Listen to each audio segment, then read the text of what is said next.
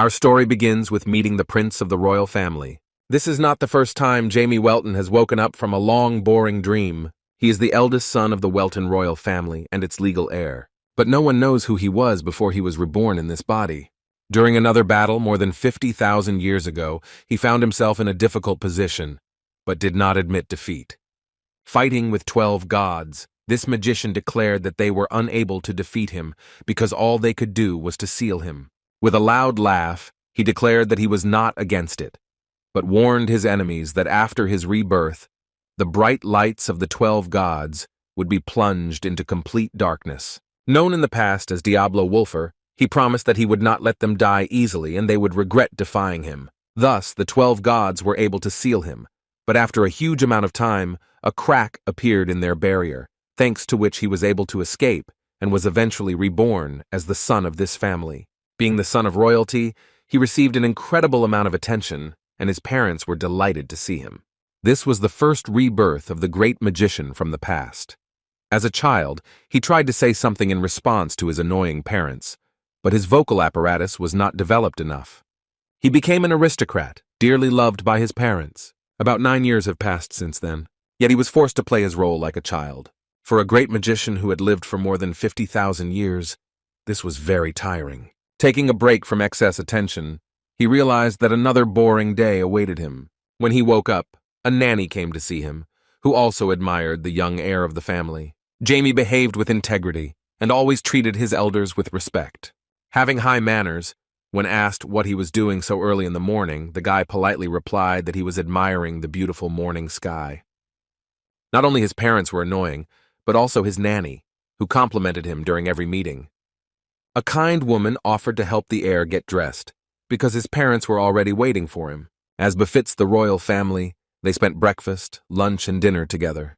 Approaching the door to the dining room, the nanny politely announced that the young master had arrived for breakfast. Realizing what awaited him, Diablo Wolfer sighed heavily. As soon as he walked inside, an incredible amount of care from the family was directed his way. The great magician from the past played his role perfectly. In addition to the heir, the royal family also had a daughter. Their parents never tired of noticing how cute and beautiful their children were. The only daughter of the noble family, Belle was not actually the young master's real mother. Jamie's father was the head of the royal family, Welton, one of the 5 swordmasters of their kingdom named Argino. Although he has a really impressive status and is a formidable and powerful swordmaster, he is crazy obsessed with his wife and his children. Sister Sarah was much younger than her promising brother. Jamie got along well with her and played along in every possible way. During every meal together, he could not avoid her attention. Playing his role perfectly, he brought great joy to the parents, who were very proud of their children. This was repeated almost every day. The great magician behaved like a child, while in fact he would like to enjoy solitude. Returning to his room was a real relief for him. It was hard for him to get used to this lifestyle. Over time, it became easier, because he had a greater variety of activities.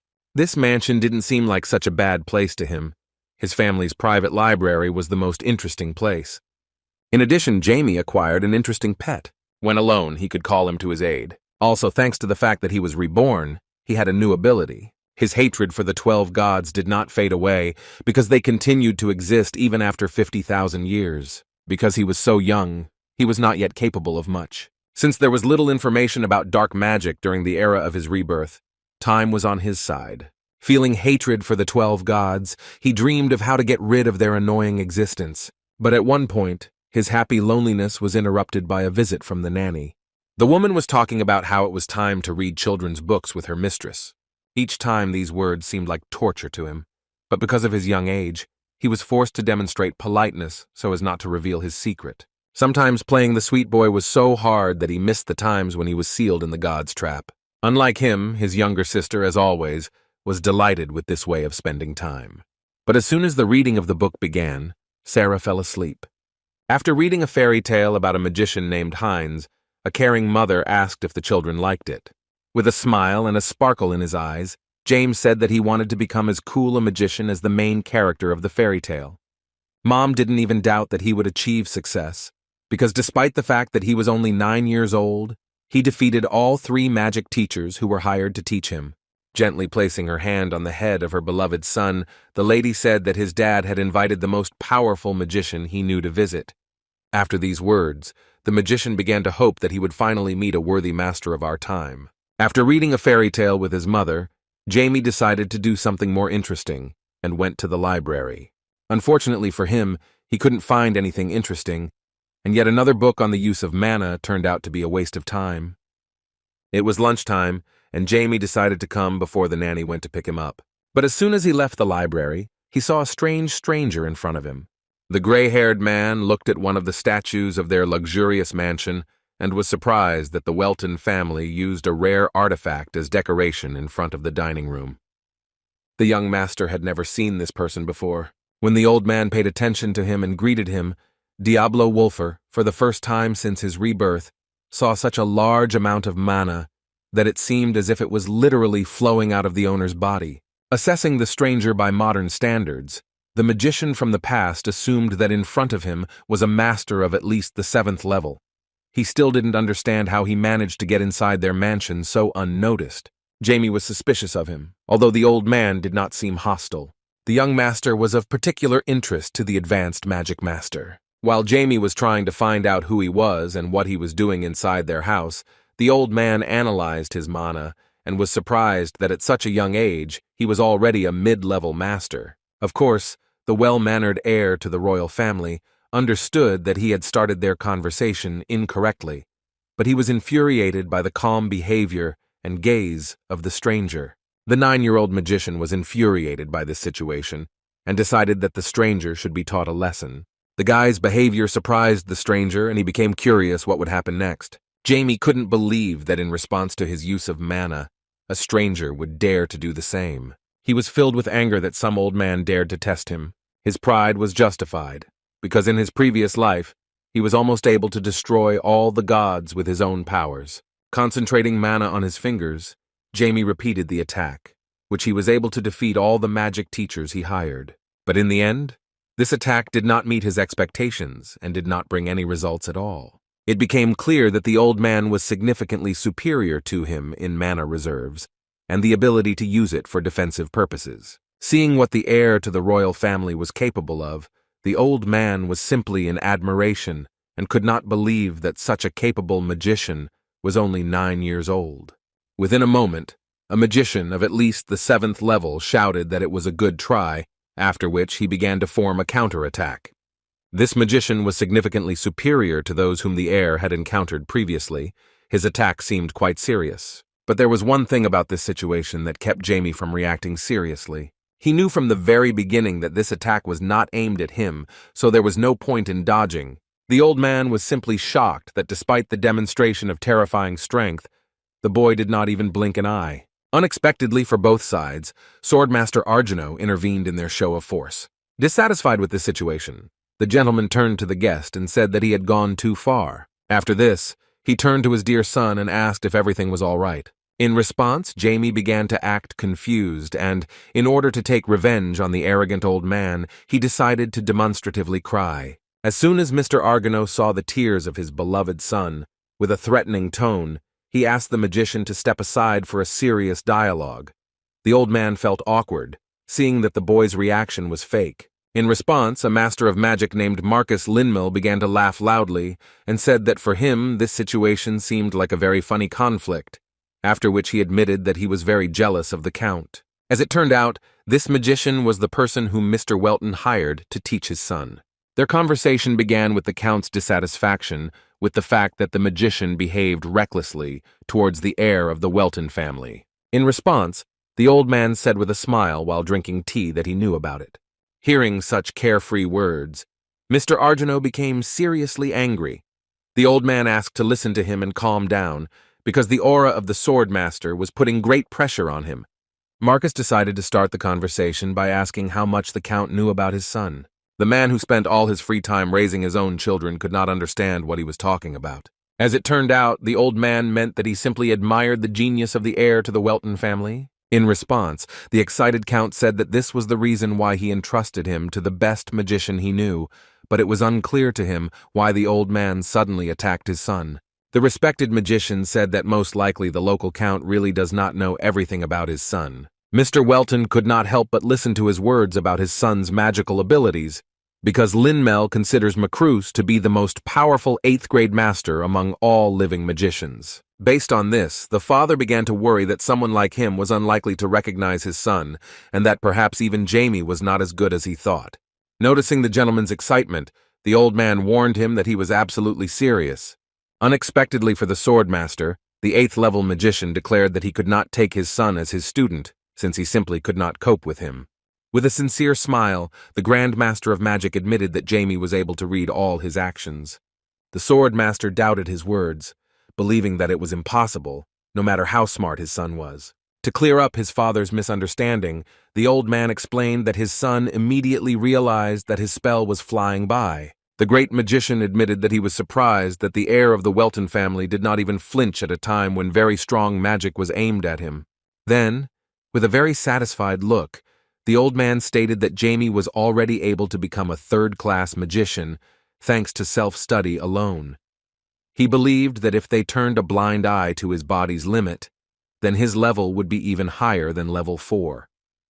The Grandmaster seriously stated that the heir of the Welton family is not just a genius, but a real monster who does not need any teacher. He believed that the son of a great swordsman only needed support, then he would continue to improve himself.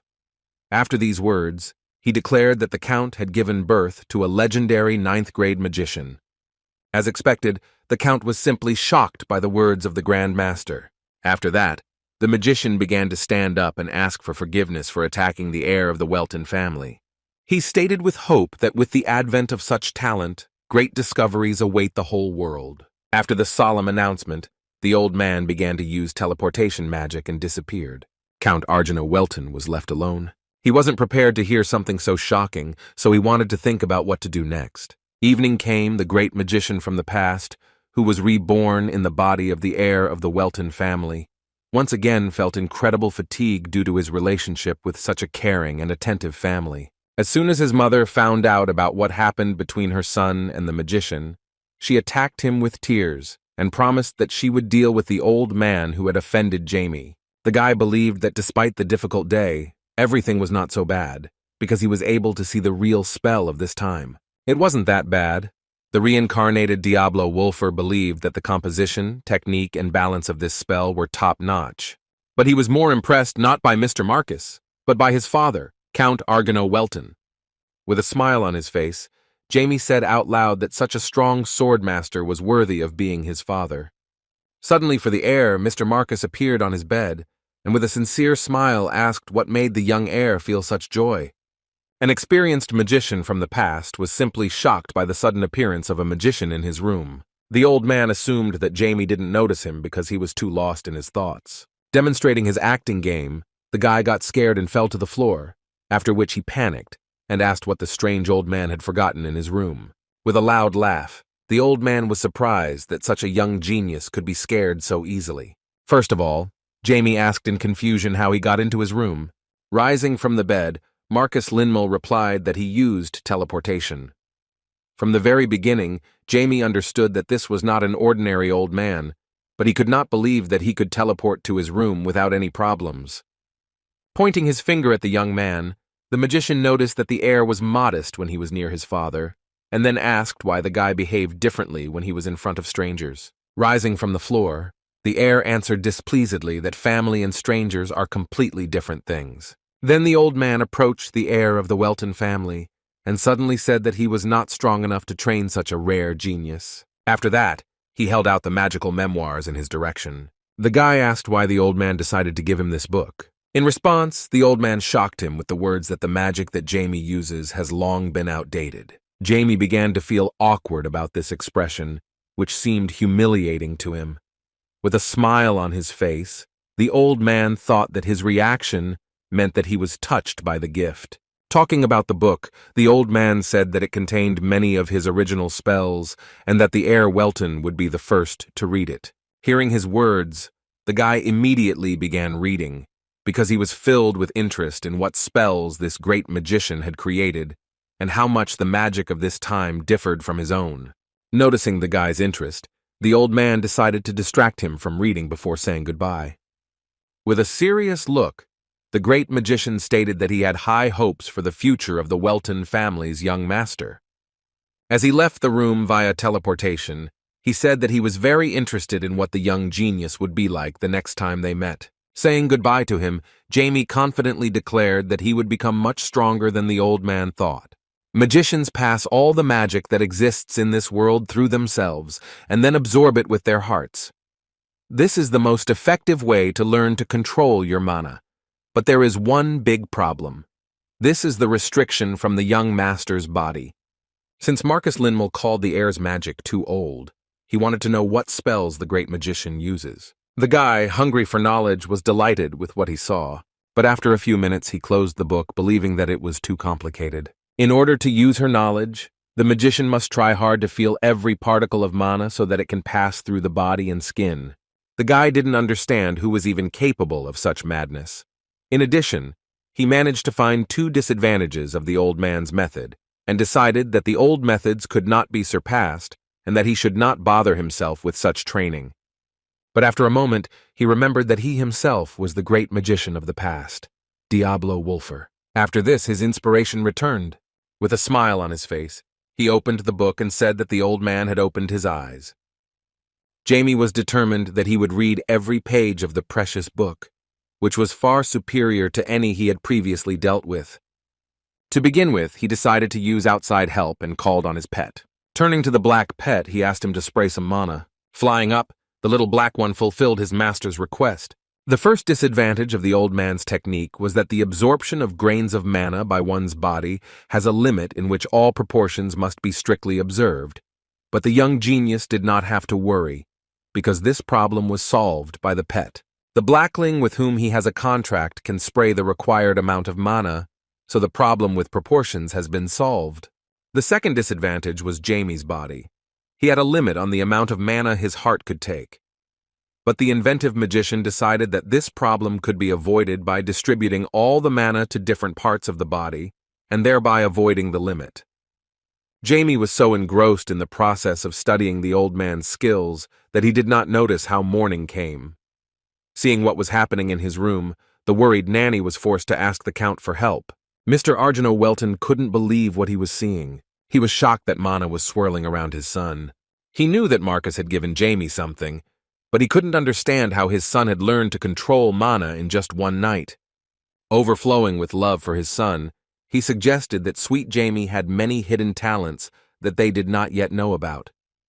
Addressing the nanny, the gentleman asked not to worry and to assign someone to his door, because it was unknown when he would leave his room. In response, the caring nanny said that she would personally look after the young master so that my lord would not worry about his condition. When leaving, Arjano Welton understood that his son would become a magician, not a swordsman. Still, he was genuinely excited about his son's prospects, even though Jamie wouldn't follow in his footsteps. Using his pet as an assistant, the magician continued to master modern methods. After 12 hours of hard training, he returned to reality, because he managed to comprehend such a complex method of mana control. At first, it was quite difficult to control the mana because its movements were unpredictable for him, but after several attempts, he achieved the result.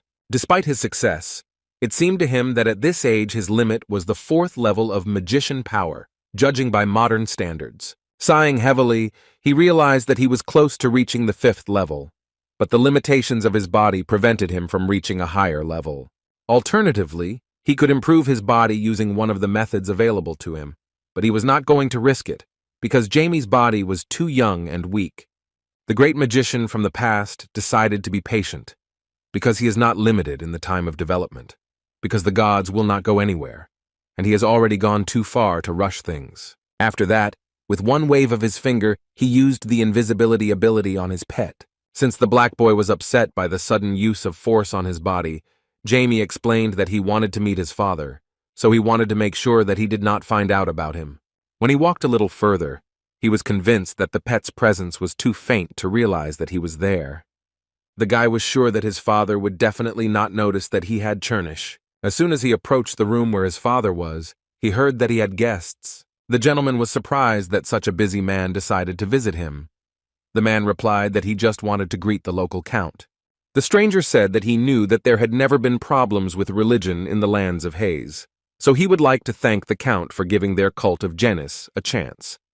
In response, the swordmaster said that he believed that it would be very nice to help his population, so he decided to give their cult a similar chance. The cult member took these words ambiguously and asked what he meant. The count replied that he always strives only for the best, so he decided to make the cult of Genus the greatest in his lands because now many people support it. The cult representative took these words as a kind of warning that the people of the land of Heirs should not be considered great worshippers of the gods. He decided that he had to take the local count more seriously than expected. After this, Arjuna Welton suggested ending their conversation, suggesting that the cult representative was a very busy person. As they said goodbye, they exchanged pleasant compliments and wishes. Still, the cult member understood the situation perfectly.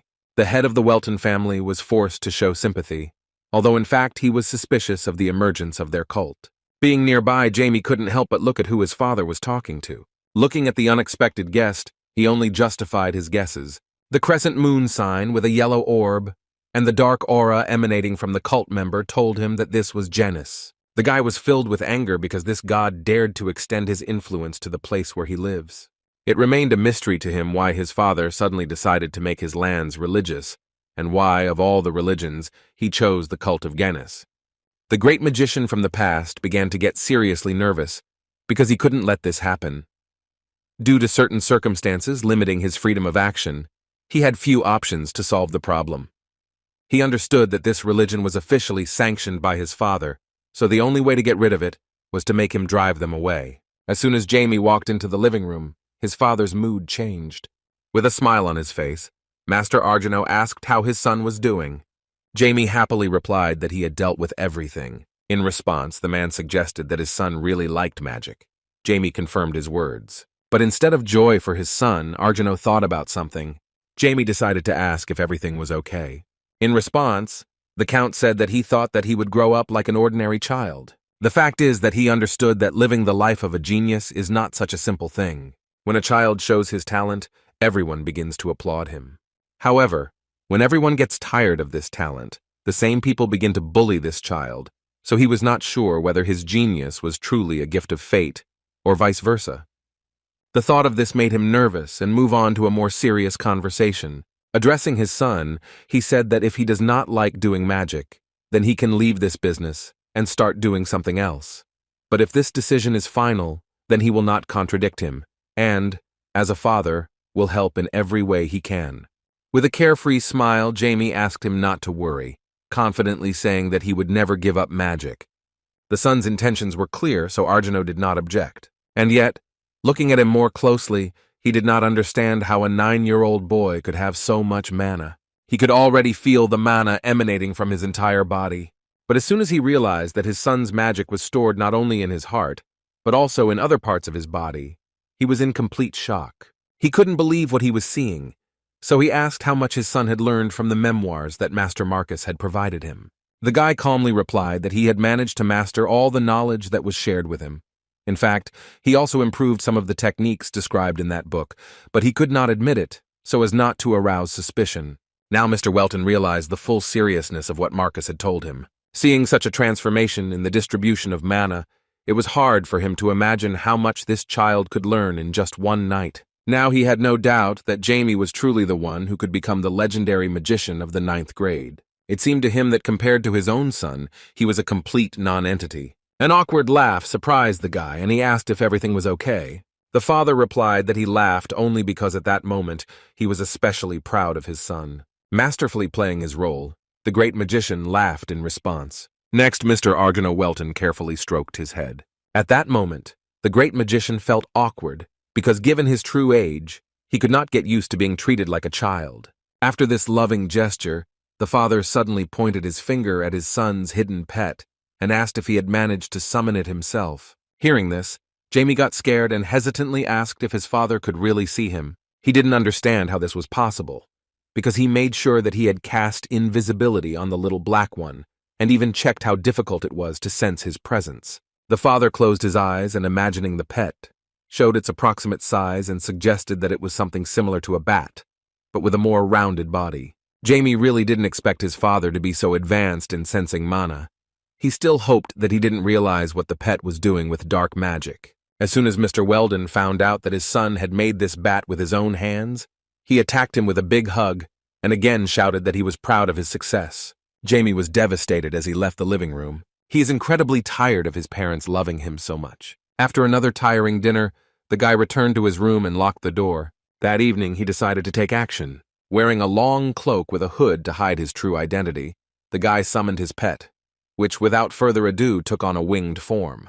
The great magician could not allow the cult to be located on his territory, so he decided to find out their motives on his own. To do this, he used the power of his pet and left the mansion to check the events in the city. Members of the criminal organization Laval were operating in one of the alleys of their city. The guy with purple long hair named Philip was a little nervous because of the boss's order. His comrade Jans agreed with his fears, believing that the boss would make any sacrifice just to achieve his own goals. The man with the scar on his right eye understood that the local count allowed their organization to coexist peacefully with everyone only until they crossed a certain line, but he was sure that everything would come to an end as soon as they began to carry out the human trafficking plan. In response, Philip said that if they were lucky, they could escape quietly and no one would catch them. Since it was a matter of luck, his comrade could not accept such risks. Remembering the Count's love for his own children, Jans declared that they would end as soon as he learned that they were using other children to trade on his own lands. He understood that if this happened, then all criminal organizations would be destroyed by the hands of one of the strongest swordmasters in the kingdom. In response, Philip suggested that their boss was simply confident that they would not be caught. But Jans believed that jokes with the swordmaster were bad and would not lead to anything good. They didn't have much options. Philip believed that they could save themselves either by escaping or by surrendering their boss to the police. Nevertheless, they agreed on the idea of escaping so as not to violate the rule of the underworld, which states that people who have a certain responsibility in the mission should under no circumstances surrender the organization or reveal their plan of action to third parties. Jans asked if his comrade could suggest some kind of plan, given that no matter how large these lands are, the boss's people will search every corner to find them. Philip replied that it was better to take a risk, because it was simply impossible to avoid the wrath of the swordmaster. They simply had no other way to survive except to escape. While they were discussing how crazy it was to engage in the slave trade in this place, they were already being followed. Of course, it was Jamie, and he heard everything they were talking about. At one point, he decided to show himself, and the guys realized that their plan was now at risk of failure. Jans immediately asked who was the one who interfered in their affairs. In response, the young magician arrogantly said that the bandits were in no position to ask questions. His words got on the nerves of the self-confident Jans. He shouted that if the stranger decided to remain silent, then he was finished. Both bandits rushed to attack, but as soon as they tried to strike, their enemy suddenly disappeared. Looking around, they could not see where he had gone. Within a moment, they began to feel such strong fear that they could not move. The same stranger appeared right in front of them, and in a terrifying voice asked what they were talking about. An incredible amount of mana surrounded him. Extending his hand towards them, he said with an evil smile that he would like to hear more details. Within a moment, the technique of dark magic began to influence the minds of the bandits so that they could not move. As a result, Philip and Jans completely obeyed the young magician. They told everything they knew about this mission. Jamie was surprised that those guys decided to do what his father despises most. It seemed strange to him that those idiots would hope to succeed in such a matter while being in a land where a great swordmaster was a count. What irritated him most of all was the fact that now not only the gods manipulate people as they please, but people themselves dared to do something similar, no different from those disgusting creatures. It also seemed strange that the boss of these bandits would decide to do something like that, even though he probably knew his father's character very well. He had an extremely bad feeling about all this. Using dark magic, Jamie began to use mind control again. He ordered these guys to go to the Count's estate and tell him everything they knew. The bandits, who fell under the influence of magic, unconditionally began to carry out the order. The young master understood that the morning on their estate was going to be stormy. He managed to do a good job of pushing his father to investigate the activities of certain groups that are associated with the occultists. Having done all that was necessary, Jamie once again turned to using his pet's wings to return home. But a moment later, 2 bodies flew past him. Looking around, he realized that these were the same guys he had used to tell his father the plan of the cult. Afterwards, the culprits of his failure appeared. There were 4 people, but the most suspicious was the stormy man in the middle. Jamie thought he had already done it, but because of some crazy person, the work only increased. Using dark magic again, Jamie asked the stranger how he dared to touch the people who were following his orders. After that, a huge seal appeared behind him. Using his magic, he said that he forbade his charges to die until they carried out his instructions. After this, the bodies of the recently mortally wounded bandits began to recover, filling with the mana of their new master. An employee of the rival criminal organization named Han Ni was surprised that another person was involved in this case, so he asked his wards to drag those 2 unfaithful guys and a strange guy in a raincoat to his feet. To hurry up his bandits, he threatened them with violence if they did not begin to carry out the order. The young master was surprised by the bandits' self-confidence. They stole the bodies of traitors to their organization right before his eyes. With tears in his eyes, Philip asked a magician he did not know to help him.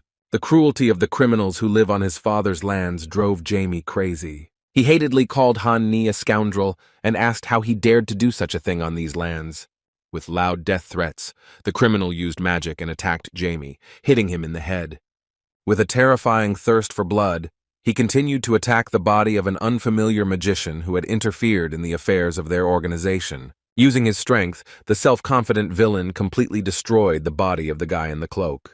But at the same moment, the ward, scared to death, asked what harm their brother Finn had done to him. Han Ni did not understand what he was talking about because he dealt all these furious blows to the stranger. Within a moment, Jamie appeared next to him and asked if this was really all he was capable of. The frightened Han Ni was frightened by the terrifying voice and looked around, asking what was going on. After that, with a scary look, Jamie asked if it was fun to kill his partner. Shocked by what was happening, the villain realized that if his opponent was still alive, then all those attacks he carried out were aimed at someone else. In addition, it was the first time in his life that he had seen such an ominous aura emanating from the magician's body. Within a moment, Jamie was right in the face of his opponent and said intimidatingly that the villain was taking on too much, being only a third-class magician. As expected, such words greatly hurt his opponent's pride.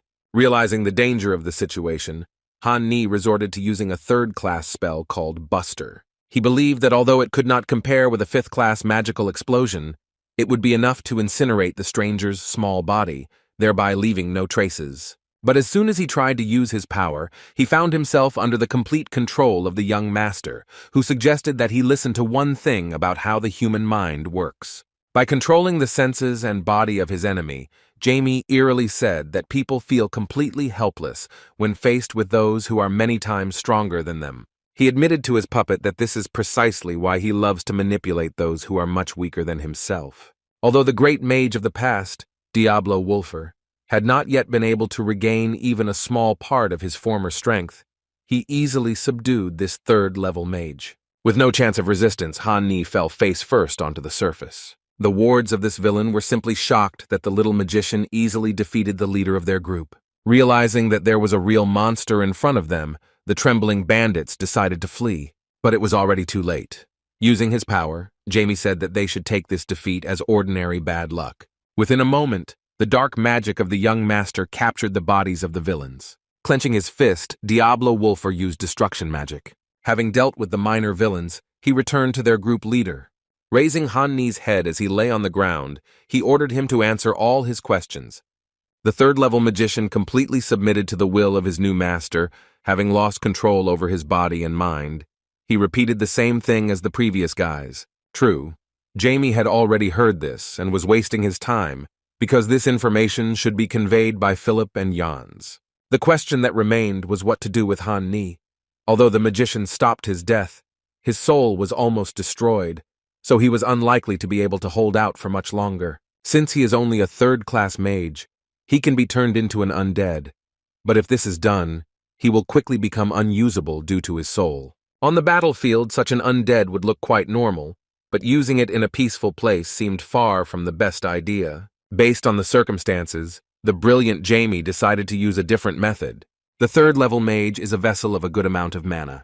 The guy took advantage of the situation and absorbed his powers. Due to his human characteristics, the mana was overflowing with impurities, but that was not bad. Diablo Wolfer did not expect that at that age, he would be able to consume such an amount of mana. The second question was how to deal with ridiculous charges. The magician had already given them some of his mana, but he understood that they were unlikely to be able to hold out in this state for long. I had to turn to the abilities of the little black one. Those guys had unfinished business, so Diablo Wolfer gave them a chance to enjoy life a little longer. He turned to necromancy, an ability that allows him to revive the dead, but with some peculiarities. In fact, a person resurrected by this power is a complete contradiction to the laws of nature. From that moment on, his servants took on a new appearance. They were ordered to live despite the fact that they had already died once. Now they were ready to carry out orders. Although Jamie was able to use the ability of necromancy from his previous life, this time there were some strange things. Some black smoke remained around the bodies of his servants, and the guy thought that he might have made some mistake. Blackie began to get nervous and squeak pitifully, fearing that it was he who was to blame. Dissatisfied with his behavior, Jamie asked not to take everything to heart and not to think too much. The guy thought that his pet actually did everything perfectly. Trying to calm himself down, he played with it like a rubber toy, guessing that he himself had done something wrong. Diablo Wolfer was depressed, as he found it hard to admit that he had made a mistake in using magic. Usually he doesn't get attached to his past achievements, but this time it was still a shame that his skills were starting to be lost.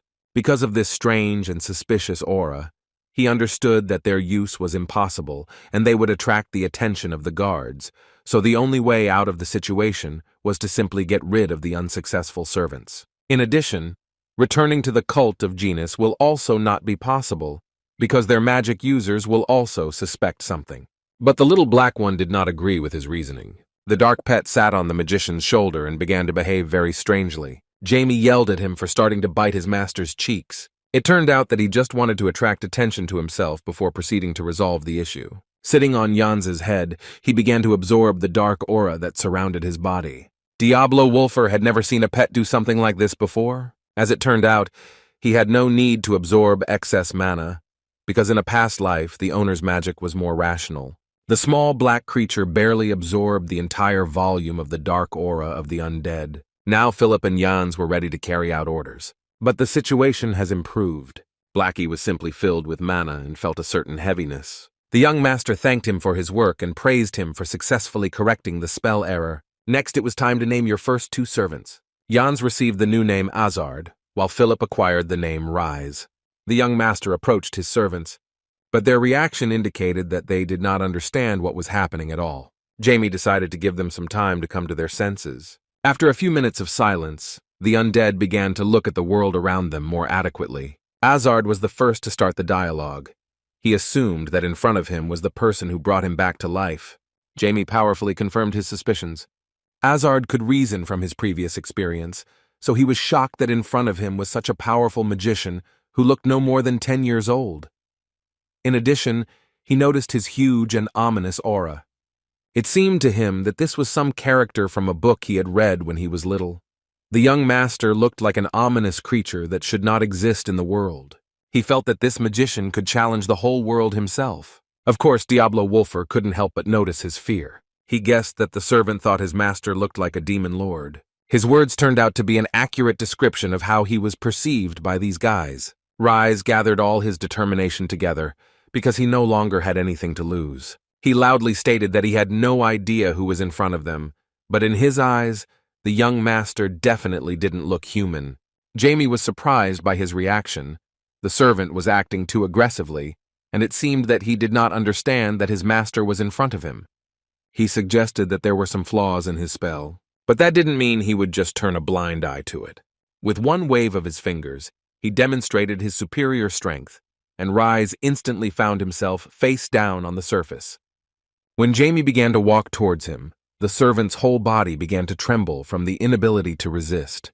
With an intimidating look, the young master said that he would forgive the servant just this once, but threatened that if he raised his voice at him again, he would not get away with it. The chilling speech made the former villain take his words seriously. After communicating with one servant, the young master warned the second that this also concerned him.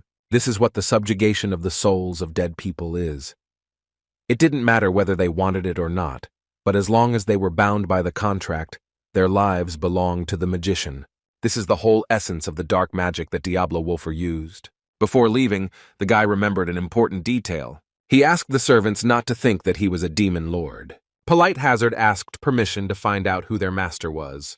With a sweet and harmless expression on his face, the young master called himself an ordinary dark magician, although he could not clarify that he was also the one who once tried to kill the gods, and having been reborn into a new body, he considers this goal his only reason for existence.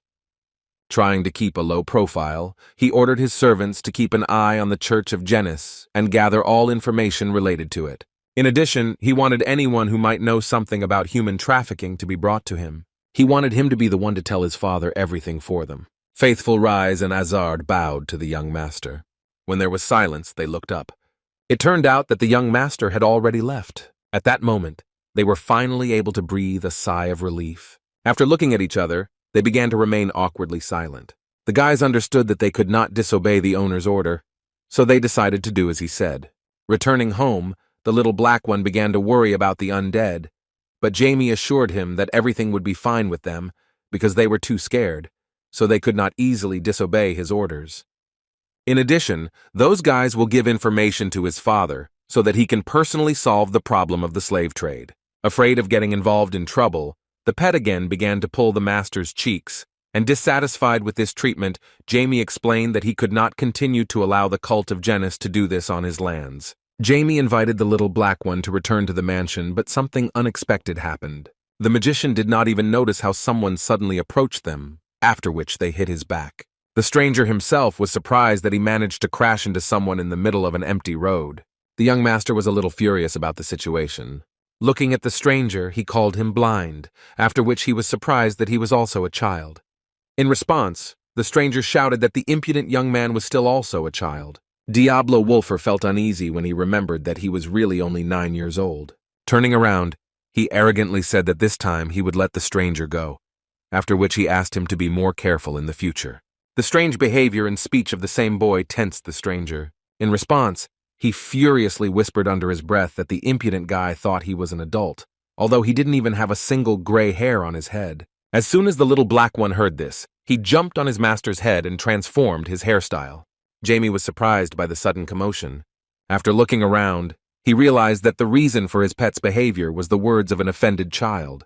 Blackie did this only because the stranger joked about his hair color. Diablo Wolfer did not understand how Blackie dared to climb on his head and where his manners disappeared. Still, he decided to take this situation more seriously, so he turned to the boy in a terrifying voice and threatened that he should watch his language if his life was dear to him. Apologizing, the stranger began to run away. Having fulfilled the wish of his restless pet, Jamie calmly returned home. Still, the guy decided to punish his pet.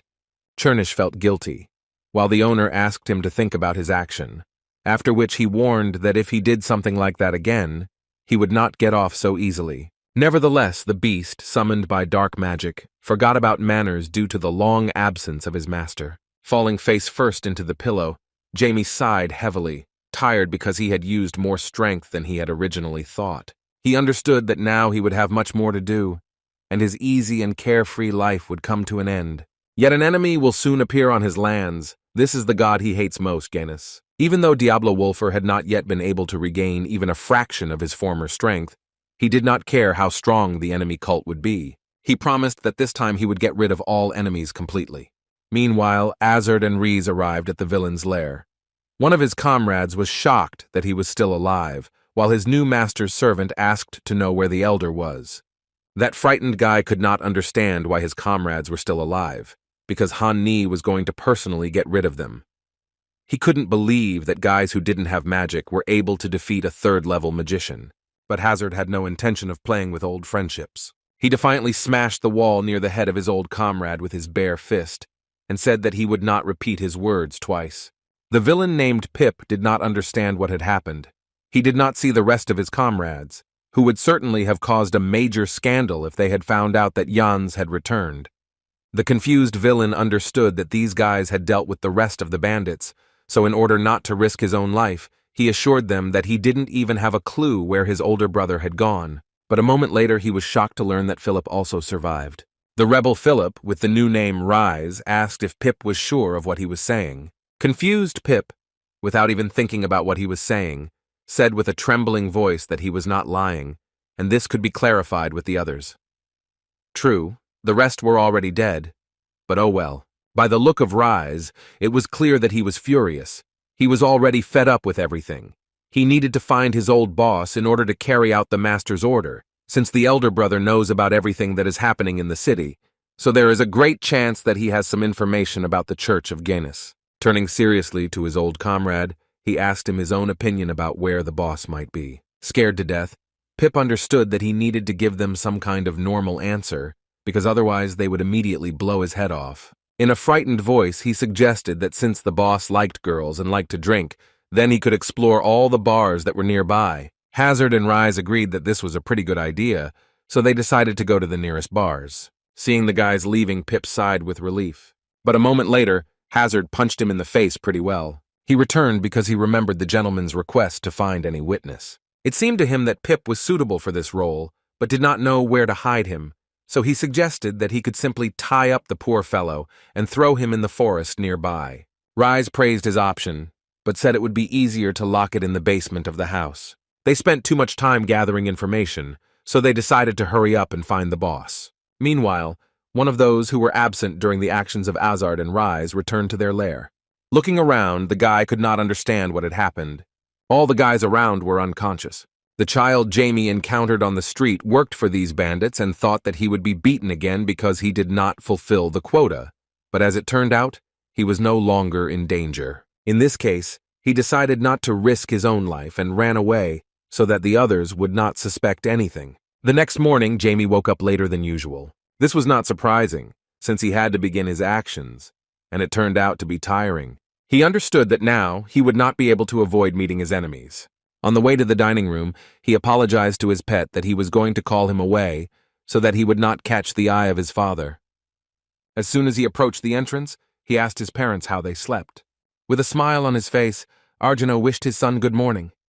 In response, Jamie was surprised that his mother had not yet arrived. As it turned out, she was hiding behind the door and suddenly jumped out at her son. Acting out the role of a cute child, an excited Jamie asked how she was able to hide so unnoticed. Of course, this question was played out. Mom started laughing because her son was scared by her joke, but the guy boldly declared that he instantly came to order when he realized that it was his beloved mom. After that, his mother and sister hugged him, continuing to talk about their love. Then they started breakfast, and this time Sarah sat next to her parents, and not her brother. Mom continued to hug her and play even at the table, showing a huge amount of love for the child. Watching this, Diablo Wolfer thought that he himself wouldn't mind touching his little sister's cheeks, because children's cheeks are always soft. But as soon as he realized what he was thinking about, he nervously hit his head on the table, realizing that a great magician who was going to destroy the gods should not get used to such a quiet life. After finishing breakfast, the parents began to discuss their plans. Noticing this, Jamie wondered what would happen the next day. The father was surprised that the children did not know yet. The mother made the excuse that because her son made her worry, she completely forgot about it. Most likely, she was referring to Jamie's technique, which he used to accumulate mana. Knowing her character, he understood that she was very worried about him. Like a polite and well-mannered son, Jamie apologized with guilt for such behavior. Mom carefully replied that she understood that nothing would happen to him, but after a moment, she began to show her excitement and stated that if her son continued to exhaust himself like this, then she might faint somewhere in the corridor because she would become too sad. After another apology, Jamie decided to return to the previous issue, and as it turned out, the Welton family were going to go to the ball together. It will be a huge ball, organized by Earl Simon and Earl Welton, and almost all the nobles living in the north of the Seldom Empire will be present. Mommy was happy that the children would attend such a noble event for the first time, while Diablo Wolfer understood that his precious free time would soon end. The evening of another boring day has arrived. After dinner, the young master again used his pet's wings to visit his servants. Previously, he indicated to them the meeting place, so he went to one of the buildings in the city. As soon as the master entered, his servant stood up from the table. Removing the hood, Jamie asked if they had done what he asked. Feeling guilty, an emotional Rise apologized for the fact that they were never able to find out anything about the genus cult, since it was created not so long ago. Hearing his answer, Diablo Wolfer realized that even the members of Lival were unable to obtain any information in just one day. After that, he inquired about the progress regarding the second assignment. Everything was fine with the second assignment, and the guys introduced their friend named Pip to the master. As soon as that guy saw the color of the young man's hair, he immediately realized that the Welton family itself was taking care of their affairs. Rise introduced Pip as one of the members of Laval's cult, who in fact knew that Han Ni was going to kill them. They thought that this only proved that this guy was not an ordinary pawn. Since Pip didn't say anything, Jamie decided to conduct the interrogation using his own methods. To begin with, he asked to untie the prisoner's mouth. As soon as they did this, Pip took a deep breath of air. After that, he began screaming to beg the gentleman to spare his life, saying that he knew nothing, but would get any information if he was released. Looking up, he couldn't understand why he was trembling so much at the sight of some child. As it turned out, he felt an endless amount of its terrifying power. In response, Jamie said that he had no reason to kill him, and that he just wanted the prisoner to carry out his orders. Lowering his head, Pip tearfully shouted that he would do whatever he was ordered to do, even find the boss in order for his life to be spared. After young Mr. Welton called the poor guy too loud, he was speechless. Then Diablo Wolfer put his hand on the villain's head, and using his dark magic, gave him the order to go to the Count's estate and tell him about everything that their organization was doing. When the guy got to his feet, it became clear that he no longer controlled his consciousness. He silently left Reese's house and walked towards the Welton family's mansion. Addressing the servants, Jamie asked them not to worry about the prisoner, saying that the rival organization was unlikely to catch him.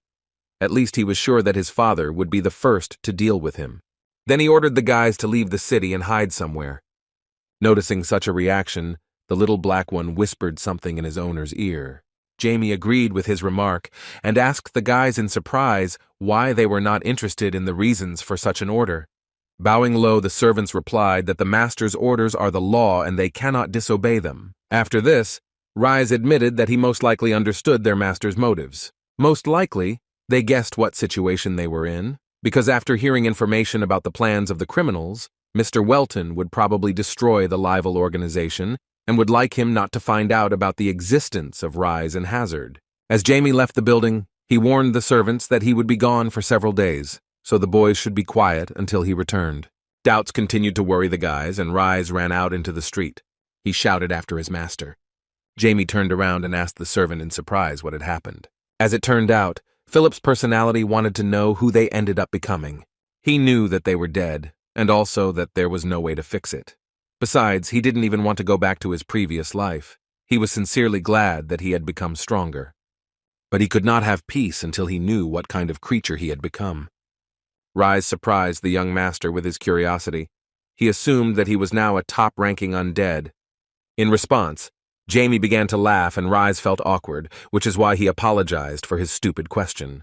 But the young master clarified that he was laughing because people usually ask whether they have become undead or not, while Rise surprised him with his easy perception of reality. These guys seemed like an unusual find to him. Diablo Wolfer had never met such servants. Usually everyone refused to accept that they had become monsters and had lost their humanity. But Rise and Hazard looked like they could be really valuable players. Nevertheless, the young master explained to the guys that now they are the most ordinary zombies, because he saved their appearances before they died. After they became zombies, their strength also increased, so now they are much more powerful than ordinary people. Still, this news upset Rise a little, and he hoped that at least after death he would gain special power. To support them, the young master said with a smile on his face that everything depended only on them, and perhaps they would someday become top-level zombies. Of course, such a speech greatly inspired the guys. Then the gentleman and his roomers politely said goodbye. Returning home after a long walk, Jamie asked his pet not to consider his servants pathetic. He thought they were quite interesting and very reminiscent of a certain person from his past life. That night, the Welton household was in turmoil as one of the members of Laval, a huge criminal organization based in Hayes, decided to betray his own association. The Count had to stay late to deal with some matters. Therefore, only 3 of his family went to Regan, the largest city located in the east. In fact, Jamie could already get to this place using only the teleportation skill, but he decided not to attract too much attention and used the usual transport. He was already much stronger than before. In addition, thanks to the study of the old man's book, he learned that magic has made incredible progress, and is now radically different from what it was in his time. But the problem is that he has no idea how much time has passed since his death. The events that took place after his death were described in history books.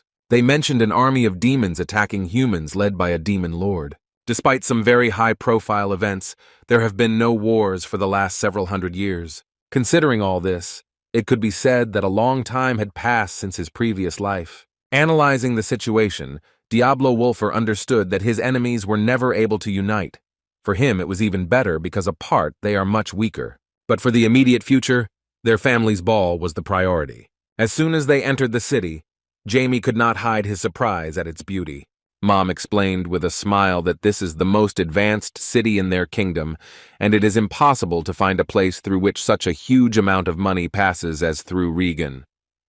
Now Jamie understood why their support had such a strong impact on the development of the center of their lands. After some time, they almost arrived at the palace. Jamie continued to act modest and admitted that he wanted to see Count Simon so much that his heart was about to jump out of his chest. As usual, hugging her son tightly, the mother called him cute and asked him not to worry. She assumed that Jamie admired Uncle Simon so much because he too wanted to become a magician. In response, tired of her hugs, he agreed with her words. Mom explained to her son that Count Simon is simply incredible, because being the same age as his father, he was already a 7th-grade magician, and along with him is one of the 2 leaders of the Eastern Council of the kingdom's nobility, and he is also the lord of the city of Regan. The magic of the local city, according to people, is similar to the Red Lotus, which is why he was called the Red Lotus Magician. They say that with one spell he can kill 1,000 people at once. Hearing this, Jamie asked what kind of person the Count was. Mom thought deeply before answering the question. The first thing that came to her mind was to say that the Count's hair was as red as his blood. In fact, the young master didn't care about these things. But the power by which the Count could take so many lives was what really interested him in his conversation with Simon. His conversation with Marcus Linmel was a bit useless because it was too short, so he hoped that with the help of the Count he could find out more about modern magic. Mom was the first to get out of the carriage, and then she called the children. They had already been met by the polite butler of this mansion. He assumed that this was the wife of Count Welton. Having convinced himself of this, he offered to escort them to their chambers. The chambers for their entire event were simply huge. The butler also said that if they had any wishes, they could contact him. The guests admired Count Simon's care. They even allocated a separate room for the young gentleman. Jamie was glad for such attentiveness, since he could not even imagine how difficult it would be to be with his family all this time. Addressing the children, the mother asked them to take things apart and returned to her. A few minutes later, she was already the center of attention of the maids. They took care of her hair for the ball. The woman looked simply incredible, and her son could not help but express his admiration. Hearing this, my mother was very happy with his words. In front of the maids, she demonstrated the relationships within their family. The mother almost pounced on her son to hug him, but one of the maids politely asked the madam to control herself, otherwise her hair might lose its look. She seemed to take it too personally and couldn't believe that now she couldn't hug her beloved children. Meanwhile, young Mrs. Sears also finished her preparations. As expected, the mum could hardly contain her emotions, while Jamie said Sarah looked like a doll. The girl was especially pleased with her older brother's compliment. Still, they both agreed that these clothes were not very comfortable, but agreed that they would tolerate it in this form until the very end of the holiday. In the end, Jamie was also forced to change his look a bit. Then they went to the banquet hall of Count Simon's castle. Everyone was surprised by the incredible size of this hall, and Jamie wondered if ballrooms always looked so luxurious. Sitting down in his place, the guy asked whether Count Simon really loved luxury so much. Mom replied that this was so, and most likely her son would be even more surprised when he met him in person.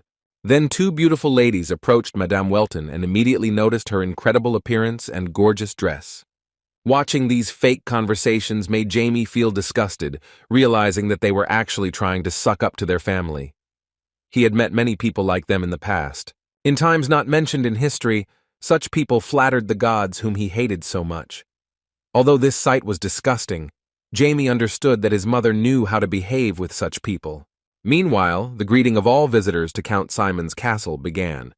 The host of the ball, Raval Banner, introduced himself to them, who is also a member of the administrative bodies of the city of Regan. The entire hall immediately paid attention to him. With a smile on his face, Raval stated that the ball would begin soon, and it was time to take their seats.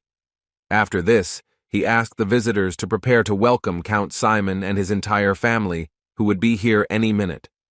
A few minutes later, the organizer of the celebration appeared. Of course, the appearance of such an incredible magician brought the young master to his senses.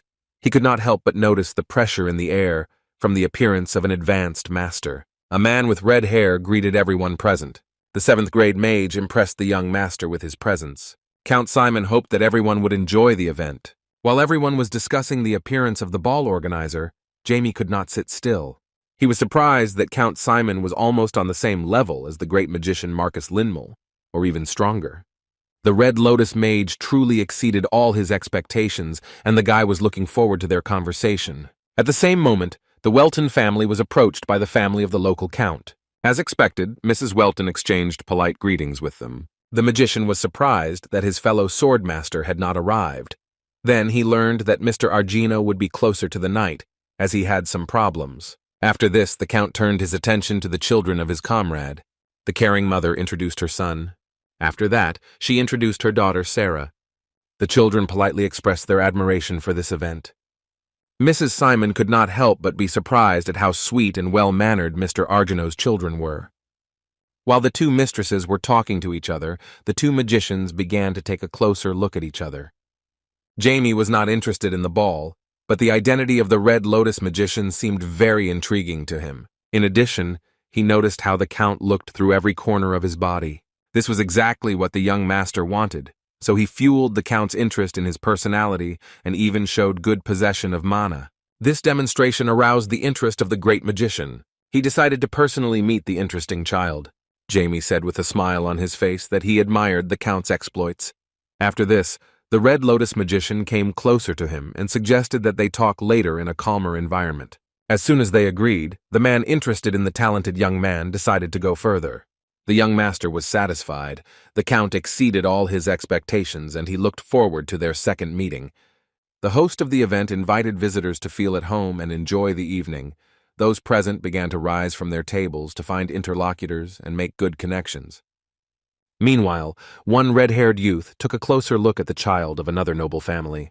Of course, he was interested in Jamie Welton. At Count Simon's table sat his wife and 2 sons. One of them asked his father what he thought about the son of Earl Welton. When asked what interested him in a 10-year-old child, the young master of the family, Simon, replied that although Mr. Jamie is young now, he will become the head of the family in the future, and it would be nice for them, as peers, to get to know each other. At that moment, the count remembered the rumors that his son was showing leadership qualities among noble children. It seemed stupid to him that his son was trying to gain recognition in this way. However, he didn't mind playing along a little, so he called his son wise beyond his years. When asked by his son if he could tell anything else, the count decided to remain silent. Instead of answering, he simply asked for an aperitif, thereby demonstrating that he was not going to give his youngest son any hints. The mother volunteered to support her son. She gently and caringly placed her hand on his arm, and then asked him to get along with young Master Welton, since their families had been allies for a long time. With a sly smile, the guy agreed with his mother. Miss Simon was glad that the matter had been resolved. After that, she decided to join the meal. But the young master continued to experience some tension. He was ashamed in front of his mother, because in fact he did not even intend to get along with the son of the Welton family. He couldn't wait to make the noble child of the Welton family crawl on his knees in front of him. All this was just for one purpose. He hoped that this would gain his father's recognition. The younger brother noticed his sly smile. He understood what was going on and looked forward to interesting events. The ball continued, and the Welton family decided to leave the table. Mom asked her son to be polite and be sure to make friends with everyone. As soon as she walked away, Jamie felt relieved. He had no interest in dating youngsters, so he decided to spend this time wisely alone. Hoping to find a secluded place in this mansion, he went outside. Looking around, he saw incredible gardens and realized that magic was not the only advantage of the Simon family. He thought about how the Count was able to reach such a high level. A moment later, he heard an unfamiliar voice behind him. Someone quietly approached him behind him. Because of this, the guy without hesitation turned to using magic. But as it turned out, he threatened some girl his age with his thunder spear. The young master behaved extremely rudely. Seeing that there was an ordinary girl in front of him, he canceled the effect of his magic. The little girl sighed heavily after such an unexpected greeting. Then she asked with a trembling voice whether it was possible to attack so suddenly. Jamie infuriated her with his response, saying that she had snuck up on him too suddenly. The young master continued to behave unexpectedly rudely, and without unnecessary manners, asked who she was and how she managed to sneak up on him. The girl's eyes began to sparkle. She thought that the young master was interested in her, but she doubted whether to tell him her name or not, saying that after his action, I somehow didn't want to communicate. As expected, Jamie found her speech unpleasant, as did the fact that she could suddenly appear behind his back. Still, he continued to act rudely and used his magic, shooting it near his leg. The girl was frightened by his behavior. The heir of the Welton family introduced this technique as air bullet, second-level magic. He warned that if her magical defense was not sufficiently developed, then such an attack would pass right through her and, most likely, for a little thing like her, it would be fatal. The girl just wanted to meet the polite son of the Welton family, but she began to realize that she was dealing with a real psycho. Turning to the poor fellow, Jamie asked whether he should continue. The girl, in a panic, told him to stop. The situation forced her to stop being mysterious. She admitted that her name was Ash Vale. As it turns out, this is the eldest daughter of Viscount Vale, who is a summoner of spirits. Summoners are those magicians who have entered into a contract with the mysterious spirits of nature. There are not many summoners on the continent. They are considered outstanding magicians and can lay claim to the title of Baron. This explained the fact that she was able to silently get close to him. Jamie assumed that she used the spirit of the wind, because this was possible in his past life. What was more surprising was that she was the same age as him, but already a summoner. Usually, to unite with nature, people begin to study at the age of 10, but this girl apparently was born a genius, and when she starts studying, she will most likely be able to enter into a contract with the so-called king. After Miss Valley introduced herself, she asked the rude man to hurry up and introduce himself, because it was a mystery to her who dared to use such dangerous magic inside the Simon family palace. The guy was surprised by her question. He couldn't believe that she would try to interrogate him after revealing her identity. Judging by her character, he understood that she did not like to lose. Ash wanted to know who she was dealing with. Nevertheless, Jamie decided to satisfy her interest and introduced himself as the heir of Earl Welton. Hearing this, Ash was shocked, because in fact the Vale family are loyal vassals of Count Welton. Meanwhile, Mr. Argino had already managed to deal with the rival organization. Grabbing their leader, he admitted that his gang was annoying, but he didn't touch them, because that's all they did. Besides, sometimes they were even useful. Lifting his head with his boot, he furiously asked why they decided to repay his kindness by engaging in human trafficking. With a cold look, he stated that on his lands either a madman or someone who was tired of living could have taken on this. Believing that the rival leader wished to die, Mr. Welton promised that he would fulfill his wish. As expected, the leader of the criminal gang begged for mercy, but the trembling of his body did not evoke pity from Mr. Argino. Addressing his charges, he asked to get rid of the villain. The wards accepted his order unconditionally. Then he asked that the cart be prepared for immediate departure. Mr. Welton went to the ball. At the same time, his charges led the criminals to the place of execution. Meanwhile, they were already being followed by the true masterminds of human trafficking. Laval's organization failed them, so they had to start Plan B. The Welton family's young master continued to walk around the Simon family's palace, but he couldn't concentrate on his thoughts. He couldn't have privacy because of the intrusive Ash, so he got mad and nervously asked why she was following him. Jamie said that if her father was his father's vassal, it didn't mean anything. He asked the shy girl to stop communicating with him as if they were in a business relationship. As soon as he asked to be left alone and decided to leave, the girl grabbed his hand. Thus, she only pissed him off even more. Looking into her eyes, he asked her directly why she pestered him. The shy girl replied that she had met someone her age for the first time, so she wanted to make friends with him. Hearing this, the guy was confused. Silence began between them, because he didn't even think that this was the reason. He could still assume that she was talking about a servant, but he had no idea why she needed a friend in the first place. Sighing heavily, he thought that friends were very important for children her age. At the same time, he believed that this was not his problem, because such a friendship could take up too much of his time. Jamie decided to go further and advised her to find someone else, since he himself does not need friends. With tears in her eyes, Ash asked him to stop and called him a pest. Still, he managed to retire. He thought that she was still a child and did not understand that friendship, like any relationship, was irrational. He judged based on his past mistakes. Diablo Wolfer believed that if he had immediately gotten rid of such feelings, then in his past life, he would not have had to experience something terrible. This situation ruined his mood, because of it, he remembered something unpleasant. His solitude suddenly came to an end as he was once again distracted by his peers. This time it was 3 guys, with a red-haired young master standing in front of them. Seeing them, Jamie immediately realized that in such a daring tone, he was addressed by someone who was most likely the son of Count Simon. Instead of introducing himself to him, he asked him to repeat his address. One of the young master's impudent comrades, Simon, displeasedly asked how Welton dared address their brother in such a disrespectful tone. The second guy clarified that Jamie should have realized that Mr. Alf was in front of him. After that, they both shouted that this was the son and heir of Count Simon's family. In response, Jamie, with a sly smile, called them too noisy and cast a spell of silence. At the same moment, the 2 impudent guys were speechless. The Simon family's young master was confused by what happened. Confused, Alpha asked in an uncertain tone if he had actually cast a silencing spell on them. With a joyful laugh, Jamie was surprised that young Master Simon had heard of him and suggested that in that case, he was better than those naive monkeys.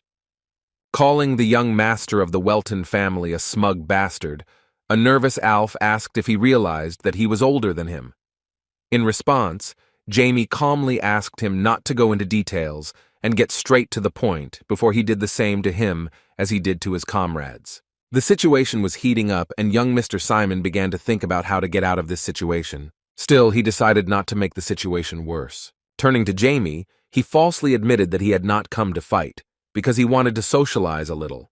Moreover, he went further and even called him incredible for being able to use the silent spell.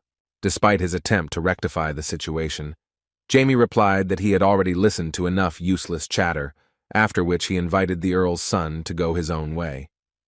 As expected, Alf was simply shocked and decided to make sure that the impudent person was exactly aware of who he had the honor of talking to.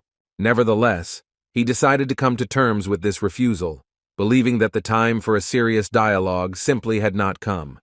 He asked the son of Earl Welton whether they would maintain contact in the future. In his defense, he asked to understand them correctly, citing the reason why they treated him this way in his rude answer when they met. Alf further stated that since in the future they would become the core of the nobility of the eastern region, it would be nice for them to become friends at that age. Listening to the deceitful speech, Jamie thought that this red-haired guy was some kind of clown, because if he had not shown him the skills, then their company would have tried to make friends by force. The reason for his behavior was clear to him from the very beginning. Alf wanted to subjugate him to himself. Jamie was already annoyed that he allowed himself to listen to something so pathetic, so he decided to answer directly, and refusing the offer of friendship, stated that he did not care about his ideas and all that, after which he once again asked to be left alone. Upon hearing the refusal, Alf lost his temper and shouted that Jamie was a disgusting idiot that was getting on his nerves. After these words, he shouted that he would mercilessly trample to smithereens the frail magic of the self-confident heir of the Welton family. Pointing his magic wand at his opponent, he confidently declared that Jamie would have no choice but to serve him. In response, the heir of the Welton family did not even blink an eye. With a sly smile, he decided that it would be better to put him in his place now than to continue to play further. Turning to his opponent, Jamie said that in fact Alf initially planned to resort to brute force. In response, the vile heir of Count Simon admitted that this was true, after which he clarified that he changed the plan slightly after Weldon used his magic. In the end, he decided that he would act in his usual style. Diablo Wolfer felt some disgust at the duplicity of his opponent at such a young age. He wondered if he really thought adults would let him do whatever he wanted. Jamie was sure that his age would be in trouble if anything happened. With a confident smile, the arrogant Alf replied that there was no need to worry about it. After that, he took out a magic ball and said that no one would see them as long as he had this thing in his possession. Then he used the artifact and a seal appeared under their feet. Looking around, Jamie assumed that the enemy had a magical artifact of illusion in his hands. Alf replied that if Jamie knows what it is, then he really is a magician. Despite this, he was confident in his superiority, and shouted that soon the arrogant heir of the Welton family would beg for his mercy. At the same moment, he was surprised that the enemy decided to dispel the silence spell. Young Master Simon's servants were freed from the spell. They started talking about how hard it was to go through something like this, after which they returned to threatening the Welton family member, saying that he was tired of living and would not get away with this. While the angry servants of the young master threatened the heir of the Welton family, he admitted that the son of Count Simon possesses a very good artifact. Jamie called this situation extremely interesting. The self-confident Alf replied that he simply did not realize the situation he was in. Without letting him finish, Jamie cast a spell, calling on his enemies to suffer. His incredible pressure affected the self-confident boys so much that their noses began to bleed, and they could do nothing to ease their torment. With a sly smile, Jamie advised them not to turn off the artifact, because otherwise everyone would see them drowning in hellish torment. With a loud cry, they all fell to their knees while Jamie began to arrogantly laugh at their pathetic behavior. In the end, Alf still stopped using the artifact and remained the only one of the three who did not lose consciousness. His head began to hurt so badly that he could not control his nausea. This state seemed incredibly humiliating to him. His whole body was trembling at the thought that his opponent was a fourth-rank mage, while he was some kind of pathetic second tier. He didn't understand how things could turn out like this. Alf knew in advance that Jamie was born into a family of knights, so he believed that he was significantly superior to him in strength, because he could not come to the ball with a sword. He couldn't understand how someone his age had such magical power if their family specialized exclusively in swordplay. He assumed that this was about an exceptional talent that he himself did not have. Rising from his knees, he was filled with hatred. He loudly declared that he would not forgive his enemy and would not leave it just like that. Consumed by rage, Alf, who believed that he had been defeated by talent, thought that he would do everything to crush his opponent and make sure that Jamie could never use magic again. As soon as the heir of the Simon family returned to the mansion, he again planned something insidious. This time his comrades were not so confident in themselves, because it was about stealing a magical instrument. The young master was dissatisfied with their excitement, and declared that the servants had no right to ask questions, but should silently and blindly follow the boss. At that moment, they were suddenly startled by the mention of Alpha's name. As it turned out, their younger brother Lennon approached them. The older brother asked why he was here and not at the ball. Lennon replied that this was due to recent events. Extending his hand with magical objects towards his older brother, Lennon said that he could not be calm when Alf was offended by the actions of some fool. Seeing the object in his brother's hands, Alf was alarmed, realizing that it was a very dangerous thing. With a smile on his face, the caring Lennon asked his older brother not to worry about where he got such a thing, after which he advised him to teach the Welton family dropout a lesson. Alf admitted that he was right because he was simply seething with hatred for the heir of another great family. Later that day, Mr. Arjano Welton finally arrived at the ball. Count Simon personally went outside to meet him. For the first time that evening, a sincere smile appeared on the face of the Count Magician of the Red Lotus. Arjano Welton was also glad to see him.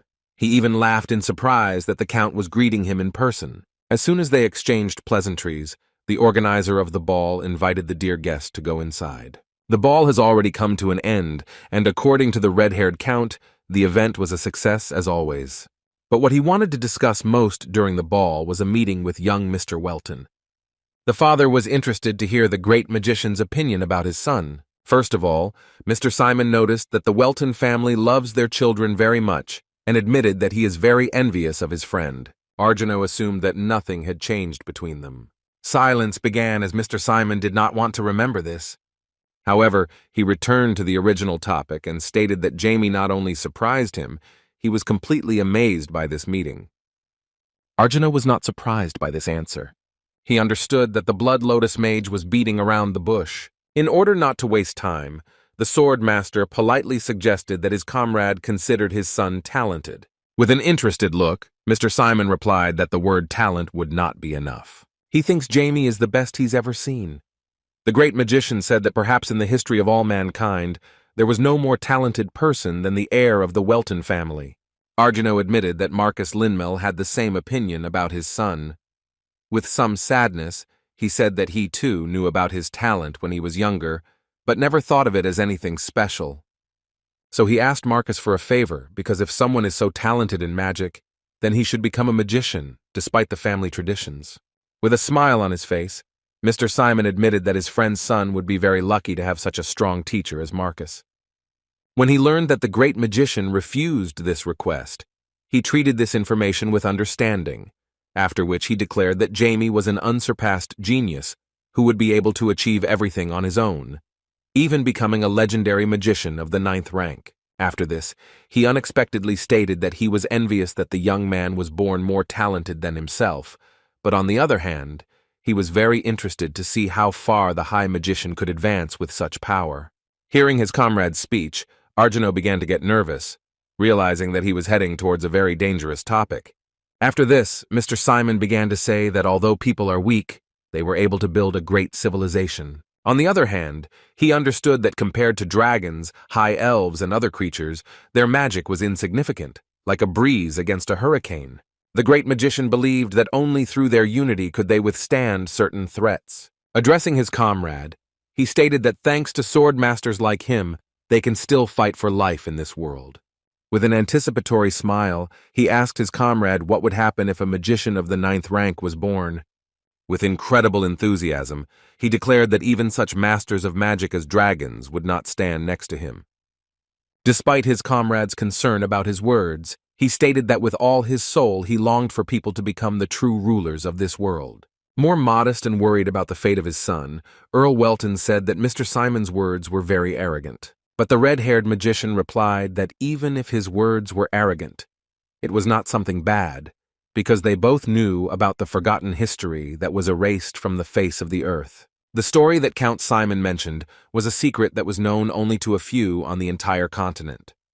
About 10,000 years ago, history disappeared due to some incident. Because of the extraterrestrial perfect creatures who decided to protect people from those secrets, Count Simon dreams that people will gain such power that it would prevent them from being kept in line. He wanted humanity to gain such power in order to prevent the history of their civilization from repeating itself, as well as the risk of their sudden extinction. After this tense dialogue, they said goodbye and went to rest. The caring father could not approach his son. Looking at him, he wondered whether such expectations towards Jamie would be justified. As a father who has such a talented child, he was very worried. It was hard for him to accept that his sweet and beloved son would one day become a support for all humanity. Arjuna Welton hoped that his son would grow up to be a just man. He was ready to give his all for this goal. In the morning, the event continued, and all the guests returned to the Simon family living room. Jamie was quite thoughtful, worried about the reason for his father's worries, but he wasn't going to use mind control just because he was just interested. In addition, he understood that his abilities were not yet sufficiently developed. His calm was interrupted again by Mrs. Ashe. As soon as she came over to say hello, an already puzzled Jamie asked her not to pester him with her obsessive behavior. In response, the girl slyly said that this time she had an interesting thing to do. After that, he loudly called his sister. Jamie understood that the situation was getting worse, because Ashe suddenly decided to increase the number of annoying interlocutors. To avoid such a pastime, Jamie tactfully stood up from the table and said that he was leaving, since he had no intentions of getting closer to them. In response, the girl shouted that he should at least meet his sister, since their families are so close. After her words, the eldest daughter, Rebecca Vale, came up to them and called her speech rude. She asked her younger sister not to discard formalities in conversation with the Count's son. Seeing her face, the guy froze in place and no longer paid attention to the argument between the two girls. Noticing his reaction, Ashe started laughing and said that he had a crush on her older sister. Diablo Wolfer was devastated. He did not understand how Jane ended up here. He meant the beloved of his life, who was given to the gods for her own good.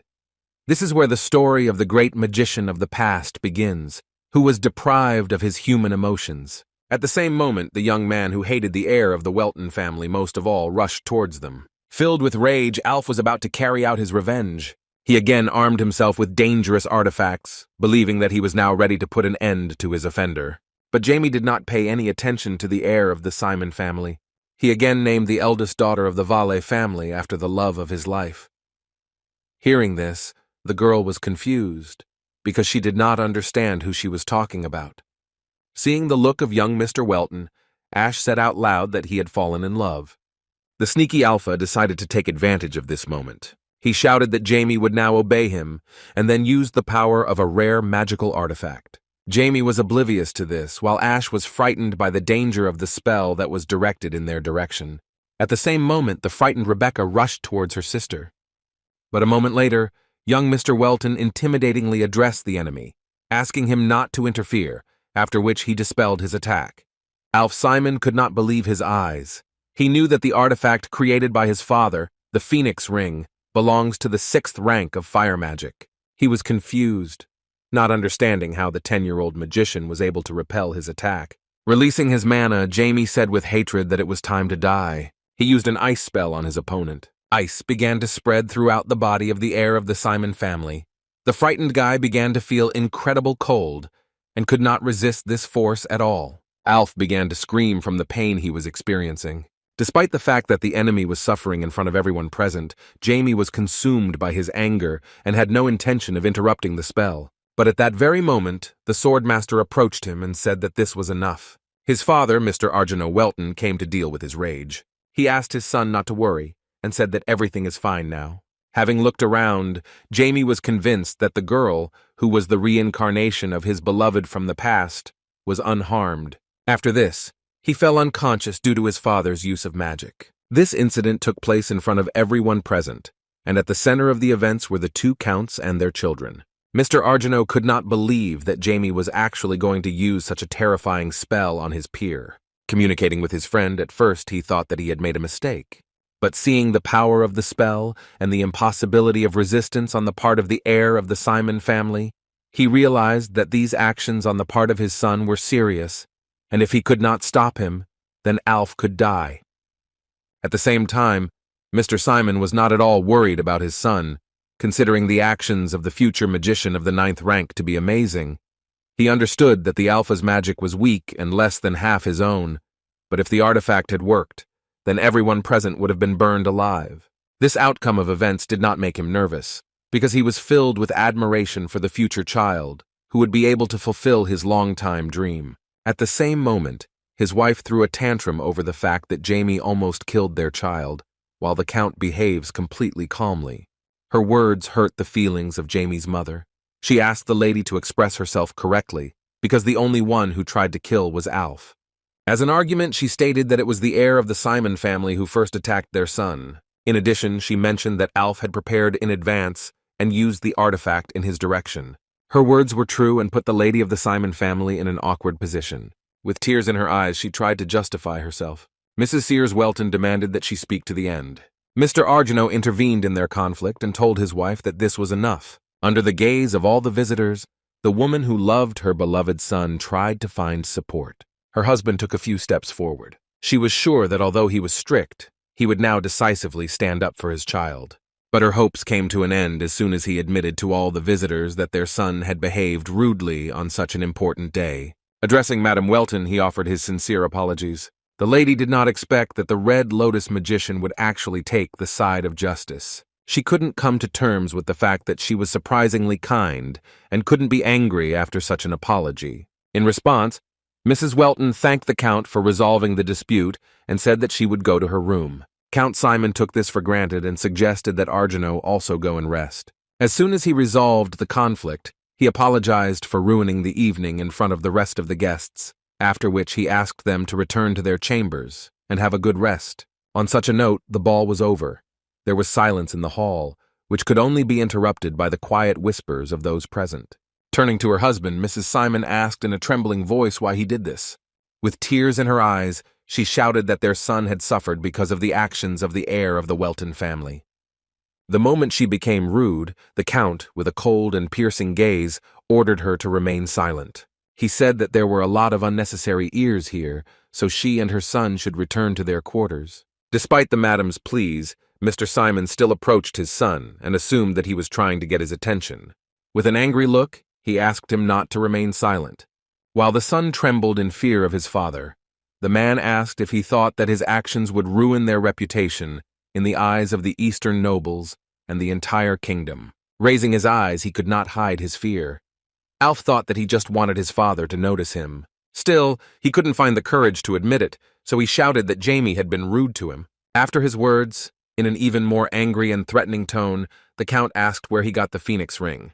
The son, scared to death, was afraid to give an answer. His father asked him to hurry up, saying that he did not like to repeat things twice. With tears in his eyes, Alf admitted that his younger brother gave him the phoenix ring. Hearing this, the Count called his youngest son. As soon as Lennon walked inside, he realized what was happening. He couldn't believe that his older brother was so pathetic that, despite the conditions created in advance, he still failed. Lennon decided to pretend that he didn't know what was going on, so with a kind smile he asked his father what was the matter. In response, the father directly asked if he was the one who gave Alpha the phoenix ring. The younger brother admitted this, so the Count asked why he gave him something so dangerous. Lennon began to twist the facts, saying that he did not want Jamie to bully his older brother. But just moments later, his father's words made him tremble, because he said that Lennon did not do this for his brother, but simply wanted to manipulate them. Lennon found himself in an awkward position. He did not understand how his father figured out what games he was playing between his peers. Only at that moment did Alf realize that he had become part of his younger brother's cunning plan. Looking at the children, the Count said that the children most likely had already guessed that they were not interesting to him. With a cold look, he asked if they knew why everything was like this. Without waiting for an answer, he said that despite the fact that his blood flows in their veins, they lack talent. On the other hand, he noted that this does not mean that he is not aware of their vile and base thoughts. At that moment, the guys could not squeeze out a word, because they were afraid of their father, who was cold towards them. Addressing the children, Count Simon said that if they were so eager to get his attention, then they should not waste time on such tricks. Instead, he asked them to work to prove themselves worthy of his blood. As he left the hall, he warned them that he would no longer interfere with their plans, so they themselves had to deal with the mess they had created. He explained that Alf and Lennon should ask Jamie Welton for forgiveness when dawn comes. As soon as his father left the room, Alf was alarmed that he would again have to meet the heir of the Welton family, whom he hated so much and considered the cause of his problems. Just the thought of it made him shake, and he admitted it. Having asked his brother whether he was going to carry out his father's orders, he heard nothing in response, and looking at Lennon, thought that his father's words made him feel bad. But as it turned out, his younger brother was delighted with his father's words. He swore to himself that his father would see that he was truly worthy of the royal blood of the Simon family. That evening, an anxious Mrs. Sears could not fall asleep for a long time. She watched her sleeping son, because she could not forget how serious his bloodlust was towards the heir of Count Simon. Mom could not imagine what could have happened to a 9-year-old child for him to get into such a state. The moment she realized that they were not just fooling around, she managed to realize the danger of using such a powerful artifact of fire magic. The woman could not forgive Alf, even after Count Simon's apology. As soon as her son turned over during sleep, she completely forgot about her anxiety. She grabbed her face, not understanding what she was thinking about. At that moment, her husband came to her aid. Mr. Argino asked if she was okay. She didn't know how to answer his question. She understood that her caring husband saw her condition, but she still could not admit her worries about the situation. The man asked what he should do for her to make her feel calmer. With a smile on her face, the lady remembered how he stopped her during the conflict after the incident between the children. Mr. Argino said he was simply worried that doing so would only make her mood worse.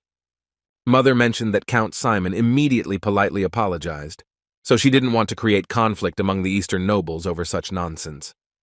The unrest disappeared, and then they began to laugh all together because the heir of the Simon family got a bad deal for his insolence. After that, they decided to leave so as not to disturb their son's sleep. Of course, Jamie was awake and heard all their conversations. He understood their excitement, because he could not control himself at that moment of the conflict. He didn't really pay any attention to it. The only thing he had thought about since meeting the eldest sister of the Valle family was that his lover from his past life had also been revived at this time. For the great magician, this did not seem too strange, since he himself was reborn after tens of thousands of years. He thought it impossible that it wasn't her, but as it turned out, Jane had no memories from her past life. Still, this was normal, because he is a special case, since his rebirth is an act of his power. However, he did not understand the very fact of her rebirth at the same time as him. He had already begun to think about whether this was just an accident or fate, or whether the 12 gods were involved in this. His doubts were dispelled by his pet. Jamie admitted that it was nonsense to assume the intervention of the gods, because if they found out about his rebirth, he would not have a peaceful life. Playing with the little black one like a toy, he decided not to bother his head with unnecessary thoughts. But still, memories from his past life haunted him. This was due to the fact that he then lost his beloved Jane. Since such an opportunity had arisen, he did not mind meeting her again. Meanwhile, the cult members have already learned that great changes are coming in the world of magic. One of them has already prepared a report for its management. This report was written about the eldest son of the Welton family. He indicated that at the age of 9, he was already a wizard of at least the 4th rank, and most likely, his incredible talent would soon turn the whole world upside down. In the morning, Jamie went to Count Simon's garden. The atmosphere was pleasant because he was away from the noise of the event. At the same time, the little black one was walking with him. As it turned out, he didn't really like spending his time this way. Diablo Wolfer understood that the place was quiet due to the fact that most of the guests had already gone home, since this was the last day of the ball. This was to his advantage because he enjoyed being alone. Before returning home, he thought that he needed to meet his lover from his past life again. But in the midst of this silence, he suddenly felt mana. Its use was accompanied by some sounds. The guy looked around, but did not see the source or user of the power.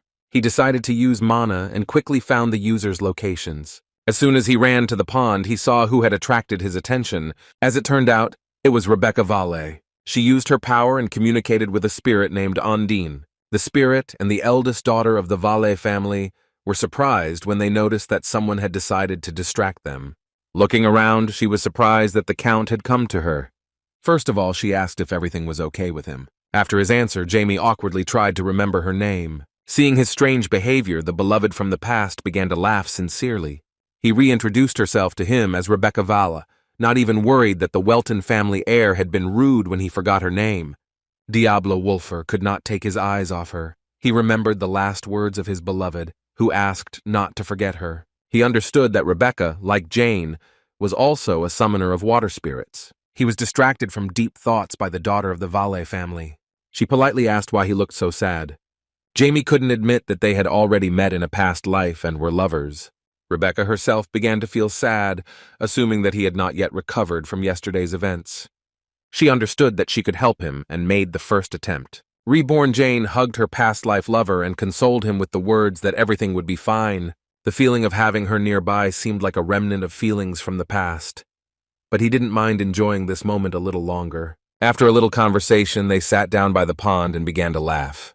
With a sincere smile, Rebecca mentioned that her father taught her that difficulties are easier to overcome if you share them with someone.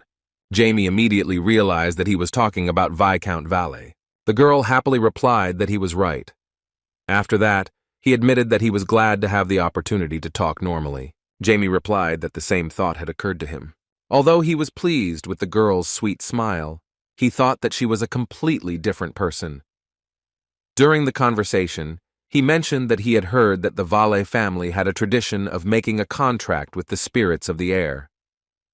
Rebecca agreed, but as it turned out, due to her strong connection with the spirits, they themselves came to her, but she immediately refused to enter into a contract, and then left.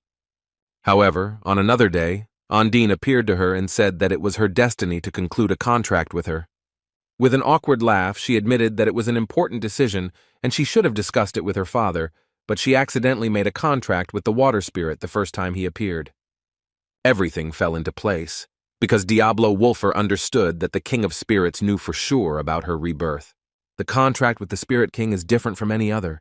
It can be called a soul contract that binds lives. The moment Jane's soul was reborn in Rebecca's body, the Spirit King immediately realized it.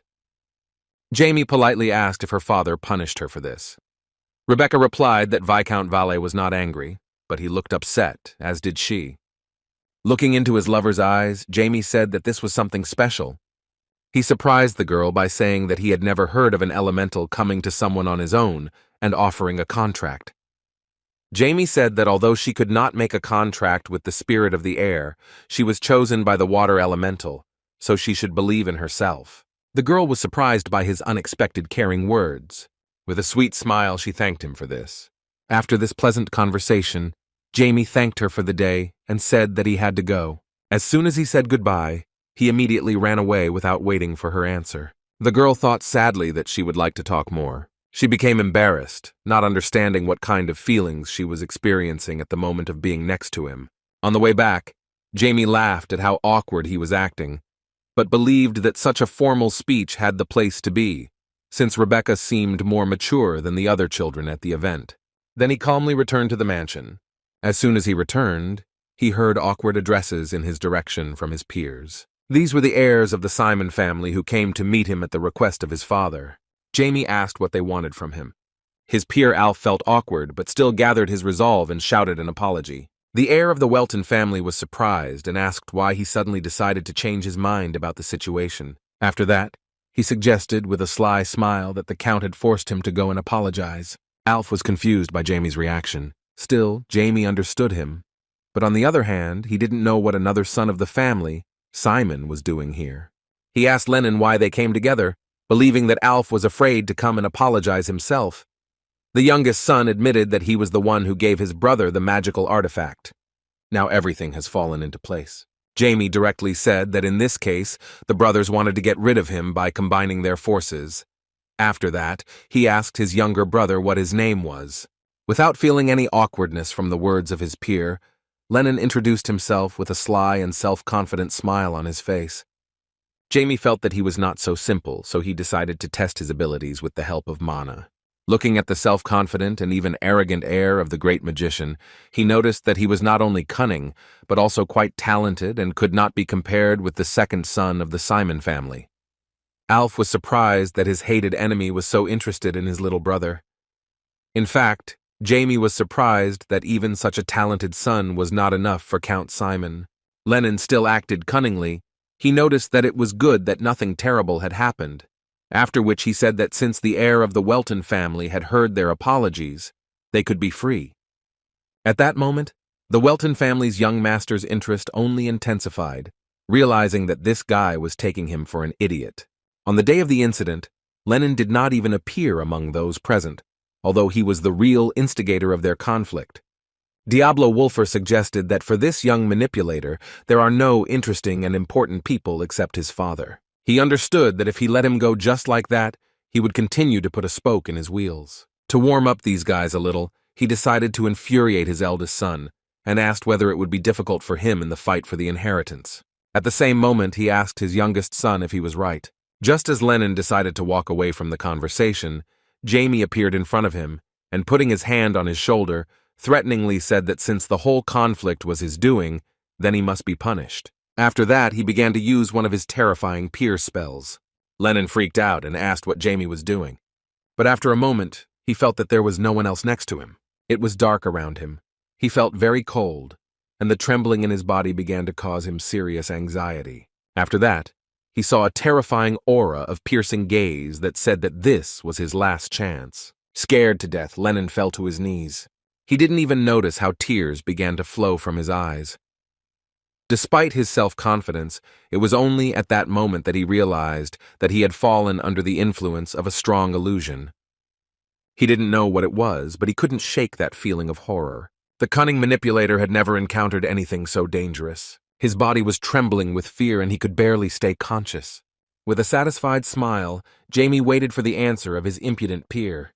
Looking at him, Lennon realized that he knew for sure that this was his last chance. Bowing his head to the heir of the Welton family, he apologized for his behavior. The time has come to say goodbye.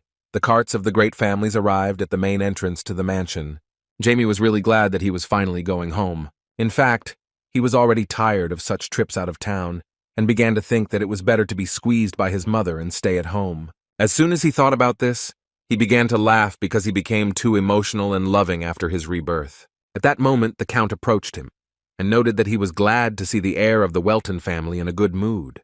Although Mr. Simon promised to talk to Jamie, he did not have the right time for this dialogue. Young Mr. Welton replied with a smile that he was simply glad to be returning home soon. The Count admitted that he was sorry that he never had the chance to communicate with a very promising magician. Polite Jamie replied that he also hoped for this, so he shared his interlocutor's feelings. Hearing his agreement, the Red Lotus magician invited him to stay, but Jamie politely refused, saying that his desire to go home was stronger since he was completely exhausted. After this, he suddenly took the experienced Count by surprise by saying that the reason for his fatigue was known to both of them. Sighing, the Count laughed politely and agreed with the words of the talented young man. After this, he said that Jamie should be careful, because after this event, the world of magic began to watch him. In response, the guy said that this was expected for him. The Count was surprised, and with a sincere smile came to the conclusion that Jamie already knew who he was. In response, Jamie said that he really knows his worth. Walking near the mansion, he remembered the gentleman's youngest son, and said that he was forced to teach him a lesson. Count Simon thought so, saying that Lennon had not been himself for the second day. Showing some confusion, Jamie asked in surprise whether Mr. Simon was angry because of the situation. The magician replied that he saw no reason to be evil, because these were the consequences of their decisions. Seeing his reaction, Jamie finally understood what those two brothers were missing and why they had become so cocky and rude. To influence the situation a little, he mentioned that Lennon was quite talented and should be trained. The Count assured him that he knew more about his youngest son's abilities than anyone else. He said Lennon was worthless. To dispel his self-confidence a little, Jamie continued to press and said that it was worth a try because if Lennon tried, he could reach the level of his father. But he had no chance to show his talent now because he was under so much pressure. After that, the heir of the Welton family allowed himself to rudely point his finger at Count Simon and say directly that it was his fault, because it was precisely because he could not see the talents of the children that they became such bullies. Jamie thought Alf was quite ordinary, but Lennon seemed promising to him. Hearing this, the master felt awkward and began to admit that he had underestimated his own son. He could not believe that the talent that he, an 8th-level magician, could not notice in his son was able to be discovered by a child. Count Simon, being one of the most powerful magicians of our time, felt as if standing in front of him was not a child, but a great magician. He was in complete shock and wanted to know how Jamie came to such conclusions, but the guy did not have time to hear his words. His mother, Sears, approached him and asked him to hurry as they were already leaving. Hearing this, Jamie politely said goodbye and finally asked not to attach importance to the words of the stupid child. In just a few minutes of communication, he was able to create an incredible impression. The bright shine of the young magician's incredible talent haunted Count Simon. Still, the meeting met his expectations. From the very beginning, he thought that after communicating with this talented person, only a feeling of devastation would await him. As soon as Jamie arrived home, he went to meet his servants on the first night. The meeting place was appointed in the forest, and the little black one immediately sensed where his master's charges were. Jamie asked the servants to hurry up in a dissatisfied tone. Immediately after his words, Rise and Azard appeared from the bushes in new noble costumes. They apologized for showing up a little later than their master wished. In response, Jamie asked to get to the point and tell him everything they had learned. To begin with, Rise reported that the Zenith Church has been doing useful work within the lands of Heis for some time without compensation. They provide food and shelter to those in need, and recently opened their own orphanage, which has created a good impression of themselves. As it turned out, they began to act immediately after the destruction of the criminal organization Laval. They came to the poor, served them, and preached the will of God. At first, civilians did not attach any importance to this. However, after the church's continued activity, people began to depend on it, soon becoming believers. As a result, the position of the Zenith Church in Cheese rose to incredible heights. The news that people worshipped the Zenith Church as the most generous and respected in Heirs made the young master angry. There was a reason for his feelings. He knew that that deity would never do charity for nothing. After this, he decided to direct his resentment towards the servants and asked if they believed that war and peace could coexist. The guys looked around in confusion and hesitantly answered that no. In turn, the more erudite Rise said that he believes that war and peace are connected. Jamie agreed with his words and said that this is the whole Zenith, because the world under his rule is time, the price of which is countless victims, and war is a true manifestation of his divinity. After this, he declared that everything that the priests of Zenith were doing was contrary to his will and aroused suspicion. He was sure that something was hidden under this nobility, so he gave the order to find out what was the reason for their actions. He was right, because more and more children devoted to their faith appeared in the Zenith Church orphanage. Addressing one of God's servants, Ricky said with admiration and joy that compared to begging and constant beatings, "This is paradise." He could be understood because what he saw was just a beautiful picture. A month and a half had passed since they arrived at the shelter, and Ricky was truly happy. He believed that if it weren't for the shelter, his and his sister's lives would have been doomed. They finally have a comfortable place to live. Sister Anna always greeted him with a smile on her face. Unfortunately, she is blind. Knowing this fact, their parents simply abandoned them and ran away. To protect his sister, Ricky did a lot of evil. Living on the street is hard, and even the adults were indifferent to their misfortune. It was a hopeless life with no one to help you. After all the terrible events, the Zenith Church was the first to lend them a helping hand. The child's life suddenly changed. Perceiving this false mercy as a second chance, he wanted to share his happiness with others, and for this, he was going to become a priest of God to spread the so-called miracle. The children were encouraged by various news, for example. The news that their peer, Shino, had received a divine blessing became a motivation to demonstrate even more loyalty to their religion. Having received divine blessing, the child will be able to become a priest after training in the main church. After talking with his subordinates, Jamie looked around the city and was about to return to the mansion. But at the same moment, the little black one began to point out something strange to him. Listening to his opinion, Jamie looked around again and noticed something strange. Some knight in a long cloak was lying unconscious on the sidewalk, which looked very strange. As soon as Jamie came closer to him, he felt that he had a very strange energy. He understood that we were talking about vile divine power, so he assumed that this was a priest. But when he saw his weapon, he realized that this was a high-ranking church minister. The fact that the holy knight was lying on the road like that still seemed strange. It sounded like a problem brewing. With his foot on the vile servant's head, Jamie thought that this was an opportune moment to get rid of him. At the same moment, the attendant suddenly grabbed his other leg. The attendant took him by surprise, and Jamie was afraid. It seemed that this man did not understand what was happening at all. He tried to say something but could not finish his speech. It was clear that this guy was exhausted to the limit. In the end, he managed to shout that he was damn hungry, after which he lost consciousness again. Jamie was indeed frightened at first by his behavior, but since the attendant posed no danger to him, he decided to leave him lying there. As she left, she hoped that she would never again encounter this strange knight with vile divine power. But as it turned out, the world is a very small place, and the very next morning they were destined to meet. The knight, so disgusting to him, joined their family breakfast. The stranger said with a kind laugh that if it weren't for the Count's help, he would have died of hunger on the sidewalk slabs. Mr. Argino replied that it was the merit of the guards that led him to the mansion. Despite his words, the Knight of Ras continued to thank the Count, saying that he had excellent soldiers. As it turns out, this man is a Knight of Light. Jamie felt incredible discomfort from the presence of such a person at their family table. Moreover, he did not understand the reason why Mom and Dad treated the stranger so well. The knight then said that he serves the Church of Pyro, the goddess of mercy and punishment. As it turned out, when Mrs. Welton learned about this, she was very surprised. Turning to the knight, she asked if he had ever heard of Bishop Saphira. The knight was surprised and assumed that the lady was from Afton. He was shocked when he found out that she came from Belle's family. As soon as he heard this, he suddenly rose from the table. After this, he bowed low before the lady, expressing his greetings. The situation became even more confusing in Jamie's eyes. He knew that Perrot's church was located in Afton, on the territory where Belle's family was located, but he knew that this should not be the reason for his prostration. Anyone in front of whom a knight would behave this way must be of at least the rank of a bishop, so he turned to his father for an answer. Diablo Wolfer was forced to take advantage of the privileges of his age, and, with a sweet expression on his face, asked why their guest was greeting his mother in such a manner. The father replied that it was a long story, after which he said that perhaps he would tell about it another time. Jamie couldn't believe that his clever trick didn't work, and he had to suffer some humiliation because of it.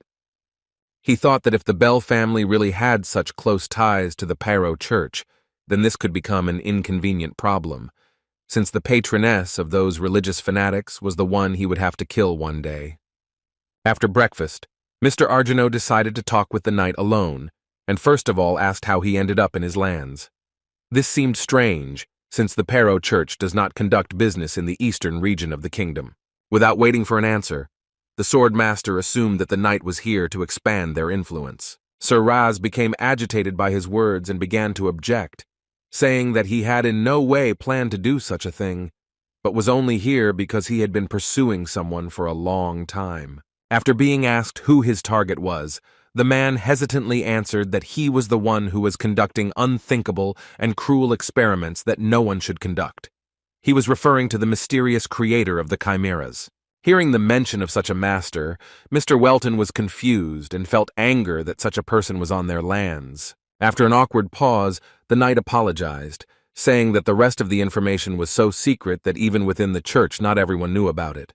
Despite the fact that he could not tell anyone about this, he still decided to share the information with the Count if he listened to his request, and they concluded a contract. Thus he asked the swordmaster for help, hoping that this would greatly help their cause. Mr. Arjano had not heard of the existence of such spellcasters for a long time.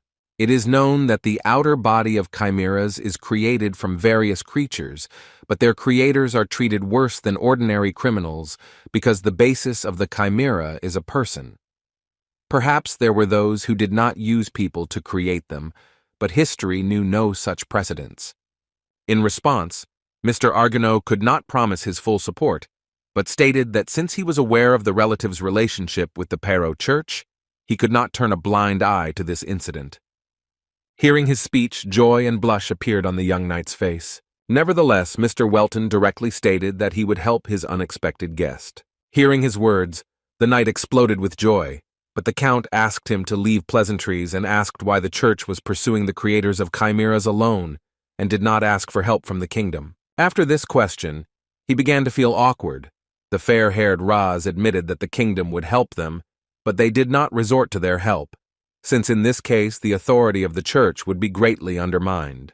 Moreover, this matter was personal, because the creator of the chimeras, who was being persecuted by their church, had kidnapped more than 10 of the goddess's knights. Based on this, the swordmaster came to the conclusion that chimeras were created that used divine powers. Meanwhile, Jamie went out into the courtyard of their mansion. Although he was tired of family relationships, this time he couldn't wait for another tea party. Sears and Sarah were already waiting for him here. They asked him to hurry up. The attentive and caring mother immediately noticed her son's dissatisfaction. She asked what he wanted to know so badly. As expected, Jamie wanted to hear more about the mysterious knight and why he was bowing to her. It seemed extremely suspicious to him that the Knight of Light was solemnly greeting a man whom he had never seen before. With a sweet smile on her face, Mom said that the reason for his behavior was because his family had some connection with the Pyro Church. As it turns out, his mother's grandfather, whom he has never seen, is the savior of the Pyro Church. Hearing this, Jamie was unpleasantly surprised that his relative was the one who supported his enemies. According to her mother, in the past, when a very important thing that they kept was stolen from the Pyro Church, her grandfather helped them. She was talking about an incident known as the Portsmouth Garden Incident. This was an incident in which the Demon King's followers used a sacred relic but were unable to summon their lord. The great-grandfather of a talented magician died trying to stop the summoning of the Demon King, after which the Pyro Church granted their family the title of Archbishop and vowed that for the next 100 years the head of the family would be equivalent to the rank of bishop. After hearing the story, Jamie understood why his mother looked sad during the meeting with the knight. Furthermore, he believed that it was stupid of Pyro to make such a reward, but it was all they could do in hopes of thanking the savior for returning their only relic. Diablo Wolfer believed that these circumstances would have a good impact on his future plans, so he planned to take full advantage of these occultists in order to get rid of their patron. At one point, the malicious smile on Jamie's face disappeared because his mother suddenly turned to him. The beloved son regained his childish behavior to the delight of his mother. Having learned interesting information, Jamie carefreely continued drinking tea. Meanwhile, the youngest brother of the Genus Church, Shino, was chosen as the new priest. The current priests blessed his upcoming journey and raised their glasses, calling this a significant day. The guy was filled with joy, believing that he would soon become the same savior as those who gave him a second chance at life. As he said goodbye, many friends gathered around him and could not hold back their tears of joy. Before leaving for Mount Chongbon, he said goodbye to his comrades. The decision to go was sudden, so he didn't even expect that the guys would come to say goodbye to him. Happy for his friend, Ricky said with a sincere smile that the priests were going to send him too, but a little later, so he asked his friend not to be sad from loneliness. Clenching his fist, Shino promised with a blush on his face that he would wait for his comrades to arrive. After these words, his carriage set off. Riki was sincerely happy for his comrade and promised himself that one day he would also become a priest. Although we were talking about Mount Chongban, the road to it, to the surprise of the young man, did not take much time. A few hours later, they suddenly stopped and the priest asked him to hurry up. Looking outside, the guy realized that it didn't quite look like the place in question. Approaching some ominous building, he thought that the cart could not cover such a distance in such a short time. Shino hesitantly asked the priest if this was really the main branch of the Pyro Church. The man with a strange smile did not answer his question, but only asked to follow him. Looking around, the guy apologized and expressed the opinion that they were in the wrong place, but the priest asked him not to worry and trust the church. After that, he pushed the guy inside. As soon as they entered the ominous building with dim lighting, the priest asked him to go downstairs. Continuing to descend into some deep and cold basement, Shino tried to convey to the priest that this did not look like the place he had been told about. As he talked about how this place seemed strange and not quite what he had imagined, large doors appeared in front of him, leading to a mysterious room. Looking inside, he saw something terrible. In an uncertain voice, he whispered to the priest that he saw something strange. But the priest did not pay attention to his words, after which he saw another church minister in front of him, and addressing him as a bishop, said that he had brought the child he was talking about. The boy was shocked when he saw the bishop in such a place. With tears in his eyes, he turned to him in fear, saying that he was here because he had been chosen by God.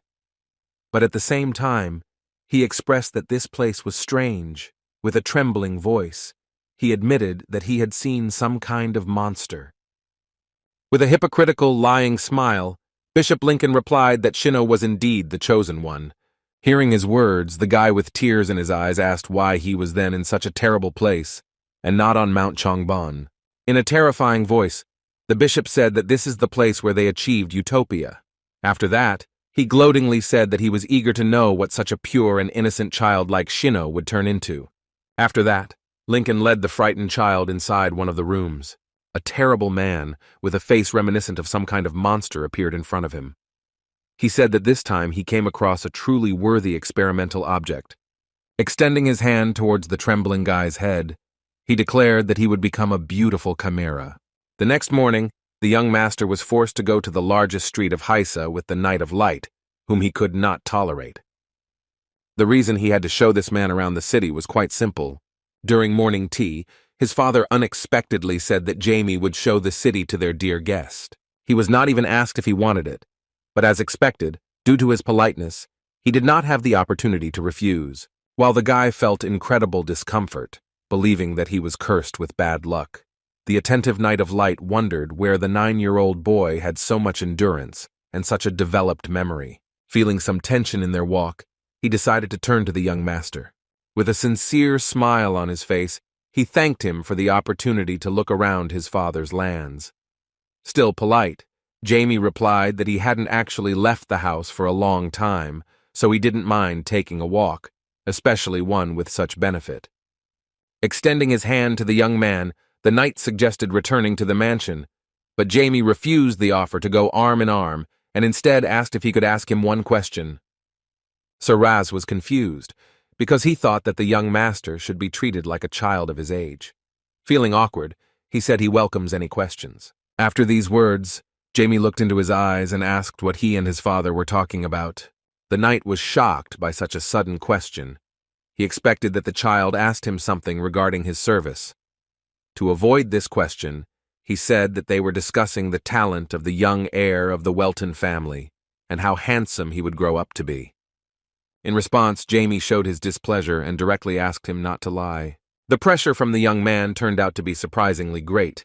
The knight figured that guys of that age liked to hear something like that, so he began to justify himself that he was telling the truth. Realizing that there would be no constructive conversation, Jamie angrily stated that even children would not believe such nonsense. Feeling awkward, the Knight of Light apologized for the lie and said that he could not tell him what he and the Count were talking about, because this dialogue concerned only adults. Although he didn't say anything for sure, Jamie was now able to make sure that something was definitely going on in Hayes, and most likely, this was the reason why he was asked to show the city. While the knight tried to appease the heir of the Welton family, he tried to understand what other clues there might be. At a moment when the knight felt incredible devastation due to the fact that he had offended the son of the great count, Jamie suddenly said that he had forgotten to show another interesting place in this city. The Knight of Light thoughtfully asked what was going on. With a smile on his face, Jamie said that they should visit the Janisa Church of Hazeland. After some time, they arrived at their destination, but the white-haired master did not stop pestering Jamie with questions about whether he was angry with him. At this place they had to stumble upon Ricky, who, as usual, was cleaning the church grounds. Of course, he couldn't help but recognize the guy he ran into on the street late at night. Jamie was exhausted by the energy of the Knight of Light, who continued to be surprised by everything around him and act too loudly. At that moment, another problem appeared, pointing his finger at Jamie. Ricky shouted that he was the black-haired boy they saw one night. The knight noticed the boy and asked the young gentleman if they were friends. Jamie definitely didn't expect to meet in such a place the guy he had met by chance once in his life. Changing his hair color did not help him avoid unnecessary attention. He did not want to add problems to himself, so he did not even look in his direction and said that he was seeing him for the first time. Ricky shouted with displeasure that the black-haired guy was behaving extremely unfriendly. After these words, he ran towards him and with a kind smile and a friendly tone said that he barely recognized his comrade after he dyed his hair. As soon as he ran out onto the road, he heard a cart rushing towards him. The man who was driving it began to panic and shouted at the boy to immediately run off the road. It was already late, and the guys understood that if they didn't do anything, something bad would happen. The horse cart was moments before the collision with the young man. Fearing the child's death, Sir Ras desperately rushed to his aid. Ricky, with tears in his eyes and trembling in his body, froze in front of the horses that were a moment before the collision. It was obvious that the child could not be saved, so the great magician decided to intervene. He used a chainfield spell to stop the cart. The knight managed to grab the guy, hoping to soften the blow with his own body, but after a moment he saw that they were saved. The carriage was stopped using the magic of chains. Ricky couldn't believe he survived.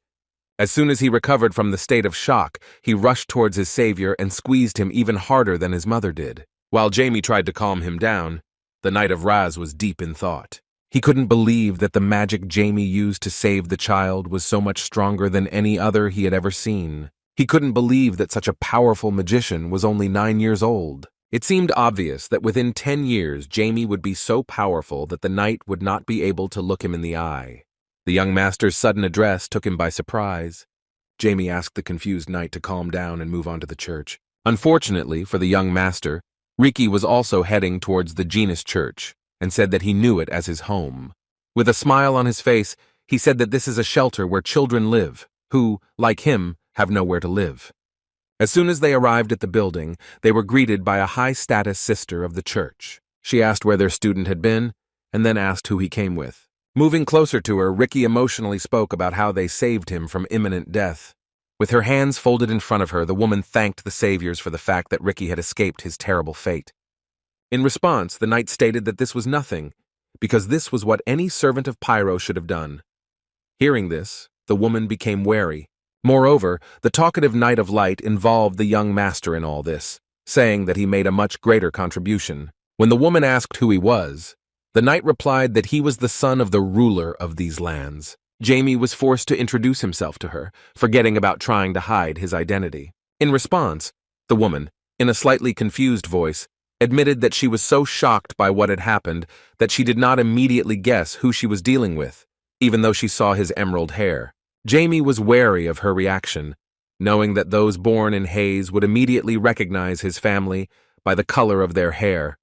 In addition, she was noticeably agitated, which indicated that they were trying to hide something from the rulers of these lands. The woman further suggested that the guys decided to simply take Ricky to the shelter, but the Knight of Light replied that he came because he heard that the Church of Janus showed up here only this year, so he wanted to see how their affairs were. The sister invited the representative of the Pyro Church to follow her, after which she asked Ricky to give a tour for the young master. Jamie immediately noticed her attempt to separate them. He began to suspect that Raz would be in danger if left without his support. To make the knight a little safer, before splitting up, he asked him not to forget that he had dinner with his parents that evening. Hearing this, Ras was a little confused. It is not clear whether he understood the young master's plan, but with a kind smile he thanked him for the reminder. With a slightly confused tone, Ricky hesitantly showed where the shelter and the cafeteria were. Still, he didn't know how he should interact with Jamie after hearing about his noble status. Considering his behavior ridiculous, Jamie angrily asked him to drop the formalities. Ricky was surprised by the young master's words, so Jamie was forced to repeat that he did not care about formalities and that you could communicate with him the same way as before. The child from the orphanage was so happy that he began to infuriate the great magician. With a sincere smile, Happy Ricky offered to inspect everything that makes the genus Church proud. Having shown most of the boring places, he offered to come visit him. Opening the doors, Ricky told his sister that he had brought a friend with him. Jamie once again felt tense at being called a friend by those he didn't consider to be one. The blind girl was surprised by her brother's words and walked towards the door with a sweet smile. As soon as Jamie saw her, he was simply shocked. Calling Jamie an amazing person, Ricky introduced his sister Anna. At the same moment, he noticed some strange reaction from his friend to his sister. As it turned out, Diablo was shocked that the girl had a holy essence, especially that her eyes were filled with holy power. The magician, who hated the gods, understood that she was the representative of God on earth. Therefore, her power was greater than that of any other person. At birth, one of the body parts of God's representatives possesses a huge accumulation of holy power. Most likely, Anna became blind due to powerful holy power. But the moment she awakens, all the true flows of this world will open to her divine eyes, and, with a high probability, in the future, she will cause the enemy of the gods many problems. Diablo Wolfer thought about getting rid of her, but he knew that if he could recognize her essence, then the high-ranking priest should also know about it. Based on this, he decided not to rush, because getting rid of her now is much more dangerous than later. The young master's silent and mysterious behavior made Ricky assume that he had fallen in love with his little sister. Hearing this, Anna decided to intervene and teach her ill-mannered brother a little lesson. Hitting him on the head with a book, she asked for help with reading the part. Having received a good hit in the back of the head, Ricky agreed to help her with the reading. The guys sat down on the bed, and Jamie continued to look at them while standing, thinking about whose holy power Anna possessed. He understood that it would be better to keep an eye on them, because if someone took advantage of their talents, it would lead to trouble. Still, he had nothing to do here, so he decided to leave. Ricky was surprised that Jamie was in a hurry. He was happy that he had a real friend, so he decided to accompany him to the exit. On the way out, he continued to press the young master with his sincerity and sociability, asking if Jamie would visit them again. At one point, the heir of the Welton family asked why Ricky returned to this place every time. The Geno's church servant thought it was a friendly interest, which made the young master even more nervous. Ricky admitted that at first he was content with being close to his sister, but after he got to this place, he changed his mind. With a smile on his face, he declared that he wanted to be chosen by Mr. Guinness and become his priest. Then the guy remembered that yesterday, one of his shelter friends was elected to the priesthood and went to Mount Chongbon. All the children were sincerely jealous of that lucky guy. As soon as Jamie heard about this, he began to feel a connection. The connection between all the events of recent times. We are talking about the sudden appearance of the church on their lands, as well as the fact that local criminals suddenly stepped over the line of what was permitted and began to engage in human trafficking. Jamie felt like he was close to the answers, so he nervously asked where Ricky had been before he came to this orphanage. When Ricky answered hesitantly that he was on the street, Jamie asked him to remember life even earlier. After this question, the young man was forced to admit that he used to be a member of the Six in the criminal organization Laval. After these words, the young master's assumptions created a complete picture, and he smugly thought that he was a real genius. Having examined the church of Genos, the Knight of Ras thanked his sister for the excursion and pleasant pastime. Next, the woman offered to take him to the young master. The knight himself noticed that she was too silent, so he suggested that the locals did not trust the priests of other churches, and even suspected that this might be connected with the Chimera. The guys met again. Ricky boasted that he showed the shelter to their dear guest. At one point, unexpected people joined their dialogue. It was the archbishop, accompanied by a strange knight. The man was surprised that such an important guest had come to them in his absence. After greeting Ricky, he turned to the young master and said with a smile that it was an honor to have him in their church. Jamie introduced himself to the bishop, thinking that now everything fits, and most likely it was they who kidnapped the children, using the services of a criminal organization. Then Raz Armitic introduced himself. He did not forget to mention that he is a minister of the Pyro Church. Jamie wondered why the bishop appeared before them at such a moment, and assumed that this was due to the unexpected visit of the Knight of Light. After Ras Armitic introduced himself, Lincoln pitifully said that it was a shame for him that he was absent during the visit of the representative of the Church of Pero. Ignoring Genos's servant's deceitful words, Jamie felt a strange energy emanating from the knight standing behind the bishop. Based on the level of divine power, he guessed that this was a paladin. But what was stranger was how the Knight of the Races reacted to his presence. Analyzing the tense situation, the young master realized that something was wrong with that paladin. Walking back, Raz was lost in thought. To whet his interest a little in actions regarding the Church of Genos, Jamie shared Riki's words that his friend was chosen by God and then sent to the main church to become a priest.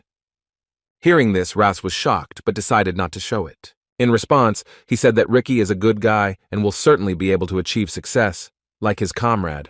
After his fake reaction, Jamie realized that the slight hint wasn't enough. He decided to act more cunningly and asked if the knight had heard anything interesting from his father lately. Since Raz did not understand what they were talking about, Jamie decided to give him ideas, saying that 2 months ago their guards destroyed the Livel gang, which kidnapped and sold children. Then Jamie remembered that before the shelter, Riki was also a member of that organization. The young master was glad to observe the knight's reaction to his words, hoping that he was already close to understanding the situation. By manipulating the knight's understanding of the situation, Jamie added the key fact that the Genos Church spends a lot on charity. After these words, Ras Armitic clenched his fist angrily, as he remembered the fact that the Genos Church had never engaged in charity. Now it became clear to him that the orphanage was just a cover for using children as material for creating chimeras. As soon as the knight returned to the Welton family mansion, he met with the Count and shared his observations. In response, Mr. Welton said that according to reports, the Genos Church is having a positive impact on his lands. After this, Ras Armitic mentioned a meeting with the bishop, next to whom stood a strange paladin. He said that he felt powerful divine power from him, but at the same time it was impossible to determine whether this paladin served Genos. Moreover, he shared his opinion that that divine power was mixed with something else. After these words, Mr. Welton realized that most likely we were talking about a chimera, which consists of various types of magical energy.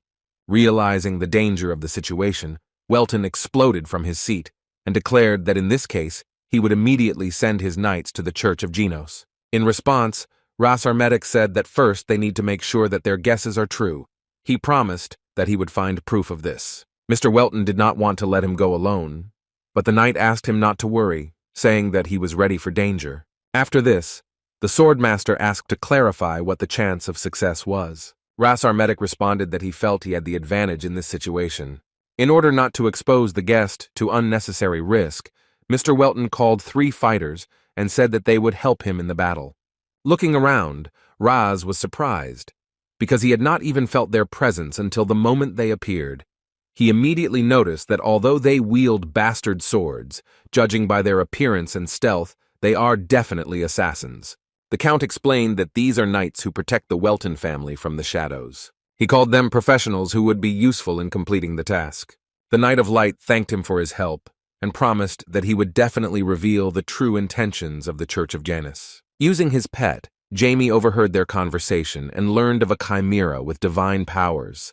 He thought that using children as raw materials to create such monsters is quite evil. Still, he was not surprised, realizing that the gods, just as they were vile creatures, remained so. Analyzing the actions of the cult members, he came to the conclusion that they were far from ideally prepared, which meant that they were in a hurry for some reason. Based on this, he decided to change his plans a little. With the help of his pet, the magician sent a message to his servants who were nearby. He himself was already starting to get ready to join the battles and become a real headache for Genos, whom he hated greatly. Realizing that the coming battles would require the highest level of magic, Diablo Wolfer used a subconscious technique that pre-prepares complex spells for later use. Meanwhile, his charges were in the building opposite the church. Hazard was dying of boredom. He did not see any suspicious knights, and because of this, he could not wait to cancel his master's order. In response to his whining, Rise asked them to be grateful for life and do as they were told. Hazard agreed with him and continued to sway in his chair.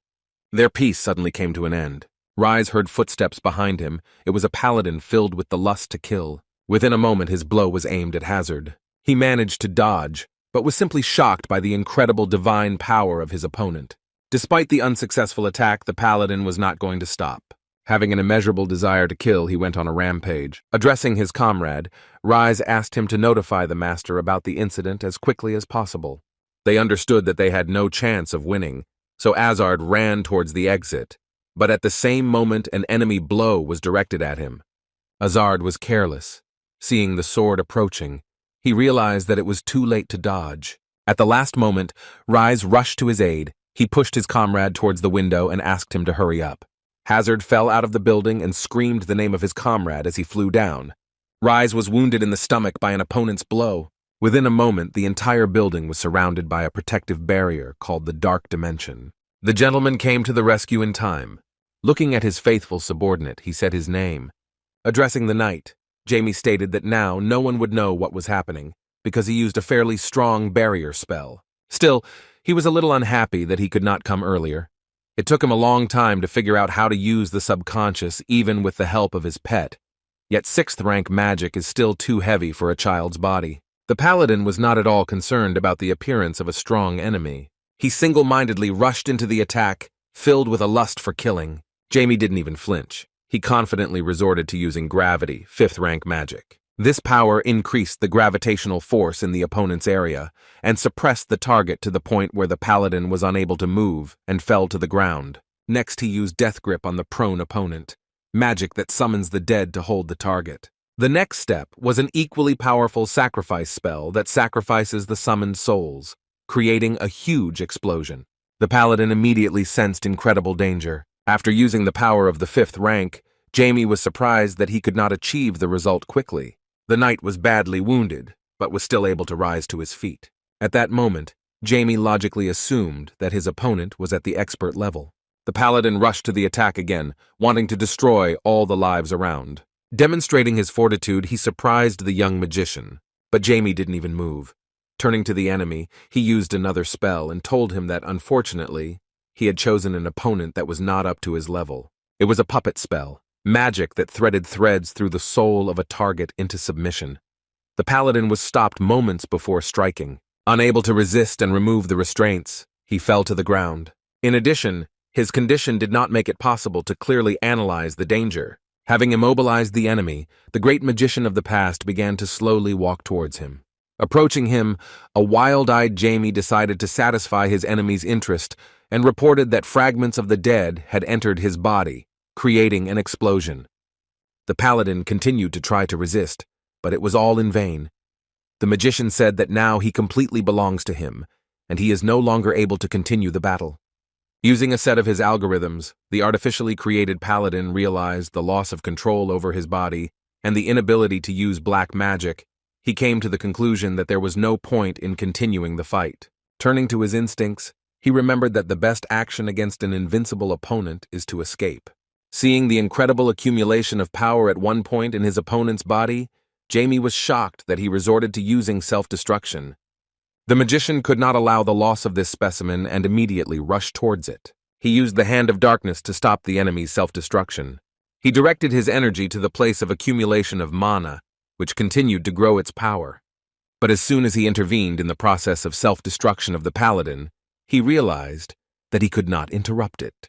Within a moment, the enemy equipment gained full power. The explosion was inevitable, while Jamie, who was next to the enemy, realized that he would not have time to dodge. The paladin's powerful energy of self-destruction filled the building, but thanks to the young magician's dark barrier, no one felt it. Jamie was able to avoid serious injury by using his pet's mana. Still, it seemed like a miracle to him that the enemy managed to get out of the dark dimension, releasing all his holy energy. But even so, he was not going to stop and ordered his pet to absorb all the light inside the building. The enemy was already running towards the window, but Jamie was not going to let him go. Directing a powerful blow in his direction, he forced the weakened enemy to reveal his true appearance. The chimera itself, which was hiding in the paladin's body, finally appeared in front of him. To stop the enemy, the magician again used the field of chains and enveloped the enemy's body. The chimera tried to resist, but all efforts had no result. Stopping the paladin, Jamie finished him off with a fatal explosion. An explosion of darkness, which destroys even strong armor, incapacitated the paladin. The enemy's physical shell was in a critical state, and the chimera could no longer move, so it resorted to using its last function. Now Jamie saw the real appearance of the enemy. The small creature left its physical shell and fled from the barrier area. Once the battle was over, Rise turned to his master to see if he was all right. He noticed that the gentleman had done an excellent job, but Jamie unexpectedly replied that he had missed the true body of the chimera. The servant was confused. He was surprised by the master's inaction, and suggested that now they must urgently track and catch up with their target. Jamie surprised him with his answer, saying that even though they missed the target, it didn't matter. Rise apologized for not understanding the master's motives, after which he politely asked if he could explain his plan. In response, the young magician said that during the battle, the chimera absorbed a lot of his black mana, traces of which are not so easy to erase. The moment the paladin was pierced through by the hand of darkness, he was completely filled with the black mana of the mage from the past, which meant that he could now easily track the location of his target. Meanwhile, Lincoln went about his business with a smile and did not even suspect that something was not going according to plan.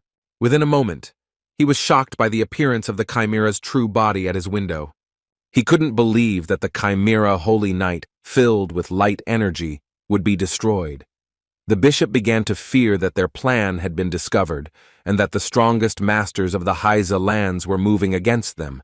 Continuing the conversation, Rise expressed concern that the master's dark energy could be noticed by their opponent. In response, Jamie asked not to worry, saying that his current powers were completely different from the usual understanding of black magic. Still, he didn't understand why black magic was so weak against the holy energy that the chimera used. He explained to his servant that from the very beginning his magic was designed to kill gods. Showcasing his powerful mana, he revealed a form of darkness designed to kill sacred creatures, which also completely erases their existence, leaving no trace. This is exactly what his magic became after it was re-understood thousands of years later in a sealed state. Therefore, no matter how hard the enemies who used holy energy tried, they could never find out about its existence. After explaining the details of his power to a concerned servant, Jamie placed the paladin's body in a magical dimension. Just as they were wondering where Hazard had gone, they heard the front door creak. The excited servant ran back and first of all asked if everything was all right with his comrade. As soon as he saw the owner, he began to rejoice, believing that now everything was in order. He admitted that he was afraid that that night would turn his bro into a pile of bones. But in response, the gentleman with a dissatisfied look said that this was his merit, since he alone dealt with the problem, after which he asked where Hazard himself had gone. The slightly confused servant said that he lost consciousness when he fell out of the window, and when he came to his senses, he immediately ran inside the building. The guys were surprised by his testimony, because it's strange to hear that a zombie lost consciousness. After this, an awkward pause began. As a measure of punishment, Hazard fell headfirst to the floor, and the gentleman sat on his back. Addressing his charges, he canceled the surveillance order and said that their actions had been noticed too quickly, and they would certainly be captured if they continued to monitor in such a careless manner. The guys took this into account. After that, Jamie released some energy and directed it at his subordinate. Rise was surprised when he felt the master's energy on his stomach.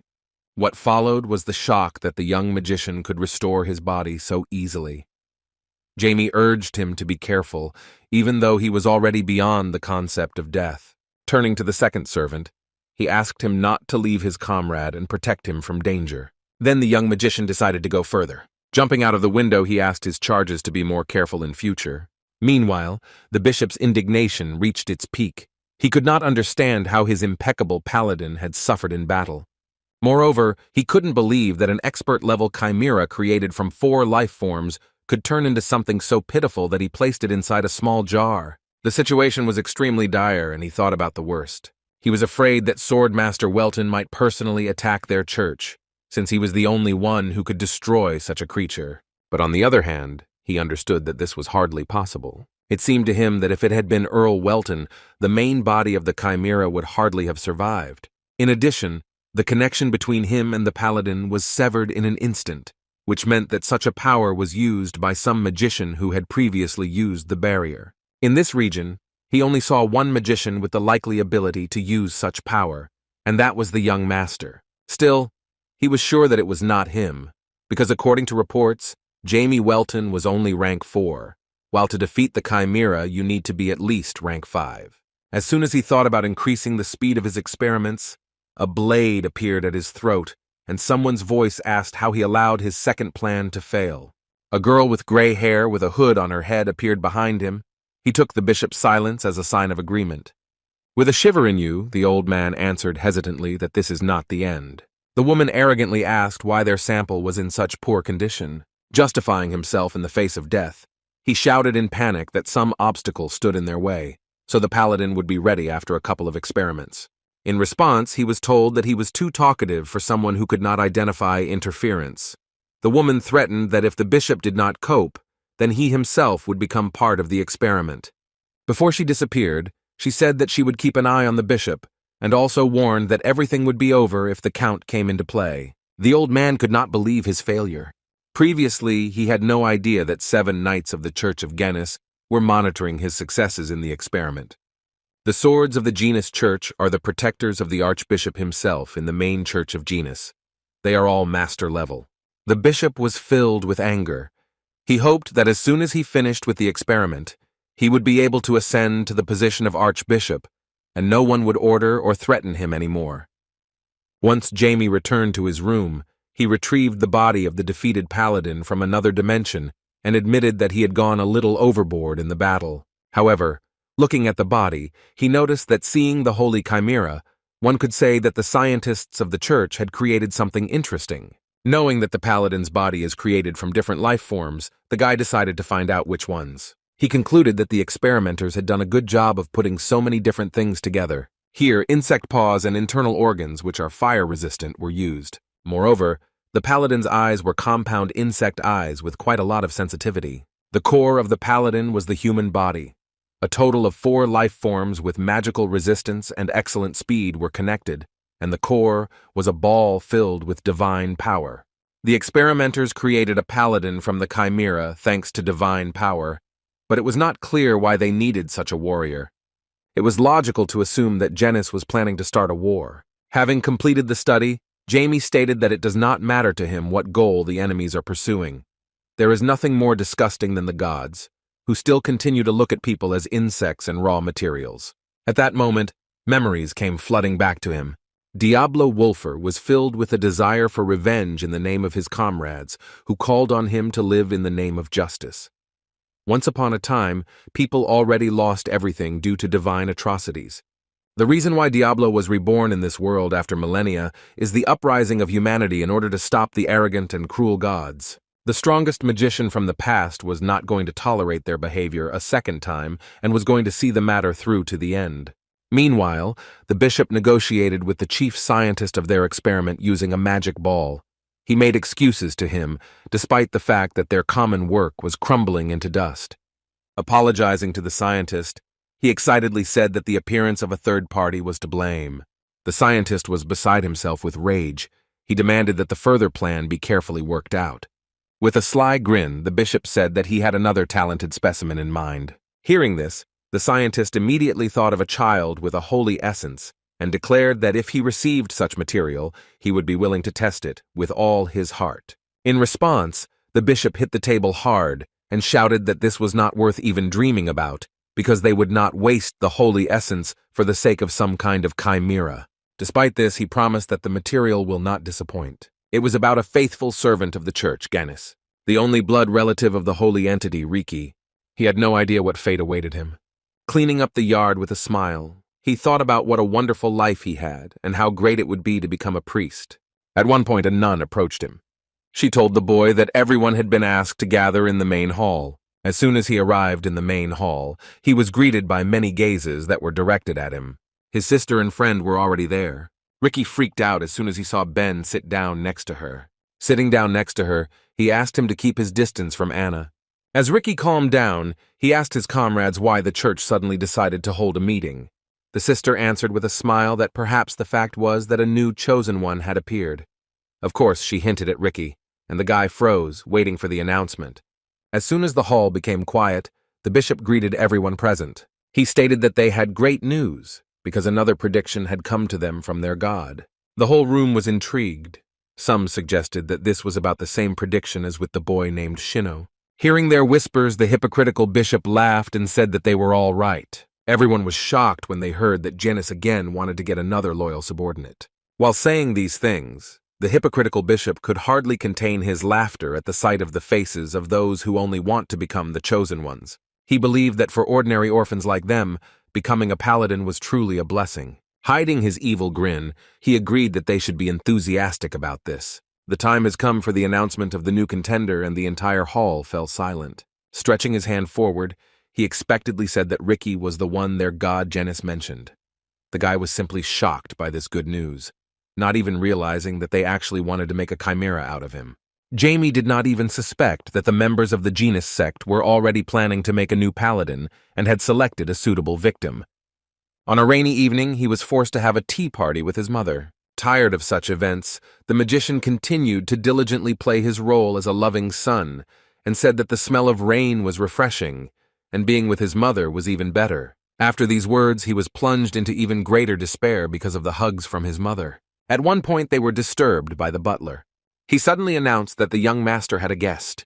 The man mentioned that he was talking about a commoner, said that he was a friend of Jamie and came to see him. Hearing that they were talking about a commoner, Jamie realized that these were not the Vale sisters. Within a moment, he realized that it was most likely the guy from the street. The guy got up from the sofa and asked the butler to bring the guest to him. As soon as Ricky entered the room, he thanked him a little bewilderedly for the opportunity to visit and apologized for the sudden intrusion. Sears was thrilled to see her son Jamie making friends. A friendly conversation followed between them, in which Ricky said that he lives in the Church of Genis. After a short dialogue, Mom asked why he decided to visit Jamie. Ricky took her question a little wrong and started talking about how they met. Hearing the beginning of his story, the young master understood what he was talking about.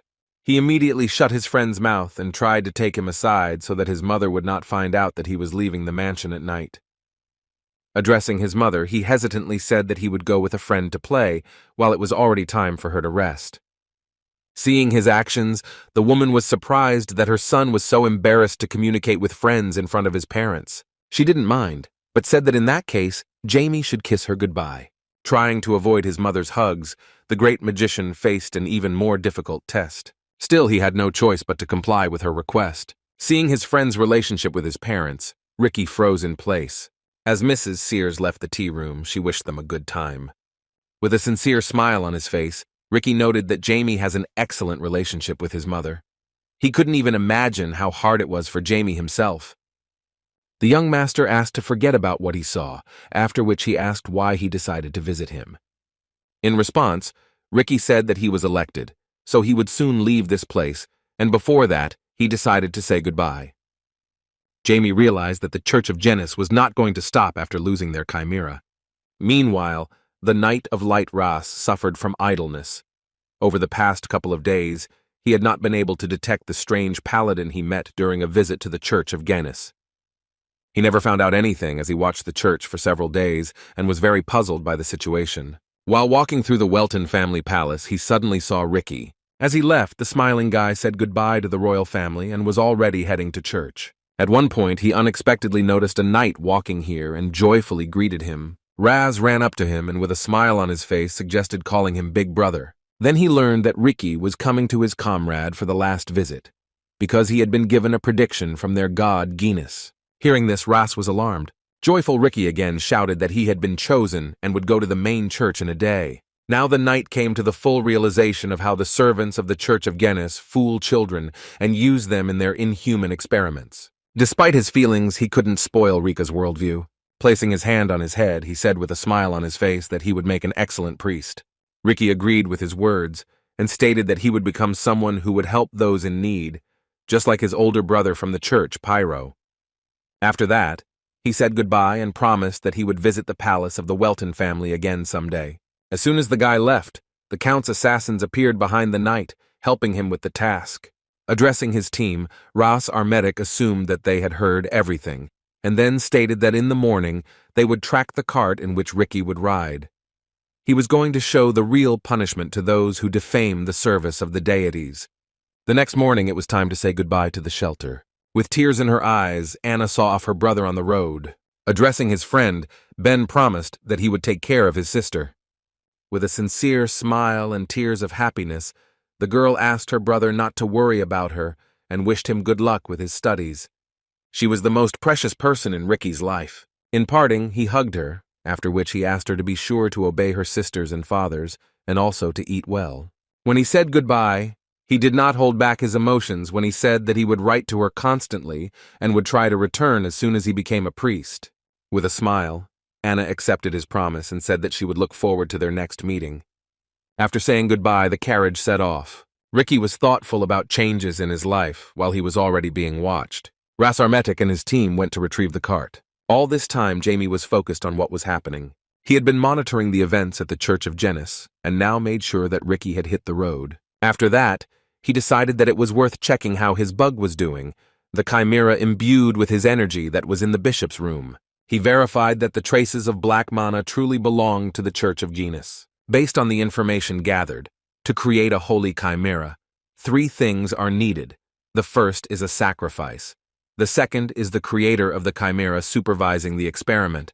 And the last is a high-ranking priest who pours his holy power into the core. There is only one high-ranking priest in this area who is capable of this.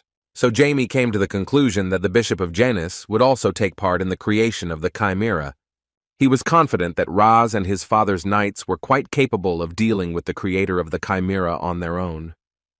The great magician was not against entrusting them with this mission, while he himself decided to take care of the bishop. With such a simple plan, he had no doubt that the enemies would not be able to finish what they started. Meanwhile, the bishop was already preparing to visit the basement in which the experiments took place. With thoughts of Riki becoming a holy knight, he put his hand through the magic mirror. On the other side, there was a boy who was going to be used as the basis of the chimera. Bringing his hand closer to him, he was excited to see if the orphan could pass the test of despair. But as soon as his hand approached the frightened young man, he stopped. His body was bound by some kind of magic, and he heard from a stranger that he should not rush. Despite the resistance, he could not suppress the enemy force. The bishop fell to the ground and the portal was closed. The angry man asked the stranger to identify himself and asked how he dared to interfere with him. Seeing a stranger in a cloak, he assumed that this was some kind of warlock. After this, the bishop shouted that he realized that most likely he was the one who defeated their holy knight. Gathering sacred energy, he nervously asked the enemy how he dared to stand in his way. Inviting the enemy to experience the wrath of God, he activated the blessed sanctuary zone. While in it, the priest increases his strength many times over. Jamie understood that if this sanctuary was created by the hands of the bishop, then his strength would increase so much that he could smash the boulder with his bare hand. Having created favorable conditions, the bishop declared that he was going to finish off the enemy quickly. After these words, he summoned sharp blades and rushed to attack. Threatening the enemy, he directed his reinforced fist towards the magician. Despite his speed, he missed with his first attack. Jamie was surprised by his incredible speed, yet he had fought little since his rebirth. Feeling superior, the arrogant Lincoln asked how the warlock was feeling. Directing his blow at the young master's body, he angrily shouted that his body would also be used to create a chimera. He believed that he was about to strike a victorious blow, but after a moment his fist stopped and despair appeared on his face. Having stopped the enemy's fist with his god-slaying magic, Jamie wondered if the bishop was capable of more. The bishop was shocked by the enemy's actions. He furiously asked why the warlock could use black magic in his sanctuary. Hearing his words, Jamie was surprised. Squeezing his captured hand, he invited the enemy to look around more closely. The bishop could not believe his eyes because his sanctuary was swallowed up in darkness. He started shouting in despair that it was impossible. In response, Jamie cheerfully clapped his hands and declared that the priest overestimated the powers of the gods. At the same moment, the magician of the past dealt a powerful blow with magic to his opponent. Unable to resist, the bishop flew into the wall. The strengthening with the help of the sanctuary stopped completely, and the blow turned out to be very effective. He no longer had any more powerful spells in reserve. Feeling no danger, Jamie walked closer and said he had questions to answer. With a mad expression on his face, Lincoln said that it was foolish to expect him to say anything. In response, with an equally crazy look, the magician from the past said that the priest had misunderstood him. Using a magical seal and moving his hand closer to his opponent's head, Jamie said that he did not need his permission. After that, he literally infiltrated the connections of the bishop's brain. The priest could not resist in any way. Even without knowing what was happening, the scientist studying chimeras could not find a place for himself. He destroyed everything around him, calling the bishop a useless idiot. Their experiment was delayed, and he feared that he himself might fall victim to the hands of the archbishop's knights. One of the priests of the church turned around and hesitantly said that he would check the whereabouts of the bishop personally. But a moment later he caught a magic arrow in the back of his head. Enraged by the situation, the scientist got rid of his ward because he could not stand how slowly the ministers of the Church of Genis performed their duties. At the same moment, the scientist, with his body transformed through countless experiments, felt that they had unexpected guests. The knight Ras Armatic arrived to them, accompanied by the assassins of Mr. Welton. The guys made their way through the security of the entrance to the building and went inside, where they encountered a strange cabinet. As soon as they approached the bookshelves, they realized that this was the key to further rooms. The assassins felt the wind, and the girl reported that there was something behind the bookshelves. As soon as Raz came closer, he noticed that among the books there was one on which there was no layer of dust. Believing that this was the key, he tilted it towards himself. Immediately after this, the hidden door opened. The Knight of Light felt the disgusting smell of vicious creatures and reached for the hilt of his sword. He also asked his comrades to be on alert. Within a moment, an enemy chain headed towards them. Ras Armatic barely had time to react and defend himself from such an unexpected attack. He was excited because after blocking this attack, he was surprised that it was so strong. Without giving him rest, the unknown enemy continued to attack. Having blocked another blow, Raz was forced to jump to a safer distance. One of the Earl's knights excitedly turned to the leader of their group. The Knight of Light replied that he was fine, after which he shared his opinion that they had come to the right place. The huge creature, armed with a chain and a mace, was without any doubt a chimera. Meanwhile, Diablo finished gathering information. Having subdued the bishop's mind, he ordered him to inform the Count of all information regarding their activities in these lands. To be on the safe side, the magician from the past further strengthened the influence of his own spell. Without further questions, the bishop left the building and headed towards the Welton family estate. Jamie strengthened the brainwashing spell so that Lincoln would definitely not remember the recent events and the fact that the Count's son fought with him. To travel to the site of the church's atrocity, he decided to use the portal through the mirror. In order to brighten up the time a little, Jamie was going to use the appearance of a bishop. At the same time, the scientist was indignant at Lincoln's absence. He was furious because unexpected guests were already approaching, and due to the unreliability of their partner, their experiment was in jeopardy. He remembered that he still had a good option to get out of the situation. He had no choice but to send a more advanced version of the chimeras into battle to take care of the uninvited guests. In addition, he was weighed down by the fact that Riki, although a promising guy, did not possess the holy strength and body. And yet, he hoped that this experiment would satisfy the Archbishop's interest and his life would no longer be threatened. He was distracted from his thoughts by the long-awaited appearance of the bishop, who immediately apologized for his lateness. The scientist, angry at his lateness, wanted to know where he was so late, but as soon as he saw his condition, he decided to first of all ask what happened to him. Jamie, using the image of the wounded bishop, replied that he was attacked by a strange man, so he lingered while he dealt with him. Seeing the scientist's surprise, he added that he most likely encountered the one who killed the Holy Knight. He also reported that he was unable to take the enemy alive because he turned out to be too strong. The scientist assumed that that strange man was working together with those insolent people who invaded their laboratory. He urged the bishop to hurry up, because if they were delayed in any way, it would interfere with their experiment. After that, he nervously asked for the body. Jamie, in his bishop guise, was confused and asked if he really wanted to continue despite them being invaded.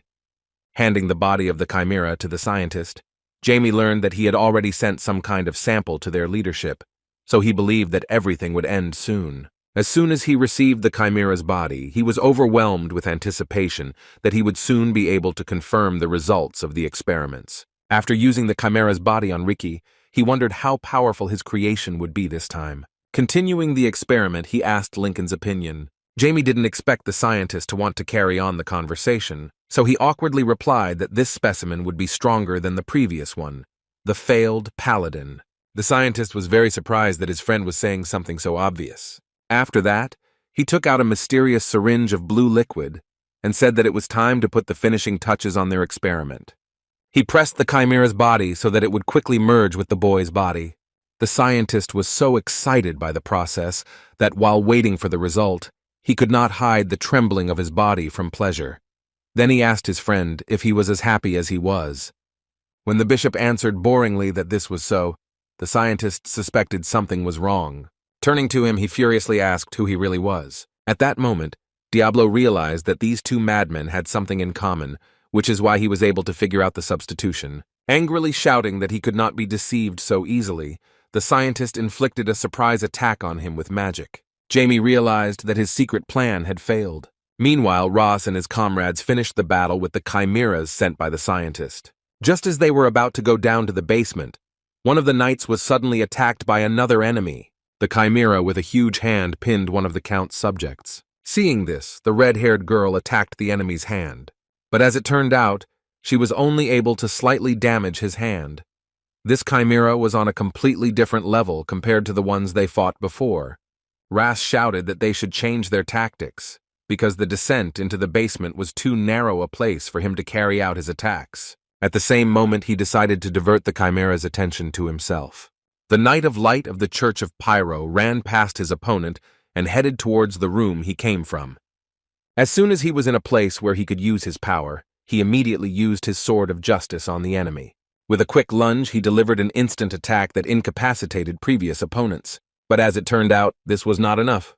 This chimera was truly on another level, and not only survived, but did not even feel any effect from the knight's attack. The enemy struck back.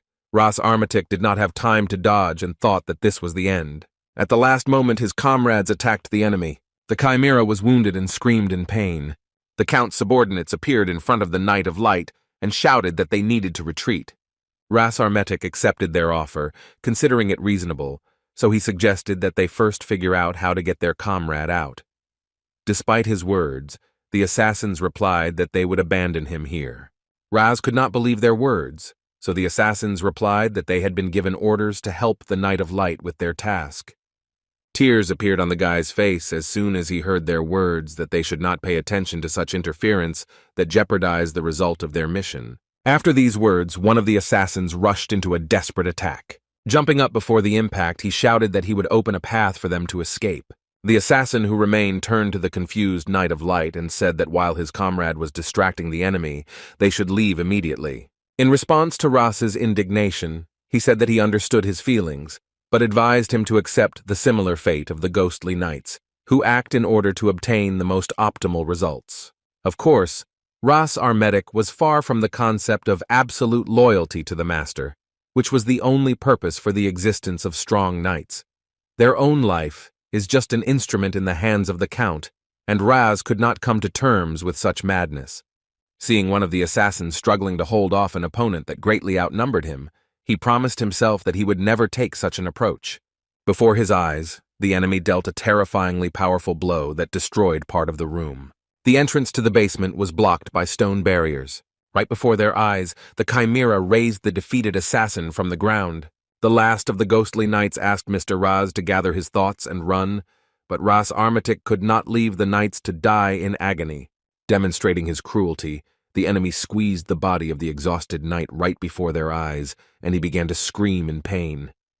Seeing this, Ras shouted that he must immediately release their comrade. Now he was determined enough to turn to the use of more destructive force. In his eyes there was hatred for the enemy and an unwillingness to come to terms with the situation. The Phantom Knight was excited by his raging mana. In response, Ras Armatic asked her not to worry, saying that he, as a holy knight, serves the goddess of mercy and justice named Pyro.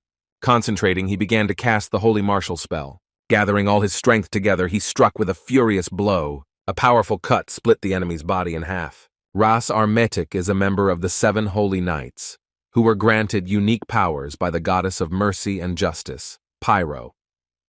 It is only suitable for short attacks, but after that a strong reaction strikes, demonstrating a huge amount of holiness. The rescued assassin surprised his comrades. He could not believe that he was still alive. The power given to the Knights of Light to serve punishment to the wicked and endless mercy to the righteous. The guys felt great thanks to Marshall's power, but as soon as it ran out, all their suffering would be directed to the one who used it. Of course, Ras Armetic could not share this secret with them, and continued to smile as if nothing was happening. Having defeated the formidable enemy, they moved on. Meanwhile, a fierce battle began inside the laboratory. The scientist modified his tissues to deliver blows. In order to dodge them, Jamie was forced to use the wings of his pet. Calling his opponent a fucking black magician, the furious scientist asked how he dared to interfere with his incredible experiments. Jamie was surprised, saying that he could not even think that he would hear such words from someone who abused his body so much. In response, the scientist, filled with fanaticism, called him a fool for not being able to unsee real art. Showing off his more advanced form with large black wings, he angrily said that he would now put on a special performance for the unexpected guest. Disappointed in his choice of opponent, Jamie awkwardly replied that chimera wings were in poor taste. Of course, his words caused the enemy to lose control of himself even more. He plunged into a deep rage.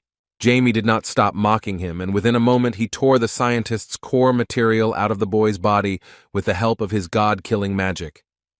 Clenching his fist, he cheerfully declared that he was quite interested in playing with such material of poor experiments. After these words, the magic around the chimera's body contracted, and the material was destroyed, and the magician from the past began to taunt the enemy, demonstrating that he did it by accident. As expected, after such a sudden action, the scientist completely went crazy with rage.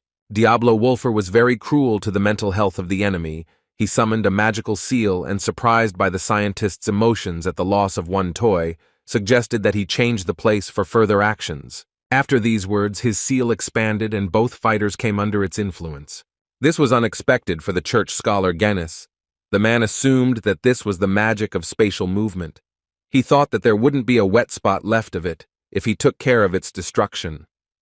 Having hit the barrier, he arrogantly thought that he could deal with the petty magician without any problems, which was getting on his nerves. But as soon as he saw that the enemy's technique was not susceptible to his blows, he realized that it would not be possible to tear this magic into pieces.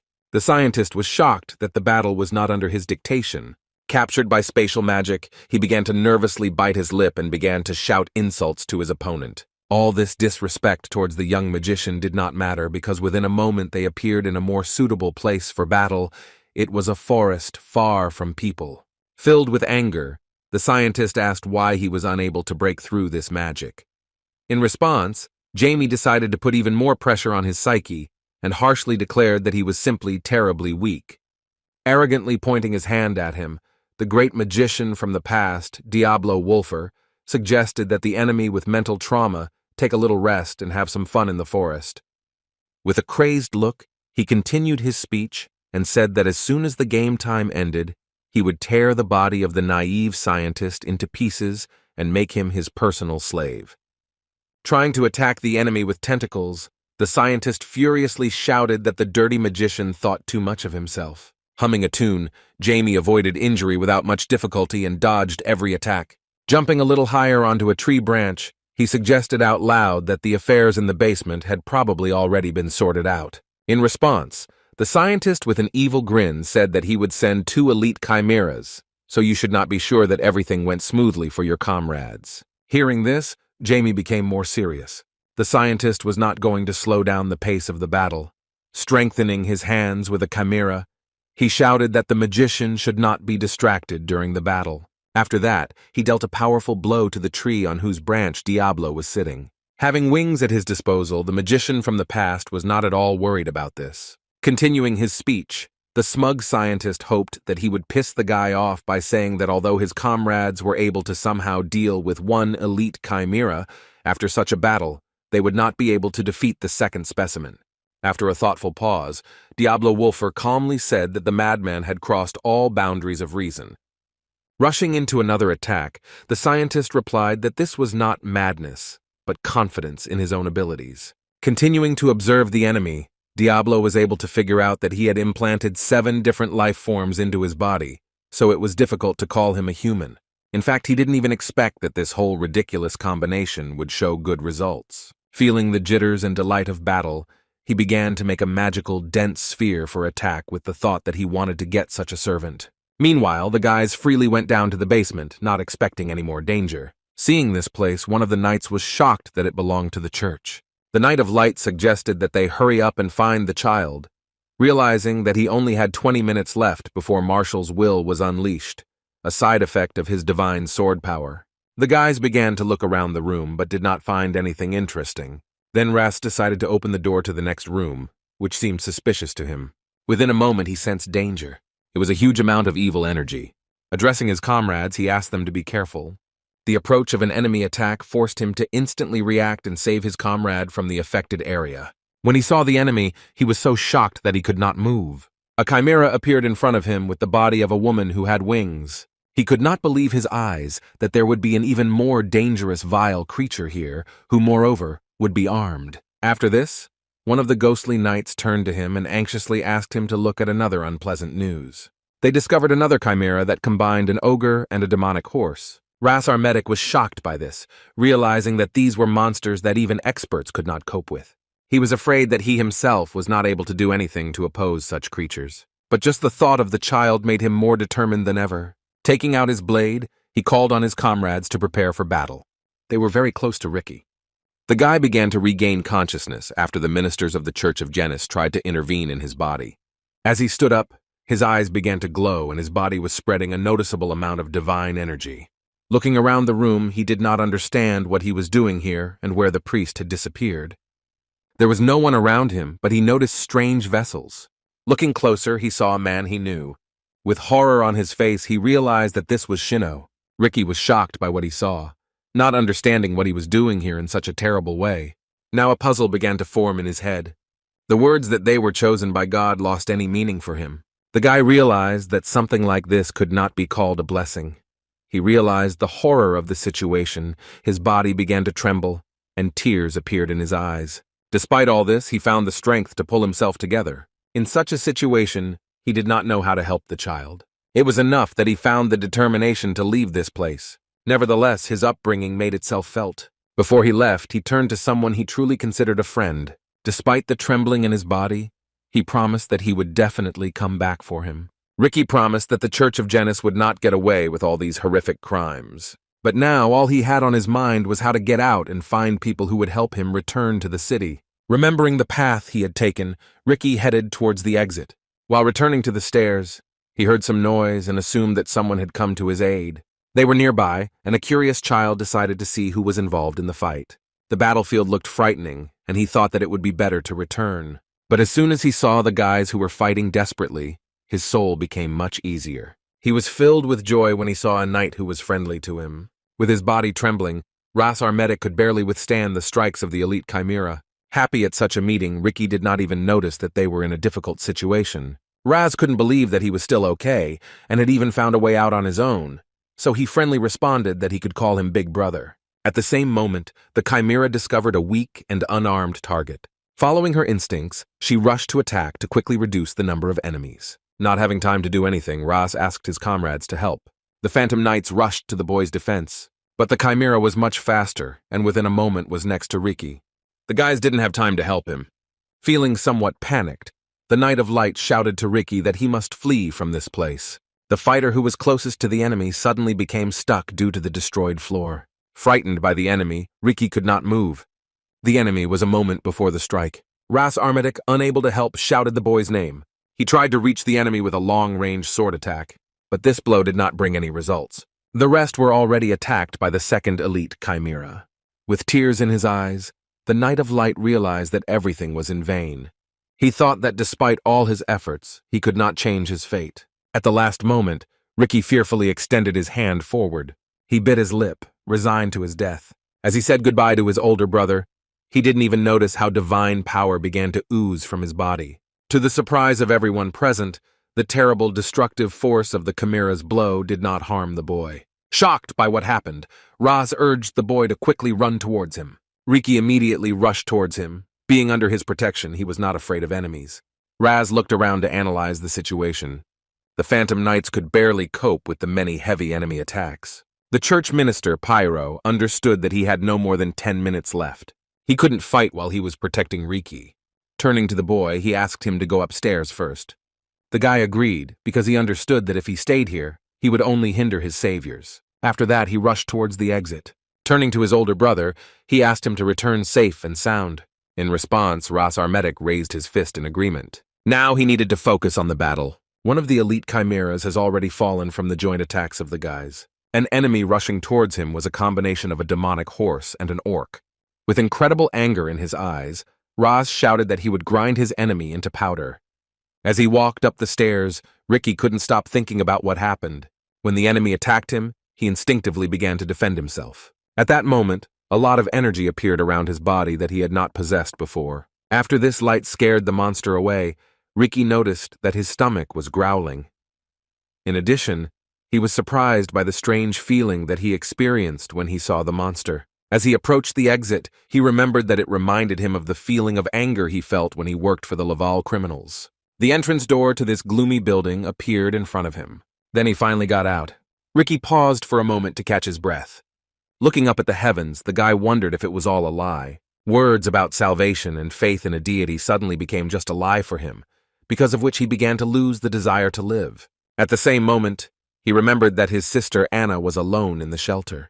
He was afraid that someone might harm her. From this thought, he felt some terrible feeling, hatred for those who could harm her. Looking around, it seemed to him that he should go forward.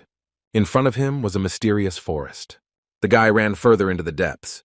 This place seemed distant from people, and there was a feeling that it was hiding some kind of secret. Meanwhile, the scientist was incredibly furious. He shouted to the young magician that he would not be able to escape, and that his end would soon come. Jamie didn't expect the enemy to hold out for so long. He had to fly up to dodge another attack. The mad scientist's powerful attacks caused many explosions inside the forest.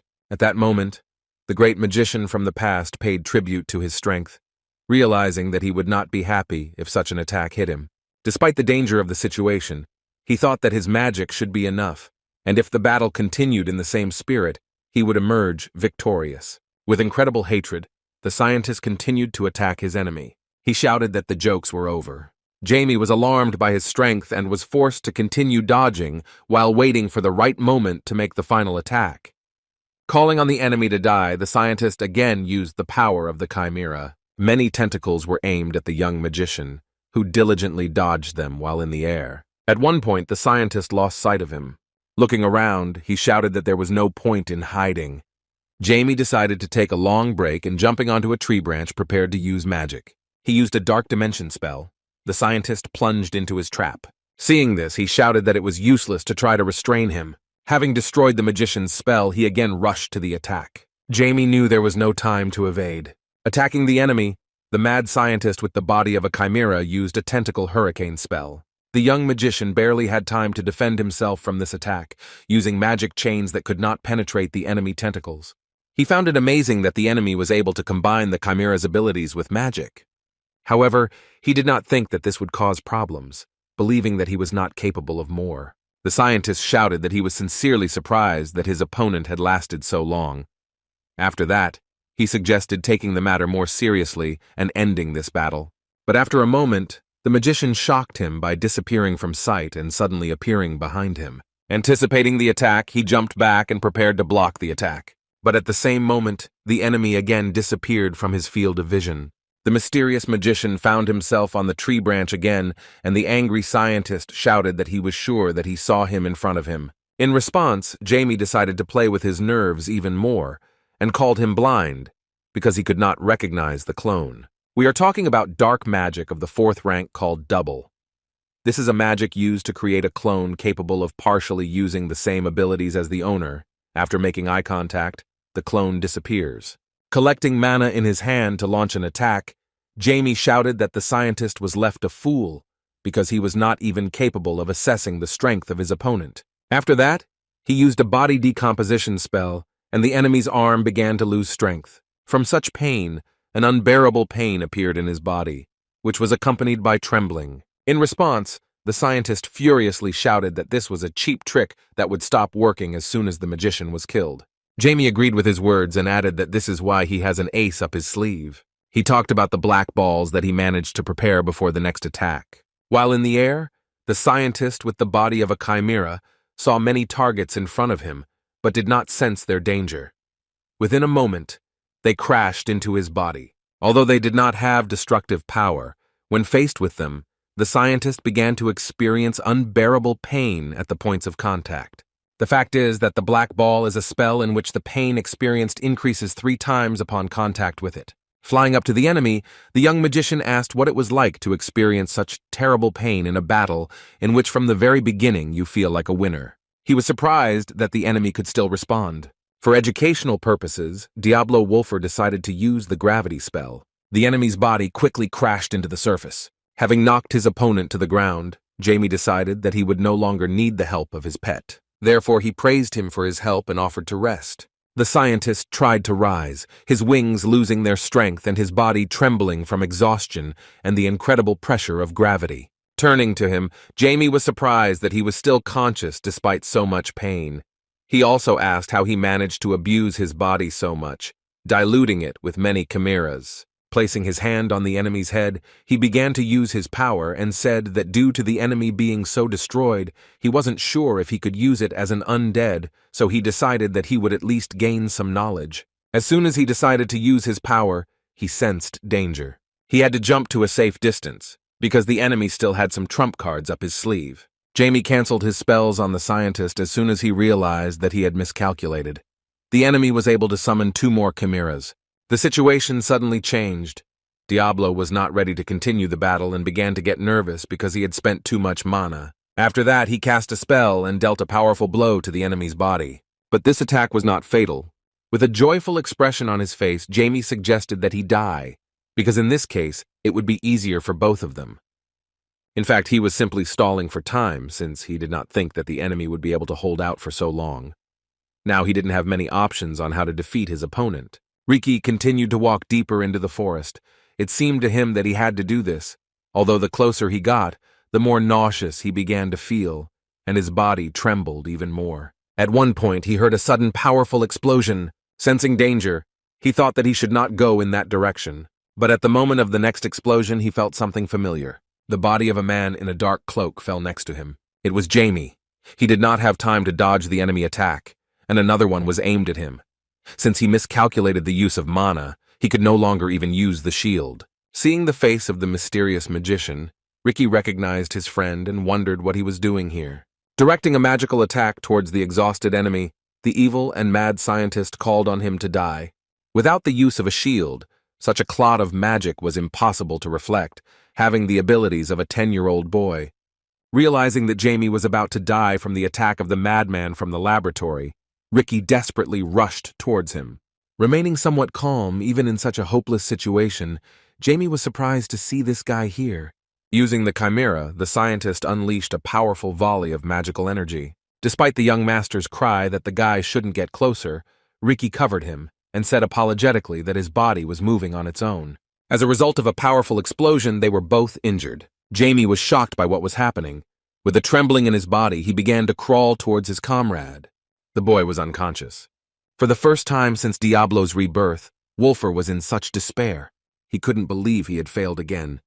While fighting the gods and their followers, he had to endure a lot of pain. Even after he gained a second life, he could not avoid the mistake that haunted him in the past. Someone died because of him again. In the past, every battle brought him to despair. Before his death, his comrades shouted that he must live on. To save him, another person sacrificed his own life.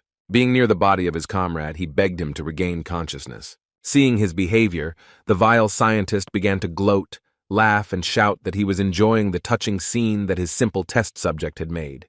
Turning to the magician, who was immersed in the darkness of memories, the scientist shouted that he would now get rid of both of them. But Diablo Wolfer didn't even pay attention to him. Memories from the past about his beloved and faithful comrades began to emerge in his head. He had many followers. Before they died, they screamed for the leader to leave them, but not to forget them. In a desperate situation, Diablo began to use the primal power of rebellion against the divine. The chimeras sensed the danger posed by the enemy, and the scientist began to get nervous as soon as he noticed that the magician's aura had completely changed. The mad scientist knew that he should end the battle as quickly as possible, but he could not control the trembling in his body. Jamie leaned over his comrade's body. With a look filled with the lust to kill, he asked the enemy to wait until he finished.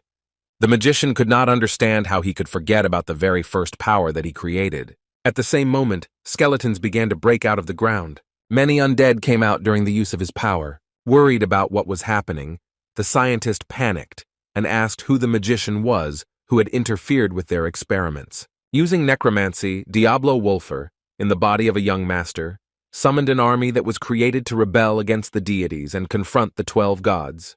In response, the self-confident scientist was surprised that the guy was going to kill him with the undead, which he called weak.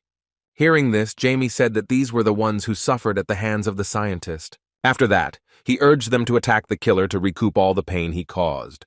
Countless numbers of undead rushed at the pathetic scoundrel and his chimeras. Their number was simply incredible. They all rushed at the bodies of the chimeras, trying to destroy them.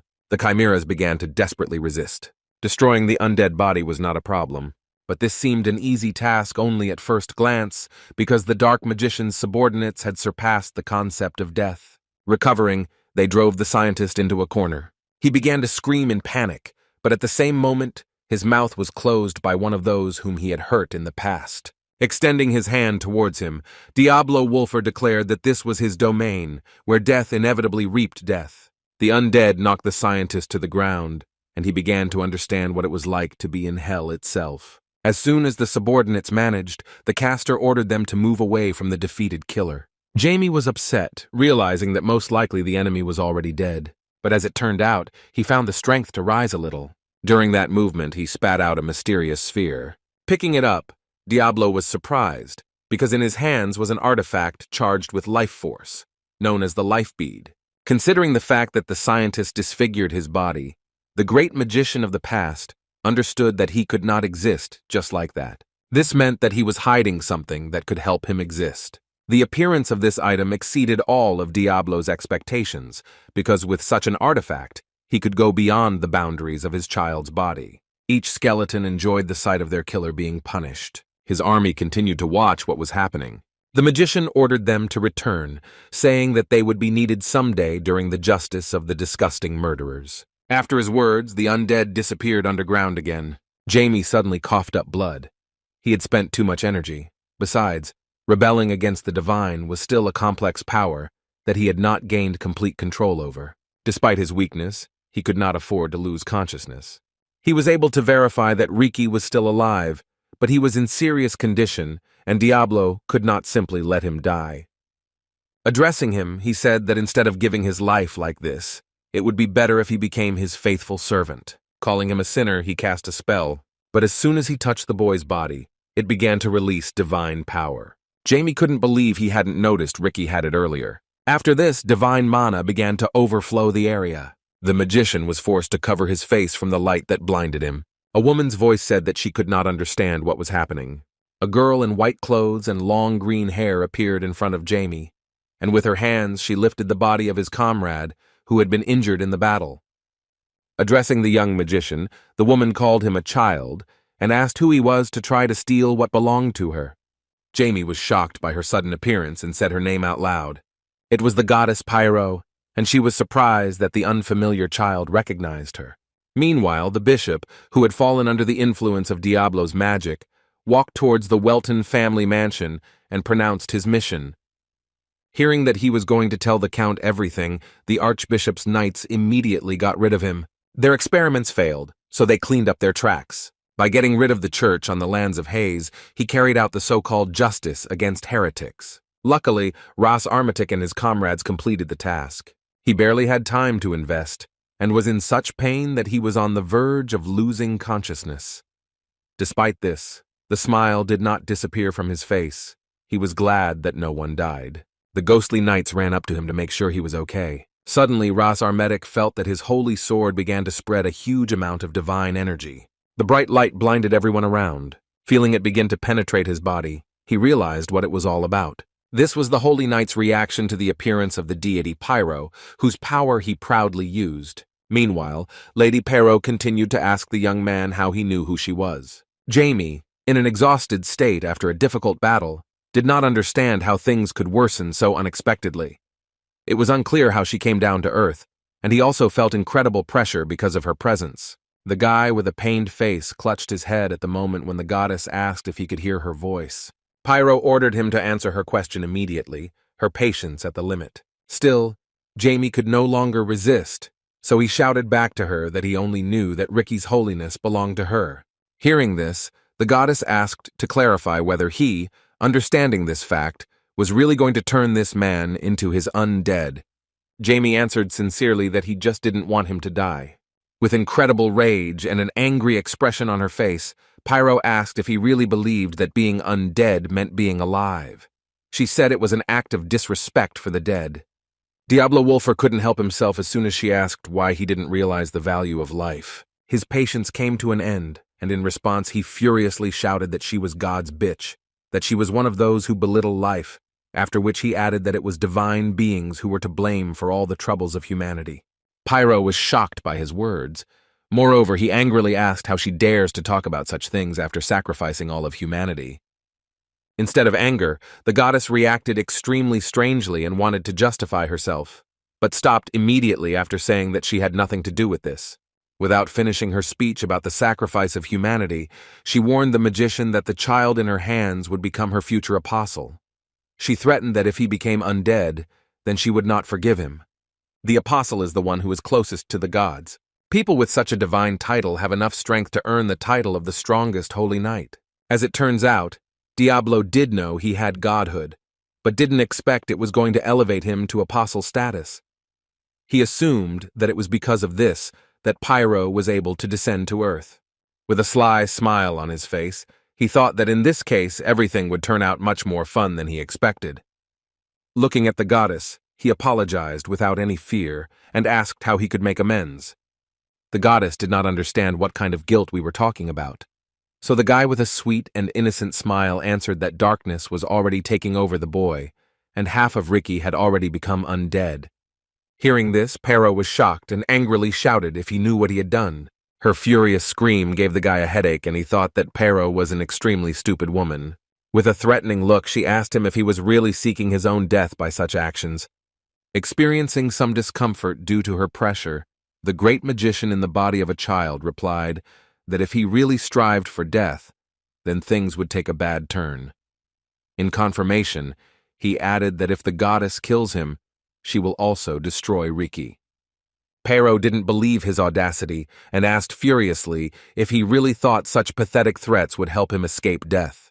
In response, Jamie confidently said that only one person can be an apostle, and if she misses Ricky, she will have to spend a lot of time looking for a new one. The goddess could not say anything in response. The arrogant magician suggested that she forget about the wasted time, because what is more important is that the presence of an apostle guarantees the unlimited appearance of the deity on earth. Looking at Ricky, Jamie called him a friend and reiterated that he had no desire to kill the boy. Calling the magician a vicious person, Pyro said that he had invented a very good story in order to save his miserable life. In response, he asked why she made the guy her apostle. He was interested, because at this time there are no reasons why she vitally needs an apostle, because the world exists, as the 12 gods planned very calmly. He called this existence a system on which all 12 gods work together, after which he asked whether he was right in his judgments. Nervously biting her lip, Pyro, who had been outplayed by the man, asked how much he knew. Extending his hand upward, Jamie said that she is the most holy of the 12 gods, whose love reaches absolutely everyone, and is so overwhelmed with this feeling that she has received the power to destroy evil. With a crazed and piercing gaze, he assumed that she had been banished from heaven. The goddess could not contain her anger, which was visible even from the expression on her face.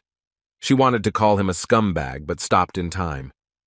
With a smile on his face, Jamie was not even afraid to look her straight in the eyes, realizing that this dispute was final, because she cannot lie, because this lie goes against holiness, so she needs to remain silent. After that, he spoke his name from the past. Shocked by the name, Pyro asked how a mage from this era knew who Diablo Wolfer was. With his hand on his heart, Jamie declared that he was the man's legacy. Pyro considered this impossible, remembering that after their incredibly difficult battle, that incredible human magician was sealed. In addition, she did not understand why all this was happening at such an inconvenient time. Without fearing the goddess, Diablo asked if she would mind shaking hands. Disappearing, Pero invited him to come to her in Afton, where they would discuss everything in detail. As soon as she left, Ricky fell to the ground. Looking at the boy, Jamie thought that if everything went well, then he would have a very useful tool. After contact with Pyro, Ricky finally returned to consciousness. Seeing Jamie in front of him with his usual dissatisfied expression on his face, he was surprised that he was still around. As soon as he remembered what happened before he lost consciousness, he shouted to his comrade if he was okay. He was afraid that he was in pain, because he was visibly injured, because there was blood all over his clothes. In addition, he noticed that the young master's eyes had turned purple, and also said that he had some strange sensations in his body. In a calm tone, Jamie was surprised that even in this state, Ricky was worried primarily about someone else, and not about himself. He further explained what happened, not forgetting to mention that he was a future apostle, while he made him half undead with the help of his dark magic. Jamie was sure that after learning this, Ricky would hate him, but as it turned out, the boy took it calmly and said with a smile that everything was clear to him now. Hearing his words, Diablo felt a little uneasy. Explaining his calm, Ricky suggested that just because Jamie was a dark wizard, that didn't mean he had to be evil. To be fair to those who considered him a friend, Diablo admitted without any doubt that he knew that Ricky would be sent to a dangerous place, then added the even more stunning fact that he even tried to kill his sister. Even so, the boy with godly strength summed up that Jamie saved him in the end and didn't even touch Anna, so he's still a good guy. Not understanding the feelings of the strange guy, Jamie nervously called him a simpleton. As soon as the future apostle touched his body, the magician was surprised that as soon as his divine magic spread, the incurable wounds on his body began to disappear. Ricky himself was surprised by this effect. He said that he thought it would work, so he tried it. Within a moment, he felt that Brother Ras was approaching them. In response, Jamie said that in that case it was time for him to leave. As he left, he asked Ricky to forget about what they were talking about. As it turned out, the boy was sympathetic to his secrets and double life, so he agreed to fulfill the request and said goodbye amicably. Meanwhile, Earl Welton and the Knight of Light arrived at the Church of Janus of his lands, where the judge of the organization reported to him. He apologized for the fact that, due to certain circumstances, he could not give his name. In response, Mr. Argino asked what the judges were doing here. The man explained that they came on orders from their superiors to hunt down the heretics. Further, the judge showed the chimera to the count, saying that, as it turned out, Father Lincoln turned out to be a heretic. After he admitted this, their knights executed the infidel. As soon as Ras heard this, he began to get angry, realizing that the Church of Janus was using the bishop as a scapegoat. When the judge began to say that this was an important matter, kept in the strictest confidence in the church, because of which they conducted an investigation, Ras Armitic could not stand it and shouted that it was all nonsense. The excited guy did not have time to finish his speech. Mr. Welton, in a calm and indicative tone, let him know that this was enough. With a sly smile, he said that he should praise the courage of the judges, or even sympathize with them. After that, he declared with piercing eyes and an angry tone that they dared to kill someone in his domain. He asked if they really intended to share the bishop's fate. As soon as the judge realized the seriousness of his intentions, which put him in mortal danger, he fell to his knees in front of the master and hesitantly shouted that they were simply punishing sinners in the church. In response, Mr. Argino said that in these lands he is the only one who is the judge, so no one dares to harm the people in Hayes without his permission. The judge, with a trembling in his body, tried to justify himself. But the count did not listen to him, and angrily said that the Church of Janus had crossed all boundaries. Standing in front of one of the strongest swordmasters, the judge feared that he would die at this rate. Despite this risk, he could not retreat. Rising to his feet, he decided to demonstrate his character, and called the count too arrogant because it would be unwise for him to turn his back to the Church of Janus. But as soon as he raised his hand, Mr. Argino struck with lightning speed. With one precise movement, he cut off the insolent man's hand and he fell to his knees again. Squeezing his hand to stop the bleeding, the judge heard that his right hand would be next, and then his head. The count seriously said that if he wants to remain with his head on his shoulders, then he should immediately leave the lands of Hayes. Ras Armitic was simply shocked by the count's thoughtful actions, Although the judge did not say a word about chimeras, Mr. Arjano skillfully diverted his attention and showed this servant his true place. He understood that if everything continued like this, their side of the conflict would definitely win. But the judge could not fail his mission. He bowed his head at the count's feet and apologetically promised that their church would pay compensation so that they would forgive their mistake this time. Begging the gentleman to come to his senses, the judge thought about his duty. He had to remember that Hayes is an opportunity to expand the eastern lands of the influence of the church. Passing by the judge, the gentleman firmly stated that he would not change his decision because the church had lost his trust. Therefore, he decided to sever all ties with the Church of Genus. The count left, but the ministers of various churches remained in this place. Now Ras Armetic has seen with his own eyes how Mr. Welton conducts business. The judge had no choice but to leave. With a smile on his face, the Knight of Light was glad that it was all over. Due to the severity of the count's decision as a result of the incident, the Genus Church paid a huge compensation and disappeared from the lands, and a sudden visitor came for Riki and Anna. The holy marshal of the church, Pyro, knelt before them and introduced himself properly. Addressing the children, he stated that Riki would become a symbol of the Pyro Church as an apostle of the goddess. At the same time, Anna will awaken as a saint, and when this happens, she will begin to observe the world with her holy eyes. Ras Armetic promised that Afton would do his best to welcome them. Riki took the Knight of Light by the hand, and could not help but feel joy that one day Anna would be able to see with her own eyes. A church representative confirmed that they will be able to open them soon. Laughing joyfully, Riki hugged his sister. They say that the simultaneous appearance of an apostle and a saint is a sign of impending troubles, but with his hand on his heart, the marshal accepted these words with a smile. Addressing the goddess, he declared that if misfortunes came, then he would honorably protect such bright children. This is how the two found themselves under the full protection of the Pyro Church. At the same time, Diablo Wolfer understood that he would soon come face to face with a test of fate. At this time, 12 gods are divided into factions, and most likely this prompted Genus to create holy knights from chimeras. The great magician and true protector of humanity assumed that the goddess of mercy, Pyro, was to some extent isolated. To be sure of this, he had to go to Afton. In fact, he was ready for any challenge, but before that, he still had urgent matters to attend to. Having mentally prepared himself, Diablo Wolfer once again took on the role of Jamie, who loves his mother. This time the guy's mother and sister were a little surprised. Jamie continued to play his part very diligently and rushed to hug them, saying that he really enjoyed having tea with them. Mom was surprised, saying that he usually finds it boring. Confused, Jamie began to make excuses. He was surprised that this woman still guessed about his true feelings. With a sincere smile on her face, Mom suggested that he needed something from her. Jamie knew that next time he would have to try better and think through each step in more detail. In response, he said that he was just in a good mood. Hearing this, my mother asked me not to hesitate and suggested moving on to his request. As it turned out, he wanted to visit his mother's homeland, Afton. It was difficult for him to maintain the image, but still he said that he would like to see with his own eyes a mountain with huge bubbles. But Sears did not give up and decided to blackmail him, saying that she would like to see his cute behavior. Seeing that Jamie was not even trying to satisfy her desire, she said that in this case, the trip would have to be rescheduled. Hearing her words, Diablo Wolfer, the great dark magician of humanity, thought that he had never retreated from any difficulties. After that, he made a heart with his fingers and sweetly said that he loved his mother. After the words were spoken, Diablo began to feel depressed, while his mother replied that after what she saw, she had no choice but to agree with her beloved son's request. Diablo was completely self-absorbed when he learned that none of this was necessary, since they were planning to leave for Afton next week anyway.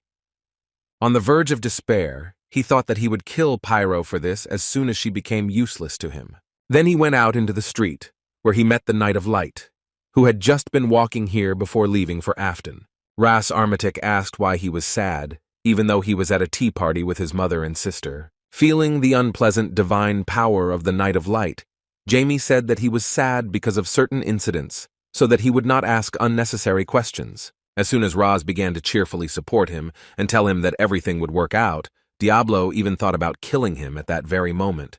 To avoid such premature action, he asked what he was doing, and he replied that he had something to discuss with the Duke. As it turned out, he informed Mr. Arjano that he was going back. With a smile, he said that he had a feeling that Jamie was about to hear something interesting from him. The point was that Ricky and Anna would go with him. For Diablo, this was obvious, because they would become an integral part of the earthly power of the goddess Pero, but still he had to show surprise so as not to arouse suspicion. Then Ras Armetic unexpectedly announced that farewells do not last forever, which further strained the morale of the magician. The priest went on to say that Ricky and Anna would never forget him, and that although he didn't know when they would see each other again, it would be great to see each other as adults. In response, Jamie barely managed to ask himself what he was trying to say. Unexpectedly for him, Ras did one more thing for which Diablo would like to kill the Knight of Light in the same place. The priest unexpectedly hugged him tightly. Then Ras sincerely said that he would like their friendship not to end. He asked the young magician not to be sad and not to be sad because this is not the end. As he said goodbye, he finished off the young gentleman with the words that he would visit them often. Diablo Wolfer began to hold an even greater grudge against Pyro, due to the fact that she could not keep her offspring in one place. Meanwhile, Earl Welton and his wife decided to discuss recent events. As it turned out, their reason for traveling to Afton was the desire of their son-in-law to bring their son Jamie to him. It seemed strange, my mother noted, that she was not sure that even her late mother would have done something like that. Mr. Arjano doubted whether his son-in-law really just wanted to see Jamie. They set off the next day, but without the Count, because he could not leave the land due to the tense situations inside. His wife hugged him tenderly and said that there was no need to worry about their trip, because they would be accompanied by the best knightly order of the Earl of Welton. With a blush on her face, she said that no one would dare threaten them, because her husband was Earl Welton himself. Her pleasant and caring compliment caused the man to laugh with satisfaction. In addition, they were given even more confidence in their trip by the fact that Ras Armetic, who turned out to be the holy marshal of the Church of Pyro, was going to Afton with them, although priests of such high rank most often do not leave the location of the main church. This only meant that the church took the incident with the appearance of a scientist who creates chimeras using people very seriously. Nevertheless, the Count admitted to his wife that he was worried about the fact that their son's strength was developed beyond his years. Last time, during a visit to Count Simon's palace, the young master was unable to suppress his emotions and unleashed his terrifying power, despite his age. The man was not sure whether the leader of the order would be able to stop him if something like this happened again. But the wife expressed the opinion that they should not worry about it. In confirmation, she decided to mention that awkward incident for her son when he was forced to behave extremely nicely. After telling this story, they began to laugh, and Mr. Welton said with emotion that he would like to see it with his own eyes. Taking her husband by the hand, the lady said that everyone makes mistakes and she believes in their son. They were both glad that they were finally able to meet before the trip. As soon as evening came, Jamie left the family mansion again and was incredibly happy that he was finally able to finish the long-planned task. It took longer to absorb the life bead due to the fact that it had to be ground into powder. But the action turned out to be even much better than he thought, and all thanks to his hard and painstaking work. He could only share his success with his pet. Turning to him, he said that since they were very lucky to find such an artifact, reaching the 6th rank of magic was now only a matter of time. He had a long way to go to regain his old self, but now he could easily deal with someone of the same level as that mad scientist from the Church of Janus. Then he went to some forgotten forest hut. This was the meeting place with his charges. After they had greeted each other, Jamie told the servants that he was going to Afton, and since he was far away, he would be gone for some time. Hearing about Afton, Rise was saddened, realizing that he was on the northern border of the state, and such a journey would take a very long time. In turn, Hazard began to press for pity due to the fact that he did not want to be hunched over with axes in the role of lumberjacks all this time. Jamie was surprised that he had questions, so he asked in a disgruntled tone if there were any problems. In order not to delay too long, he asked them not to worry and said that this time they would go with him. Releasing the energy of rebellion against the deities, Diablo said that he remembered something that he had long forgotten.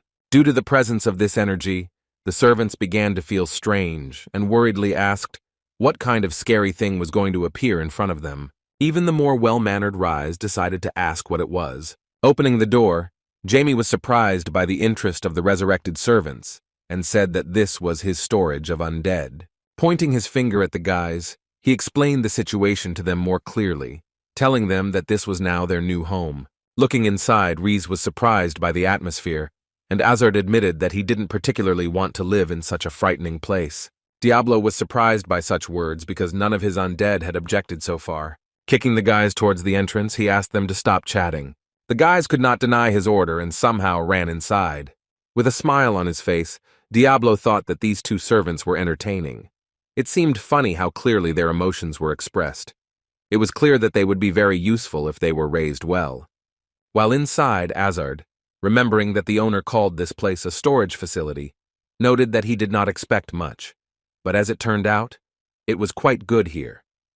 Apart from the strange feeling, there was more than enough space. As soon as they went outside, Hazard told the master that while they were there, they felt as if something was filling them from within. The dark magician confirmed this, saying that it was his primary power called rebellion against divinity. He could completely trust the undead that lived only thanks to him. So he said that the vault was created only from his power, and the undead participating in the rebellion against the gods absorbed this power and became stronger thanks to it. Excited and attentive to such things, Rise worriedly asked whether such a burden was too heavy for the owner. When the young master asked if he was really worried, the extremely emotional undead bent low, apologizing to the master for this question. Diablo replied that everything was fine, because if it were a burden, he would not waste time on such things. As soon as Azard intervened in the conversation and asked if the master could make them stronger at a time, so as not to be in a place overflowing with bones, Rise immediately rushed to shut his mouth, knowing that he had a lack of upbringing. Understanding the intentions of this impudent guy, Jamie, although he enjoyed their emotionality, with a nervous laugh, suggested that he not open his mouth with such requests. The next morning it was time to depart. The great magician from the past again felt embarrassed because of his parents' loving nature. Count Welton lifted him into the air, but Diablo could not say that he was not a toy, since he had to act out the role of a loving son named Jamie. Looking at his son, Argano sincerely asked him to be responsible, because he must protect his mother, sister, and friends. Devastated by this behavior, Diablo replied that he could be relied upon. Hugging his son, the father with a kind smile asked them to return safe and sound. Still, the great magician saw great support from him, so he sincerely agreed that he would do everything to make it so. The children set off on the road together with representatives of the church.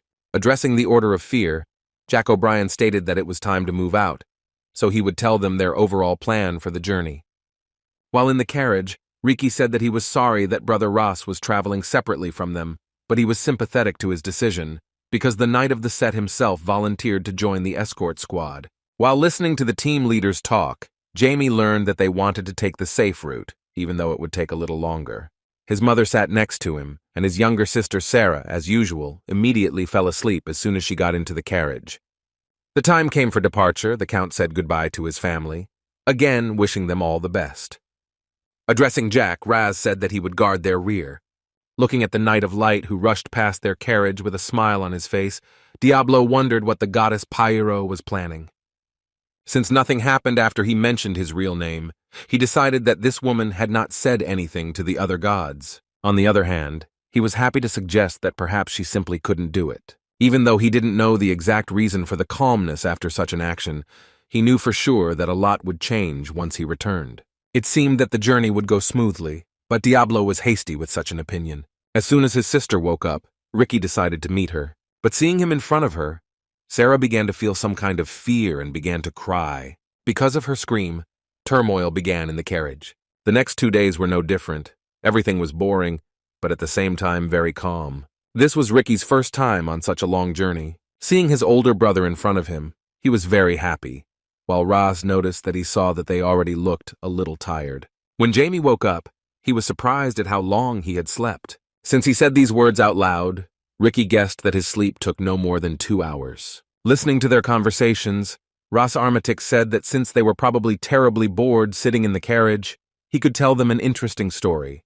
It was about the legend about the local Maya-Tre Mountains.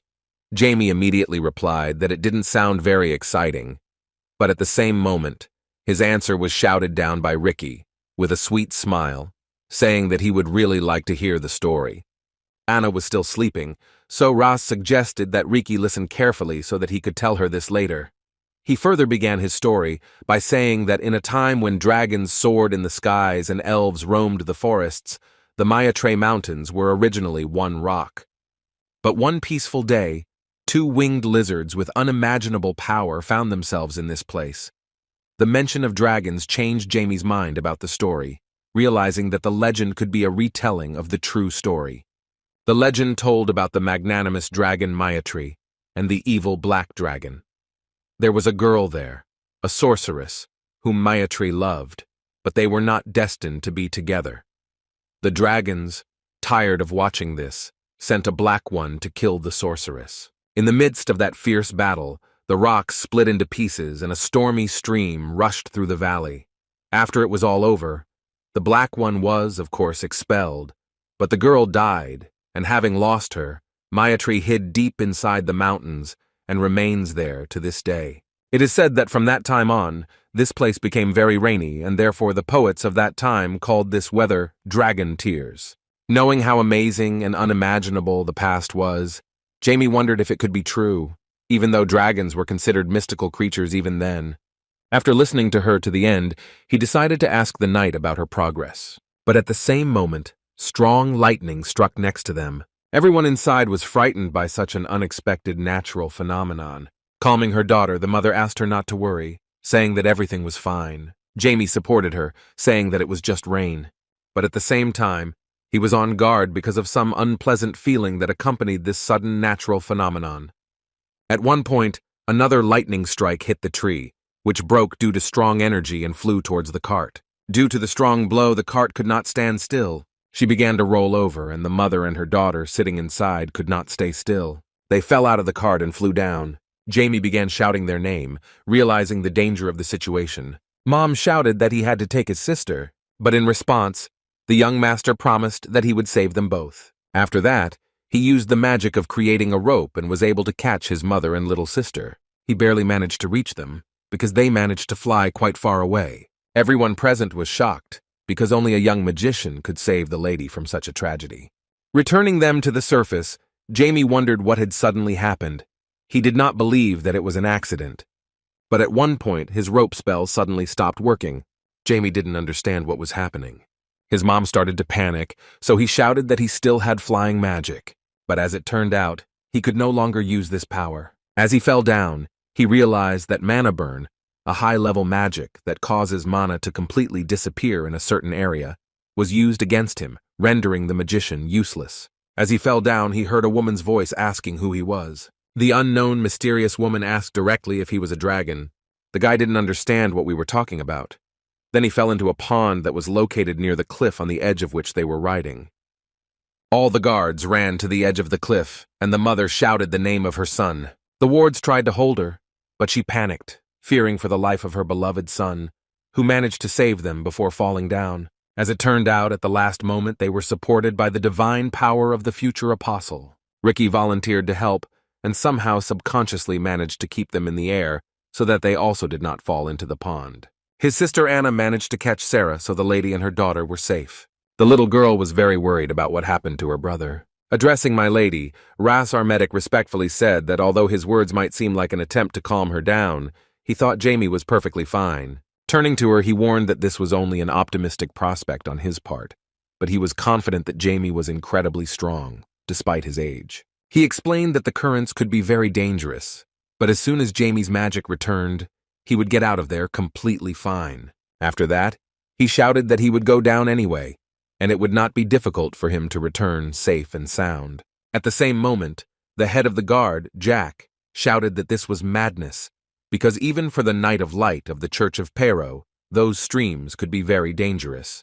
Leaving the detachment, Ras our medic asked him to give him 3 hours, despite the fact that it would be dangerous even with the power of the Holy Marshal. Knowing this, my lady asked him to do everything possible to save her son. She was counting on his help. Kissing the woman's hand, which was equivalent to the title of Archbishop of their church, he promised that the order would be carried out. Jamie found himself in some kind of cave. His body was wrapped in chains and he was suspended in the air, not understanding where he was or how he got there.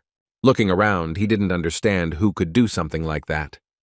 After that, he heard a woman's voice that he was glad that he had finally regained consciousness. A mysterious woman with long blue hair and dark horns on her head addressed him. She asked again if he was a dragon. In response, Jamie asked if he looked like one. The woman replied that this was not so, but then added that as soon as she saw him, she realized that he was far from dragons. But even with this thought, she decided not to stop. At the moment of her words, Diablo felt some hostility. Turning to him, she asked in surprise how he, an ordinary person, could have such great potential. Moreover, the young master's mana form and usage reminded her very much of dragons. Moreover, the breathing of the young man's entire body seemed to her similar to that used by mythical creatures. Addressing him, she stated that ordinary human mana breathing is terrible. People are stupid and weak, and therefore are not able to imitate dragons. Hearing these words, Jamie thought that those mythical creatures would have walked on thin ice when they were near him in the past. The stranger further suggested that if he was different, then he was probably from the elven tribe. After these words, she corrected herself, believing that even high elves could not compare with dragons. In response, a nervous Diablo asked her to tell her what she was even doing.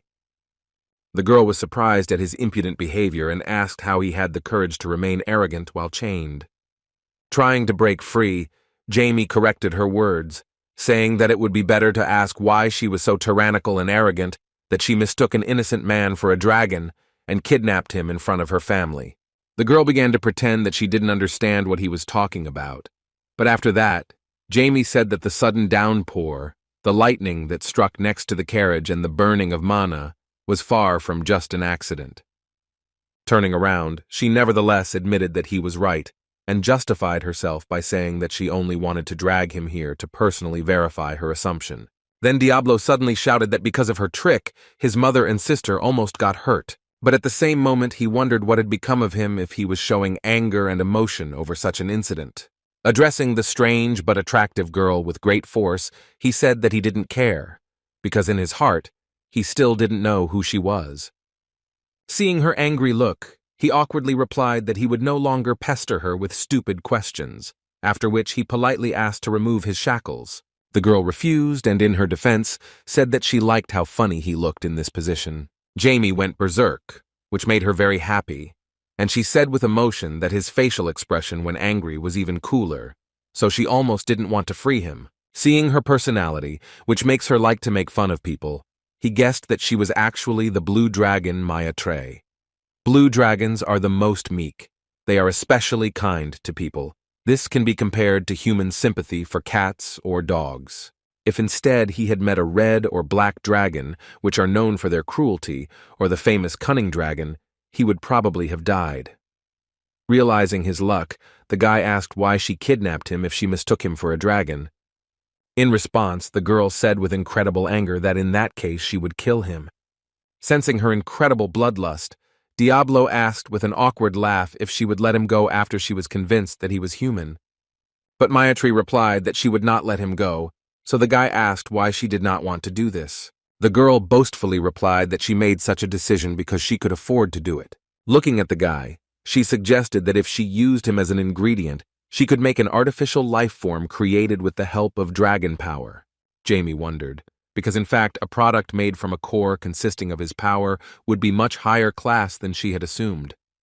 Just as he began to think about his worth, he suddenly realized that he was thinking about the wrong things to think about while on the verge of death.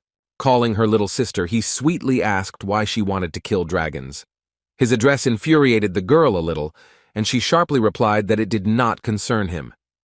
After this, he suggested that it might be due to his love for the person. After these words, he felt that the pressure from the dragon had changed. Mayatri canceled the effect of her spell, and the guy was freed from his shackles.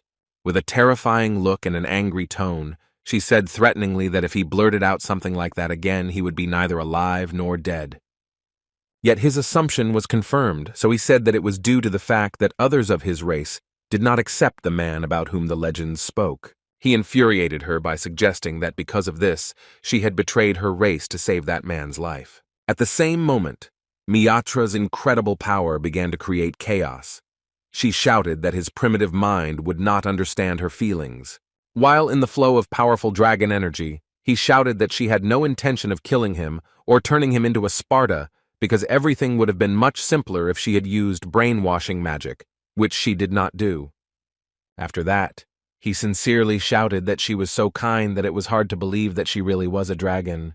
Hearing these words, she remembered that her lover had made that same speech word for word. This pleasant memory, brought to her by the pitiful man, made her change her mind. Freeing the guy from her spell, she said that this was his last chance, and there would be no other.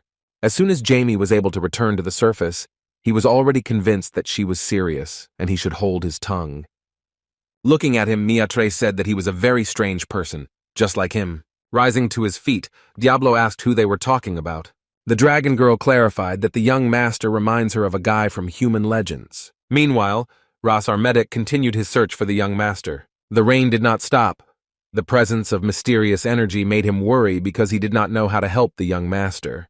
Maitre started her story by saying that it was 700 years ago and that guy's name was Ganon and he was a dark wizard. Seeing Jamie's reaction, she agreed that it was strange that a being of holy magic, a dragon, would love someone with such suspicious power. Hearing the following words, Diablo was shocked, because as it turned out, Ganon decided to use dark magic to learn the truth of this world. Being a human but a virtuoso sorcerer, he managed to reach the 9th rank.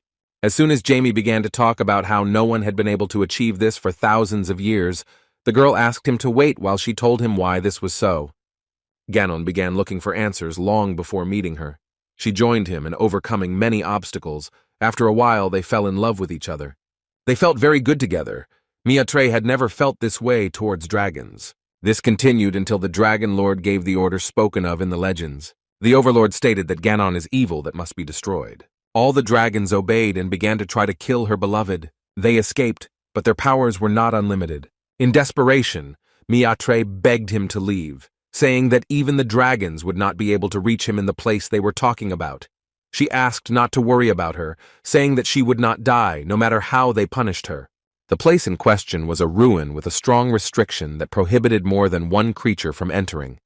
As a result, the wizard listened to the words of his beloved and took refuge in that place. From that day on, Maitre was banished for 1,000 years, but such a period is nothing for a dragon. However, a little over 10 years later, Ganon came for her as soon as he realized the truth of the world. Turning to her, he shouted about how she dared to continue to look at this world, asking if they were truly beings at the pinnacle of magic among all living beings. Seeing his behavior, the Dragon King said with a smile on his face that he was crazy.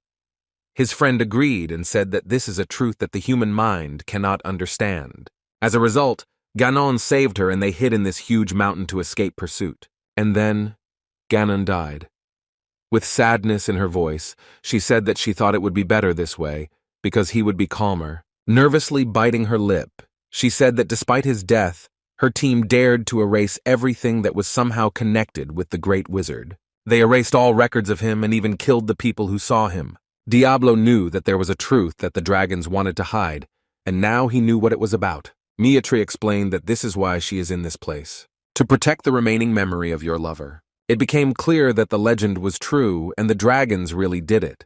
Now he realized why nothing was preserved about his past life. Realizing his rebirth, Diablo first began to look for something related to his true name.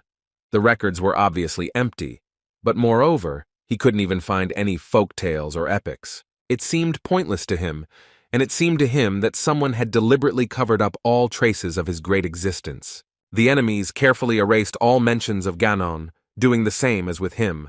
To be more precise, this was done not by 12 gods, but by the dragon god Brahman and his relatives. Now he learned that Ganon is a sorcerer who raised his level of magic to the 9th rank in order to find the truth of this world. But he did not understand why he had gone so far. Turning to Maitre, Jamie suggested that Ganon's tomb must be located here. The girl asked why he was asking. The young master replied that, as a person associated with magic, he would like to salute him. Hearing this, the girl began to remain silent, after which she calmly invited him to follow her. After that, they came to a place where there was a small green area. This is where Ganon was buried. As soon as they arrived, Jamie was shocked by what he saw. On the funeral cross was a bracelet that belonged to him in the past. It was known as the absolute immunization, the ideal cell. It is one of the 3 divine mechanisms created by Diablo Wolfer to counter the 12 gods, an artifact endowed with the ability to protect against all diseases and curses. Jamie couldn't even imagine that he would find him here. Now he understood the reason why Ganon sought the truth of this world. Having put on his artifact, he learned about the existence of Diablo Wolfer, a magician of the past who fought for humanity against the greedy gods. Looking at the dragon, he assumed that if he asked her to return the bracelet, she would probably kill him. As soon as Maitre approached the burial place of her lover, she turned to him, saying that she was nearby. Jamie decided to be careful, so first he asked what kind of bracelet it was. The girl replied that he was endowed with enormous power and belonged to her lover. According to her, that thing saved his life countless times. Jamie felt a little awkward knowing that she didn't even know it was a treasure filled with cleansing and protection magic. With an awkward laugh, he asked if this was really all that was left of her lover. Naturally, his unfortunate and thoughtless question caused her to become angry, causing her to look at him with incredible bloodlust and ask what he meant. Realizing the danger, the guy justified himself that he was just interested, because she had previously said that Ganon had comprehended the truth, and therefore it was curious if there were any records about this. Maitre replied that her lover had a diary. In response, Jamie asked with a sweet look if he could look into it, but the girl replied that she did not want to do him such a favor. After this, the charming magician of the past asked the beauty to tell him what Ganon fought for. The girl was wary as soon as he suggested that she knew the truth of this world. Demonstrating her anger, the girl said threateningly that this was crossing all boundaries, because the truth of the world is not something that should become known to a person like Jamie. Diablo replied that she was mistaken, because in search of the truth, Ganon risked his life for the sake of humanity, and even though he failed, she protected his legacy, so she should not leave her lover as an exhibit, but help his dream come true. Maitre looked away, admitting that although Jamie was a child, he was quite smart. Despite this, she said that he was wrong about one thing, because she did not need any souvenirs. That is why she remembered every little thing about her lover. Hearing her words, Diablo felt that he understood her, because he had been in the same situation since his beloved died. As they walked on, he said that he didn't quite understand everything yet. Maitre replied that it was because he was still small. As it turned out, Jamie was still able to convince her, and she decided to show him the diary. However, she noted that she doubted that there would be any benefit, because nothing was written in that diary. Looking at the item, Jamie assumed it had a seal on it. The girl confirmed his opinion, saying that it would be difficult for an ordinary person to remove this seal. After that, she said that there was no time to waste, and she would send him to the place from where he came. But Jamie suddenly asked her to wait and warned her that no matter what she saw, she shouldn't be scared. Looking at him, Maitre was alarmed. She couldn't believe that he was a dark magician. Moreover, she was stunned by his sinister power. Before her eyes, he was superior to a completely different level. Even his mana suddenly changed. Within seconds, Jamie said that he had removed the seal from Ganon's diary. The ancient magic dissipated, and while Maitre could not believe her eyes, the guy began to read. The first entry was about how Ganon faced the blue dragon, who called her dirty because of his dark magic. Then we talked about the fact that they, in some miraculous way, began to explore this world together. According to him, thanks to the Maitras, their trip turned out to be quite fun. The third entry said that taking off on the dragon, he ended up in the place indicated on his map. These were lands on which a person could not set foot, so it occurred to him to call this place Decay. Events reached a period when the Dragon Lord gave the order to his relatives to kill Ganon, but in his notes, he assured that he could handle it. He was more afraid for Maitra because she betrayed her family for his sake. During his travels, he encountered a mysterious tombstone. The date on it was stated as 70,000 years ago. Then they talked about how they settled in the mountains, where it was safe, in order to hide from persecution for some time. After resting, they planned to travel north to Garmin, which is the location written at the very bottom of the tombstone of the mysterious man of the past that Ganon was interested in. Addressing his predecessor in his diary, he wrote that although such lands no longer existed, he was sure that he would find something there regarding the truth of the world and the great wizard. While Jamie read the book, Maitre could not hold back her tears from the memories of her lover. Diablo, of course, understood the tombstone Ganon was writing about. Before the final war began, Diablo Wolfer, to strengthen his resolve, poured out his sorrows of the past and hopes of the future on the very stone in question. More than 60,000 years later, Ganon was able to find that tombstone, and 700 years after his death, Diablo was able to be reborn. Respectfully returning the diary, Jamie wondered where Harmon was, where his gravestone was located. All this seemed strange, because Ganon came across his trail a little differently than he had intended to do it. And yet the event seemed wonderful to him and brought a pleasant smile. Thanks to the bracelet's power, Ganon was able to discover the hidden truth about the 12 gods. Even though he learned the truth about the enslavement of humanity, he could not fulfill his duty. Diablo Wolfer returned to Earth again, in a new guise only to incinerate the 12 gods, with the hope that humanity would one day regain freedom. With tears in her eyes, Maitre was incredibly happy that she was able to find out what her lover was writing about. During their travels, he never admitted that he loved her, and it also infuriated him when she clung to him. With a kind smile, Jamie said that since she realized this, then she should remember that Ganon will always live in her heart. Addressing the dragon, he stated that this would be the case until she forgot him. In response, the girl was surprised that the young man could also say nice words, despite his young age. Constantly hearing such words addressed to oneself was not the most pleasant sight for someone who had existed for more than 60,000 years. But Jamie remained silent. Hugging the book, Maitre wondered aloud how wonderful it would be if she could go back to those times. To calm her down a little, he put his hand on her head and said that such thoughts befall everyone. At the same moment, the girl grabbed his hand and asked about his black mana. With hope in her eyes, she asked if he was a dark magician. Jamie tried to justify himself by saying that it was ordinary magic, but the girl did not let him finish talking about this nonsense and said that she herself tried to use dark magic to remove the seal. The guy was shocked when he heard that she was able to cope with such teaching. As it turned out, the sacred being was not going to bother himself with such matters. Mayare boasted that she had simply brought an expert, but it was clear that she had kidnapped the magicians. Humming, she said that their views were quite similar, so if he didn't want to die, he should have followed her. Jamie disgustedly replied that it was a kidnapping with a threat. Despite all her less-than-honest efforts, the seal could not be removed, and this was the case until Jamie appeared before her. She didn't want to admit it, but she still said that it seemed to her that her lover's strength was not from this world. Diablo decided that he should support her, so he suddenly declared that if truth be told, he was a magician who would grant Ganon's dying wishes. The girl doubted his words because the entire inheritance was in her possession, so those who had never met him could not know what his true path was. Jamie replied that although they had not met, they were pursuing the same goal, so the words that he was fulfilling his dying wish were not an exaggeration. Falling to her knees, Maitre suggested with some disappointment that he too was about to fight the 12 gods. Hearing this, Jamie was shocked as he did not expect Ganon to mention this. As it turned out, he did not talk about this, but Maitre realized this after reading his diary. Ganon was truly angry at the 12 gods and hated the dragons for collaborating with them. She wanted to warn the guy about the dangers of such plans, but Jamie firmly replied that she was right, and he was really going to challenge them.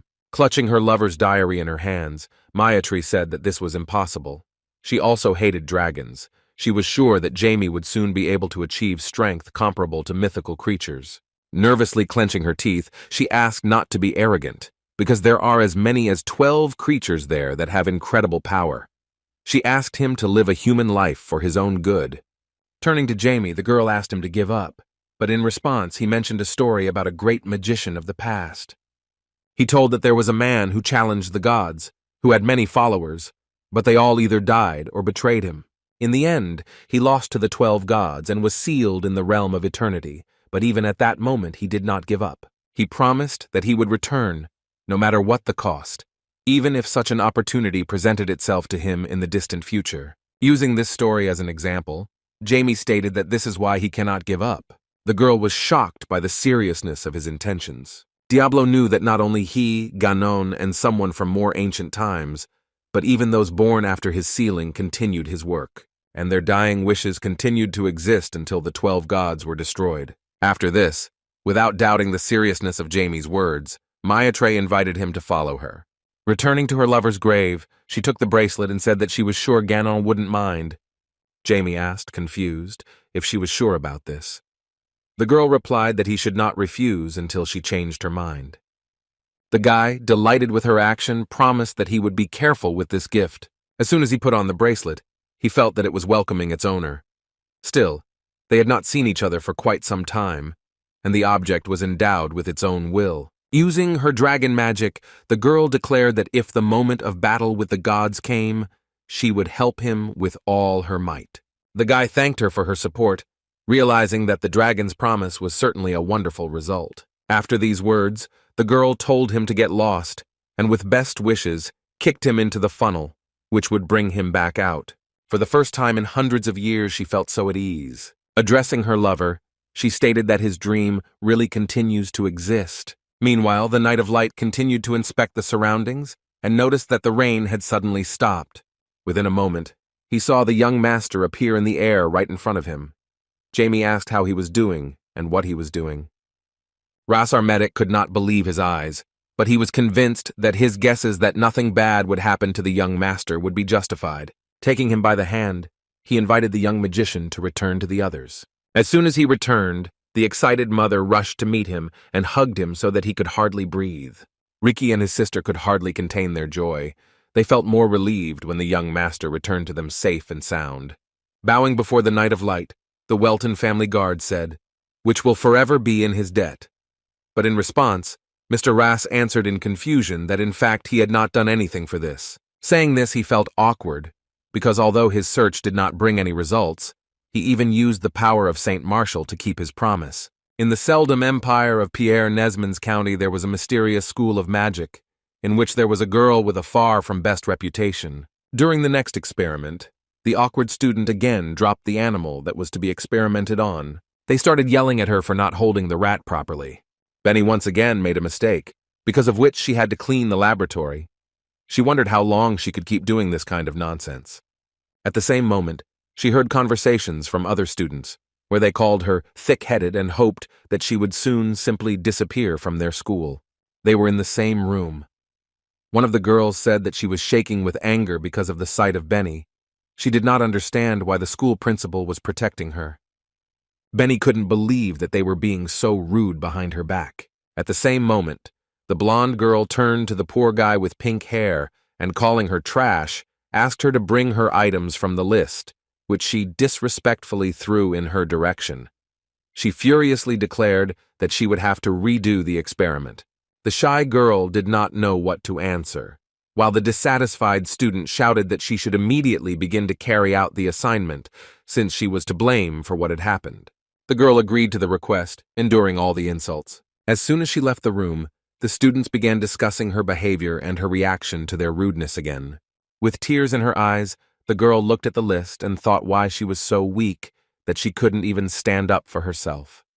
Meanwhile, the guys had already arrived at the Count's estate and a lavish meal began. A man with blonde hair thanked the guests for coming such a long way, after which he invited them to start their meal, saying that the chef tried very hard to please with his dishes. The rest time began. Raz, Ricky, and Anna were crazy about the delicious food that was offered to them. Turning to the man, the lady thanked him for his concern. The man replied that this was nothing, because he was only worried that such a thing would not meet the standards of the daughter of the great Bell family. After a pleasant time, evening came and everyone went to their rooms to rest. Taking advantage of the moment, Jamie went out onto the streets of the city and soon realized that it was very boring here. A little earlier, he barely managed to escape from Ricky because he began to follow him, asking what his plan was. Communicating with his pet, whose presence he continued to hide, Diablo was glad to hear that he too wanted to enjoy a little more of a pleasant and carefree walk. As it turned out, his valuable artifact on his arm attracted the attention of local thieves. Two guys who looked more like some kind of children of noble families were interested in the item that the young man was wearing on the street. One of them noted that this artifact was very remarkable and should not be possessed by some brat. His companion assumed that Jamie was a nobleman and his parents gave him the bracelet without suspecting anything. Pursuing his goal, the guy with the long nose asked his friend whether their director would like such a reward. The bald student replied that he could probably even reward them for such a find. Jamie continued his walk, but suddenly he heard a worried squeak from his pet. He understood what they were talking about, because he himself noticed that they were being pursued by two ill-wishers. Despite his friend's worries, Diablo said that he didn't care what they came for. With a sly smile on his face, he said that with the help of those poor fellows, he could get rid of the boredom of this ordinary day. The students continued the pursuit and entered a remote corner, not noticing where the boy had disappeared. While Jamie was on the roof of one of the buildings and calmly watched them, they were worried that at this rate they would lose their prey. Snapping his fingers, Jamie told his pet that he had seen enough of those primitive thieves, and it was time for some fun. After snapping his fingers, a guy with a long nose noticed movement around the corner of the house and said that their target was in that direction. Jamie clapped his hands in satisfaction as his plan began to work. He was thinking about conducting some kind of test between those poor fellows. But in one sudden moment, he felt that a portal had appeared behind him, through which hands were reaching out to him. He couldn't believe that he had been careless and made such a mistake. As it turned out, it was not the work of those two students. When they turned the corner, they discovered that no one was there. In reality, Jamie was kidnapped by a girl named Benny. The young master was not particularly happy with her actions and immediately kicked her aside. With an angry and arrogant look, he asked how she dared to do something like that. He said that although he did not know her, she did not have long to live. In response, the insecure girl asked him to wait and begged him to listen. In response, the guy said that he was not eager and directed a spell in her direction.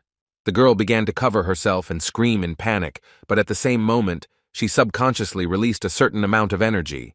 Seeing this, Jamie was surprised that she was the owner of dark magic. Instinctively defending herself, she managed to weaken the blow a little, but she still flew back and hit the wall hard. As Jamie approached, he noted that he was surprised that she possessed dark magic. Seeing something like this, he agreed to listen to what kind of sudden attack on her part it was. The insecure girl with tears on her face quietly whispered that he was too cruel. With a trembling voice, she said that the stranger was even too cruel because she was only trying to save him.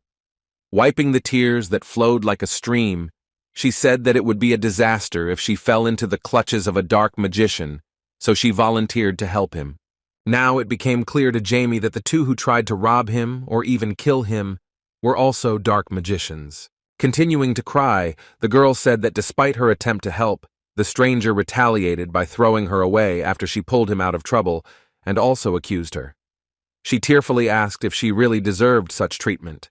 Rushing towards him, she asked why everyone hated her. In response, Jamie, in a calm but angry tone, said that he understood, after which he asked her to shut up a little. The girl continued this performance. A Zashmorg suddenly appeared in her hands, and she said that this world is so cruel that it does not recognize any kindness, so it would be better if she simply goes to the next world. When she calmed down a little, Jamie jumped on the barrel and asked if he was right that she was from the same school as the guys who were chasing him. The girl replied that it was so she saved him using the warp gate that she stole from the school. With incredible sadness, she said that even if he was a child, it would be sad if experiments were carried out on him. But as it turned out, she was now confused as to whether he was really as old as he looked. With a smile on his face, Jamie asked her not to show any false sadness. He said that since she was a dark magician, she probably had to take part in cruel research or something similar. Hearing this, the girl froze in horror in place, and tears appeared in her eyes again. Jamie continued to press her with facts, saying that only because she saved him, he asks to see her as a person standing on the side of justice. Being in complete despair, the girl began to make excuses, saying that she did not want to become a dark magician.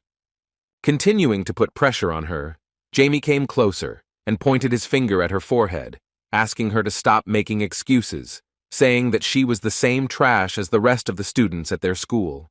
In response, she said in despair that she was not like that because she did not like dooming living creatures to torment. She stated that he could not even imagine how painful it was for her, looking at what was happening in their laboratories. Every time she stained her hands with blood, she felt as if she was cutting her heart out of her chest.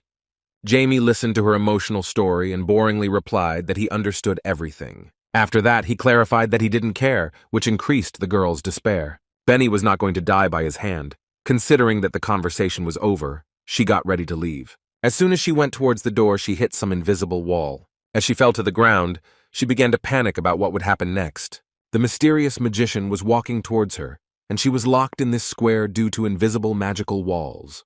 With a sly smile, Jamie said that he still had many questions, after which he asked where she was in such a hurry to run away. With tears in her eyes and trembling in her body, the girl, fearing for her own life, begged to be spared. Addressing the ward, the school director asked if they had seen Venna. The man thoughtfully replied that he had not heard about where she was. With a sly smile, Mr. Garb thoughtfully said that he had no idea where she could have gone at the moment, when there was not much time left before completion. Hearing the story, Jamie was surprised that Venny was devoted to such flawed people from her school. In her defense, she shouted that he would not understand, because no matter how evil they were, she had spent more than 10 years with them. Releasing a certain amount of mana, the young magician replied that he had no choice but to act using proven methods. The girl could not believe that he was the owner of black mana. She could not move, shocked that such black magic did not cause her any peculiar discomfort or soul-killing feelings that spoiled her life. As he brought his hand closer to her, she couldn't believe how the dark mana could awaken such blissful sensations in her. Before the mind reading began, Jamie warned that if she changed her mind, she should let her know, because if something went wrong, her brain would turn to mush. Now she was more calm. Venny asked how the mysterious magician managed to obtain such pure dark magic. Before he began, the girl suddenly grabbed his hand and said that she wanted to understand how he managed to do it. Jamie immediately stepped back and displeasedly asked if she was really sure that if she behaved like this, he would let her go. In response, Wenny suddenly began tearfully begging the young master to take her as a student. Her words took Jamie by surprise. Seeing his reaction, she repeated her request to demonstrate the seriousness of her intentions, but Jamie refused her. After that, she grabbed his clothes. The girl threw herself into his arms, demonstrating the persistence of her request. With tears in her eyes, she continued to beg him, mentioning that her parents died 10 years ago due to a disaster, so she had to become a dark magician since there was simply no other choice. Experiments in which living creatures were sacrificed seemed simply terrible to her. The guys judged her for being pathetic and treated her like trash, but even after that, she didn't have the courage to run away. She said that she was a brat and a hypocrite, so she begged him to help him end everything. She was showing how much she wanted to end this. After hearing the whole story, Jamie, tired of her whining, asked how all this related to training under his leadership. In response, Venny stated with admiration that speech is in his black mana, which is pure and does not require sacrifices for this. She wanted to gain such power that she would not be disgusted. Jamie responded to her words with a smile, believing that sometimes pure darkness could creep into existence.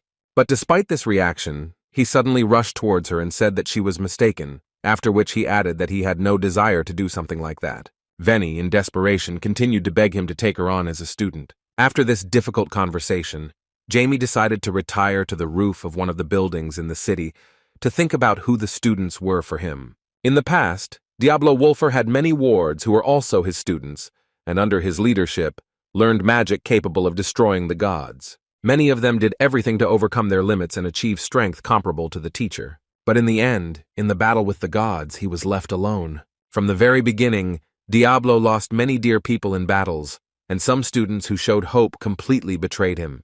The School of Curses was his legacy. According to the girl's recollections, it included more than 20 students. He wondered how much knowledge of dark magic had accumulated in his absence. As expected, the dark magicians of this era were engaged in cruel experiments. The students who tried to steal the artifact from Jamie watched with pleasure how the curse of their school affected their next test subject. Lately, they have been experimenting so frequently that they have no suitable test subjects left. Despite this, the guys said that they would soon have many new experimental subjects to conduct serious experiments. Watching them using an invisibility spell, Diablo became convinced that they had the audacity to do who knows what with dark magic within the walls of the academy. Those two disgusting guys who left the laboratory said that it was cool to experiment on people. For them, everything else simply pales in comparison to this, because they enjoyed watching the speed and quality of the results obtained. Listening to these conversations, the great magician of the past understood how low dark magic had fallen. In the past, he sacrificed countless lives, not in order to develop dark spells, but in order to challenge the 12 gods. Yet he felt that he had no right to condemn them. However, they all did not understand why dark magic was intended.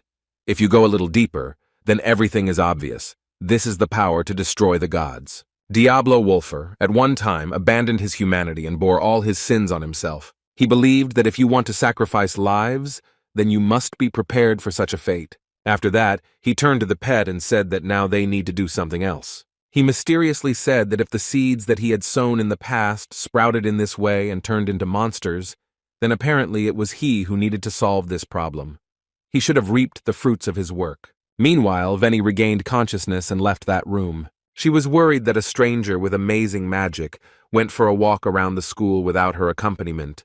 It seemed to her that it would be dangerous to find and take him outside the building. At one point, some cruel student with dark hair grabbed her by the hair and boldly asked where she had been and why she was walking so slowly. He thought that she had fulfilled his instructions, so he called her fast enough, despite the fact that she was a real trash of the school. In response, the girl apologized in a trembling voice for forgetting to find the ingredients from the list. Hearing this, the student became enraged and angrily squeezed her hair that he had grabbed earlier. Turning to her with a terrifying gaze filled with bloodlust, he threateningly asked if she had become too relaxed lately. After that, he took her into a dark room and threw her on the ground, seriously asking if she really thought he looked like a clown. The girl, who again fell into despair, naively asked why he would do this. Releasing his magic, the madman, with a sick expression on his face filled with hatred, said that at least once he needed to crush such a pathetic bug like Venna so that she would begin to behave properly. Calling him by name, the girl begged him to stop. Using a test of pain spell, Hilla wondered if he should get rid of the garbage that was preventing him from completing the director's errands. The trembling girl dodged to his feet and begged him to spare her. She promised that this was the last time she did not fulfill a request, and that she would no longer forget his words. At the same moment, the voice of a young guy asked what was wrong with her. She felt that same blissful dark energy that she had encountered only once in her life. Looking up, she saw a dark magician in a long cape standing in front of her, while a nervous student asked how he ended up here. Jamie didn't want to answer the disgusting guy's question, so he turned to a girl suffering from the cruelty of the world. He looked around to see if she was seriously afraid of someone as pathetic as the guy threatening her.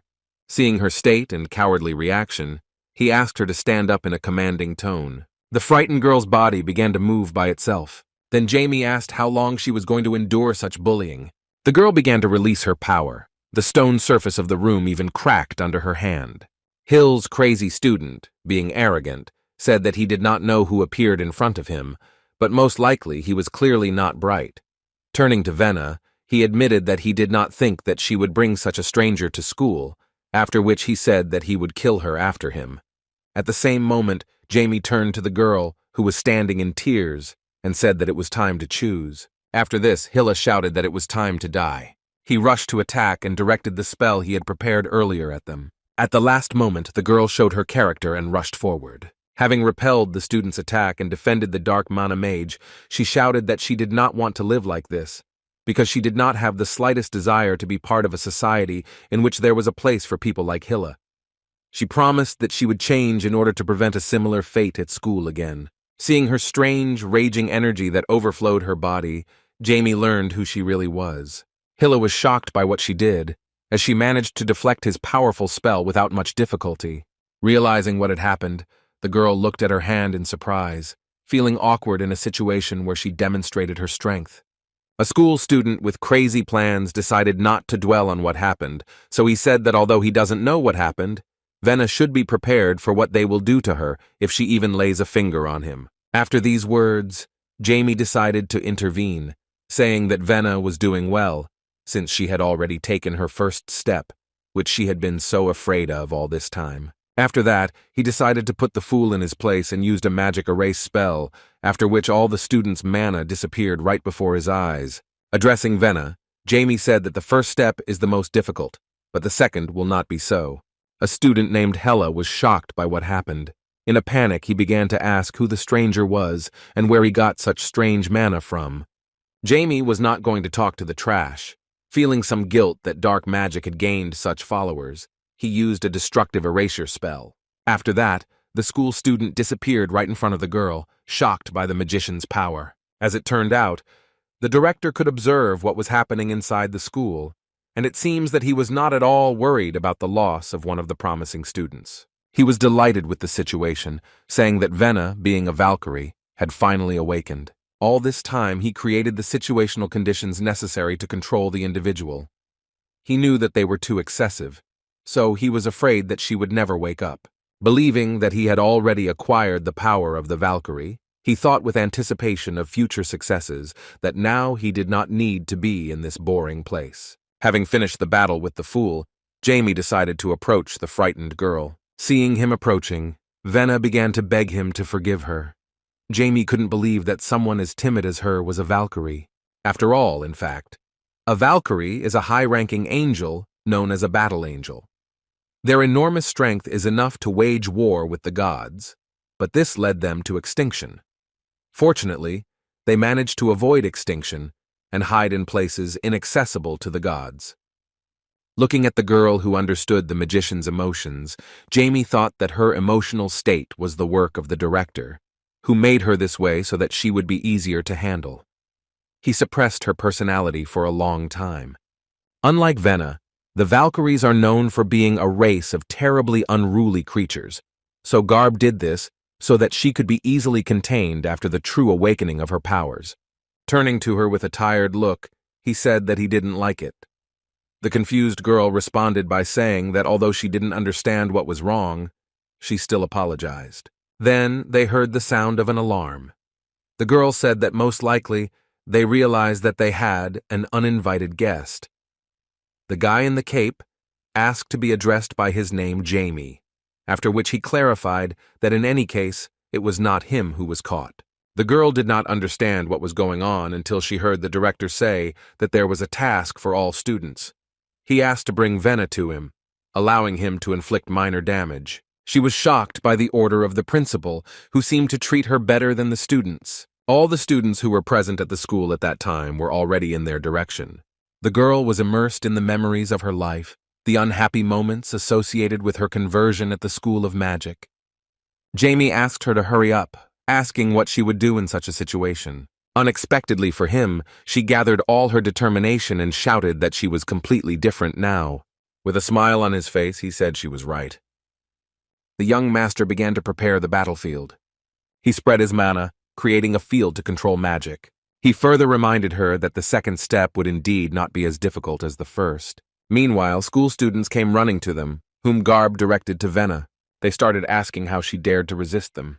Jamie understood that the students' hypocrisy and arrogance in their behavior had something to do with it. Using the field of his magic, he cast one of the spells on the student who screamed the most. He had guessed before, but now he was convinced that she had been brainwashed.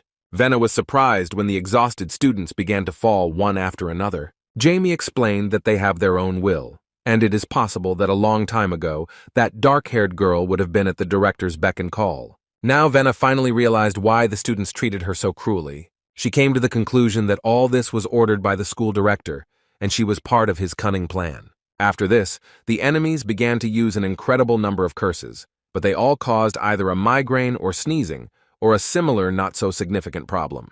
All this dark magic seemed funny and gave the feeling that the students either did not want to harm Venna or were simply not trained in something more serious. Jamie decided not to waste time on this and immediately used the return of curses, which caused all the students to test their spells on themselves. While he fought off their magic, Venna continued to sit on the floor.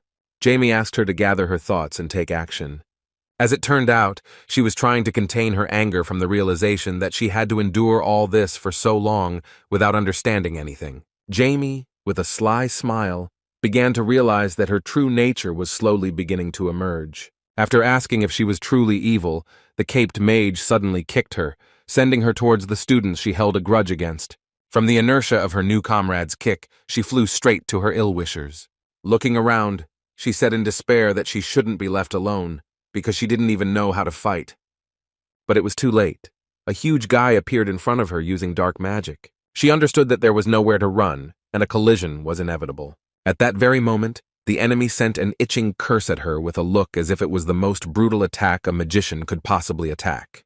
The girl was shocked and confused with the understanding that she, by some miracle, managed to reflexively dodge his attack. But it was too early to relax. At that moment, another student had already attacked her, using the terrifying curse of toothache. The girl was afraid that she would not be able to escape his attack, but her hands reached out to meet the enemy caster. She grabbed this enemy by the arm, and then, with her eyes closed, threw him into the wall. With what seemed like little effort, the school student quickly and loudly flew into the wall. Seeing what she was capable of, Venna could not utter a word. While holding off her enemies, Jamie told her that this is her true strength, so she must believe in herself and keep fighting. In response to her actions, one of the daring students said displeasedly that it was stupid to think that brute force alone would be enough to defeat them. He stated that she was still the same pathetic girl to be insulted. Next, the student used the curse of blindness. But Venny was not going to fall under his influence. Her body moved where she wanted. She easily managed to dodge the enemy attack and end up on top of her enemies. After that, she delivered a powerful blow, completely neutralizing the enemy. Looking around, Jamie saw that some of the guys had already been eliminated. After this, he turned to the others, asking what they were going to do. Among them were not only newcomers, but they all finally realized the difference in strength compared to the Valkyrie. Despite the question, Jamie asked them not to torment themselves with thoughts, saying that he had long ago agreed to collect all the crops sown. After that, he turned to his pet, which suddenly appeared above the heads of the students, taking them by surprise. With a sly and cheerful tone, he asked the little black one if he had time to finish marking all the newcomers. The answer was not long in coming. A magic mark suddenly appeared on all the newcomers. With a sly smile, Jamie cast his spell and announced the beginning of the harvest of the fruits of his mistakes. A violet riot suddenly pierced the bodies of everyone who possessed dark magic, with the exception of Venny. As a result, all the students who came for the Valkyrie were defeated. At one point, they noticed that another person had joined them. An elderly man with a stick entered the room, saying that all his children were now dead. After this, he introduced himself as the owner of this place, Garb. In response, Jamie said that based on his skills, his appearance is deceiving. He even suggested that he had some kind of rare chronic disease that was holding back his potential. Garb thought about it, saying that was the role. His words seemed too difficult a riddle for the magician. Recognizing the power of the young caped mage, Garb asked what he thought about working for him. Jamie asked what he could offer him. The old man replied that he would have a plan, and if he succeeded in it, he could destroy an entire nation. Then the guy decided to find out if he had any special methods for achieving his goals. In response, the old man called him quite greedy for maintaining such a conversation, although he did not even shake hands with him. In order not to delay too long, Jamie said that he was not interested. With a sly smile, the old man replied that this was a real pity. Their conversation was interrupted by Winnie. With tears in her eyes, she turned to the director to find out why he ordered the students to bring her to him using cruel methods. Looking at the girl's raging aura, the director said that she was incredible, because she had an incredible amount of vitality. He went on to say that she wouldn't like what she heard. He shocked her by saying that he wanted to collect the fruits of his efforts after she awakened. The arrogant and greedy old man asked if she could imagine how many problems she had when she fell on his shoulders. With anger in his words, he said that he had to put a lot of effort into suppressing her true nature. He did everything to make her awaken in the form in which he wanted to see her. Looking at the students he had lost, the man shouted that he created this school personally to create a Valkyrie like her. The girl began to sink into incredible anger. Her aura began to change when she remembered that when they bullied her, the director came to console her. But now, remembering it, she understood that he had never stopped them, but only told them that they were doing what was worth doing. The old man agreed with her words, after which he said with a mad look that as soon as she lost her essence, trembling with fear and hiding in the corners, he was overjoyed, because his plan was going the way he wanted. Plunging into incredible anger, the girl began to be filled with anger and breathe heavily, just as the director wanted. Extending his hand towards her, the old man said that she had awakened from the anger that he had cultivated inside her for the past 10 years. But suddenly for him, the girl was surrounded by the dark mana of an unfamiliar magician who got into his plan. All the anger that Venna had released began to disappear under the pressure of Jamie's magic. After that, she lost consciousness and fell to the ground. Addressing her, the young master said that now she knows how it really happened. With a sly smile, he asked the director what he would do now, the moment he erased all the girl's anger that was directed at him, just as he had planned. The old man could not believe what happened. He called it nonsense, saying that one could not easily get rid of something like this. In response, Jamie arrogantly said that he was mistaken and did not even realize how easy it was to prevent her action. Then he began to mock the enemy, suggesting that for someone like him, this would seem impossible. He added fuel to the fire by manipulating his opponent's feelings by saying that no matter how hard he tried, he was still a pathetic piece of crap who had not reached rank 7. Hearing these words, Garb followed his provocation and called him an impudent man with incredible rage. The dark magician Garb really could not reach the 7th rank, and if anyone even somehow raised this topic, the director immediately dealt with him. Having the title of Master of Curses, and having risen to the top in the dark arts field of his time, a wall appeared in front of him, causing him to be stuck at the 6th rank of development. That is why the guy's words had such a strong effect on his pride. Resolutely grabbing his magic spear, he shouted that the enemy's suffering would last forever, and despair would not leave him even after time. After that, the man with great hatred directed a burning hydra snake at the young wizard, which grabbed his body in an instant. The old man was surprised, but the young master easily got rid of his high-level spell. In the past, he had to have a conversation with one of his charges. A strange creature named Dean said that this time they need new test subjects for a new medicine. The old man was thinking about what would be the cure for him. He had no other option but to sacrifice one of the last Valkyries of this world. Freed from the Hydra, Jamie said that he was cruel, because using his spell implied the wildest pain that the enemy had to feel. The old man replied that despite his appearance, he was a master of curses. In response, Jamie began to create a sphere of dark magic, saying that even so, the old man should not let his guard down. After these words, Garb found himself under the influence of Diablo's magic, which protected him from the outside world. The old man thought it was funny and interesting. He was curious to know what his opponent was capable of. Then Garb arrogantly shouted that he could not even think that he would become a victim of some kind of mental magic. He challenged his opponent to show him even more. The terrifying voice replied that it could not be otherwise, after which the old man saw a huge and frightening gaze in front of him that looked as if it was aimed directly at his soul. The old man's body began to stiffen, and a dark pet mark appeared nearby, but Garb was not at all worried about it. In an instant, he was able to break the mental spell and free himself from the enemy's shackles.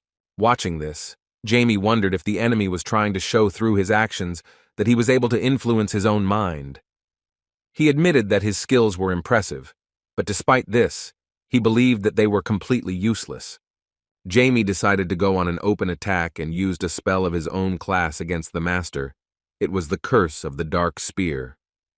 A powerful attack was directed at the director, who specialized in curses. At the last moment, the old man said that this was enough. In an instant, Garb changed the direction of the attack and it pierced the young caster's body. The old man said that Jamie was defeated by using a counter curse, which is quite difficult dark magic. Due to his serious injury, the young magician could not move.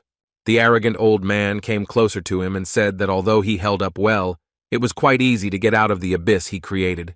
After that, he said with a sly grin that he would now completely destroy at once the one who tried to mock his failure in developing to the 7th rank of mastery. Activating his evil mana, Garb cast the curse of the aesthetics of slowness. With a terrifying thirst for blood, he said that from now on, his enemy would live eternity in an instant. 1 second will become a 10th, then a 100th, and then a 1,000th.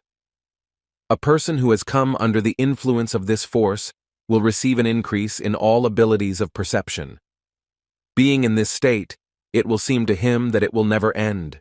The old man shouted with admiration and incredible anger that the second curse of eternity was the best thing that had ever been created by his hands. He further stated that with this power, the gap between ranks does not matter, because anyone will fall from such power. But as soon as the second was over, Jamie returned to consciousness and mockingly asked the old man if he was sure that he could defeat him with such a trifle. The old man couldn't believe that Jamie had actually broken free from his incredible technique that surpassed the concept of mastery ranks. Jamie, using his incredible physical skills, rushed to attack, capturing the opponent's face. After that, he cast an explosion spell. A powerful explosion from touching the enemy threw him aside. The old man was unable to defend himself, but was still conscious despite the severity of his injuries. Continuing the series of explosions, Jamie expressed hope that his opponent was strong enough. The Master of Curses was plunged into the abyss of despair. He could not understand how the enemy was able to break the curse of which he was so proud. Joyfully clenching his fists, Jamie decided to demonstrate the gap between them and used 5 spells at the same time with incredible destructive power. The incredible power that accompanied the huge amount of mana caused a huge explosion. When the dust cleared, it became clear that the defeated enemy had fallen to the surface and could no longer move, even to simply escape. He no longer thought about the fact that he had lost, because he was worried about only one question. He asked his opponent how he was able to free himself from the aesthetics of slowness. In response, Jamie showed him his hand, saying that he had an artifact of absolute immunity. With a sly smile, he pointed to the bracelet he had created in the past and called it the perfect cage. The old man was shocked. He said the name of the artifact out loud, asking how something like that could even exist. Looking at the pitiful magician, Jamie replied that the world has never been logical. In the last moments of his life, the old man wondered how he could come to such an end, if before that he was the ruler of this world. In response, Jamie put pressure on the wound on his stomach, calling his words pathetic chatter. After that, he asked with an angry look how he could think that he would die so easily. Diablo summoned the door of rebellion against the divine, his repository of the undead. Addressing the director, he stated that given the sins committed out of his own greed, and being the one who sowed the seeds, he was destined to reap them. Using the chain of primal power, Diablo stated that Garb would continue to exist as a sinner, unable to live or die normally, and although every moment would make him want to die, he would become a being unable to die. Then he grabbed him by the neck using a chain and said that he was destined to become his faithful servant, who would follow every order. The physical and spiritual body of the defeated headmaster of the School of Dark Magic began to separate the moment the chain began to pull him inside the undead vault. The old man was shocked, realizing that his soul had begun to leave his body. Addressing him, Jamie declared that he would now serve him for eternity. With tears in his eyes, Garb had already forgotten his former pride, thinking that he could not die like that. He begged his adversary to let his soul rest. But Jamie did not pay attention to this. The cruel headmaster received his punishment, and his soul, which was damned to eternal life, received a new life. The old man's soul acquired the name Nebro. When it was all over, the young magician called the undead to his side. Meanwhile, Venna, who had previously lost consciousness, came to her senses again. Rising to her feet, she was shocked by what had happened. Addressing the servant, Jamie asked him to introduce himself as expected. In response, the undead greeted the greatest and introduced themselves as Nebro. Now he is the first sorcerer to achieve immortality. In other words, he is a lich that Jamie created. Turning to Venna, Jamie asked how she was feeling and asked her to remember the words of the undead, created from the body of the one who gave her 10 whole years of living hell. In response, the girl said that she did not know how to describe the emptiness inside herself. When Jamie asked what she would do next, the girl thoughtfully said that she had no idea. But after a moment, she shouted that she wanted him to take her as his student. As expected, Jamie turned her down again and tears appeared on her face. The magician explained that this is due to the fact that she is a Valkyrie. In the past, Diablo has already met with them, with creatures that are an ancient race of angels. During their battles against the gods, the Valkyries demonstrated that they were brave and never backed down. Those beings fought to prove they were right. He said that unfortunately, this race once disappeared. He admitted that he could not even imagine how their blood could have survived to these days. He suggested that Venna might be the last person of his ancient family. In response, the girl shouted displeasedly about how her origin prevented her from becoming his student. Jamie explained that this is due to the fact that Valkyries cannot use magic. The girl couldn't believe it, but as it turned out, if Jamie took on her training, it wouldn't be of any use. After some time in this city, the family of Earl Welton and members of the Church of Pero set out on the road again. Now another creature appeared in their carriage, a cute pink cat that attracted the attention of the girls. With trembling in her body, Venna, who had acquired such a look, begged the master to save her from excess attention from Anna and Sarah. Using a mental link, Jamie refused to interfere and asked her to be grateful that she knew how to use dark magic. Otherwise, she would have no chance of going with him. Despite her race, Venna could learn some knowledge, so she even managed to use transformation into an animal, which she began to regret. With a smile on his face, Jamie tried not to react to the awkward situation and looked outside the window and said that the weather was just beautiful. Meanwhile, they finally arrived in Afton, the town where the Pyro Church and the Bell family mansion were located. Mrs. Sears finally met her birth father. A full 9 years have passed since their last meeting. With tears, she apologized for not seeing each other for a long time. She felt so stupid for not being able to visit him after all this time. With a smile on his face, the man reassured her, saying that everything was fine because they were both happy about the long-awaited moment of meeting. Jamie watched their reunion with a smile, while his little sister was terrified by her mother's reaction. Still, the magician from the past was puzzled. A lot of time has already passed since the rebirth. In the past, he did not attach importance to emotions. As a boy named Jamie, he is simply forced to demonstrate something like this, but he still believed that emotions were a waste of energy. Due to the many times he showed weakness in the form of emotions, Diablo was dissatisfied with himself. Even this reaction to the reunion on the part of his mother and grandfather seemed meaningless to him. He had to wait forever to get another chance to destroy the gods. But he still considers emotions to be something unnecessary, because in his opinion, they lead people to madness. At one point, during a sweet moment between a father and his daughter, granddaughter Sarah intervened, shouting for her mother not to cry. After that, she turned to her grandfather and called him bad for making her mother cry. Hearing her words, Sears felt awkward and tried to explain to her daughter that everything was wrong and her grandfather was not to blame for anything. Understanding the situation, the grandfather was confused. He never thought that he would hear such a thing from his granddaughter. Watching this entire scene, Diablo Wolfer only confirmed his suspicions that he would never understand human emotions. With a slightly sad tone, the grandfather turned to his grandson, saying that his granddaughter hated him. Jamie replied that Sarah would soon come to her senses, because she was quite sensual and kind. The old man admitted that he was looking forward to meeting Jamie. The boy reciprocated his feelings. His positive response and pleasant laugh made the grandfather joke that at least his grandson did not have negative feelings towards him. Jamie very judiciously replied that he had no reason for this, because after all, the old man was his own grandfather. After that, Mr. Bell pounced on his grandson and hugged him tightly, saying that he was very glad to finally meet him. Jamie could barely answer that he was also overwhelmed with happiness from the meeting. He could not expect any other behavior from his grandfather, and was only convinced that they were all very annoying. That evening, Sears and her father decided to have tea and discuss their heirs. The old man noticed that Jamie was truly an amazing boy. Although the head of the Bell family had the strength of the 4th rank level, he managed to catch a glimpse of the power that his grandson possessed. The sensible man said that soon Jamie would be not just in the center of the kingdom, but even in the center of the whole world. Sears, emotional, replied that she and her husband were very aware of this. The old man said that exceptional talents would awaken the self-interest of the people who surround Jamie. He promised that together with the Count, they could stop ill-wishers, but warned that their capabilities would not last forever. To help them, the old man gave his daughter some valuable thing, saying that although she could not leave everything that could happen, he was sure that the artifact would definitely be useful. Sears said with a smile that she felt better knowing she could protect her son.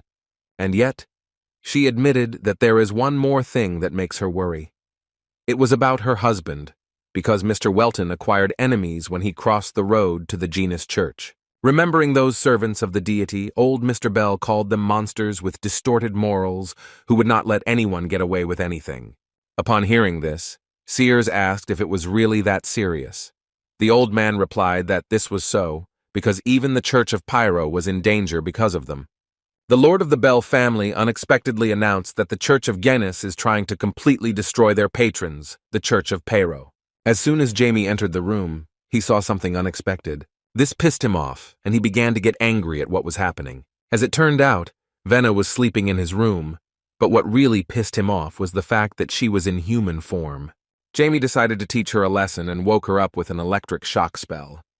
The girl woke up screaming, and Jamie said with a dissatisfied tone that he seemed to have spoken clearly that she should not accept her true appearance.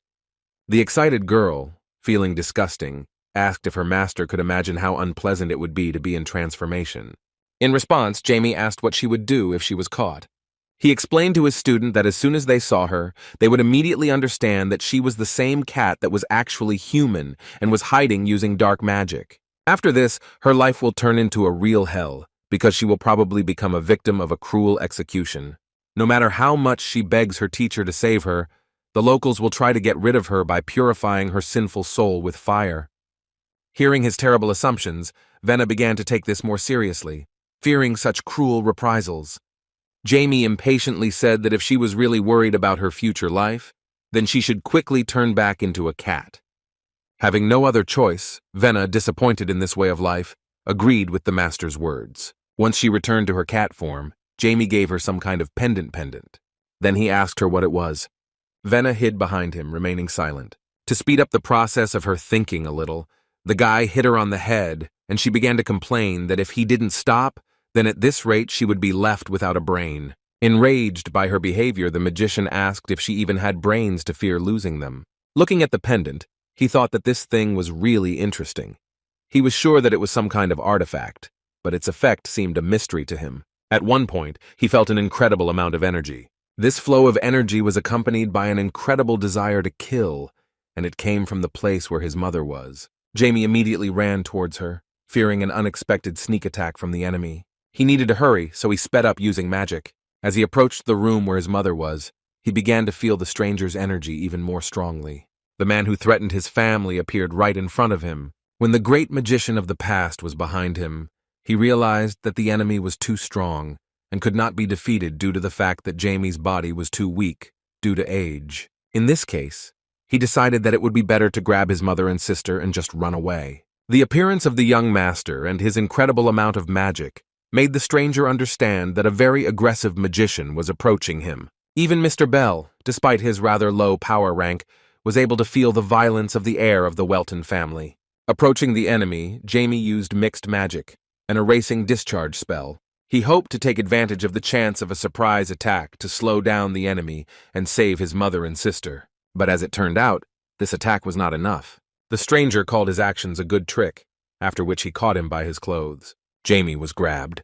The stranger lifted his body into the air and looked into his eyes. The nervous young magician began to shake with anger, shouting at the stranger that he should let him go. He believed that he had no choice but to use everything he had in stock. But as soon as he tried to use dark magic, a confused mother and grandfather appeared in front of him, because of which he canceled the spell.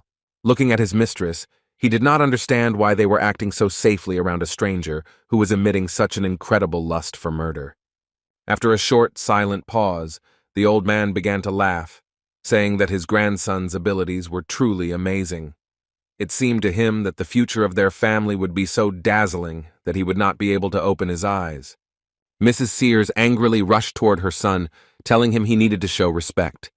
For the first time, Mom was so serious towards her beloved son. She displeasedly asked how he got into his head to do this to someone he doesn't even know.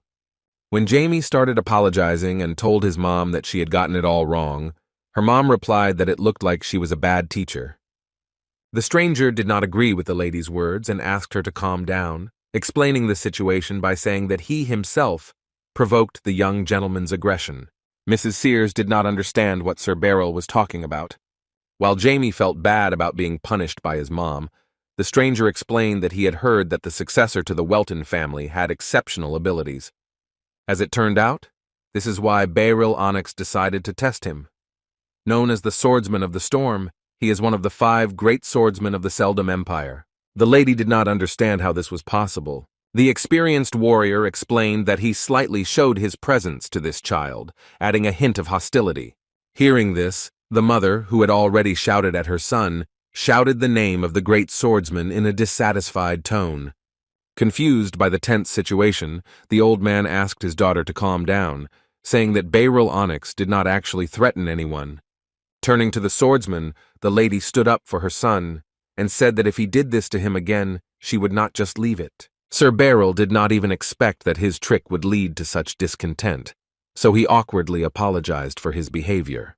The mom began apologizing to her son, while Jamie told her not to worry, explaining that no one actually knew that the swordsman was only directing that energy at him.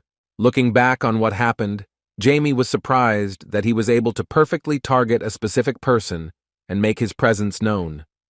He wondered how strong the creature must be, so that it would not be affected by the erasing discharge. The man seemed terrifyingly strong to him, so Jamie assumed that he was a swordmaster. He turned out to be right. Hearing his words, the grandfather called his grandson very observant and introduced the stranger who had excited him so much with his presence. Before him was one of the strongest warriors in the kingdom. The Seldom Empire is famous for its 5 swordmasters. Since none of them have fought each other, it is difficult to determine who is the strongest.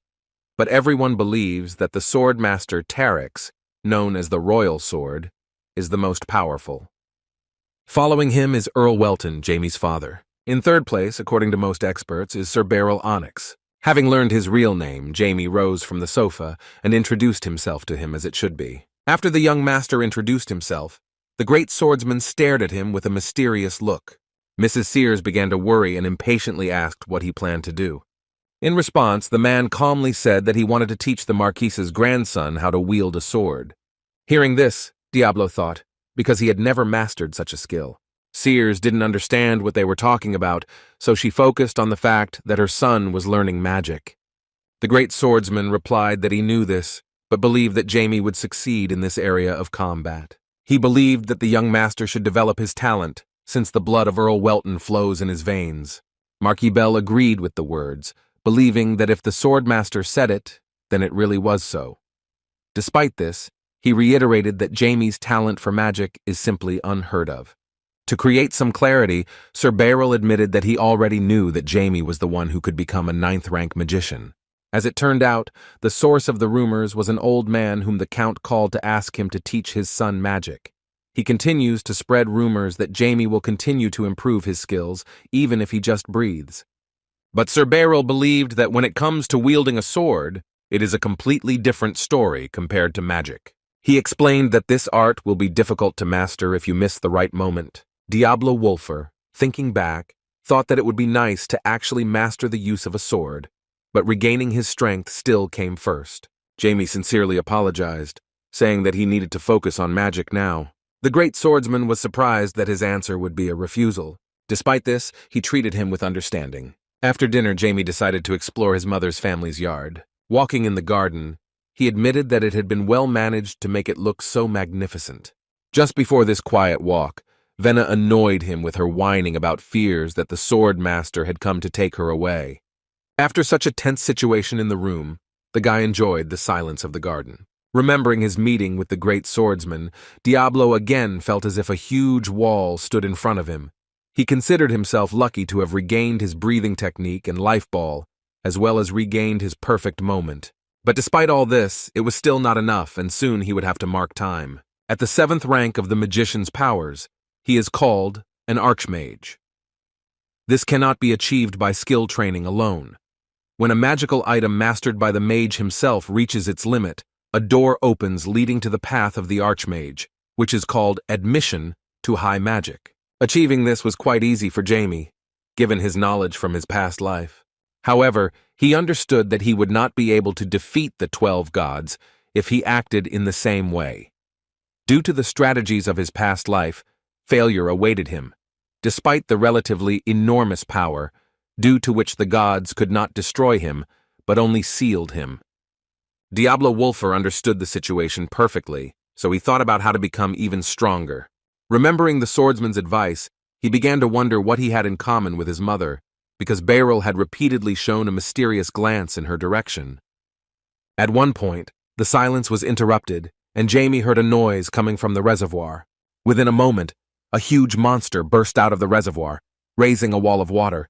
The daring creature even tried to attack Jamie, but he used a magic shield in time. Although it was unexpected, the guy was not taken aback and, threatening with his magic, asked the enemy how he dared to interfere with his rest. Despite the fact that the enemy was significantly superior to him in size, Jamie was not worried, realizing that he was superior in strength. But just as he was about to strike, he felt the presence of a stranger. A mysterious master flew past him at high speed.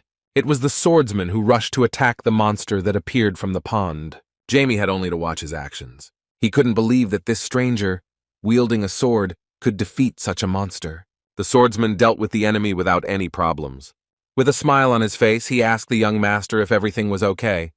After destroying the monster, he said that he had heard that important guests had arrived from the Welton house. Due to his busy schedule, he was unable to meet them properly. Jamie was wary. This guy destroyed a pretty huge monster in a matter of seconds. Although his strength is not comparable to Beryl's, he still seemed to be a good master. Returning his sword to its scabbard, the stranger apologized for the late introduction. His name is Sable, and he holds the post of assistant to the Marquis Mr. Bell. Hearing this, Jamie was surprised that his grandfather had acquired such a talented and strong assistant. With a kind smile on his face, Sable swore that he was not to be feared as he was the faithful servant of the young master's grandfather. Jamie, still sitting on the surface, was surprised that the master knew his name, and yet he decided to ask why such a huge monster appeared in his grandfather's pond. With some awkwardness, Sable replied that this was the Marquis's hobby. Jamie didn't understand why his grandfather was doing such strange things. Returning to the Marquis, Sable received a question regarding whether there had been any progress in his case. The Marquis's assistant replied that he had allegedly found a group of demons, but could not cope with their number and lost sight of them. Mr. Bell was surprised that the Demon King's followers would appear again. The assistant shared rumors that they were on the borders of their territories. The Society of their lands was already actively discussing these rumors. It was also suspicious that the only place where the massacres occurred was the center of the land, the city of Afton, where the Bell family building is located, as well as the central church of Pyro. Mr. Bell did not think that this would happen, but he already understood that the enemies had returned to take revenge. About half a century ago, his father killed the Demon King. He tried to make them pay for their actions. The assistant was unshakable, although he understood that we were talking about a very serious threat. He was ready to receive his Marquis's next instructions. Mr. Bell said with serious intentions that the demons would once again be wiped out from the face of the earth by their own efforts. Sable agreed with his words and said that he was awaiting further orders. Despite the rumors, the gentleman suggested stopping and continuing observations. Before leaving, Sable remembered that he met the young master on the way to the office. The old man was surprised that the assistant met his grandson at such a late time of day. Sable awkwardly said that when he met Jamie, he was attacked by a large lake monster inside the Bell family's palace. As expected, this news quickly spread throughout the palace. After hearing about the incident, Sears rushed into her son's room. She was excited and caught him off guard when she panicked and started asking if he was okay and if he was injured. After her, grandfather and his assistant appeared at the entrance to the room, so Jamie understood what was going on and replied that everything was fine because Sable saved him. The mother, alarmed by such an incident, admitted that she was very worried about her son's condition. After that, she threatened that if he went out alone again, he would be punished. Jamie understood that because of that incident, which did not seem particularly dangerous to him, he was now under special attention from his mother. Mr. Bell awkwardly admitted that he asked his people not to let guests near the lake with monsters, but it seems that the guards did not cope with their task. Upon hearing this, the daughter started yelling at her father for continuing to do this nonsense of collecting monsters. Along with her mother, Sears tried to stop him, saying it was too dangerous. The old man, being in a tense situation, asked the assistant to introduce himself to the Welton family. Having learned that the savior of her son was in front of her, Sears Bell thanked him for this and said that she was very grateful. In response, Sable thanked her for the compliment, but said that he was sure Jamie would have handled it just fine himself. Moreover, he mentioned that he was lucky to see the abilities of the heir of the Welton family with his own eyes. Watching his grandfather's assistant, Jamie noticed that Sable was not only strong and smart, but also a fairly well-mannered person who knew how to address the nobility. In addition, he noticed that a completely different aura now emanated from him compared to the one he felt on the evening they met. While Jamie was thinking about what kind of person his uncle's assistant was, his mother attacked him again with her teachings. After breakfast, Jamie managed to get out into the city. He hid his identity and changed his recognizable hair color. Looking around Afton, he was surprised that there were no people on the streets.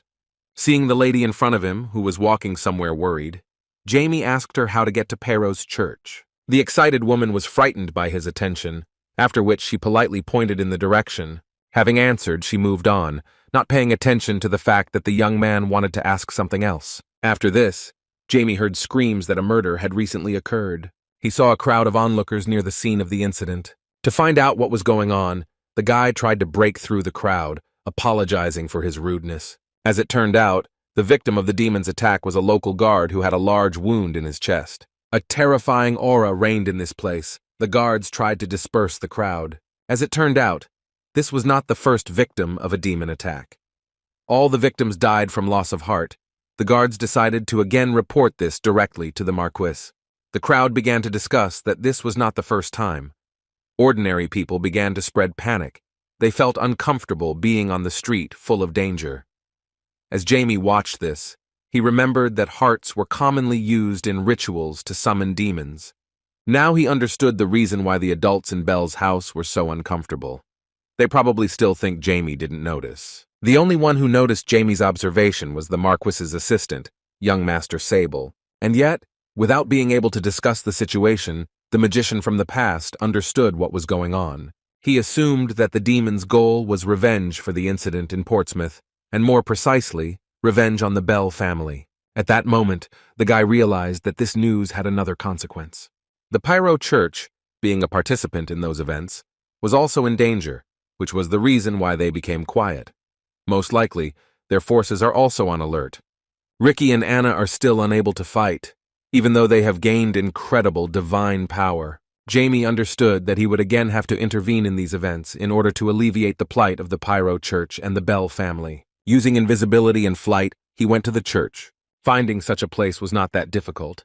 It was very different from what the city looks like. Watching the people inside the church palace, the guy felt incredible pressure. It came from those people who were accompanied by the long-known Knight of Light Ras Armitic. One of the priests who were next to him had incredible holy energy. It was logical to assume that he was an archbishop. Jamie had previously heard that there were only 3 priests of such high rank in the entire organization. Such incredible powerful power gave him goosebumps. The Holy Knight Ras was talking about something with a powerful priest. Watching them, Jamie had no way of knowing what they were talking about. At one point, he noticed that the archbishop looked in his direction. The old man asked what was happening. When Ras Armitic asked what he was distracted by, the man answered with a laugh that he most likely saw some kind of squirrel in a tree. He had an appointment with the Marquis of the Lands, Mr. Bell. The powerful priest suggested rushing to meet an important person, and also mentioned that he had not seen the young miss of the Marquis family for a long time. Jamie barely managed to escape from the man's sight. He was dissatisfied with his carelessness in observing, but at the same time he did not understand where he got such good instincts from. Having learned that they were going to visit the Marquis, Jamie decided that this was a good opportunity for further action. Since all the strong fighters will leave Pyro's church, he will be able to sneak inside. Inside the church, there was a place for the believers. It was Ricky and his sister Anna. The goddess's ward suddenly felt a presence. After that, he started laughing sweetly at the situation. The sister asked if something good had happened. Getting to his feet, he replied that it was so. Leaving the church, he asked his sister to rest while he went away for a few minutes. When Ricky approached the door, he addressed the unexpected guest, saying that this was his territory and there was nowhere to hide. After that, he turned to his comrade by name with a smile. Meanwhile, Jamie continued to explore the area. He felt a strange energy emanating from one part of the church. He suggested that this was some kind of shrine, a place where the goddess Pyro was glorified. To better explore this place, Jamie again used invisibility. But at the same moment, he suddenly felt a touch. Throwing away the stranger's hand, he asked in a serious tone who he was dealing with. With some awkwardness, Ricky removed his hand to the side. Jamie was shocked that this guy with a huge amount of divine power would be able to detect him so easily. A little embarrassed, Ricky admitted that he wanted to scare his comrade. But as it turned out, it was really not easy. Jamie felt awkward and pointed his finger at his friend and wanted to say something, but Ricky did not let him finish his speech. The future apostle of the goddess Pyro covered his comrade's mouth with a smile on his face, saying that he understood that he should not be caught inside the church. Winking, he offered to follow him to a secret place. Jamie couldn't believe that when Ricky said about the secluded place, he meant the archbishop's office. The friend replied that the archbishop was a good person, so most likely he wouldn't mind.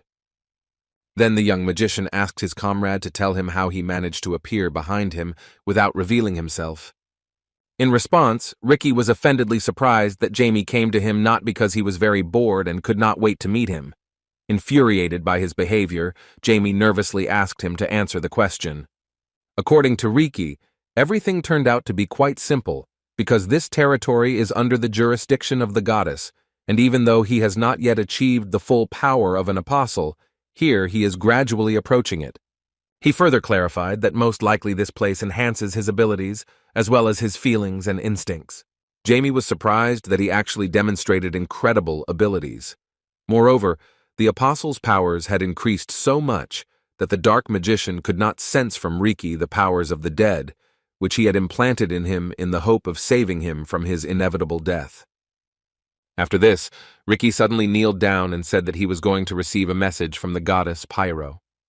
An incredible amount of powerful divine power began to emanate from his body. Jamie was wary. This was completely different from how he contacted the goddess last time. As soon as the future apostle acquired the image of the goddess's assistant, the dark magician felt that part of her nature was right in this room. After this, Jamie heard words that a disgusting demonic energy was awakening. Jamie was wary of the words, realizing that they did not belong to his comrade. Further, Ricky said that everything will start in the dark forest and it must be stopped before it spreads further. Using the body of her ward, the goddess declared that if he could not stop the uprising of demons in time, then her territory in Afton would fall. Turning to Jamie, Pyro said that he should go into the dark forest, after which she expressed hopes that he would not lose anyone along the way. Having said that she was leaving it to the magician, the goddess Pyro left the apostle's body. After some time, Ricky finally came to his senses. First of all, Jamie asked why this happened and how a goddess has the courage to demand something and immediately leave. A little embarrassed, Ricky apologized for her, saying that goddess Pyro was not in the best shape. This was due to the fact that when she had to come down during their last meeting, it had taken a far greater toll on her than expected. And that's it. Jamie asked why she asked for his help, despite the fact that there are a lot of believers in the church. The great magician of the past could not even think that God would ask a person for help. Pointing his finger at his comrade, Ricky confidently replied that everything was simple. He stated that the young master is the only one who can do this. The goddess said that he, as the successor of the mysterious man of the past, was given the opportunity to understand what was at stake. In response, Jamie asked if there was anything else she mentioned, but Ricky replied that he currently had no connection with the goddess. Calling the goddess's behavior selfish, the young master turned around and headed towards the window. He said that he needed to leave before the owner of this room returned. Looking at his comrade, Jamie suggested meeting later.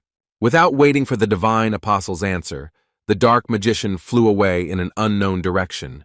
Turning to the goddess, Ricky asked with some excitement whether his friend would be okay. The young master returned to his grandfather's mansion. To avoid drawing attention to himself, he acted quietly. He was glad that he accomplished what he had planned, and was not even late. But at one point, he heard the appeal of the Marquise's assistant. He assumed that the young gentleman was leaving somewhere. Jamie awkwardly replied that he was just going for a walk. Although he didn't look Grandpa's assistant in the eye, he still felt awkward. Still, he asked if anything had happened in his absence. Sable replied that they had a visit from an important person. It was about the Archbishop of the Church of Pero, a priest named Sefer. With smiles on their faces, they continued their awkward conversation, in which Sable reported that Mrs. Sears was looking for her beloved son. At that moment, Jamie felt tension, but admitted that it was quite expected. While leaving, Jamie asked where Master Beryl Onyx had disappeared, but in response, Sable said that he did not know. He further advised the young master not to be interested in that person, admitting that he was saying this for his own good. Without waiting for Jamie's answer, the Marquis's assistant said that he would come for him when Mr. Sephir arrived. In addition, he warned the heir of the Welton family that if he decided to go for a walk again, he should avoid the side in which the Myrene forest was located. With a mysterious smile, he called that place extremely dangerous. Meanwhile, in that mysterious forest, terrifying events really took place. In such a dark place, there was a red sphere containing a demonic fruit inside. The followers of the cult, turning to that fruit, asked to wait a little longer until it could get out. The madman's eyes were filled with crazy passion. Placing his hand on the sphere, the follower of demonic teachings, said that the day this creature awakens will be the moment they complete their summoning. The mysterious creature inside the sphere was at one of the last stages of development. During one of the tea parties with his mother and sister, Jamie asked if he could ask her a question. With a smile on her face, the lady said that she was open to his interests. But when she heard the question about what connected her with the swordsman Onik, she felt that she had underestimated the seriousness of her son. Noticing her tense reaction, Jamie replied that if she couldn't answer that question, then it wasn't worth it. In response, the woman said that she did not mind. She began her story from a moment in her childhood where she first met the future great swordsman. As expected, while Sears was curious as a girl, Beryl was not particularly interested in her as a young girl. Even at that time, Beryl was distinguished by the fact that due to daily training with a sword, he was unusual in being in society. His father was worried that he could not find a single worthy teacher for his young talent. Mr. Marcus Bell offered to help them find a mentor. While the two gentlemen of the great families were discussing matters, little Sears suddenly clung to Beryl's clothes. With a sincere smile, she unexpectedly invited him to go outside, saying that there were a lot of butterflies there. Mr. Bell saw this and started laughing, saying that it looked like his daughter was interested in the son of the Onyx family. Mr. Onyx suggested that his son go for a walk with Sears. Beryl, feeling uncomfortable, still could not refuse. While walking through the garden, an energetic and joyful Sears suddenly climbed a tree and began picking apples. Seeing how high she had climbed, Beryl, excited, urged her to get down from the tree. This was not the first time the girl had climbed this tree and did not understand the reasons for his fears. But as it turned out, Beryl was not worried in vain. Little Sears slipped on a branch and fell straight onto the heir of the Onyx family.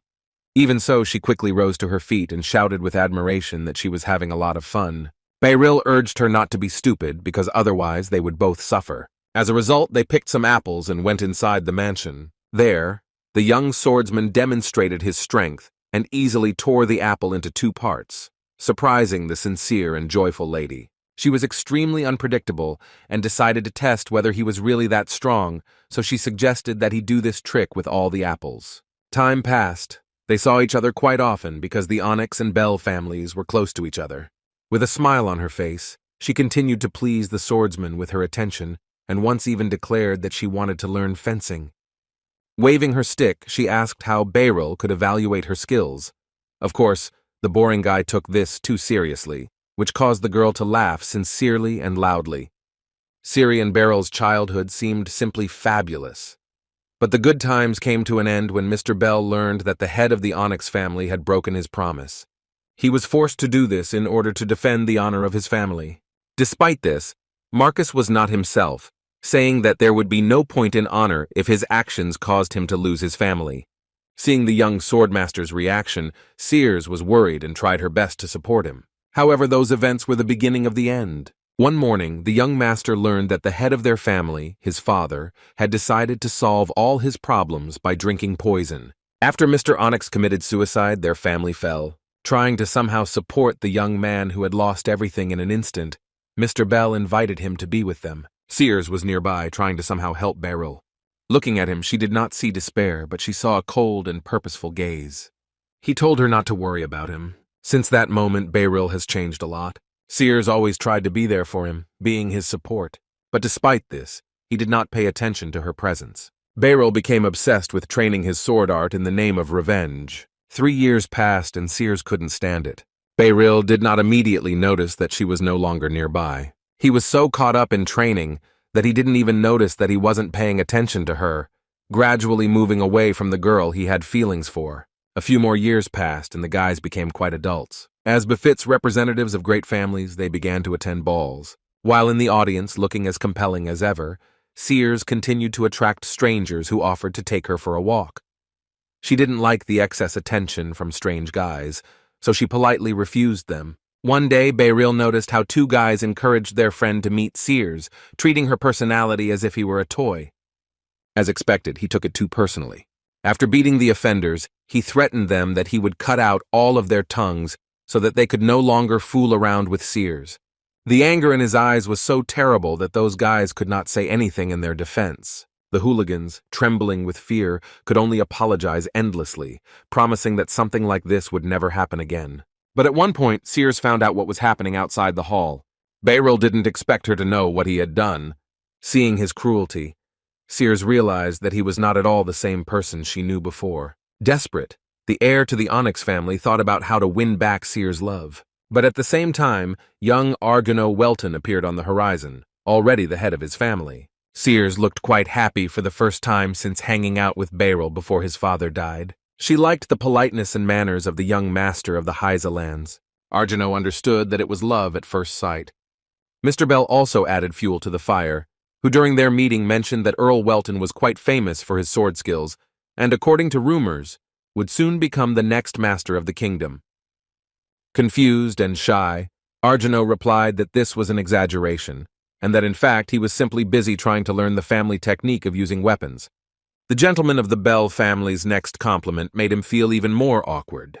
Besides, Sears continued to look at him with such a sweet look. Argonaut, being a very shy young man, hid his gaze, saying that he was flattered. Seeing how his beloved was trying to establish a romantic relationship with the master of the Welton family, Beryl tried to stop Sears, but she refused to continue the conversation, not seeing any point in it. Calling Argonaut a degenerate, he couldn't believe she wanted to meet him. But Sears, not wanting to hear such words, asked him not to call a great guy such a rude word. Confused, Beryl asked her directly why she stopped liking him, even though before she only looked at him. In response, Sears said the man she treated like a brother didn't act the way he does. She stated that he no longer obeys her and is trying to tie her to himself using brute force. Beryl was shocked when she shouted that she had had enough of suffering. Unable to see such treatment, he suddenly grabbed her hand, shouting that she had no idea how much he was doing to be worthy of her heart. At the same moment, Mr. Argonaut, passing by, intervened in their conflict. He couldn't stand the swordmaster's rudeness, so he nervously asked what he was allowing himself to do. Hearing his words, Beryl shouted that this did not concern him and he should go away. But Mr. Welton was not going to back down, saying that he could not afford to turn a blind eye to this. He continued to hold the hand of the rude master, who tried with all his might to prove his love for the Marquise. Unhappy with his actions, Beryl shouted that he was a bastard. Sears couldn't believe that Sir Onyx would come to such a situation. Mr. Welton demanded that he apologize to Miss Sears immediately. The swordsman, filled with anger, could not yield, realizing that his beloved's heart was at stake. At that moment, he could do nothing else but challenge Mr. Argonaut to a duel. Sears was shocked by this sudden turn of events. She feared that this conflict could develop into a tragedy. Realizing that the safety of his lady was at stake, Argonaut Welton accepted the challenge to a duel without any doubt. After this, Mrs. Sears went to her father. She begged the head of her family to calm the rage of Beryl and Argonaut. In response, the man admitted that he was actually thinking about marrying her to Beryl. The girl nervously replied that this would never happen. After all these events, she no longer saw him as that wonderful and shy guy as before. Now Beryl reminded her of a demon who wielded a sword, or a man who did nothing but watch her to find out if she was dating another man. Naturally, the sensual and tender girl could not tolerate such an attitude. Her father tried to change her mind, saying that Beryl was only doing this because he loved her. Hitting the table with her hand, the daughter of the head of the family, Belle, shouted that this was not so at all.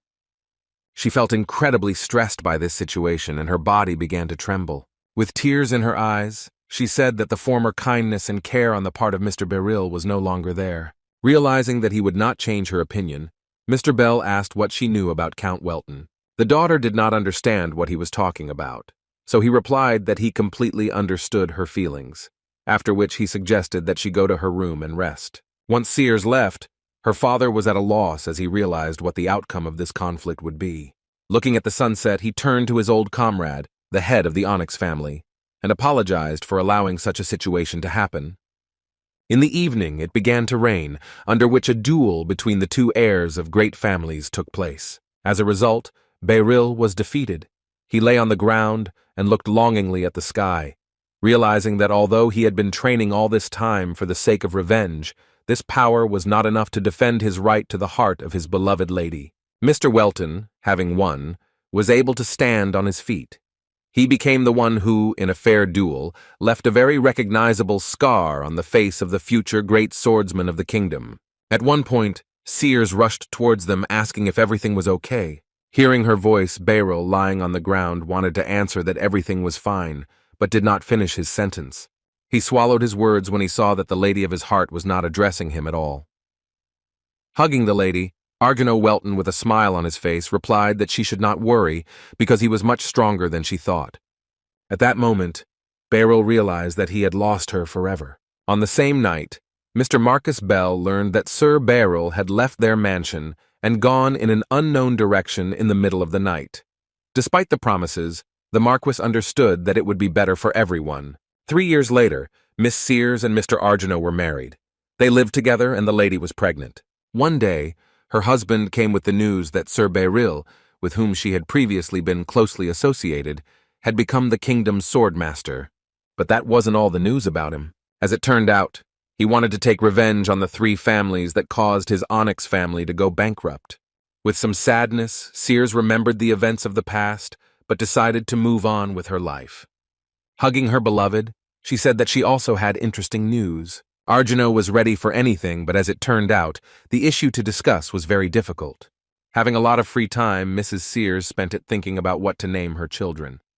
With sweet smiles, they decided that if they had a boy, then his name would be Jamie, and if they had a daughter, then she would be Sarah. The story about the shared past of Beryl and Mrs. Sears turned out to be very tense. At the end of the story, Sarah no longer paid attention to her older brother's emotions and began to eat his pink cat, which was actually an undercover Valkyrie. Despite how difficult times were in her past, Sears smiled and asked why Jamie decided to broach the topic. Jamie didn't even know how to answer. He didn't expect to have to listen to such a long story, and yet he could not even imagine that his father would be able to defeat such a strong person as Mr. Onyx. Their tea drinking was forced to end prematurely because the butler announced that Mr. Saphir had finally arrived to visit them. Seeing Mrs. Sears, the Archbishop, with some mockery, called her a tomboy and was surprised that she had changed so much since their last meeting. He continued to laugh with the Count's daughter, whom he remembered as a child, while Marcus Bell, enjoying their pleasant conversation, recalled that she was already the mother of 2 children. While near them, Jamie presented himself to the Archbishop with an interesting, powerful divine power. Hiding behind him, Sarah awkwardly said her name, trying not to attract the attention of her strange uncle. Sears noticed her daughter's behavior, so she picked her up and asked how Anna and Ricky were doing. Mr. Saphir replied that the young apostle talked a lot about the heir of the Welton family, and even mentioned that they were best friends. With a sincere and kind smile, Ras Armetic mentioned that Ricky asked him to tell him that he wanted to see Jamie as soon as possible. Jamie awkwardly replied that he couldn't wait for that moment either, even though he really didn't think he was particularly interested in dealing with a representative of the deity.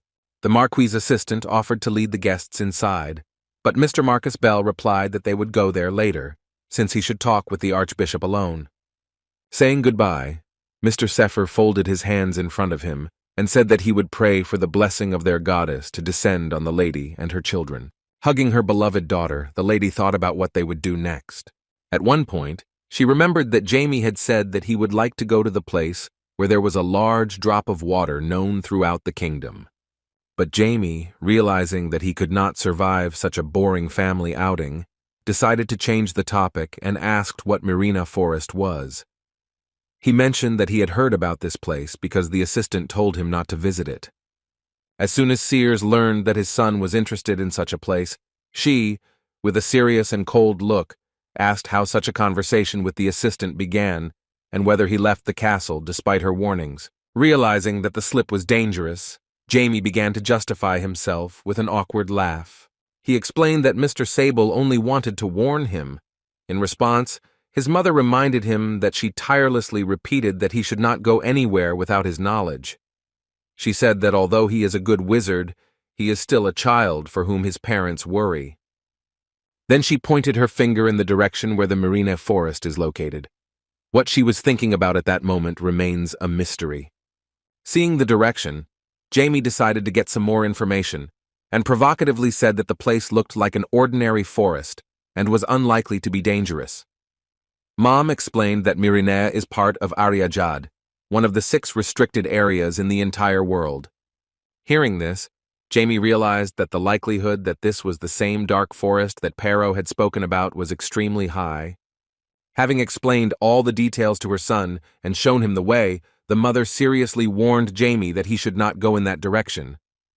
Showing awkwardness, the young magician demonstrated that he had no intention of doing something like that, although he himself was only thinking about how to find an opportunity to leave the Bell family's castle. In the evening of the same day, he broke his promise and again went in search of adventure. Venna was with him as soon as they entered the forest. They felt that this place was truly mysterious. A truly terrible aura warned them of the approach of monsters. Jamie decided not to waste time on trifles, and resorted to using huge and powerful magical explosions, as well as chain lightning, to get rid of a large number of weak monsters in one attack. Having finished the matter, he concluded that this matter was very troublesome, since it was impossible to use black mana in this forest. At one point, the guy lowered his guard. A monster appeared behind him, and Venna was forced to help him. Despite her lack of experience in using the Valkyrie's true power, she instinctively rushed to help her master, throwing him aside and simultaneously striking the monster. Looking around, she asked her teacher to stop yawning during the fight. Jamie was furious at her behavior. But after a moment he noticed that Venna was right, and that the monster was indeed hunting him. As it turned out, Venna also lost the ability to use black magic inside this forest. Despite this, she enjoyed her stay there, saying she felt better than ever. She explained this by saying that her body became light as a feather, and the flow of the forest's power filled her from within. Jamie replied that in that case, it was good.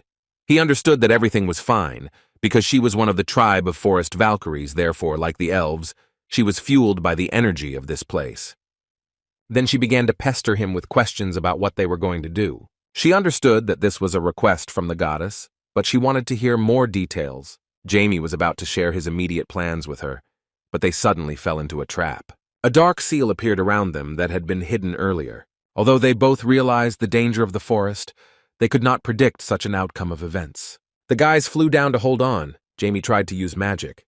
To his surprise, he could not use flight magic. The forest raised more and more questions in his mind.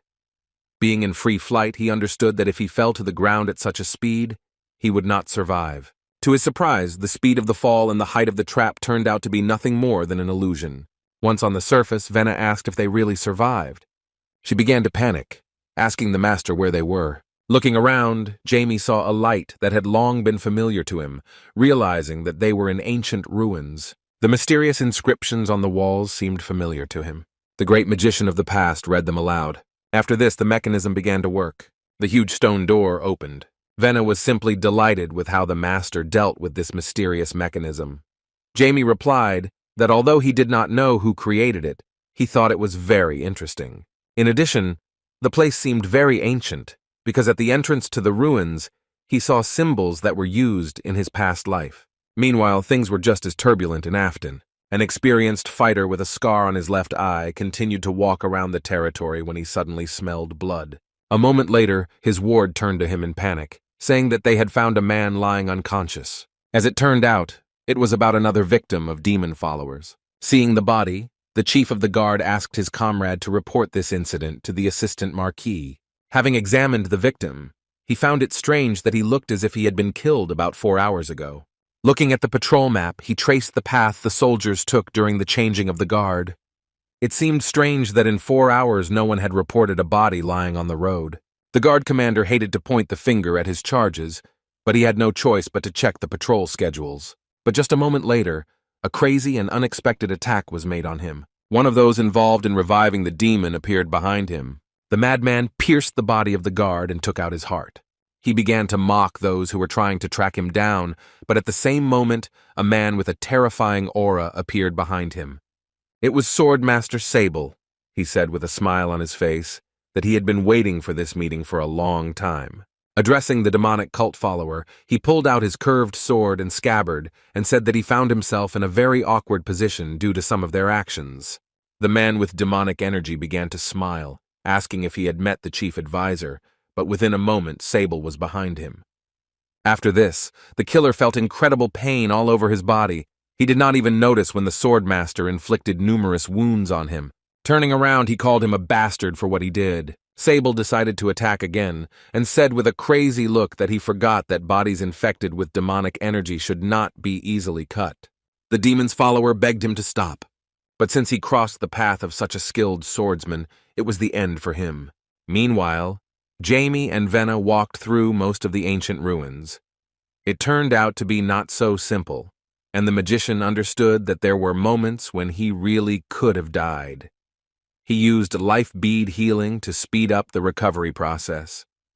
Confused and frightened, Venna sighed heavily, saying that she thought their song was over. Their journey began with an encounter with giant armored soldiers equipped with anti-magic. After this, they suddenly fell into automatic rapid-fire traps, which were not easy to avoid without the use of dark magic. At the end, there were far from the most pleasant fighting scorpions. As a result, they reached one more door. Jamie read the ancient language again. The place where horror slumbers has opened its gates. As soon as the door opened, Jamie's reaction did not change, but Venna began to behave extremely actively. First, a huge paw appeared in front of them. As it turned out, a huge teddy bear was sleeping here, and he looked displeasedly towards his unexpected guests. The guys froze in place when they saw something so unusual. As expected, Venna, being a girl, felt an incredible surge of joy and tenderness from the sight of the beautiful teddy bear. Addressing the teacher, she said that it was the first time she had seen such a cute teddy bear, but at the same moment, a huge paw of a far from friendly animal was directed towards her. Jamie yelled at her to dodge.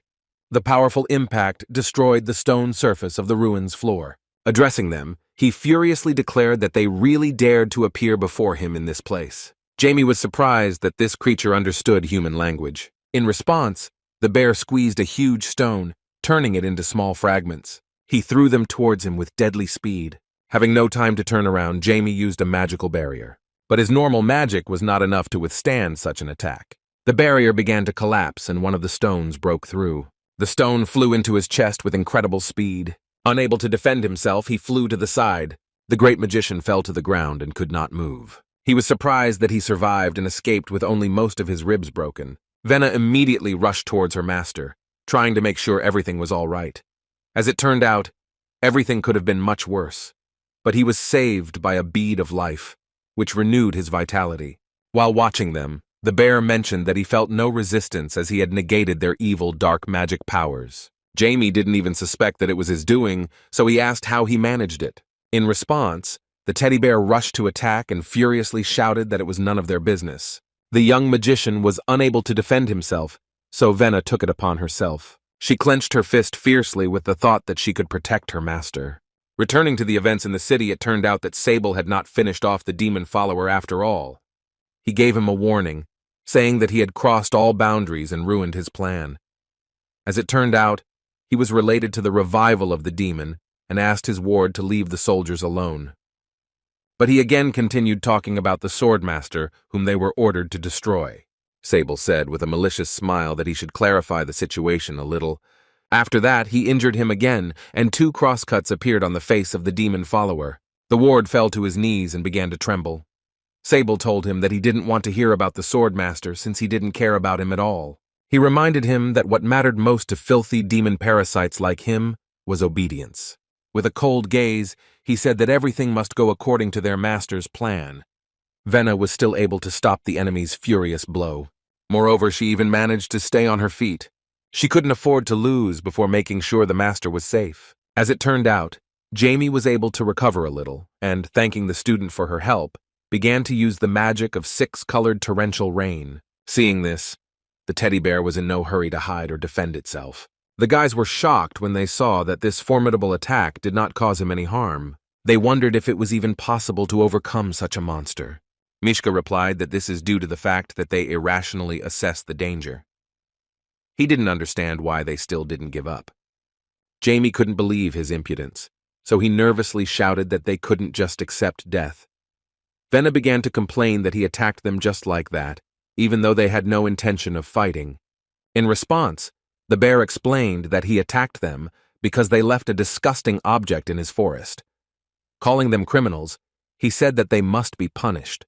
Despite his guests' excuses, he was sure that the dark force protecting the demonic egg definitely belonged to Jamie. Hearing this, Jamie was shocked, because now he knew that there really was a demonic egg somewhere nearby. Furiously clenching his fist, the bear called the guys liars and declared that he would kill all the demon's followers. After that, he again rushed to the attack.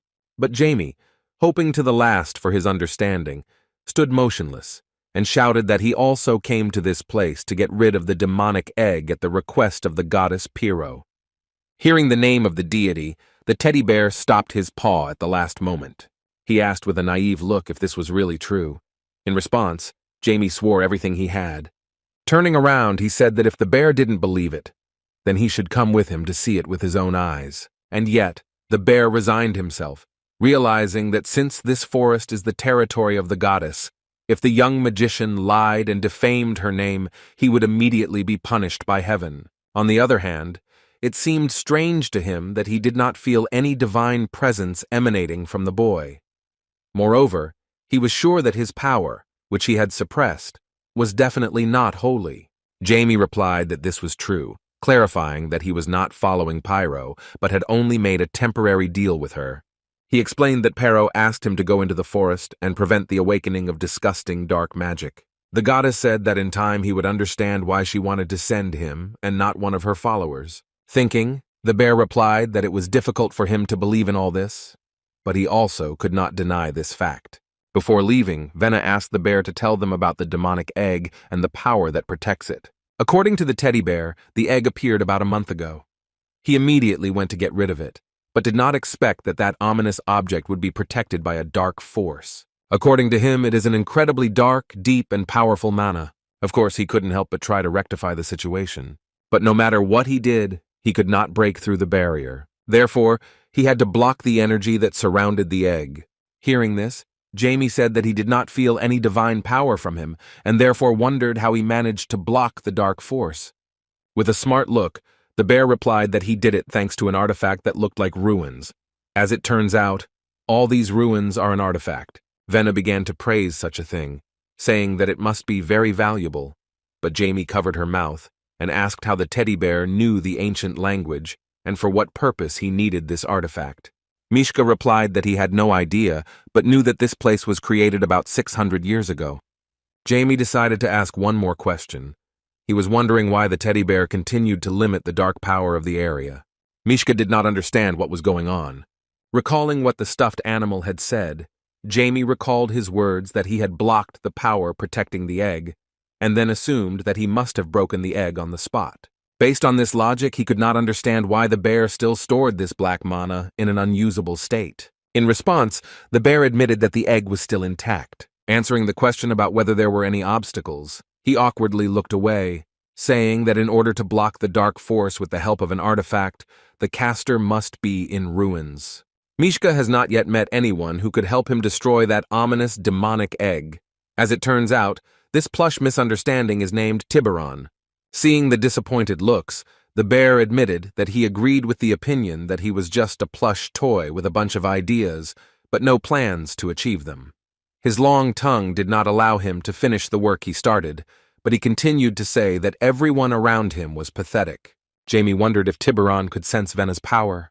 Having looked closely, the bear was surprised, realizing that she had a huge amount of the Valkyrie's vitality. But Jamie meant a completely different power, saying that it was similar to his mana and was also blocked. In response, Tiburon called the energy that surrounded the egg something else. And yet, he was sure that the power he blocked was exactly the same as that which the young magician possessed. Jamie understood that this was possible, because after his past life, there were many valuable artifacts left behind. So it was possible that someone could have obtained some of his dark mana. Turning to the bear, he asked him to remove the restrictions on his strength and release them so that they could go to the egg and see it with their own eyes. Tiburon doubted whether to listen to him, because he still did not trust the owner of dark mana, and besides, if he did so, the barrier protecting the egg would return again. With an amused look, Venna suddenly asked him to trust them, saying that if her master could use his power, then he could deal with the egg in a matter of seconds. The pressure continued to grow. The girl mentioned another argument, saying that they were sent on this task by the goddess Pyrrho, whose domain is this part of the forest. The teddy bear had no other option but to listen to their request. As soon as he clapped his hands, the dark mana returned to Jamie's disposal, and he began to use it again. But as it turned out, he decided to act very insidiously. The guy immediately released a huge amount of his energy and spread it throughout the room. Excited, Tiburon asked what he was doing. Even Venna was worried, as she did not understand her master's cunning plan. Jamie was very serious, he said with a sly look that no one dares to push him around. The teddy bear, thinking about how to stop him, asked what he was up to. Jamie flew up, inserting himself into the artifact system. He decided to take control of everything. At one point, he suddenly felt great pressure and began coughing up blood. The bear charged, asking how he dared do something like that. Wiping off the blood, Jamie arrogantly declared that the bear should not act rashly. The beast stopped as soon as he heard that if he did not stop raging, then there would be nothing left of the ruins. Having calmed his student, Jamie thought that the mental barrier of this artifact was quite good. But even so, he had no intention of stopping. The bear suddenly felt that his connection with the ruins had been lost. He understood that this was the work of a young magician, but it seemed a mystery to him how he could so quickly penetrate such an advanced and reliable system. Jamie replied that he had appointed him as an assistant to the owner of the artifact, after which he warned that for his information, his owner was not the only one who was well versed in artifacts. The business guy admitted that he couldn't leave alone the object that was blocking his powers. Although he couldn't call it a real limitation, he had no intention of leaving such a thing in the public domain. Bear didn't understand what they were talking about, while Jamie was thinking about how they managed to block his dark energy, a power that could absorb even holy energy. He continued to press the teddy bear, calling the restrictions some kind of clever trick. Once Jamie had full control, he stopped stalling for time and grabbed the student's hand.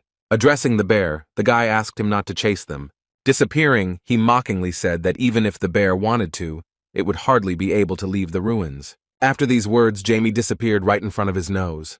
Meanwhile, at the Bell family mansion, the report of what happened during the night began. Mr. Marcus couldn't believe what was happening.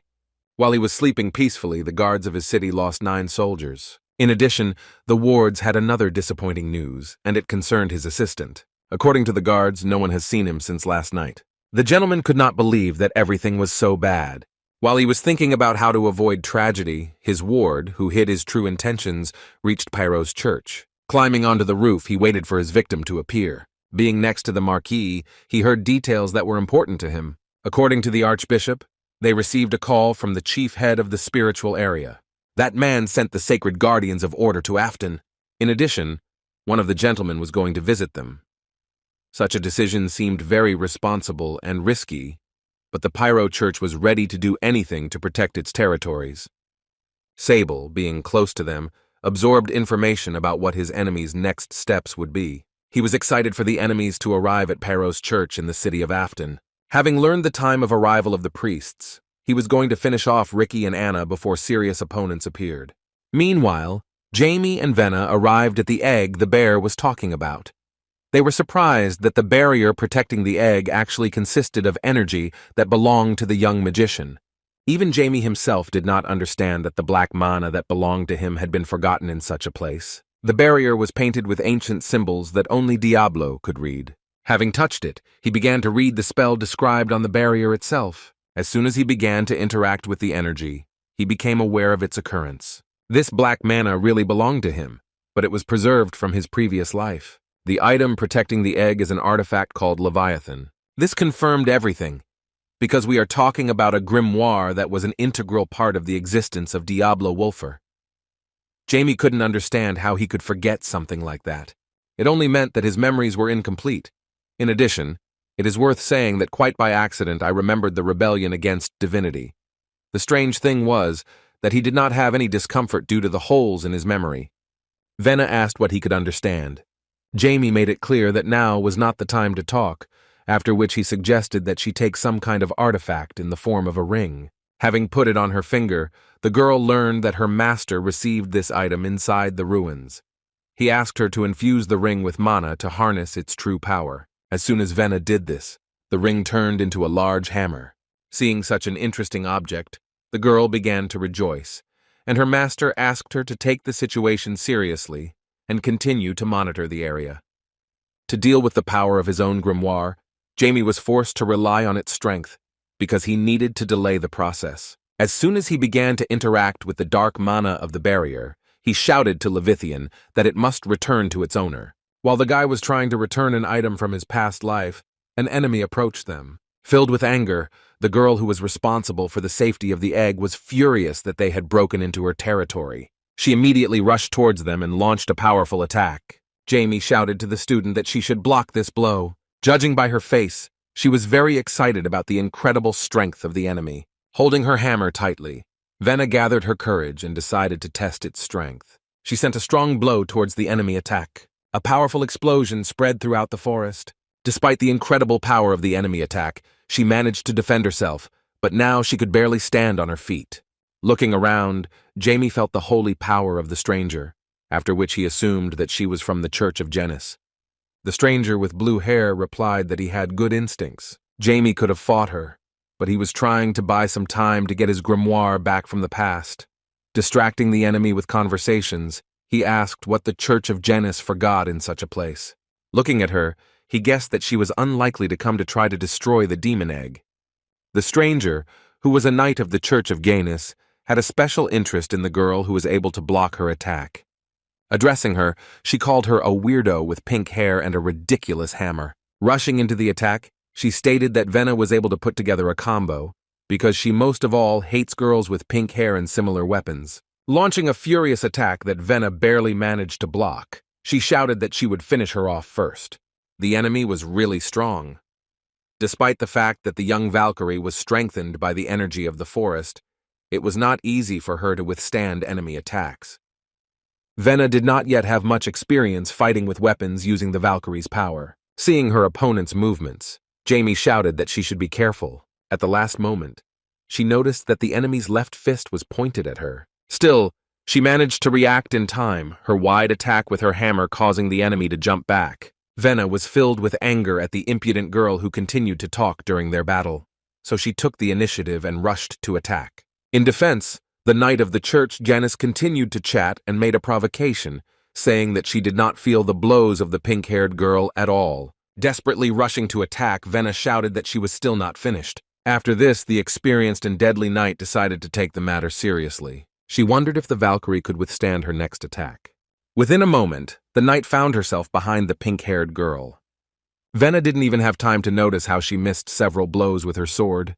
Within a moment, her wounds opened up. Jamie, shouting her name, understood that he could not intervene, because although he could defeat the enemy, in this case, he would lose too much valuable time destroying the demon egg. Despite being seriously wounded, Venna did not give up. She shouted to her master that he should not move. She convinced him that she still had the strength to continue the battle. The arrogant knight continued to treat her like a toy. She began to mock her for her pain, then asked if she was really going to fight in this state. In response, Venna said that she had no other option, because the main priority was to protect the master. Calling her a slave, the knight of the Genis Church said that children like her sometimes need to think with their heads and analyze the danger. Ignoring the enemy's stupid provocations, Venna began to use black magic with a sly smile. The knight of the Genis Church could not believe that this girl had such power. The curse of sense reversal gave him time to maneuver. While the knight resisted mental black magic, Venna rushed to attack. At the last moment, the knight managed to raise her hand. She managed to put up a defense and block the powerful blow of the hammer that was aimed at her head. Venna noticed that the curse suddenly stopped working. This was her last chance to defeat her enemy with one blow. Filled with rage, the knight was about to strike a powerful blow. She grabbed her sword tightly and began pouring a huge amount of divine energy into it. After that, she dealt a devastating blow towards the Valkyrie. Venna knew that her time was running out. She put all her remaining strength into stopping the enemy attack. As soon as their attacks collided, a powerful and loud explosion occurred throughout the forest. The trees around the epicenter of the impact began to burn. As a result, Venna was unable to cope with the enemy. She didn't understand what had happened. The strength suddenly left her body. Losing consciousness, the girl tried to pull herself together to protect her master. Her eyes began to close the moment the enemy approached her and began to whine that the Black Witch had injured her blessed body. Looking at the girl with pink hair, the knight hatedly threatened to deal with her master in a matter of seconds right before her eyes. At the same moment, Jamie appeared not far from her and asked if she was sure of her words. Rising into the air, he said that he did not understand her hatred, because he had not yet managed to harm her. The time that Venna gained was more than enough for the magician to return his grimoire. Using Leviathan, Jamie began to absorb the enemy's power. It was the black magic of gluttony that turns any entity into food. Absorbing the enemy's holy power, Jamie felt a certain disgust. Despite this, He intended to completely get rid of the enemy. After this, the magician descended to the ground, and turning to his ward, thanked her for her dedication. Thanks to her desperate battle, he managed to overcome the egg's barrier. Hearing that she no longer had to worry about her master, Venna felt blissfully calm. But as it turned out, the battle was not over yet. Their opponent was able to resist and avoid being completely engulfed. Looking at her, Jamie confirmed his suspicions that he was not dealing with a simple priest of the Church of Genis. The furious girl had no intention of stopping. She unleashed her true form using the power of the divine sanctuary. The atmosphere began to heat up. The magician realized that the enemy had even more holy power than the bishop with whom he had fought earlier. Moreover, it was also distinguished by the fact that it had significant combat capability. The Knight of the Church of Genis could cause problems. Having released her true form, the blue-haired girl turned to the magician, saying that she did not expect that such power could force her to show real strength. Approaching Jamie, she assumed that he was also a black sorcerer. Hearing the confirmation, she resolutely clenched her weapon. As she launched her first attack, she shouted that she was forced to finish off the dark sorcerer who had defiled their divine power. Jamie remained calm, believing that in this case it would be better to use his charges. After that, he summoned his undead vault, and an unholy gate appeared behind him. With a sly smile, he told the knight that he would have to meet a special creature. After this, Jamie called upon Nebro, and the unholy gates opened. Together with the 6th-level Lich, Rise and Azard got out. The owner of divine power called the dark magician a disgusting insolent for daring to summon the undead right under her nose. Filled with rage, she threw a powerful punch towards Jamie. The powerful flow of divine energy was stopped by dark magic belonging to the undead. The Holy Knight couldn't believe that some undead could stop her attack. Meanwhile, the demon's follower returned to his master's egg. She had a look of horror on his face. He couldn't understand how the egg could grow so big in size. While he was wondering where the maturing demon was able to get so much power for development, Jamie crept up to him. The young magician said that his dark energy is great for speeding up the process. Hearing his voice, Damon jumped to a safe distance and asked in panic who he was dealing with. While Jamie was asking why the enemies decided to bring the demon back to life on the property of the Pyro Church, Azard brought the wounded Valkyrie. Snapping his fingers, the young magician suggested finishing what he started. After that, Rise suddenly appeared in front of them and dealt with the demon's follower with one attack. His strength was more than enough to deal with the enemy. The follower of the dark creature fell to the ground. He continued to reach with his trembling hand towards the egg that contained his master. After this, he lost consciousness. But at one point, the egg cracked. Looking around, Rise sensed danger, and his owner ordered him to jump away. Tentacles began to spread from the egg, but Rise managed to dodge. When the guy jumped back and began to watch, he was shocked by what was happening. The tentacles of the demonic egg grabbed the body of its ward and pulled him towards itself. Jamie believed that this was inevitable, after which he warned his servants that the demon should now have enough vitality to be reborn. Despite the danger of the situation, he had no intention of turning it around. The egg's scallop began to collapse. The demon completed its development. Meanwhile, the battle between Nebro and the Knight of the Janus Church continued. The skeleton could easily stop her furious attacks using a shield. He even mocked her, threatening the death of the undead, which she had overcome such a concept on her own. The blue-haired girl jumped back. She realized that she was wasting a lot of time, so she was afraid that her master would not like it if everything did not go according to plan. But after just a moment, the participants in the battle felt powerful energy. Nebro began to feel a lot of pressure, and even his dead body began to tremble. The Knight of the Church of Genisa gloated, realizing that the demon had finally appeared. Looking around, the Lich was worried about his master, believing that such a terrifying monster could suppress even death itself. The demon's presence threatened everyone in the area, but the Knight of the Church, Genis, was not going to retreat. She resolutely declared that if she was destined to give up the ghost in this place, then she would take the dark magician with her. Continuing to fight, the faithful Lich Nebro hoped that the master can save himself from the terrifying power of the demon. Meanwhile, Ricky sensed something was wrong. Being nearby, Anna noticed his concern and asked what was the matter. He replied with horror that if they did nothing, then all the people dear to them would die. Saint Anna did not understand what was being said. At the same moment, their ward burst into their room without knocking and shouted that they needed to slowly leave the church. Taking his sister's hand, Ricky urged her to hurry up.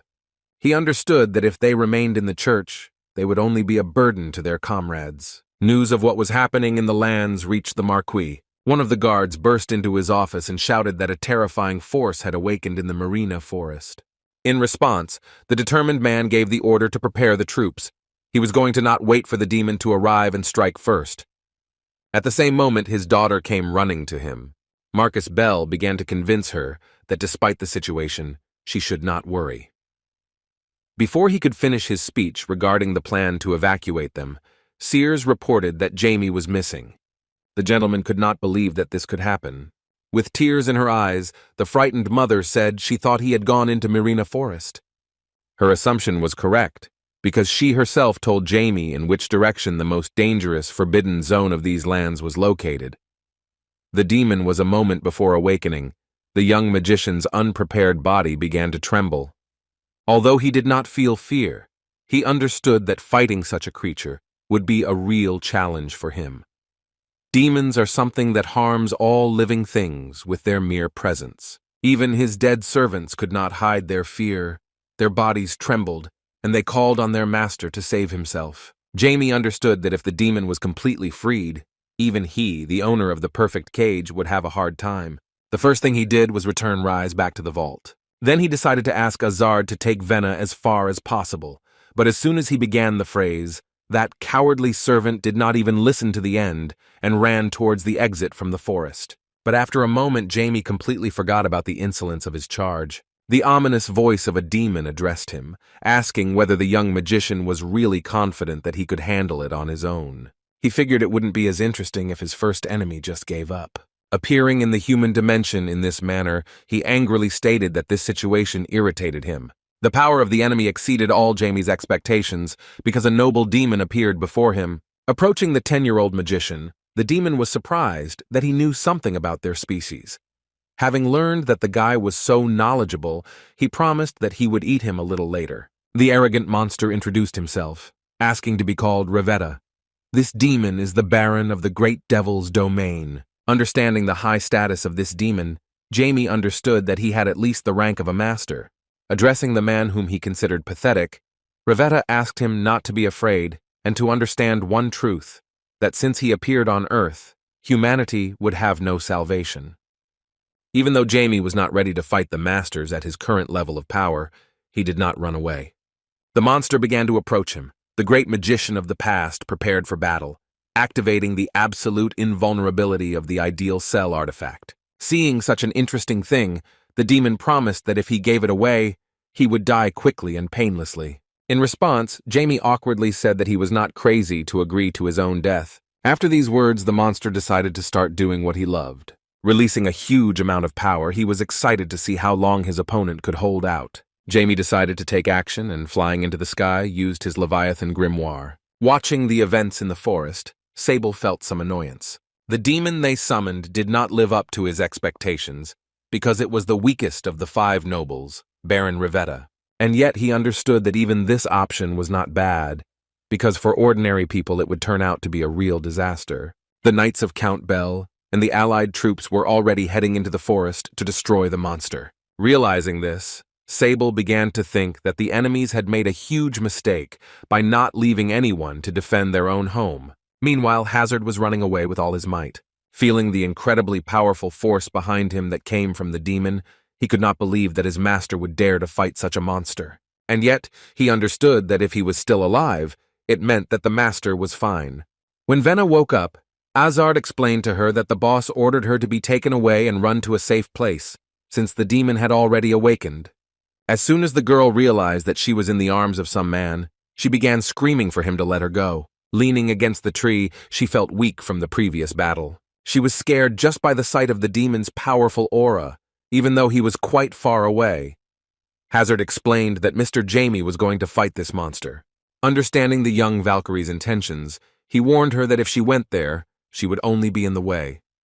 The betrayed student excitedly stated that if she intervened, she could buy some time for the master to escape before she died. But seeing the Valkyrie's condition, Azard said that she had no chance of helping in such a state.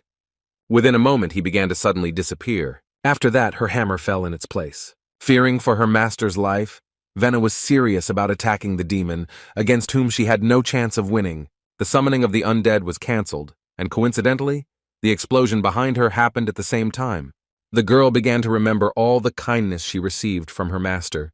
Rage began to consume her at the mere thought that she could not continue to fight. Just a moment later, she suddenly heard the hammer start talking to her. The mysterious artifact addressed the girl, calling her a young Valkyrie with strong and pure blood. Hammer, overflowing with power, said that Venna should remember this feeling. Even though she had not matured like a Valkyrie, he allowed her to use his power. As it turns out, this weapon was forged by a legendary blacksmith to serve the Valkyrie Queen. This hammer is named Filion. Despite trying to win, Jamie couldn't cope and even ran out of energy to fly. He had lost too much blood and the beat of life could no longer help him. Besides, he couldn't even summon the Blackling to buy himself some time to use high-rank magic. He realized that he was still too weak, but at one moment, he landed not on the cold and hard ground, but right in the huge plush paw of a bear. Jamie was simply shocked. When he asked how Tiburon ended up here, the bear replied that he knew his way around the area in which he had spent about 600 years. Looking at the dissatisfied guy, he admitted that he could not even think that he would stay and fight the demon alone. He only confirmed his opinion that Jamie has a noble heart, worthy of the one whom the goddess chose. Then he lowered the magician to the ground. Jamie was sad because he didn't want to accept the words of some teddy bear. At that moment, the demon baron appeared behind them. Ravetta gave the bear a strong cutting blow with his claws and asked him not to interfere with his meal. The strength of this monster was enough to pierce the thick skin of an animal that Jamie's magic could not hurt. The demon was pleasantly surprised and said that he actually tried to cut off his arm in one blow. He admitted that for a creature in the surface world, the Tiburon teddy bear was quite powerful. With a purposeful and serious look, the bear took the compliment for granted. After that, he clarified that he was also very fast and delivered a strong blow. Ravetta was severely injured for the first time and coughed up blood. As it turned out, Tiburon did not arrive on the battlefield alone. Within a moment, Venna appeared in front of them and delivered an incredibly powerful blow with her hammer. The demon, unable to resist such successful teamwork, flew into the surface with a roar. Winking at her master, Venna said that she could not leave him in such a situation. Jamie asked in confusion what was wrong with her hair, but the girl took it as a compliment and began to smile sweetly. Turning to the red-haired Valkyrie, Tiburon asked her not to be distracted. At one point, Ravetta appeared right under his feet. With a sly smile, the monster sent a powerful beam of dark energy towards the bear, saying that this is not the end. Powerful demonic energy spread throughout the forest. Due to this amount of power, most of the fighters became incapacitated and could barely contain their nausea. The Marquise's assistant did not understand why they did not wait for reinforcements from the Church of Pyro to receive their blessing, which would have given them at least some chance. Marcus Bell was alarmed, realizing that even though the demon was so far away from them, its energy had disabled most of their powers. Only the fighters of the Order of Fear, who were the escort detachment of the Welton family, stood confidently. The Marquis understood that if they failed here, then his daughter and grandchildren would be in danger. At one point, he felt an unexpected strong gust of wind. A letter suddenly arrived to him. An incredibly fast force, the speed of which was comparable to the wind, was heading towards the epicenter of events. As soon as Jamie canceled the summoning to save some energy to fight the demon, the Knight of the Church of Janissa freed herself from the battle and began to flee from the forest. She felt truly disgusted by the demonic energy that surrounded her, and yet she was not worried about what would happen next, since her task was simply to summon the demon. Having carried out the order, she felt relieved, believing that the boss would not punish her for some mistakes. She was right, because there is no need for a boss to punish a dead ward. Along with a powerful gust of wind, her head was blown off her shoulders. At the time of these events, the bear Tiburon could no longer resist. The young Valkyrie completely lost consciousness after another enemy attack. The arrogant demon began to laugh, saying that he did not expect that the pitiful people from the surface would be able to surprise him. He didn't even think that he would have to try hard to fight in this world. Sensing the destructive power that came from Jamie's spell, he asked what he called this attack. At the last moment, Diablo used the road to destruction, dark magic, which releases all the energy absorbed by the grimoire at once. This spell has the power to cause large-scale destruction. Despite this, the last hope that Venna and the bear gave to the young master was wasted. The destructive power was not enough, and the enemy only lost an arm. Rivetta quickly recovered and then said it was time to end it. Flying into the sky, he began to collect an incredible amount of magic into a sphere, which he was going to direct at the enemy. Considering this the right moment for the appropriate question, Rivetta asked if the magician had any last words. Jamie, having come to terms with this ending, asked to finish it quickly, but at the same moment he felt a powerful flow of wind. Within a moment, a swordmaster appeared in front of him and cut through the demonic baron and his huge sphere of dark energy. This incredible swordmaster turned out to be Mr. Beryl Onyx. In the letter that he left for Mr. Bell, he asked him not to let anyone into the forest, as this would lead to unnecessary losses. One of the 5 swordmasters of the kingdom promised that he would take care of the demon with his own strength. Meanwhile, an unexpected guest came to the archbishop's office. With a sly smile on his face, Sable asked where the apostle of the goddess Pero was. The archbishop respectfully replied that if the marquise's assistant worshipped the goddess, then he should immediately leave this room. With a defiant look, Sable asked if he could stay if he didn't honor the goddess. Looking up, Mr. Sefer seriously replied that in this case he would have to take action. Drawing his blade from its sheath, Sable asked if he was really confident that he could withstand the first sword of the Church of Genus. Hearing this, Mr. Sefer realized that all this time there had been a terrifying traitor among them. Raising his blade upward, Sable declared that eternal peace would be engraved on the tip of his sword. With his hand on his heart, he told the archbishop that on this day of judgment, the goddess Pyro would face great losses, which would be followed by the complete destruction of her presence on earth. Meanwhile, the troops of the Church of Genus were sent to a safer place. Among them were Ricky and Anna. Church Apostle Pero sensed that the archbishop's power had suddenly weakened. The battle, which Jamie, Tiburon, and Venna could not cope with, was ended in an instant by the swordmaster. Jamie did not have time to follow such a quick blow from the strangely large sword. In addition, incredible speed was combined with a terrifying level of strength. The guy realized that the power of the wind looked extremely terrifying. Turning to the young magician, Sir Beryl asked what he had forgotten here. Jamie began to awkwardly make excuses, saying that he was interested because everyone kept telling him not to go to this place. He said he didn't think he'd meet a demon here. As it turned out, his lie was unsuccessful. Beryl said that he saw everything with his own eyes. Turning around, he asked the young master not to worry, saying that everyone has some secrets that no one wants to talk about. Jamie bit his lip nervously, not knowing how many of his secrets this man had seen. After that, the guy asked the great swordmaster what he was doing here.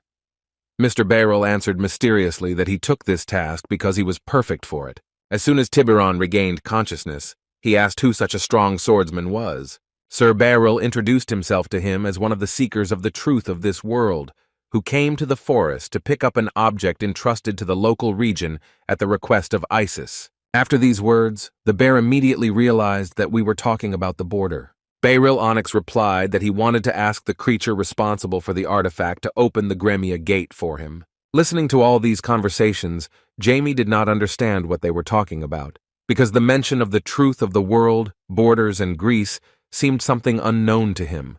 Tiburon showed that he was very happy to help, but apologized, saying that he was not in charge of boundaries at the moment. After that, he looked at the young magician and he realized that we were talking about the ruins that he was trying to get. Jamie was forced to take them inside the artifact in question.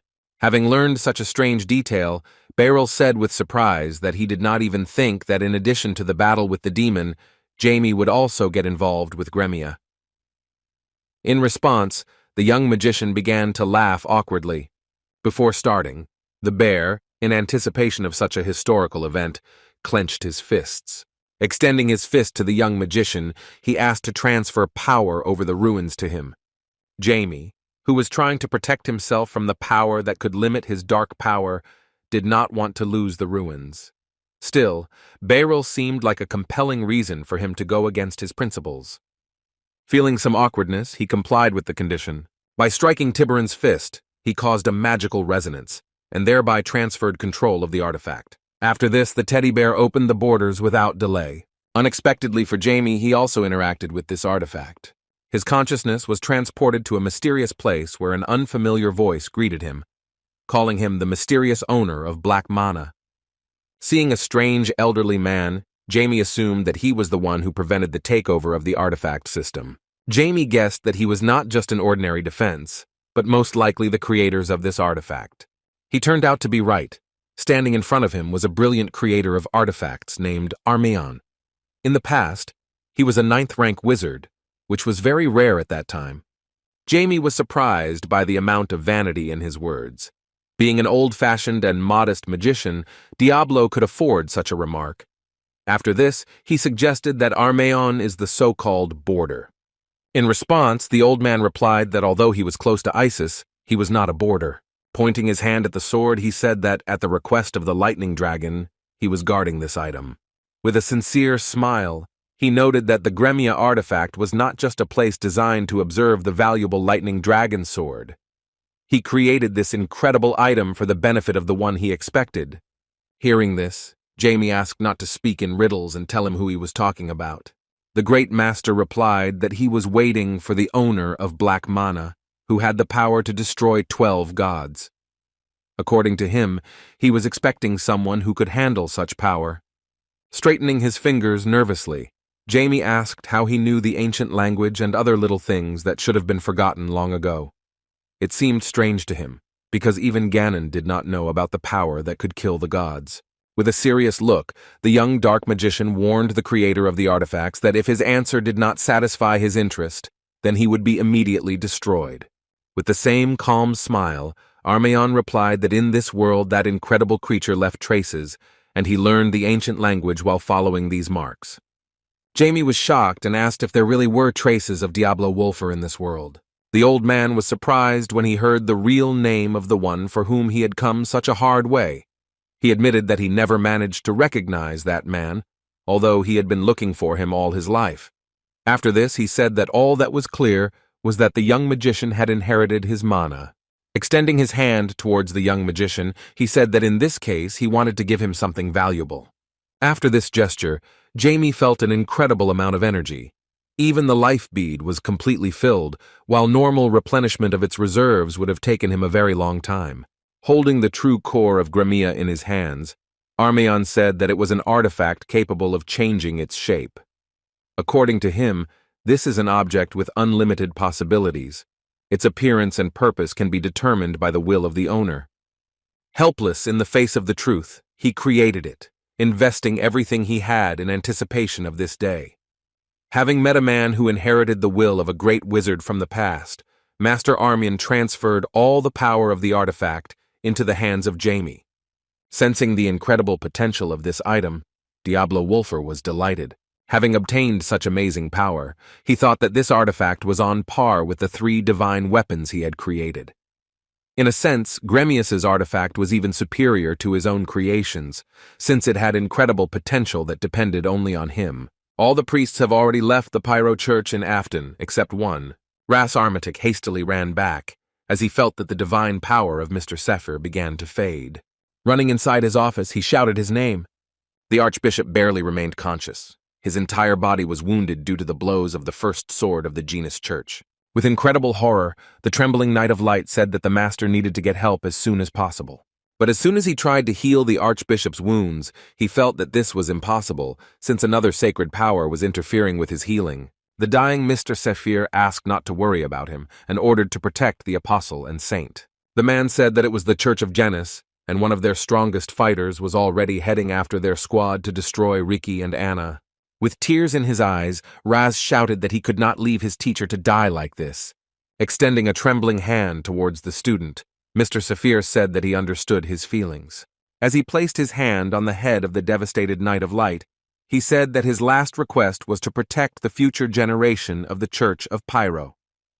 Biting his lip, Raz said with tears on his face that he would definitely avenge him. But despite this, the Master asked him not to follow the lead of revenge. He really had to hurry as Sable had already launched an attack on Pyro's priest squad. Finally, the Archbishop said that he was grateful to the Knight for fighting in the name of their church. When asked by the swordmaster if everything was okay, Jamie replied that everything was fine, but admitted that he felt a little discomfort. After that, he asked if he received what he came for. Holding a dragon sword in his hand, Sir Beryl replied that his mission was accomplished. Looking at the guy, Tibyron asked what happened to the artifact. He wasn't sure if the magician knew that he had returned a little later than them. In addition, he was worried that his connection with Gremia had been completely severed. He wanted to hear what happened during their absence. Showing the artifact, Jamie replied that he had met with the spiritual matter of Master Armian and received the Gremia as a gift. As soon as the magician released the power of the artifact, the guys were convinced that it was true. Looking up, Beryl admitted that this item was much more valuable than the Graham sword he had come for. The bear couldn't believe that Armaeon actually gave him this item. The dark magician, hiding his artifact, replied that this idea belonged to the master himself. The moment the Graham was taken away, he gave it all power over the control of the item. Looking at the guy, the bear asked why he decided so. Without being long-winded, Jamie demonstrated his strength by touching the bear. After this, something similar to healing happened, and Tibyron's wound began to heal thanks to the properties of Gremium. Saying that Sears probably couldn't find a place for himself, Sir Beryl suggested returning. Jamie agreed with his words, realizing that he would have to justify himself to her because of his crazy act. But at one moment, he felt something was wrong. Having at his disposal a piece of his friend that had turned into an undead, he realized that he was in danger. Seeing his sudden trembling, Beryl asked what happened. The young magician replied that the goddess's apostle was in danger. Sir Beryl decided to clarify whether he meant his friend Ricky. In response, Jamie shouted that they did not have time to discuss, since the Church of Pero was about to lose its saints.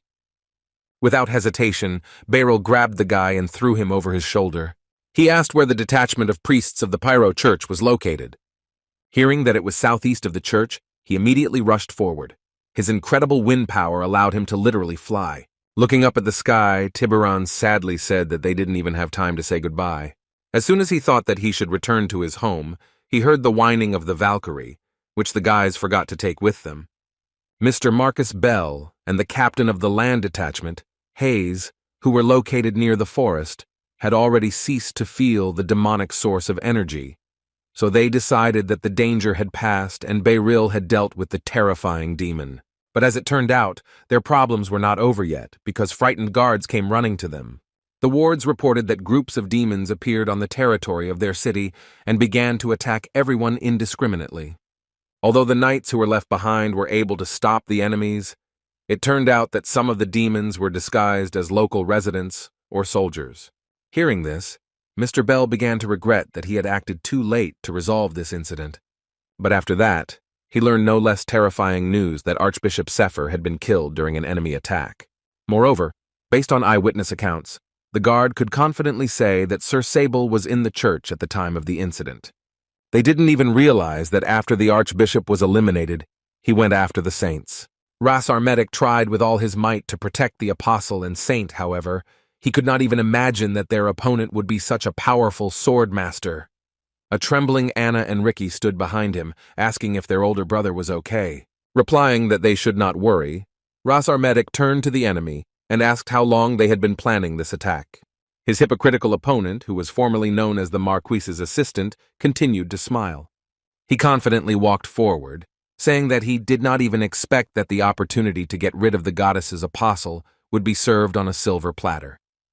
After that, he rushed to the attack and struck directly with his sword. Ras Armetic managed to notice the blow from the right, and at the last moment moved away. But despite this, he suddenly felt wounded on the other side. Seeing his older brother's blood, Ricky screamed his name in fear. In response, Ras Armetic shouted that they should not move. This was not the first time something like this happened. The Knight of Light was sure that he had dodged, but he was wounded again. Swinging his sword, Sable told the warrior of the Pyro Church that he could not be stopped. Clutching his wound, Ras asked if he was a swordmaster. In response, Sable arrogantly asked why the knight only realized this now. After that, he said that his power is changes in causality, so if he strikes, the enemy will definitely be injured. The terrifying truth was that he could delay taking damage after he had injured his opponent. That is, Ras Armetic may notice the wound, but will only feel the pain after a time when it is convenient for the swordmaster. Hearing these details, Ricky thought it was some kind of nonsense. Ras Armetic could not believe that there was a government capable of denying logic. Drawing his sword from its sheath, Sable prepared to strike and said that this world is full of monsters. Within a moment, he found himself behind the Knight of Light with a smile. Looking at him, he said that, unfortunately, he considered himself one of the highest-ranking monsters. After these words, many deep wounds appeared on the body of the Knight of Light. Fearing for his older brother's life, Ricky rushed towards him. Ras Armetic could not move due to the severity of his injuries, and Sable, understanding the situation, was already looking forward to the elimination of the apostle of the goddess Pyro. Overcome with emotion, Ricky began using his divine power again without realizing it. As soon as he approached his elder brother, there was a powerful surge of divine energy that began to destroy everything around him. After that, Ras Armetic suddenly appeared on a hill and said that he did not expect that the first blade of the Church of Genis would be able to push him away. Looking at him with a sly look, Sable asked what kind of holy power this was. Sir Ras Armetic fully recovered his fighting ability and rushed into a furious attack. Filled with anger, he was not going to answer the enemy and said that if he wanted to know the answer, then he should ask Genis. After that, he launched many powerful strikes with divine energy, but Sable was able to dodge each of them. First Blade Genis jumped back and said that his father hated being asked questions. He rushed to the attack, saying that it would be better to cut the enemy with a sword instead of wasting time on questions. Ras Armetic barely managed to block his attack. The Knight of Light could barely resist. The arrogant Sable said that he was arrogant if he thought he could stop him. The moment Sable once again used the power of changing causality, Ras Armetic replied that he should not look down on them. Ricky, being on the sidelines, used his divine power, and the swordsman of the Genis Church was unexpectedly wounded. Church Apostle Pyro joined the battle. The first blade of the Church of Genis fell to the ground due to the punishment of causation change cancellation. If a causality that cannot be dealt with does not work, then the damage is returned to the user of the ability. Using the body of her apostle, Pyro said that the swordsman was just a pathetic little man, unable to resist God's power. Despite his injury, Sable continued to laugh. With an angry look, he said that awakening the powers of an apostle at such a moment was too commonplace. Rising to his feet, the wounded swordsman of the Church of Genis recognized the magnificence of the apostle's divine power and was surprised that it had revived Sir Ras and negated the powers of changing causality. Not wanting to hear his arrogant speech, Ras shouted that he should shut up, then rushed to attack using his judgment ability. Despite the amount of divine power released, Sable was able to stop his attack with his bare fist. After that, he began to release his own energy, and from its power, the sword of the Knight of Light began to collapse. With an arrogant smile, the swordsman of the Genis Church said that if the goddess Pyro could not descend to earth, then they all remain insignificant people, which are not a hindrance to him. Due to his pressure, Ras Armetic suddenly lost his blade. Seeing this, the Knight of Light could only count on the support of the apostle. With trembling hands, Ricky tried to use the ability of divine power, concentrating on his opponent. But at one point, Sable suddenly disappeared. He jumped up to deliver a powerful attack. While in the air, Sable gloatingly said that this time the apostle would not be able to put up a protective block. Anna sensed danger and desperately shouted her older brother's name. But at the same moment, they heard a familiar voice that out loud cast spells of severe pain and merging with lightning. Jamie unexpectedly joined the battle and dealt a crushing blow to the enemy who was in the air. After that, he shouted that Ricky should finish him off right now. The enemy was immobilized and the apostle rushed to attack. Using divine power, he punched him with an incredibly powerful punch. The enemy flew tens of meters away from the force of the apostle's trembling fist. Ricky couldn't believe he managed to do it. After this, Ras Armetic excitedly rushed towards the saint of the church. They didn't expect Jamie to come to their aid. Turning to Ricky, Jamie said with concern that he thought things were going wrong, and that's why he intervened. Ras Armetic explained that all this happened because of Sable. Hearing this name, Beryl asked if he was really talking about the assistant to the Marquis. Jamie also couldn't believe it, saying that it didn't dawn on him even after using magic. At the same moment, a line appeared at the dark magician's neck, which only Sir Beryl could notice. In an instant, he realized that it was an enemy attack. He immediately pushed Jamie away from the attack. Sable could still continue to fight. He said gloatingly that he was unlucky because he was already aiming at the boy's neck and hoped to get rid of his problems. Because Beryl was able to notice his attack, he admitted that the title of swordmaster is not something one simply obtains.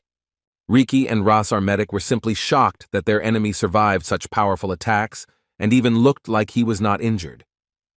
With a mad smile, Sable pointed his terrifying blade at them and said that changing causality can be used not only to harm someone. Pointing to his destroyed hand, he said that he had to pay a great price in order to avoid death. At the same moment, Sir Beryl planted his sword into the surface and ordered everyone to step aside. The great swordsman, saving Jaime, lost his left arm, but still intended to finish off the enemy with his own strength. Looking at him, Sable sadly said that it would be boring, because without a second hand, Beryl would not be able to demonstrate his true strength. Restoring his body with Genis's divine energy, Sable asked if Beryl really believed he could handle him in this state. In response, Sir Onyx, confidently holding his sword, stated that he did not care, because his wind would cut any opponent into pieces. Jaime and the others left the battlefield due to the danger and began to watch. Looking at the swordmaster, he understood that if it were not for Beryl Onyx, then all of them would already be dead. Razar Medic came closer to him and asked if their comrade could cope. Jaime himself did not know what the result of the battle would be, so he replied that they could only watch. In any case, they had no chance to interfere in the battle of the swordmasters. The powerful energies of Beryl and Sable collided in a fierce battle. Watching the enemy, Raz continued to think about how such an incredible ability like changing causality could exist. They already understood that Sir Beryl had learned something about the physical form of the power of changing causality, but even for him, it would not be easy to resist such a power. What was clear was that if Sable could use this ability both defensively and offensively, then this power had endless potential for use in combat. The weaknesses in the power of the first swordsman Genis were not known. The situation on the battlefield began to become clearer. Jaime realized that he could not sit quietly and watch. Demonstrating his superiority, the arrogant Sable asked his opponent if he really believed that if he was also a swordmaster, he had at least some chance of winning. Despite the enemy's chatter, Beryl continued to attempt a successful and deadly attack. But at these moments, wounds began to appear on his body. Sable suddenly launched a powerful attack, saying that Onyx was arrogant because he did not take into account their huge gap in experience. As it turned out, the appearance of the first sword of the Church of Genis was deceptive. It was difficult to tell what its real age was, but the fact remained that he was significantly superior to the Wind Swordsman and emerged victorious from their duel. Seeing his severe injuries, the guys decided that asking if everything was okay would be a great idea. Looking at them, Sable warned that it was their turn. Jaime realized that now they could only rely on themselves. The enemy rushed to attack, and Riki, using divine power, shouted that he would stop him. Sable struck, but failed to reach the apostle. He had to face the goddess barrier that Riki used. Turning to the saints and the dark magician, he asked if they had forgotten that he also had access to divine power. Using divine power, he said that Pero's pathetic barrier was useless against his father's power. At the same moment, Jaime released the power of the artifact that he acquired in the forest. By releasing a huge amount of Genis's divine power, he unleashed the power of the sanctuary. Using the true power of Night Genis, he said with a crazy look that everything must go according to his father's will. After that, he struck with terrifying destructive power. Riki resisted the unimaginable power of the enemy with all his might. Although he had awakened, his experience and abilities were still not enough to create a barrier that could withstand such pressure. Pointing his sword towards the young apostle, the arrogant swordsman of the Genis Church shouted that there was no point in resisting. Once he was able to overcome the barrier of the apostle of the Church of Pyro, Razar Medic, seeing the situation and not having a weapon in his hands, could only desperately shout the name of his younger brother. Moments before the barrier was breached and blood spilled, Beryl Onyx lay on the ground severely wounded. In the cold rain, he apologized to Seers for not being able to cope. Suddenly for him, he heard a mental appeal, where the young magician suggested that the Wind Swordsman at that moment was remembering someone's mother. Having risen a little, Beryl Onyx looked around in confusion. Strength appeared in his body again, and some kind of aura unknown to him reigned around him. Jaime approached him. He asked him not to be scared and called it something similar to healing magic. At the last moment before the destruction of the divine barrier, he contacted the swordsman with the help of his new artifact and helped him regain a small amount of strength, and also said that he would keep the swordsman's secret. Using the powers of Gremia, he called on the great swordsman to help them escape, saying that if he did not intervene, then all that would be left of them would be a wet spot. Beryl Onyx became the one who shed the blood of the enemy after the divine barrier was destroyed. When Sable asked how he managed to do this, the Wind Swordsman, enjoying revenge, said that he had no idea. This attack exhausted all his strength and he lost consciousness. At the same moment, the wounded Sable saw another attack being aimed at him. Jamie, using the power of the artifact, created many cannons and fired bolts of dark magic directly at the enemy. A powerful volley was sent from a safe distance towards Sable, the magical force destroying everything in its path. While defending himself, Sable did not understand what this unimaginable power was that was causing him strange feelings. Despite this attack, he shouted that such tricks would not work with him. In response, Jamie increased his attack even more and shouted that one should not underestimate his strength since it was created to destroy people like him. Faced with the unimaginable power of dark energy, Sable, despite attempting to defend himself, began to lose control, and his divine power began to dissipate, and he lost his Genus Knight form. After this, a powerful explosion occurred. When it seemed that everything was over, the guys no longer felt the presence of the enemy, but could not find where Jamie had disappeared. Despite Jamie pouring the rest of his strength into this attack, Sable once again survived. Standing in front of the dark magician, he said with incredible anger that he was glad that he could put an end to such a threatening enemy right now. Seeing his comrade's situation, Ricky rushed to his aid with a cry. Jamie, also wounded and exhausted, could not even move. It seemed that it was simply impossible to help the dark magician at such a moment. Pointing his sword at Jamie, Sable said goodbye to him with incredible bloodlust. This was the last thing the young magician saw before he woke up again in his grandfather's house. Next to him were his mother and sister, who, seeing that he had regained consciousness, excitedly shouted his name. Mrs. Sears hugged her son tightly and said in a trembling voice that if he ran away from home again, she would kill him. Even little Sarah repeated her words, which sounded extremely threatening from her lips. Apologizing, Jamie began to think about what had happened at the last moment. As it turned out, at the moment when Sable struck, an impenetrable barrier appeared around the dark magician, from the collision with which the legendary sword of the Church of Janus was destroyed. At that moment, the dark magician noticed the glow of his artifact, which his grandfather gave him. He realized that that item could actually be the thing that saved his life. While he was hiding from his mother and sister, who continued to call him names and scold him, he wondered where his grandfather got such an artifact. Turning to his mother, he asked if she had seen his necklace. As it turned out, when he was brought to the mansion, the necklace was on his neck. Mom took it off before she put him to bed. Everything became clear when he found out that this necklace was a gift from his grandmother, who died before he was born. According to his mother, his grandmother could predict the future. Meanwhile, in the southern region, the Bryan Desert is located more than 1,000 kilometers from Afton. Sable, who was trying to kill Jamie, suddenly found himself in this place. The unexpected light that the necklace emitted threw him from the northern region to the southern region. When he tried to deal the final blow to the young dark magician who threatened their divinity, a strange girl appeared in front of him, and an impenetrable barrier created by her artifact. At that moment, the swordsman of the Janus Church heard her voice, which asked him to stop hurting her child. A girl he didn't know gently touched him and asked him to disappear to hell. After this touch, he began to fly at incredible speed in a direction unknown to him, after which he found himself in a desert far from Afton. She said that no matter what power he possessed, he would not escape from this fate, since it had already been paid for. The worst circumstance was that he found himself in a place that was the territory of his longtime enemy. He began to run away, realizing that in this state, fighting was not an option. His misfortune was that his presence was detected. A man with dark hair greeted the swordsman of the Janus Church and addressed him using his real name. Sable, aka Cryon, saw his old enemy in front of him, surrounded by his followers who stood on a hill. With incredible tension, he realized that the worst had happened, and Master Blazer had spotted him. Blazer is the high priest and captain of the Knights of the Church of the Sun God Ra. He looked his opponent straight in the eye and asked why such a busy man like him decided to come to such a remote place. After these words, he began to release his fiery power with the help of his incredible spear. He warned the enemy that if he did not hide the truth, he would die quickly and painlessly. Seeing his incredible strength, Creon showed fear for the first time in recent memory, calling his opponent a real monster.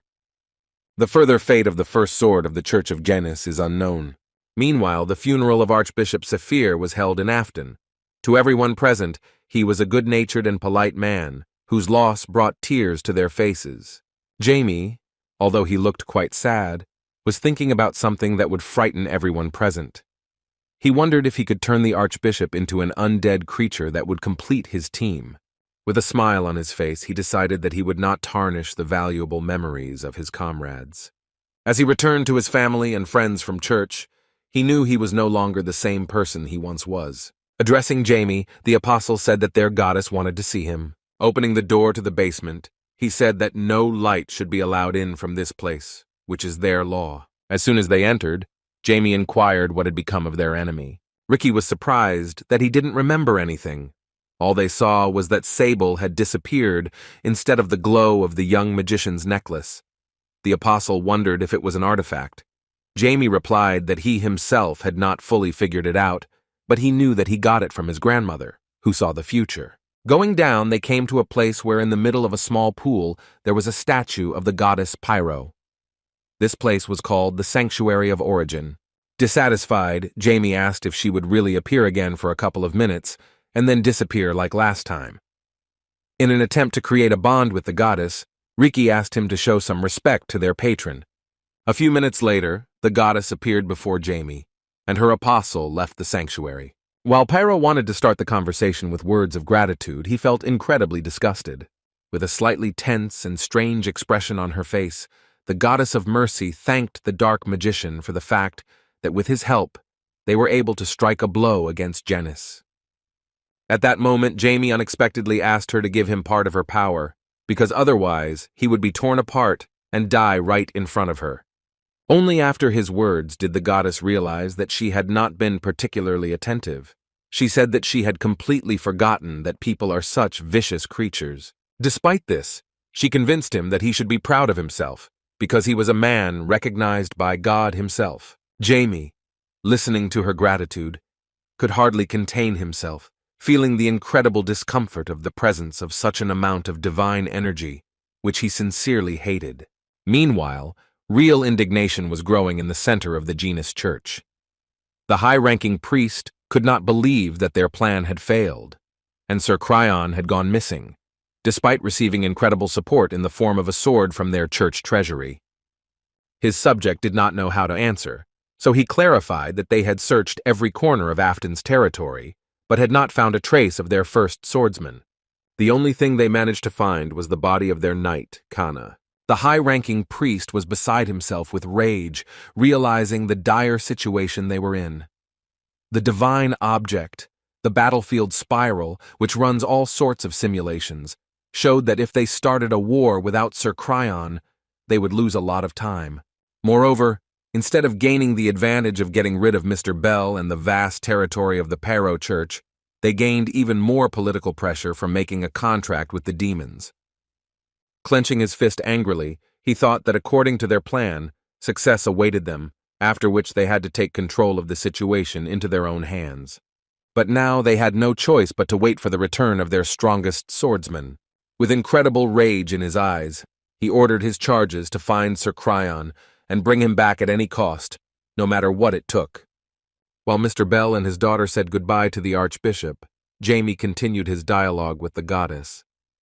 Pyro doubted his words that he accidentally became the heir of Diablo Wolfer while in the mysterious mountains. Jamie replied that he had nothing to add, as it was an accident. The goddess was surprised that he insisted that she should believe this nonsense. Despite this, she decided to accept it, since she had something more important. This time, Jamie decided to ask the question first.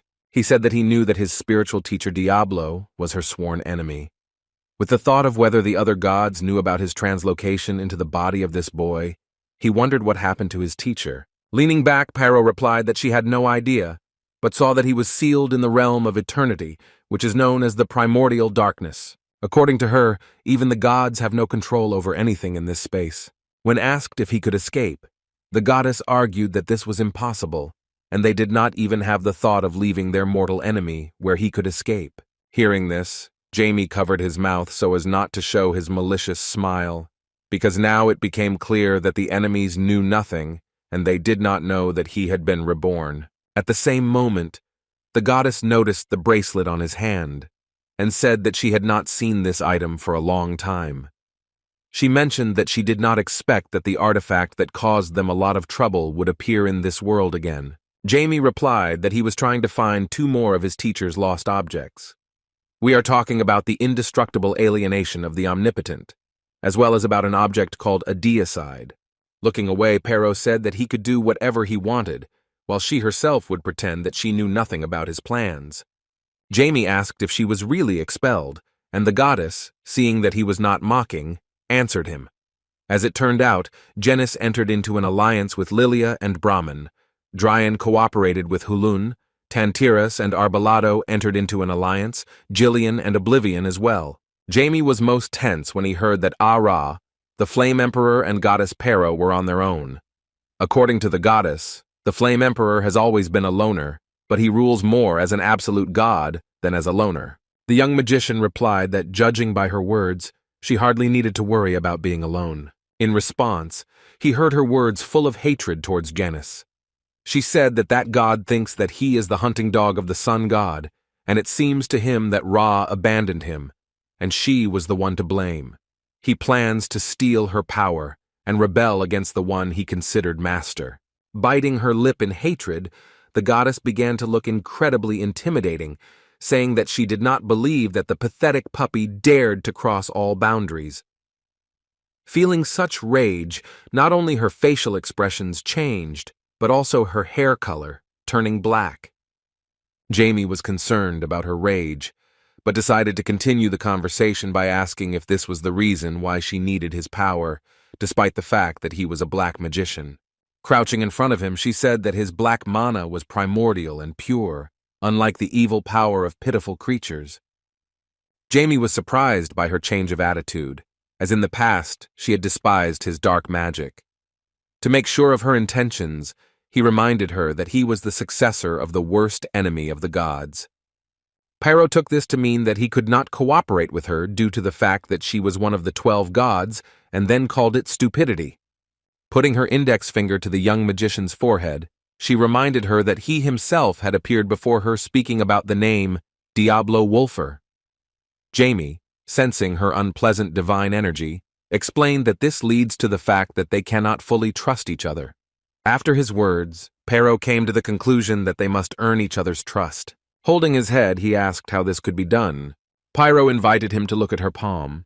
Removing the glove, Jamie was shocked to see its symbol of promise. The news of this quickly spread among the holy servants of the Pyro Church, and with incredible joy, they showed their sincere respect for the newly elected saint. Jamie felt extremely awkward because instead of destroying the church, he continued to get closer to her, and even received the promise of the goddess. He found it difficult to say that he was looking forward to working with them. A saint is someone chosen by God who receives a mark on his body, causing him to be addressed as a bishop. Although such people do not have power in the world, they are not subject to any influence, since they are inviolable. At one point, Jamie was thanked for doing an incredible job while defending sacred territory. When Sears heard about the danger, her son began to feel pressure, and the priest decided to visit him another time. Looking around, the young magician decided to change the topic of conversation and with an awkward laugh noticed that he had become a bishop and could now calmly choose where to live and not sit in one particular church. Mrs. Sears held her head in her hands, saying that even though he was Welton, who had joined the Pyro Church, it was hard to believe that her son became a saint at age 9. Hearing the mention of the saint, little Sarah immediately asked what it meant. With a sweet expression on his face, grandfather said that he would explain to her the meaning of this mysterious word. But at the same moment, a subordinate came to them and said that Sir Beryl had finally woken up. Sears immediately approached her father and said she had to go see him. Hitting her son on the head, she warned that everything was in order, since she must thank the swordsman for saving her beloved son. When she came, Sir Beryl was surprised. Fortunately, he was able to reattach the arm that he lost during the battle with the strongest swordsman of the Genus Church. With some tension but a kind smile, Sarah sat down next to him and began a conversation. Their pleasant conversation touched on more than just gratitude for his courageous actions. Jamie heard that there was no longer any conflict between them. They talked as if they were remembering their carefree childhood. Hearing Sir Beryl's answer only convinced Jamie that he really didn't know anything about emotions. After that, the young magician himself came to visit him and, jumping onto the bed, cheerfully and carefreely said that he was glad that his arm was able to grow back normally. Sir Beryl was surprised by his speech and asked what kind of nonsense the impudent kid was throwing in the face of the victim. Still nonchalant, Jamie replied that he was hardly a baby. After that, he suddenly heard words of gratitude from the wind swordsman.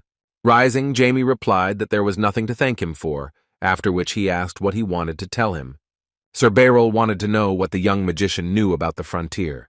He replied that he had heard that this was a suspicious organization hunting for the truth of the world. Unexpectedly for him, the swordsman offered to go with him, saying that there was a 9th-rank wizard in the frontier.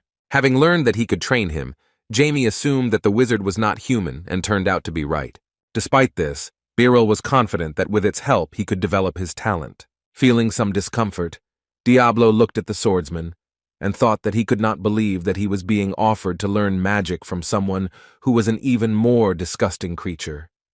And yet, the dark magician could not call it stupidity, since Beryl did not know who he was. In response, Jamie surprised him with the phrase that he could handle it himself. Beryl Onyx made him think twice, saying that such a chance to learn from a great being who could single-handedly change the entire world was very rare. Jamie agreed that 9th-grade magical ability was cool, but shared that he didn't think that being was so powerful that it would give him great prospects. With a sincere smile on his face, he explained that he did not think that a rank 9 mage was that much stronger than him. After that, with a stupid smile, he thanked the swordsman for the offer, after which he said that when the opportunity arises, they can meet again and have fun. He also admitted that he would be interested to know about their leader, Isis. Hearing this, Beryl Onyx did not know how to respond. Relaxing a bit, he began to laugh and said that he wouldn't mind having some fun someday, and then suggested that he come visit them, where he would introduce him to their amazing leader. When Jamie returned back, he saw a squirrel, which was a reincarnated Valkyrie. She complained tearfully that her master had made a grave mistake when he forgot her in the forest. Jamie tried to explain that he had not abandoned her, but the nervous girl showed her character and furiously suggested that Jamie had already forgotten about her. With her hands on her hips, she asked him to honestly admit whether he had forgotten her or not. Justifying himself, Jamie looked away and again awkwardly said that this was not so. He understood that if Venna was so angry, it meant that she had managed to fully recover from the recent battles. Looking at her, he realized that the scarf on her neck, from which mana could be felt, was most likely an artifact that she received from him. Venna continued to complain about her plight, asking if he could guess how long it took to get home. Looking at her, Jamie was surprised that she could not fly, after which he suggested that her awakening was not complete. After these words, the artifact on Venna's neck began to be released. The huge hammer of the Valkyrie Queen appeared in front of them and said that it would be better if he explained everything himself. As it turned out, at that moment, her blood was temporarily awakened to save the master, and this happened as a result of her strong desire and the help of the artifact. Addressing the dark magician, the hammer called him a pathetic person and said that it would be better if he sincerely thanked her, because thanks to their work, he did not die at the hands of demons. Grabbing the hammer by the handle, Jamie began to apply pressure and asked the student what was wrong with this artifact, saying that it was probably possessed by a spirit if it suddenly gave orders on its own. In response, Fillion called him a kid and stated that he was not some third-rate spirit. As soon as he continued to demonstrate his character, Jamie continued to mock him, and he fell awkwardly into silence. Previously, Venna thought that only she could hear his voice. Jamie turned him back to his original form, saying that the quack sound came from her weapon, but he didn't understand what he was talking about. Venna began to cry, believing that she had lost her weapon, but Fillion assured her that everything was fine. With a thoughtful face, Jamie concluded that since her previous awakening was temporary, in order for her to use her full potential and awaken fully, she would need to train hard. An equally important detail was that he managed to find the secret base of the surviving Valkyries. Upon hearing that she was not alone, Venna could not hide her violent reaction. According to Tibyron, the Valkyries' secret base is located in the deepest part of the great forest of Ariajada. When talking about that place, Fillion's hammer called it the spring in which time flows. Jamie warned the student that it would not be easy to go there now. After all, in the Great Forest, even swordmasters find it difficult, not to mention that their ability level is still low. After these events, time went much faster. To protect the identities of Rika and Anna, as well as the fact that they were being trained by priests, they moved into the Great Order of the Church of Pyro. And also, the Welton family also went on their own journey. In parting, Jamie again experienced the awkwardness of his relative's loving nature, and this time that person was his grandfather. Sir Arak of the Church of Pyro, who was in charge of working with the Welton family, joined them and went to Hayes. Half a month later, they finally returned home. The joyful Mr. Argino could not contain his emotions at being reunited with his family. Sears and Sarah ran into his arms. After that, Jamie appeared and solemnly said that he had finally returned home. Seeing him, Mr. Argino could not contain his admiration and pride. When he came closer to his son, he noticed that he had changed noticeably and had even grown a little. As the family enjoyed their reunion and slept happily, Jamie reflected on the important lessons he had learned during his time in Afton. After all the events, the moment he visited Beryl Onyx, he asked what the sword meant to him. Jamie wanted to know what a sword meant to a swordmaster. In response, Beryl remembered that in the past he was called a demon. For him, his sword is self-reflection. Only after repeated regrets and soul-searching did it dawn on him that he was not just waving a sword, but taking out hatred. According to him, only after such realization was he able to become a swordmaster. During a conversation with the goddess Pero, he asked if she could tell him about the forgotten history of mankind. In response, the goddess said that most likely she still could. But the problem was that there was a key word in the story that meant she couldn't tell it now. Once this word is uttered, all the gods will know about the situation, and no one will be able to prevent what should happen. If anyone hears this secret, the gods will immediately find out. And when this happens, the hardliners will send an enslavement squad to kill the culprits. Jamie suggested that revenge would be carried out by the dragon god Brahman. He turned out to be right, and the goddess replied that his children, that is, dragons, would set in motion, which would irrevocably change the world. Clenching his fist angrily, Jamie realized that this was a repeat of the situation Ganon had faced. If we talk about what the great Diablo Wolfer is like now, we can say for sure that he still cannot resist even against one god. Remembering the past, he thought that despite all his efforts and incredible power, he did not have a chance to win against all the gods. So he decided that he should change his approach, and this time make sure that he did everything possible to not give his enemies any chance of survival. The next morning, Jamie visited his father at the training ground. Mr. Argino was surprised, because it was rare for his son to be on the training ground. Jamie replied that he had something important to say. What we were talking about in this context was a mystery, and the father offered to tell him. Unexpectedly for everyone, Jamie enthusiastically declared that he wanted to learn to wield a sword. Meanwhile, standing in front of the painting of his beloved, Mr. Bell remembered her words that she hated power. She said that because of this senseless power, all members of her family died.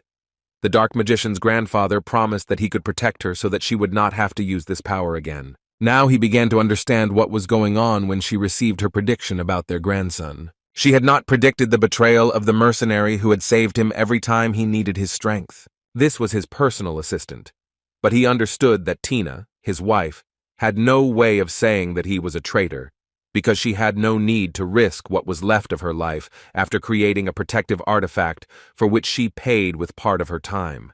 Having created the necklace, Tina gave it to her husband and said that he would immediately understand when the one to whom it would be necessary to give it appeared. At that moment, he didn't understand why she needed to be responsible for something that would happen in the distant future. She did not keep her promise, in which she renounced the use of family power.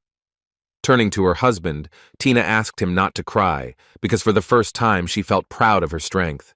Handing over the necklace, she mysteriously asked Marcus to trust her and look after the child. Her last words were a request that her husband not let the child who would continue their bloodline become a disaster for this world. Sir Arak from the Church of Pyro, who is responsible for working with the Welton family, when meeting with the head of the family, admitted that it was a great honor for him to be the guest of the royal swordmaster.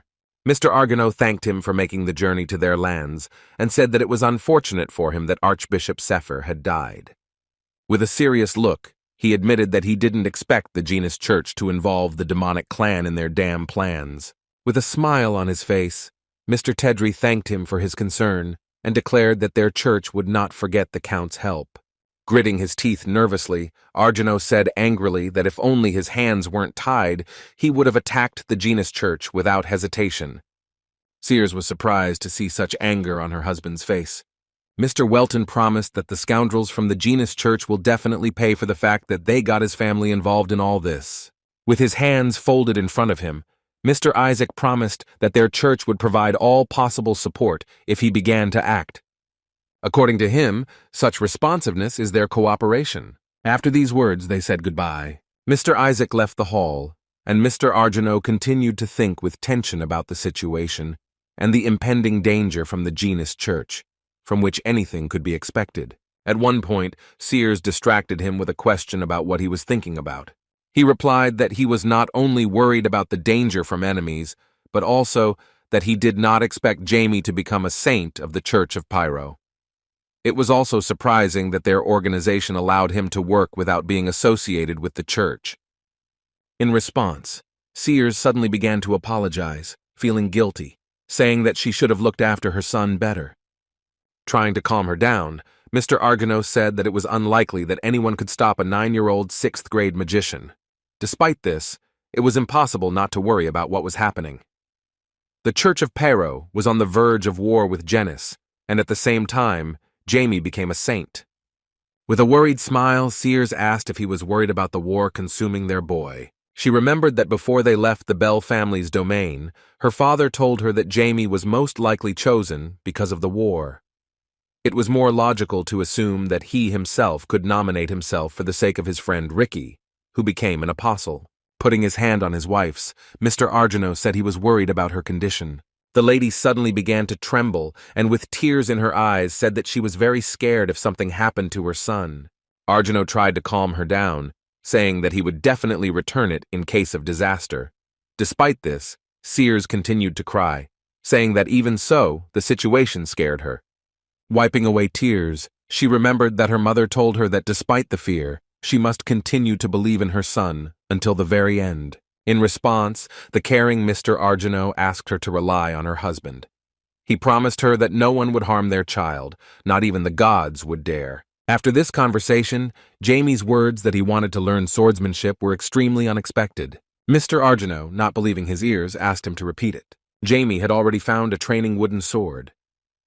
While in front of his father, he asked to teach him the family's sword techniques. Realizing that he had no intention of giving up magic, Arjano awkwardly suggested that his son would learn to wield a sword for the sake of self-defense. But in response, Jamie confidently said that this is not so, because he wants to completely master the family's sword techniques. Hearing this was very difficult for the head of a family that from the very beginning relied only on the power of the sword. Turning around, Mr. Arjano refused his son, saying that he did not take the sword seriously. Jamie tried to convince his father otherwise, but he said that their sword techniques could not be studied at the same time as magic. Knowing his son's talent for magic, he thought that Jamie thought it would be just as easy for him with a sword. Therefore, the gentleman said that the sword must be taken seriously, while Jamie does not have such an attitude, which is why it simply cannot be learned. In response, the son stated that he sincerely wanted to learn this art. All this time, Mr. Welton walked towards the training wooden swords. Taking one of them in his hands, he pointed it towards his son and said seriously that if Jamie was firm in his intentions, then he should prove it. Of course, the swordmaster seemed like a serious opponent, but Mr. Arjano promised that he would not use aura. On the other hand, he allowed his son to use whatever he wanted and also encouraged him to take the blows of his sword. Jamie, focusing on his energy, clarified that in this case he would resort to using magic. After that, he summoned the little black one, who looked as if he was ready for any challenges of fate. With a serious look, Mr. Welton said that Jamie could use all the tricks at his disposal. He said that he would take care of his son's studies if he managed to block at least one of his blows. Seeing what was happening, Mr. Welton's disciples began to discuss the situation, saying that Lady Sarah had been practicing swords for a long time, while it was too late for the young master to take up such a thing. Jamie heard their conversations, but thought that he did not expect anything different from his father. Looking at Mr. Welton, she was only once again convinced that his level of skill could be compared with Sable's abilities, if not higher. But it became worse at the moment when he realized that he did not feel his energy. Mr. Welton and his son agreed to begin the battle. Jamie planned to break his father's wooden sword, realizing that since he did not use aura, it was possible. Within a moment, the great swordmaster rushed to attack. Diablo Wolfer was surprised by his speed, and did not understand whether he was seriously planning to finish off his child. At the same moment, Jamie ordered the little black one to launch an attack. But Mr. Welton, possessing incredible reflexes, did not sense any danger. The magic arrow that Chernish launched was unable to follow the trajectory of the swordmaster's movements. Approaching his son point blank, Mr. Welton instructively said that the sword is not so simple. Before the blow, he warned Jamie with a serious look that it would hurt. With a determined look, the dark magician replied that he had already said that he was serious. After that, he rushed forward using the magic of his hand of destruction. In an instant, Mr. Welton's sword was destroyed, just as Jamie had planned. Despite the success, the young magician had no intention of stopping. Using the magic of destruction on his second hand, he aimed a blow at his father, realizing that this was the only way to prove to him that he was determined. At the last moment, Mr. Welton stopped his attack without much difficulty. The duel was over, and the father asked with admiration where Jamie learned such magic. The guy replied that he created it himself. After these words, Mr. Welton finally understood the words of Grandmaster Marcus that his child did not need a teacher. Now the conversation has changed, because Arjano is convinced that his son is serious in his intentions. Yet based on the success of his battle, he called his talent for magic incredible, and once again asked if he really wanted to learn how to use a sword. Jamie replied with a sincere look that he was firm in his decision and had never underestimated fencing. He emphatically stated that it was important to him to study not just to be cool, but for the sake of his future. The father excitedly asked what kind of future we were talking about. Jamie replied that he probably knew what he was talking about. As an argument, he said that he learned a lot after the Afton incident, especially that magic alone was not enough. It was necessary to become stronger in order to be ready to face what fate had in store. He was sure that his father understood this perfectly. Mr. Welton began to understand that his sweet family life was changing because although his son was young, he had long ceased to be a child. In the end, Jamie shouted that he was determined to meet the challenges that fate had in store for him. Having such a son is an honor for any father. Mr. Welton respected this and, turning around, warned his son that classes would begin the next day at 6 in the morning. Jamie received this news with incredible joy. Meanwhile, lovely ladies were driving to their mansion. Rebecca, looking out of the window of her carriage, thought with a smile about how she wanted to meet the young master. Even though the day was productive, Jamie didn't stop. Putting on his gloves, he prepared to leave the mansion to take care of his own business. At that moment, he wanted to take the Valkyrie with him, but she, reincarnated as a squirrel, continued to sleep.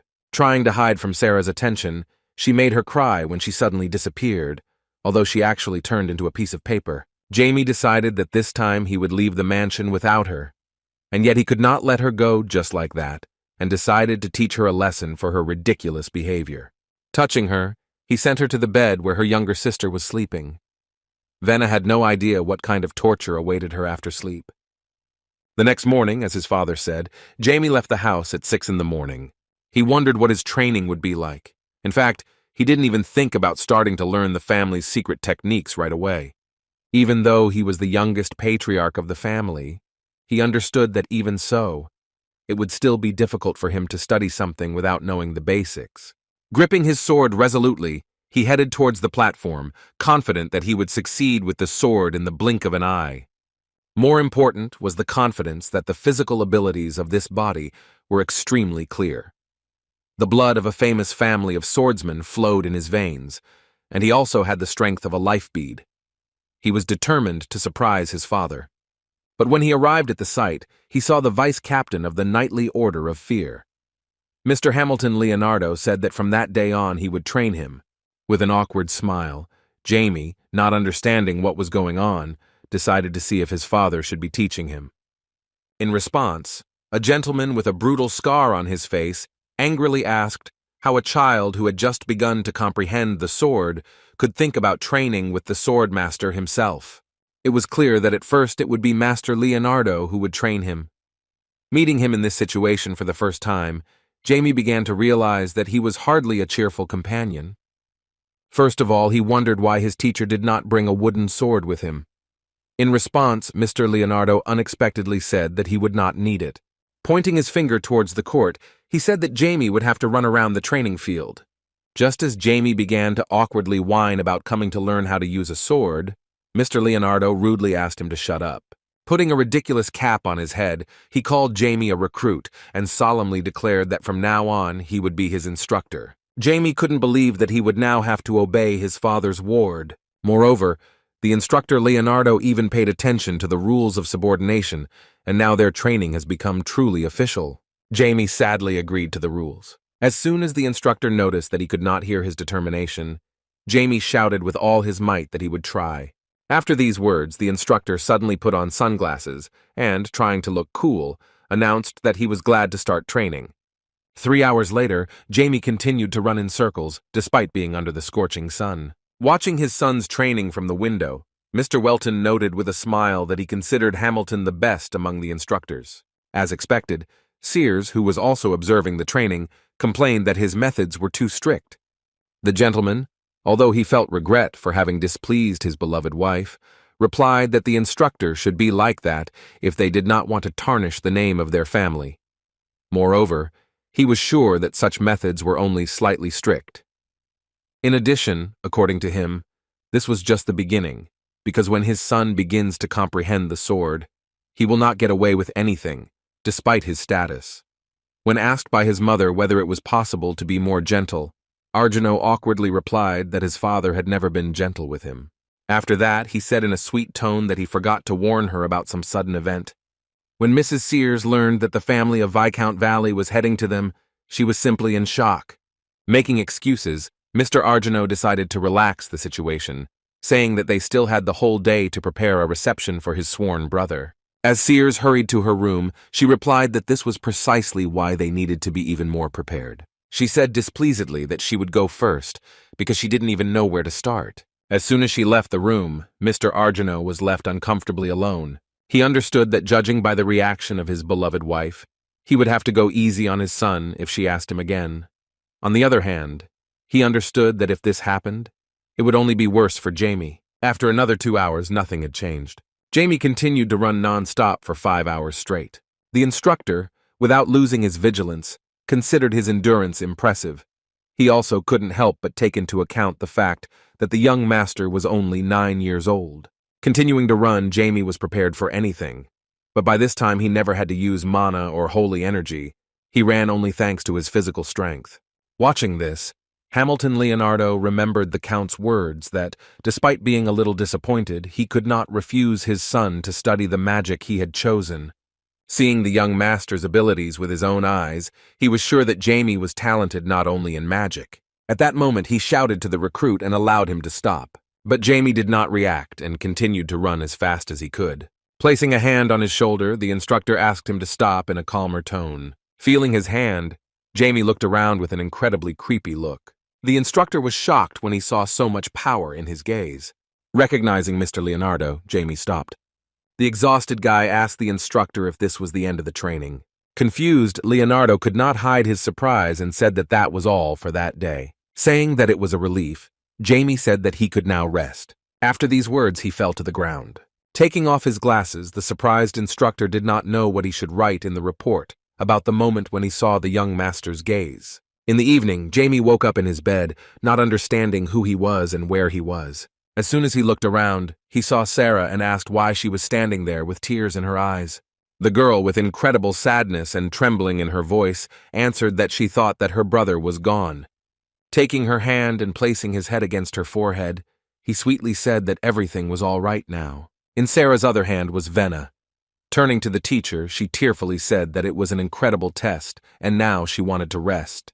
With some mockery, Jamie replied that it was much more difficult for him, so the squirrel should suffer a little more.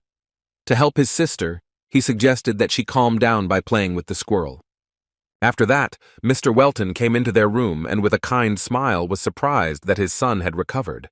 Jamie, as befits a loving son, greeted him with a kind and pleasant smile. Sarah's emotions were the same, But at the same time, Venna, who was in her mouth, experienced incredible discomfort. Raising his daughter in his arms, Mr. Welton said that he was proud of her because she had been watching her brother all this time. After that, he invited her to try the cookies that the nanny had baked for her. Together with the baby squirrel and the nanny, joyful Sarah went to eat cookies. Closing the door, Mr. Welton said that he thought that Jamie would not even be able to move after such stress. Jamie replied that luckily, everything was fine. He couldn't really thank the life bead enough for helping him with his recovery. The artifact, which stores the life force that he absorbed long before leaving for Afton, has been helping him recover and develop physically all this time. Sitting down on the bed, Welton said that Jamie must have been surprised when he saw Mr. Leonardo on the site, because he expected that he would be in charge of his training. Pleasantly hitting his son on the head, the swordmaster said that before learning from him, his son still had a lot to learn. Afterwards, he praised him for his efforts and called him incredible. A little confused, Jamie asked what happened at the end of his training. He said that he was definitely running, but from some point on, he doesn't remember anything. Mr. Leonardo's report said that the young master ran for more than 5 hours. This result was much more than expected. The instructor noted the student's incredible endurance and amazing fortitude. Looking back on this, Mr. Welton said that he did not need to worry as he had completed the training successfully. Jamie was happy to hear this and asked what would happen next. Looking at his son, the Count experienced strange sensations. When Mr. Welton trained like Jamie, being the most talented in the history of the family, he was able to set a record of only 3.5 hours. With a joyful laugh, he told his son that from the next day, he would begin training with the sword. Jamie happily said that in that case he wouldn't have to run anymore. So that he would not relax, Mr. Welton clarified that in order to maintain endurance, he would still have to do similar things. Seeing his son's sad reaction, he said that if he didn't want to, then they could pretend that he didn't start sword training. Convinced that his son was full of determination and not afraid of such challenges, Mr. Welton warned him that he would spend some time with Hamilton while learning the basics. According to him, if the student does not take it seriously, then it will backfire. The father warned that when Hamilton takes up his studies, he becomes a terrible person. Jamie felt uncomfortable, realizing that he would have to see that hat and glasses again. To encourage his son, the swordmaster said that if he succeeded, then he would be taught the vision of the dagger, one of their family's styles. Jamie was incredibly happy to hear this. Hugging his son, the caring father warned that it would be difficult, but also said that he was confident that he would definitely cope. At the next lesson, Mr. Leonardo tried to find holes in his student's determination, saying that he was probably upset that his instructor was some kind of expert, and not a master of the sword, which his father was. Jamie tried his best to hide his emotions, but it was difficult for him. His body was starting to tremble due to the fact that he had gone a little overboard with his individual training hours before he came to the instructor. Using the Gremia artifact, late at night he created a training center directly above his father's territory. He also took the Valkyrie with him, who couldn't believe that after a hard day of torture being with the master's younger sister, they were going to train. Despite her tears, Jamie reminded them that they should remember what he had said before. The world was changing rapidly, and he understood that they would be at the center of all events. The girl was surprised by his determination. Clenching his fist, Jamie thought that in order to resist the gods, he needed to become much stronger. At the same moment, he was surprised by Venna, who suddenly jumped up and shouted that she would make every effort to live up to the master's expectations. After saying that the training would be hellish, her enthusiasm suddenly ended. Actually, this is how their training began within the building created by his powerful artifact. After a truly hellish workout, they could not get to their feet and were on the verge of losing consciousness. Looking at the trembling in the young master's body, the instructor considered it his own merit, thinking that yesterday's jogging had greatly exhausted him. But even so, he was not going to do him any favors. To begin with, he handed the young master a training sword. Instructor Leonardo began teaching the basics by saying that blows are divided into cutting and piercing. After this, he demonstrated all possible directions of the sword when delivering cuts and thrusts. Seeing this, Jamie knew that learning every stroke would make learning much more difficult than he expected. After the demonstration, the teacher asked what the young master's opinion was. Jamie replied with a joyful face that Master Leonardo was an excellent swordsman.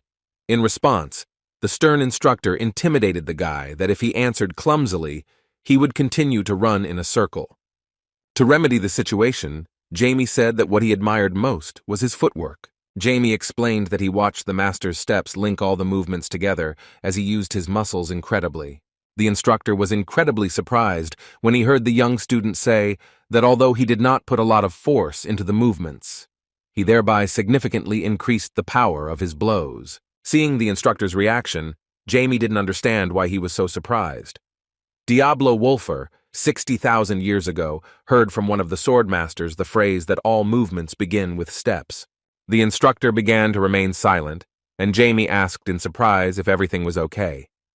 When Leonardo came to his senses, he replied that the young master's assumptions were correct.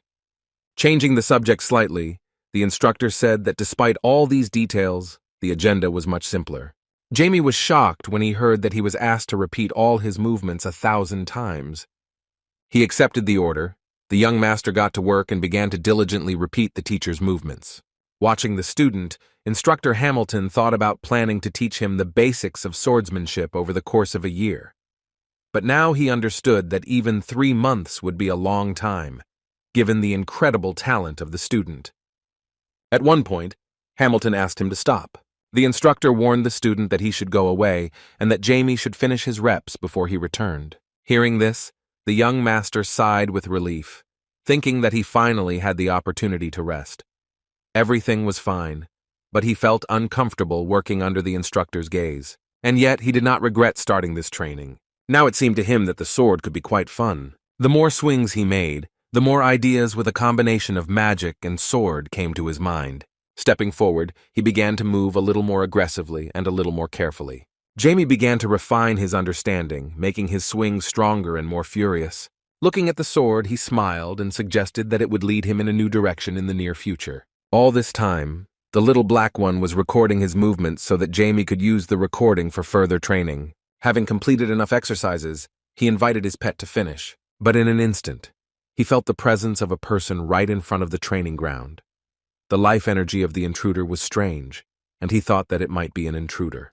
Without any delay, the guy used his teleport skill, and in the blink of an eye appeared behind the stranger. After that, he rushed towards the intruder, shouting about how he dared to enter the territory of the Welton family.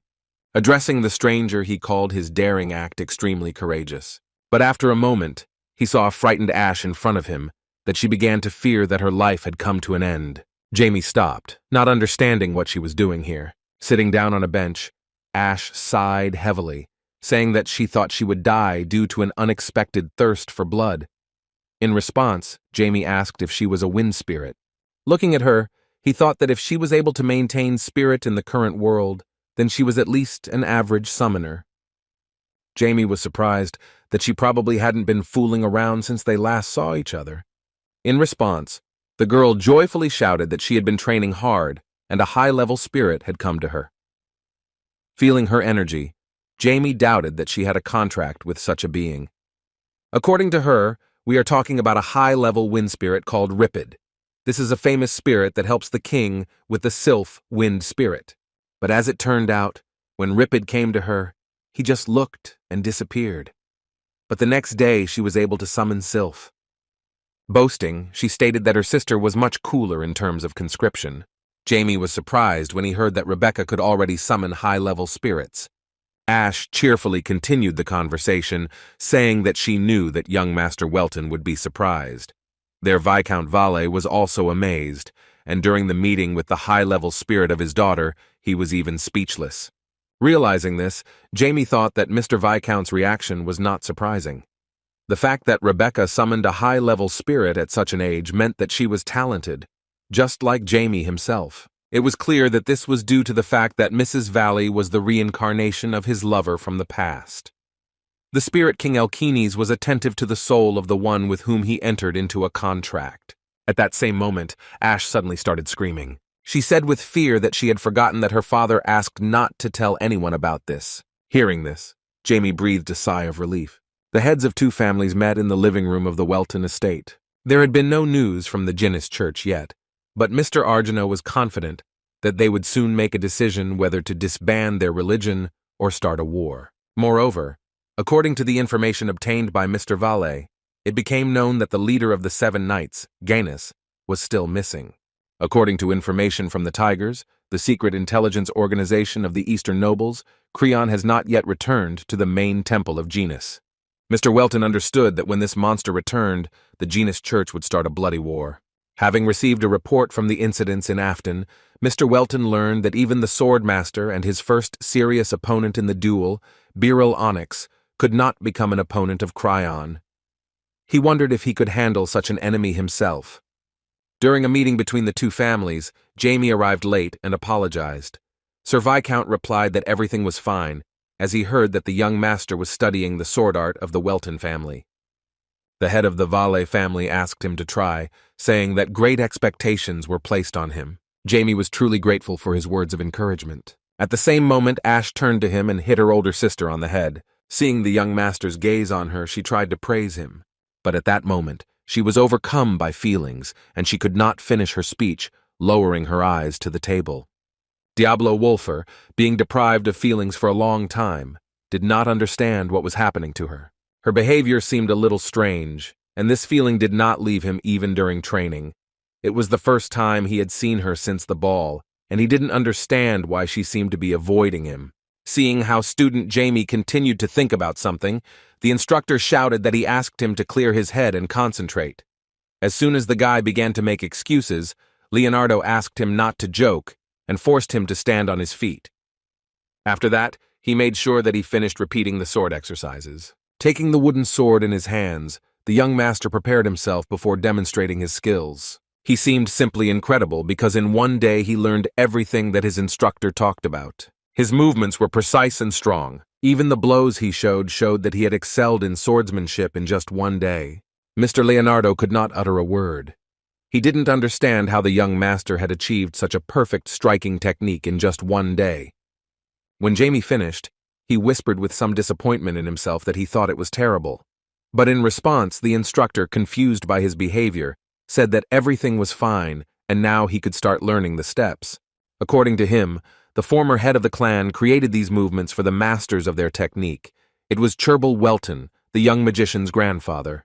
After this, Leonardo demonstrated a skill called the 100 Cs. Jamie was surprised, and the instructor noted that he was probably wondering if they were really like that. By demonstrating leg movements, the instructor showed the application of this great skill. Jamie froze, realizing that it was like a resonance corresponding to someone's movements. It was clear to him that using the steps of 100 Cs, mana controls space. 4 hours later, the young master continued to practice this ability, but could not figure out how to perform it. It seemed to him that Hamilton was doing exactly the same thing.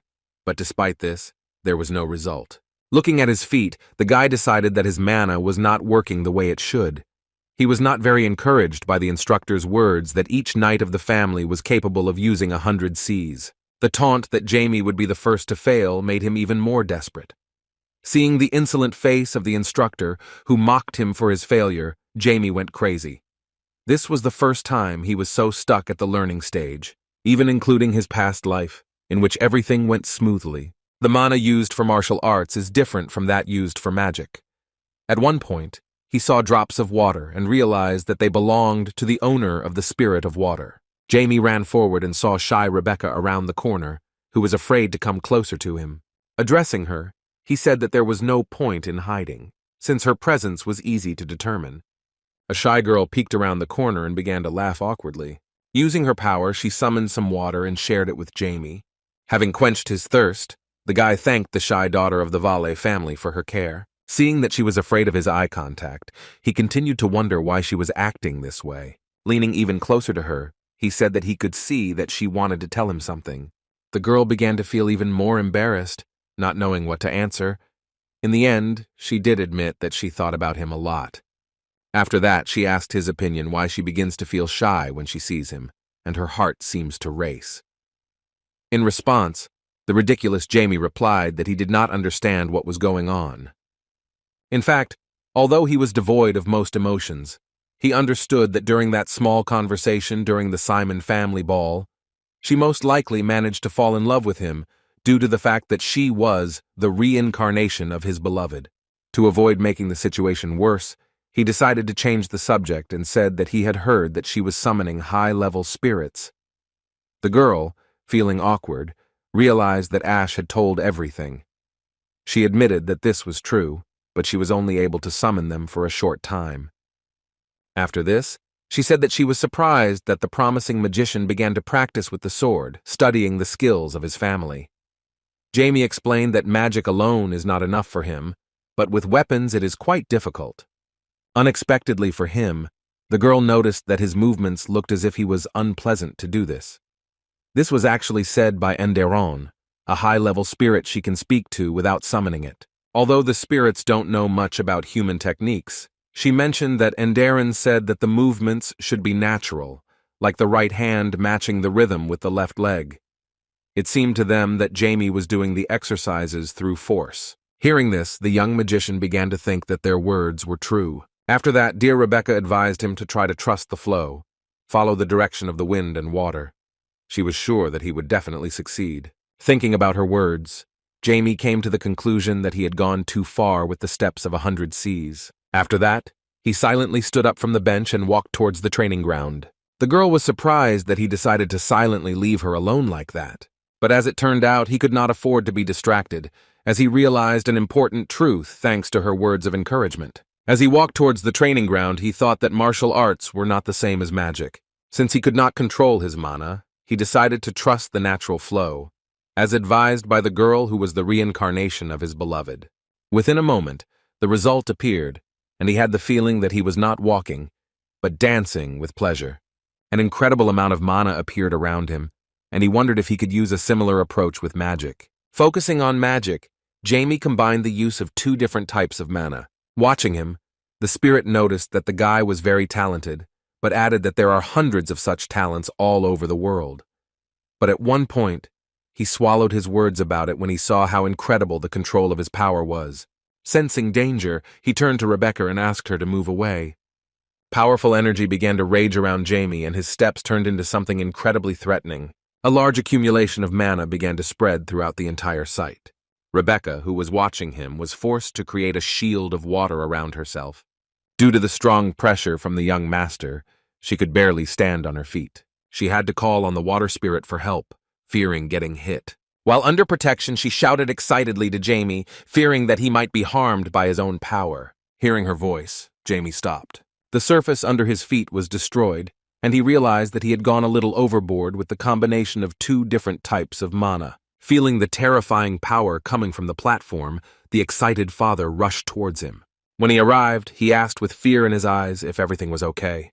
Looking around, he angrily thought about who dared to cause this flash of energy and where the arrogant intruder had gone.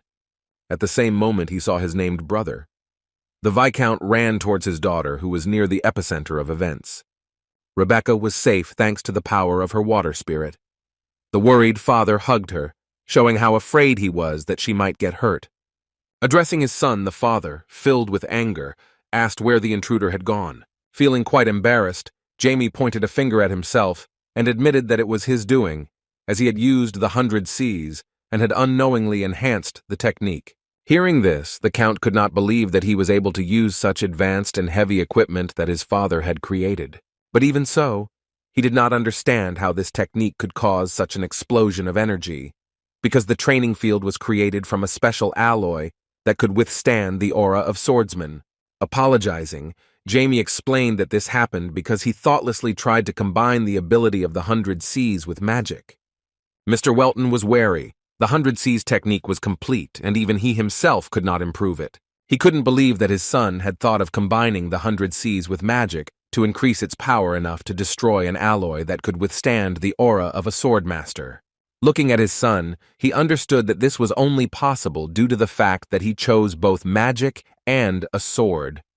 At the same moment, the instructor appeared in front of them in his ridiculous hat and sunglasses.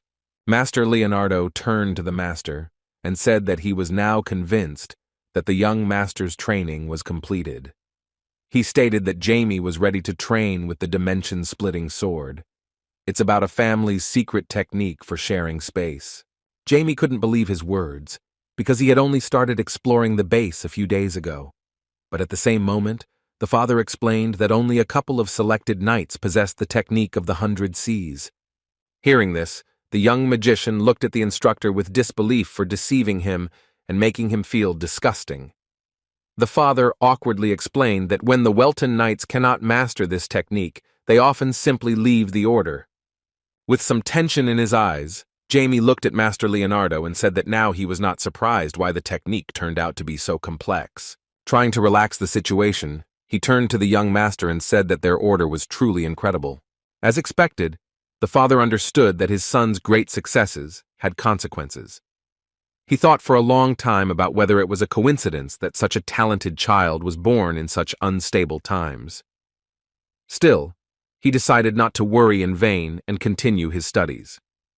He praised his son and warned that from the next day he would take over his education. Jamie was overwhelmed with joy and could not contain his emotions when he heard the long-awaited words from his father. After this, the instructor turned to his student. He admitted that he did not know how to teach a sword that splits a dimension, but warned him that it would be incredibly difficult for him.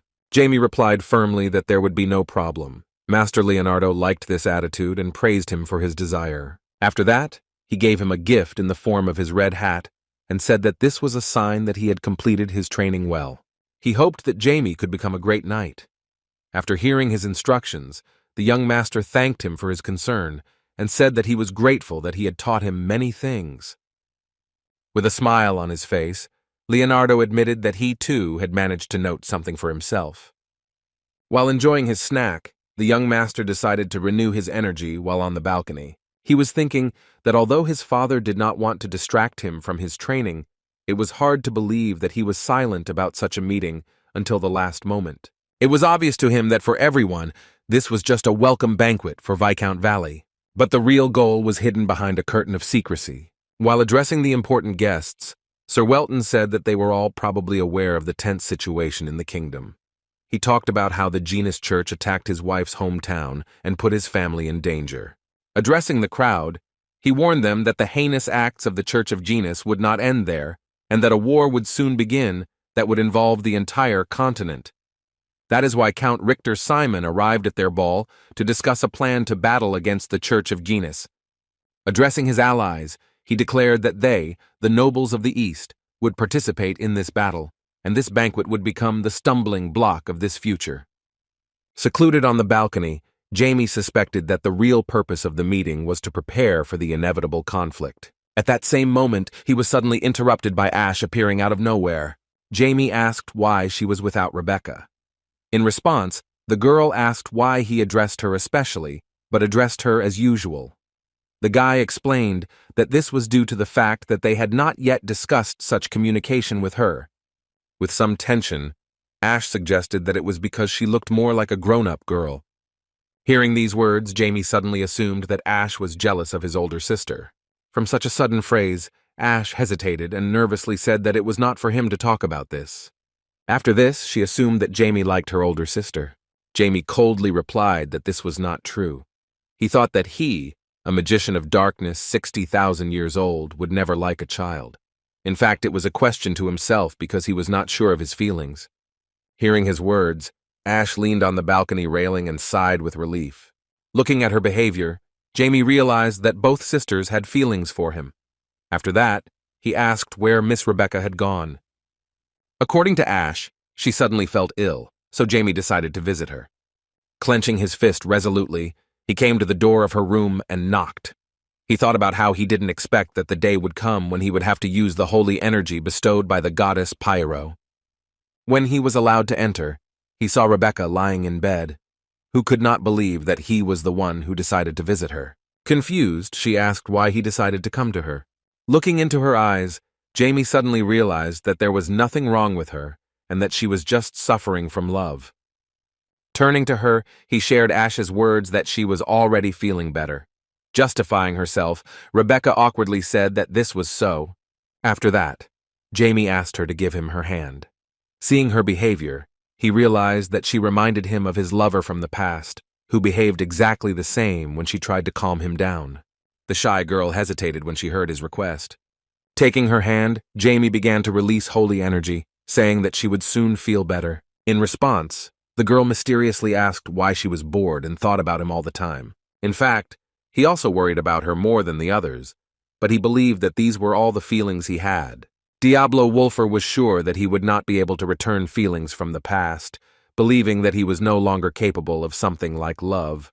He was very sorry to see her in such a state. Removing his hand, he warned her that they would not be able to see each other for a while, and it was even hard to think about when they would see each other again. With a kind smile, he promised that he would not forget her, no matter how many years passed. Addressing her as he would have addressed his beloved from the past, he assured her that he would always remember her, after which he asked her not to get stuck in the present. The excited girl asked if she could write to him all this time. Hearing his agreement with a blush on her face and sincere tears, she extended her little finger in his direction as a sign of promise. The next day, their families said goodbye. Saying goodbye, Ash suggested that Jamie not be bored. Rebecca, turning to the young master for whom she had feelings, promised that they would definitely meet. After that, their carriage drove away, and the family continued to look after them with a sweet expression on their faces. At the same moment, Mom suddenly asked Jamie if he was sure that he was not popular among girls. With a kind laugh, his father put him in an awkward position, noticing that his son was able to seduce both daughters of Viscount Valle. After that, he asked the guy not to relax. Even though they were delayed for a day, he was not going to delay the training. 4 months later, a mysterious man appeared near their lands. Sitting on a stone, he chewed dry bread and dreamed of a glass of milk. At the same moment, a disgruntled bandit appeared behind him and began to ask the stranger how he dared to mock his guys like that.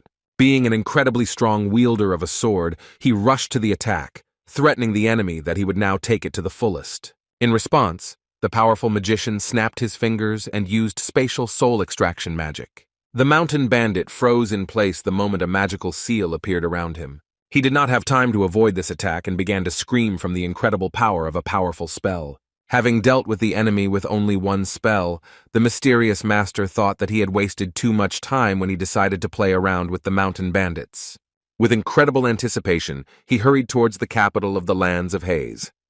The white-haired magician in question wanted to meet Jamie in person. He is known as the dimensional Siegfried, the 7th elder of the magical world. After these 4 months, the world-famous talented magician, who was only 10 years old, was no longer what he used to be. Swinging his sword, he was able to use his family's incredible technique, cutting through space itself. Looking at the amazing aura of his sword, he asked his father if he had done everything right. Mr. Welton could not hide his surprise. The blade is a skill that is more difficult to repeat than to master perfectly. It took him 2 years to master the basics perfectly, but his incredible son did it in just 4 months. With a kind smile, he acknowledged his son's growth and admitted that he could no longer educate him. Jamie was surprised, because he was only able to repeat what his father demonstrated. Mr. Welton explained that if a student can cut through space, this means that he has ideally mastered the basics, and now only new discoveries lie ahead of him. Having mastered the base of family technology, it turns out to cut the space, and the higher the level, the larger the shape. In lieu of a dedication ceremony, the Welton family passes on the 10 shapes of their blade.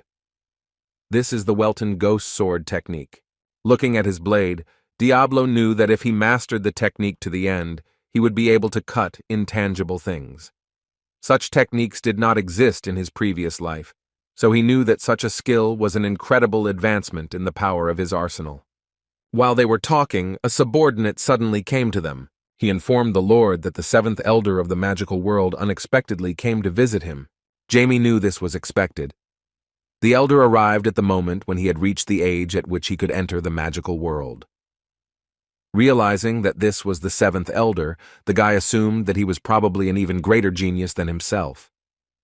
With a sweet smile, he wanted to ask if he could attend their meeting, but seeing the serious expression on his father's face, he realized that this could not be discussed. While inside the office, Siegfried admired the wealth of the great noble family and wondered how much all the antiques that he saw inside their estate were worth. Each item seemed incredibly precious to him. Remembering the words of the great magician Marcus, he reminded himself that Earl Welton was sensitive to his child. He asked him to try to survive the moment the young master was mentioned, but Siegfried was sure that the old man had scared him for nothing.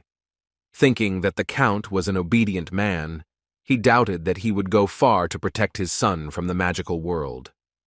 But when the door opened, he felt his incredible aura.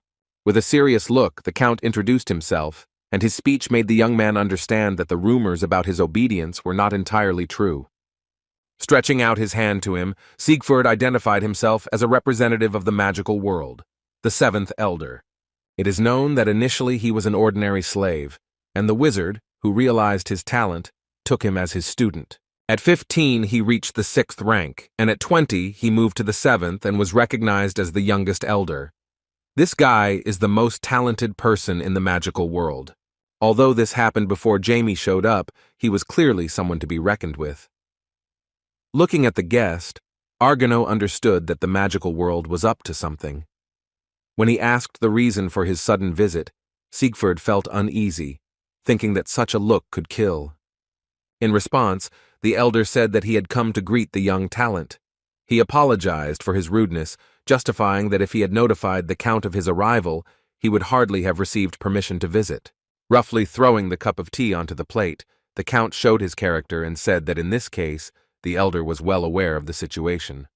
With a serious look, Mr. Welton said that although he has practically no influence on the magical world, he knows very well what kind of place it is. The magical world is divided into 3 forces: the Imperialists, whose leader is First Elder Open Ginger, Nobles, whose head is Elder Linmer, and also Equals, led by Luke Pretzel. Because of their rule, there is a power struggle in magic that is mired in dirty tricks. Suddenly for everyone, Jamie appeared, possessing incredible talent and noble origin. Realizing that the elders wanted to take advantage of such a master, Welton asked if they really thought they could take his son to such a place. Realizing that there are no normal people in the magical world, Siegfried took his harsh speech for granted. After that, he clarified the other side of the problem, saying that old people will not be able to control someone with incredible talent.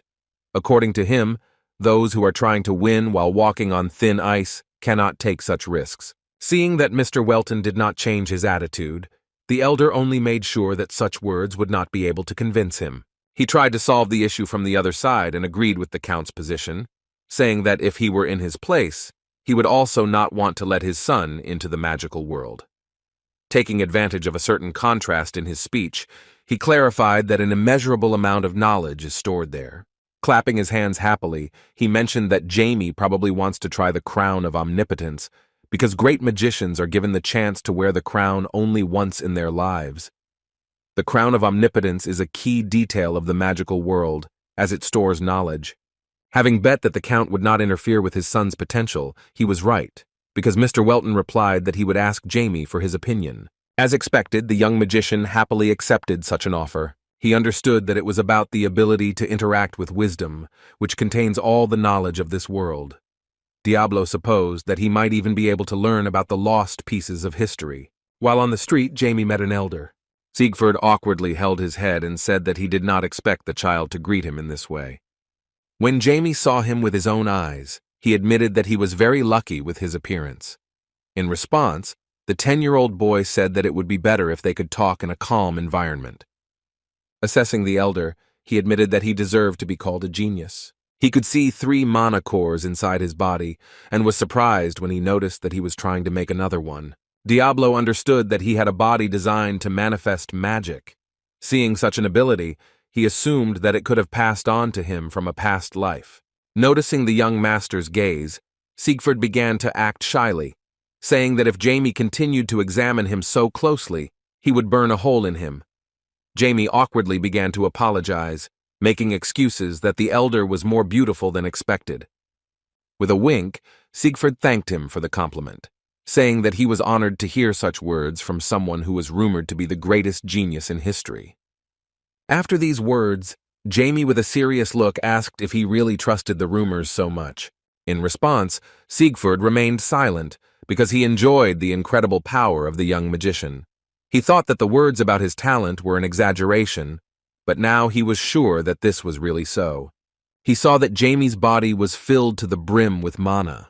A testament to his incredible talent was seeing that the young mage was able to improve the Marquis of Linmer's breathing technique. At that moment, He felt sincerely sorry for Count Welton, realizing that the old people of the magical world would never leave the future magician of the 9th rank alone. He understood that if they got this child, then when in the future Jamie becomes a magician of the 9th rank, others will not be able to oppose anything, and their power will become unconditional. Siegfried could not bear to see such events. With a steady gaze, he asked the young magician whether he was afraid of a magical world in which the bloodthirsty elders would not leave him alone. Suddenly, Jamie, without even turning around, confidently said that if they came for him, he would take good care of them. With a sly smile, he said that if the matter was difficult, then he would agree. He was confident in his speech and said that famous people of the wizarding world would not allow themselves to depend on a child. Smiling awkwardly, the 7th elder only became convinced that further events involving this talented young man would be very tense. When Jamie returned to the room, he shocked Venna with the words that they were going to the magical world together. He warned her that they didn't have much time, and she should pack all her things in advance. Remembering that the magical world is the holy land of white magic, the girl began to worry that it would be difficult for her, as a dark creature, to remain unnoticed. In response, Jamie started laughing at her words, saying that she couldn't even cast a rank 2 spell. Seeing her hesitation, Jamie asked if she wanted to stay with his little sister. Remembering all the torture she endured because of Sarah, Venna demonstrated her determination to face new adventures. With a sly smile, the young master decided to cheer her up, saying that he would make sure that she quickly forgot about the troubles associated with living together with Sarah. Venna received the news with incredible sadness that the teacher was going to double the amount of training on the way to the magical capital. Sending his beloved son on the road, Mr. Argino provided him with a delightful magical sword that bears the name Scud. He wished him to return safe and healthy, saying that it was okay if he got hurt, because the main thing was to come back stronger than now. When saying goodbye, his younger sister Sarah invited him to take with him her teddy bear, Chenny, which she treasured very much. Jamie thanked her for her concern and promised that he would always think about her. Their conversation was interrupted by the mother, who attacked her son with a hug. Exerting incredible moral pressure, she asked him to return safe and sound, and also forced him to write a letter as soon as he arrived in the magical capital. Suddenly, for Jamie, she began to complain that she would not be able to see him for half a month. The guy was surprised, realizing that this journey would take him at least 2 years.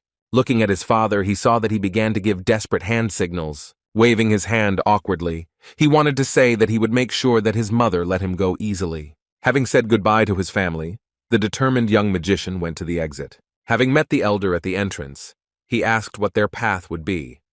As it turned out, they were heading straight to the magical world.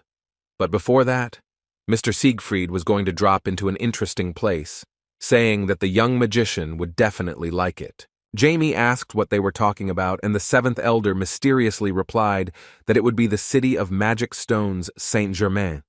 According to him, a huge market for magic stones will soon open there. As it turned out, Jamie had already heard about such a place, and understood that this was a city with the largest mine of magic stones in the entire kingdom of Seldom. Seeing young Mr. Welton's reaction, Mr. Siegfried was glad that he liked the proposal. They set off on the road on foot, and their first location was a rocky, snowy forest. The first question from the elder was why Jamie needed the sword. He assumed he took it for self-defense. In response, Jamie said that he was handling him well.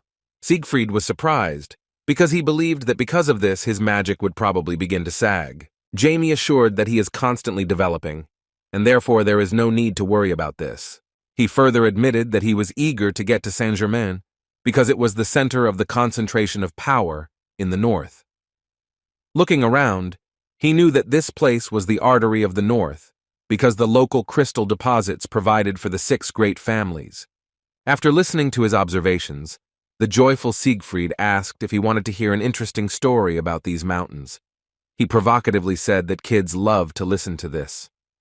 Although Jamie was hurt by his last words, he did not give up on his tales. According to the elder, thousands of years ago there was a huge, constantly erupting volcano here, and lava from time to time covered the nearby villages, and nothing could be done about it.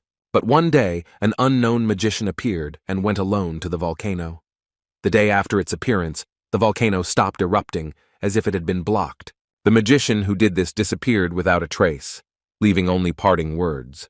He stated that when the sleeping monster awakens, the disaster will begin again. Jamie replied that the words about a monster in a volcano sounded absurd. Siegfried agreed with him, but the magical community believes the story to some extent, as some evidence has been found. At the same moment, a mountain bandit targeted them, his arrows headed towards them. At the last moment, Sigmund noticed them nearby and shouted to his younger comrade that danger was approaching. Jamie managed to jump back, and 5 arrows fell on the place where he had been earlier. It all looked as if the enemies had prepared an ambush in advance. After that, he heard the bandit who was on one of the rocks shout the name of the 7th Elder, calling him a scumbag. The man who was in front of the group of armed bandits shouted that he had come to avenge his older brother. He vowed to get rid of the magician who had caused him pain. Hearing such words directed towards the 7th Elder, Jamie wondered if they really knew each other. As it turned out, it was about the man whom he destroyed on the way to the Welton estate. Despite this, he began to make excuses that he could not remember their acquaintance. The attention from his enemies infuriated him, but he understood that he had an excellent opportunity to test the young magician, about whom there were so many incredible rumors. Mr. Siegfried suddenly began to behave like a sweet girl, begging his comrade to help him get rid of his problems. Jamie asked in confusion why he had to clean up after the 7th Elder. Manipulating the young master's opinion, he suggested that he use a sword for this. At that moment, Jamie realized that he had never really used his martial arts abilities in a real battle. In fact, he was well aware that the 7th Elder simply wanted to take a look at his abilities. And yet, the cunning Siegfried achieved his goal. Jamie didn't mind following his lead and, putting his hand on his sword, thought that he would deal with them quickly. As the enemies rushed towards him, he thought that it would be a pity to use a sky-cutting blade against such poor souls. One of the bandits who was closest turned to him like a child and asked him not to blame him for his own death. Within moments, Jamie instantly gained control of the environment and was ready to destroy anyone who approached. Sensing his martial arts mana spreading, Siegfried was surprised, realizing that he had underestimated his abilities as a swordsman. The young master's mana went wild and made even the bandits who were rushing forward for revenge tremble.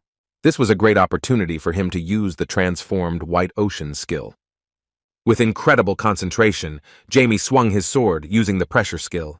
When such a formidable force fell upon the enemies, they, unable to resist, fell face down into the ground. Everyone who was under the influence of this ability was injured and could not even respond to him in any way. Raising his head, the trembling bandit called the young master a scumbag. After this, the wounded bandits began to rise to their feet and said that the young magician should not expect mercy. But Jamie was not going to stop. Without any unnecessary movements, he used the first move of Welton's 10 forms of sword mastery called Curved Cut.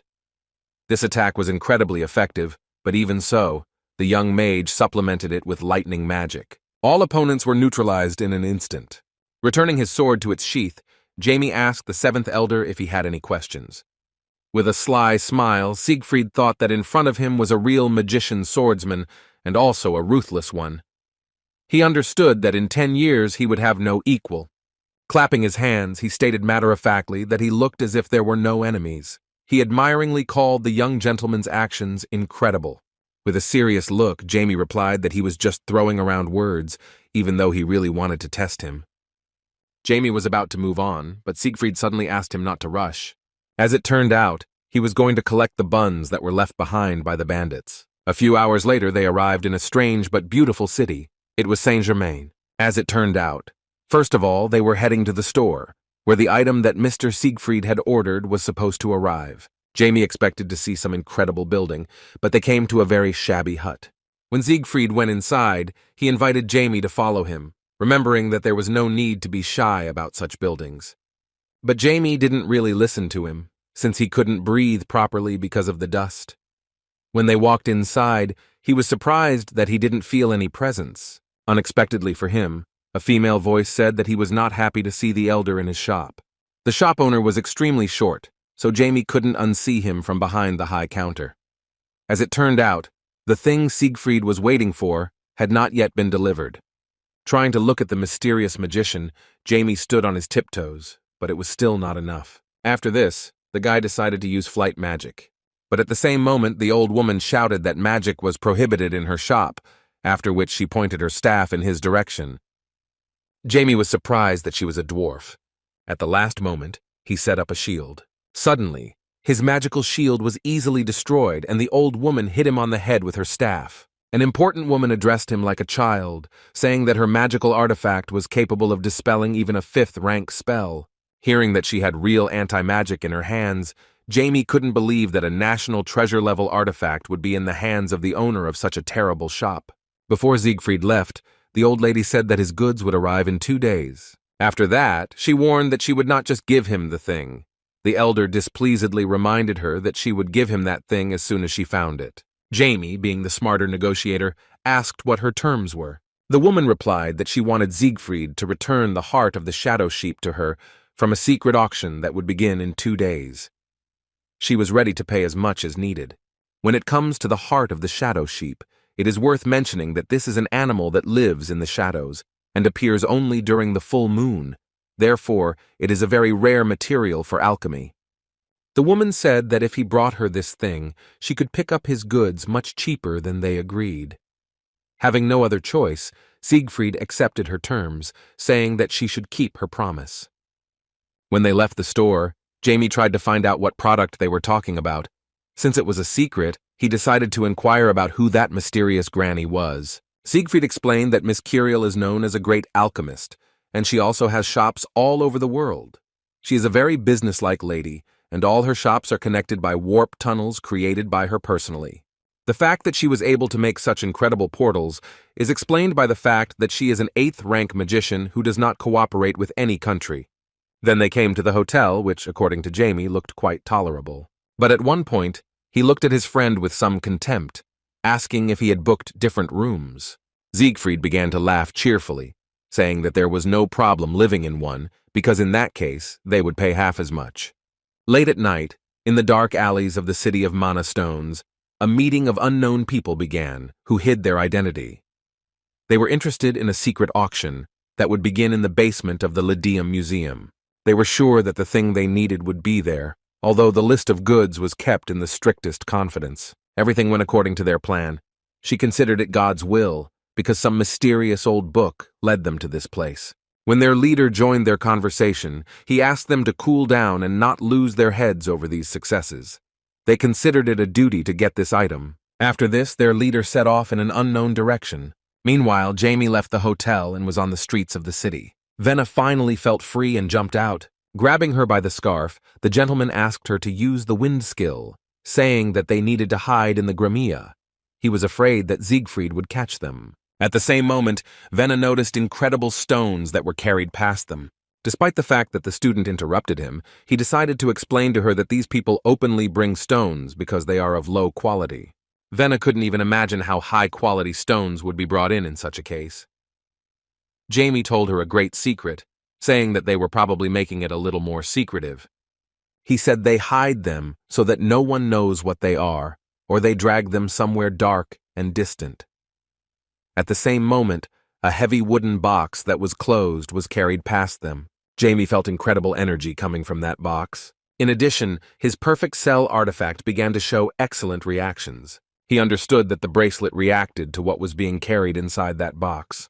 The mysterious box attracted even more attention. Taking a closer look, he noticed that there were at least 3 seals on it, and possibly even more than 6. He believed that if the bracelet reacted like this to an object nearby, then that object was most likely one of his lost 3 great divine weapons from his past life. While watching the strangers, he heard them complaining about the heavy weight of the object inside. When the box was brought to the site, workers began to whisper that the contents would be put up for sale in a secret auction, which is why they were asked to handle it with care. Previously, this did not concern Jamie because he just wanted to find out what they were carrying, but now he realized that he had the opportunity to get this thing.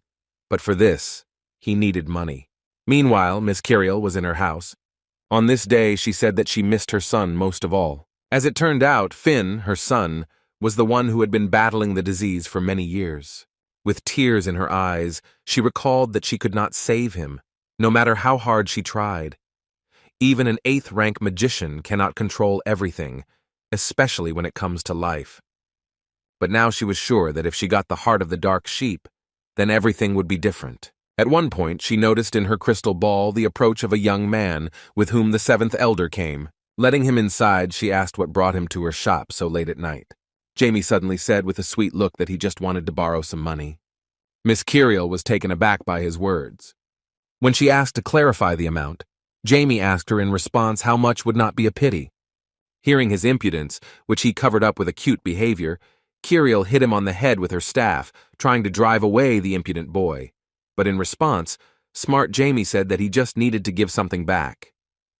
The woman was shocked when she heard him suggest that she was planning to go to the world of shadows. Jamie hit the bull's eye.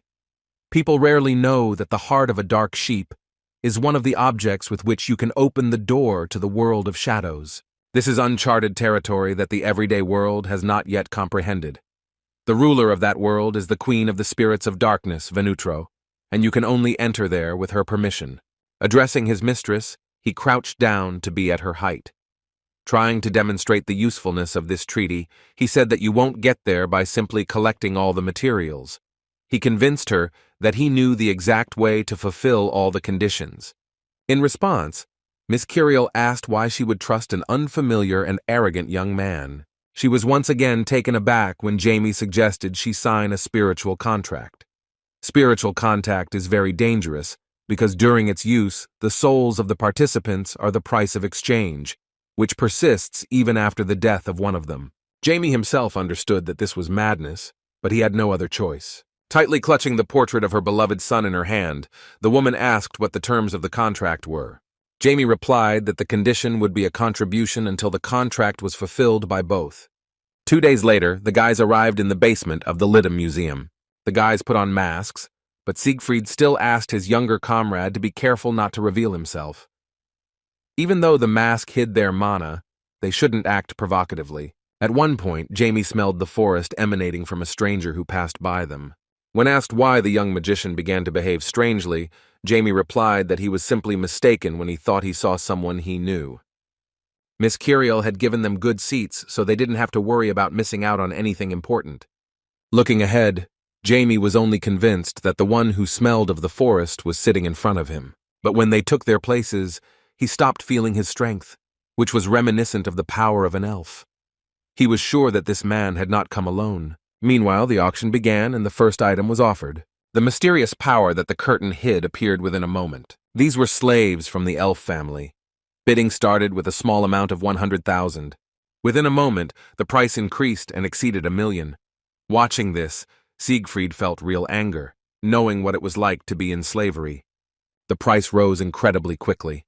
Although the elder hid his emotions with a mask, Jamie knew that he was probably uncomfortable watching something like this. Seeing the behavior of the guys ahead, he was only convinced that their nervous reaction was due to the fact that they were elves after all. A few unremarkable items later, they arrived at the main event, which was the heart of the dark sheep. The guys finally waited for the moment when they could begin to implement their plan. The presenter invited everyone present to start bidding at the price they considered necessary. A few minutes later, the price rose to 43 million. Observing the active interest of those present, Jamie turned to the elder and said that he should join. But Siegfried behaved judiciously and asked the young magician to be more patient. At the last moment before the top bid was accepted, he suddenly offered 1 billion, which was 20 times more than the top bid at that time. Everyone was shocked, including Jamie. While Siegfried was humming some cheerful melody, the young magician was worriedly thinking that this kind of money would be enough to subjugate the entire haze for a year. As expected, no one could offer more, and the heart of the dark sheep was sold to a mysterious gentleman in a crow mask, who was Siegfried. Calling the auction a real storm, the presenter suggested paying attention to the next lot, which he called no less valuable. Jamie was dumbfounded when he heard that it was the ultimate stone, which is known as Almighty. The great magician of the past could not believe that his divine weapon retained its original name. According to the presenter, the object, which he called the stone, had enough energy to support an area the size of Saint-Germain for 10 years. For Diablo Wolfer, it seemed barbaric that the presenter would give such examples, not knowing that it was stupid to use that stone for such purposes. As soon as the bidding began, the mysterious girl with pink hair announced that she was betting as much as 8 billion. Everyone present was simply shocked by such a sum. The limit stone was successfully sold at the first bid, which turned out to be too much for the other participants. Venna, not understanding what she had done, mentally turned to the master, asking if she had done a good job. Crossing his legs, Siegfried noticed that the lady was probably very rich. Jamie awkwardly agreed, thinking that his stupid student did not understand anything at all about trading and spent a lot of Mrs. Kyriel's money, which was enough for 8 years of Hayes's life. Having seen everything that was worthwhile, they agreed that it was worth taking what was theirs and leaving the auction. As Jamie left, he heard that the next item would be a relic found near a volcano in the Calton Mountains. Seeing the object that was carried next to him, Diablo noticed that there was something written on it in an ancient language. He read the words about a dream that should never end. In an instant, an unexpected event occurred, and the seventh elder asked the young mage to stay behind him. Jamie asked hesitantly what happened. While not far from the main vendor of the event, they heard that they had an emergency. Someone stole all the goods that were in their underground warehouse. As expected, it was the work of the mysterious elves. One girl who took part in this demonstrated her indignation at the fact that her people became slaves at the auction. Luckily, their comrade Alex went in search of them. After finishing this matter, he asked her to calm down before they met Mr. Hahn. They needed to leave before the auction people showed up and tried to reclaim their property. But at the same moment, a magician filled with rage suddenly appeared in front of them and asked how they dared to touch his things. It was Jamie who came after them along with the seventh elder. Stretching his hand towards them, he ordered them with an evil look to return what they stole before he killed them all. The restless elves prepared to fight and took out their daggers. The girl with green hair began to use magic. Seeing this, Siegfried came to the conclusion that it would not be possible to resolve the conflict with ordinary conversation. In order not to waste time, he used a spell to attack first. Within a moment, the elves' blades began to lose their shape. Filled with anger, the girl with green hair asked her comrades to leave.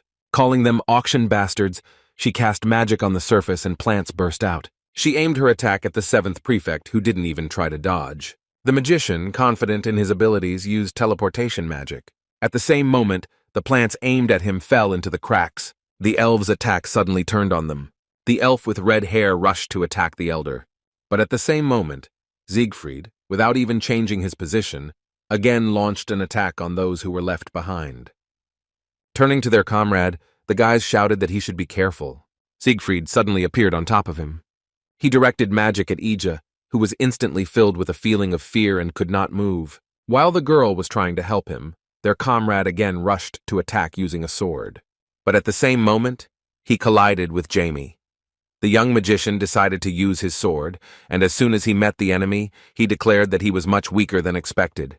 With one blow, he threw him away from his comrade. The elf jumped to a safe distance, realizing that they did not have enough strength to cope with such monsters. Pointing daggers of deadly emotion at him, Jamie angrily asked how they dared touch his things. All the elves found themselves on the ground without the ability to resist. Siegfried was ready to deal them a fatal blow, but at that same moment they heard the sound of bells. After that, the spells they had cast on the elves were instantly destroyed. A stranger began to walk towards the trembling elves, who was surprised that his comrades were walking for so long to their meeting place. It was their boss. The elves greeted him with tears of joy, realizing that they were now saved. Jamie was wary, because the stranger easily destroyed their high-level magic.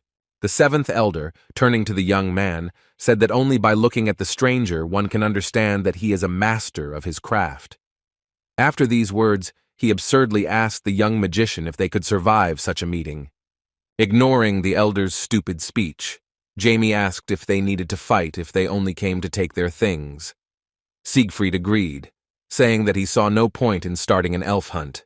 Jamie suggested starting negotiations, and the mysterious stranger, who looked like a shaman, cheerfully replied that he was glad that he would not have to worry about being chased.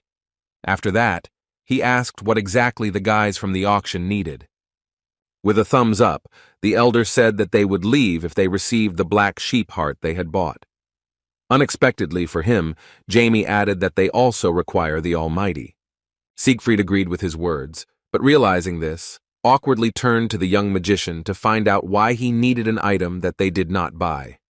With some discomfort, young Mr. Welton suggested postponing this conversation for later. After listening to their conditions, The stranger decided not to refuse.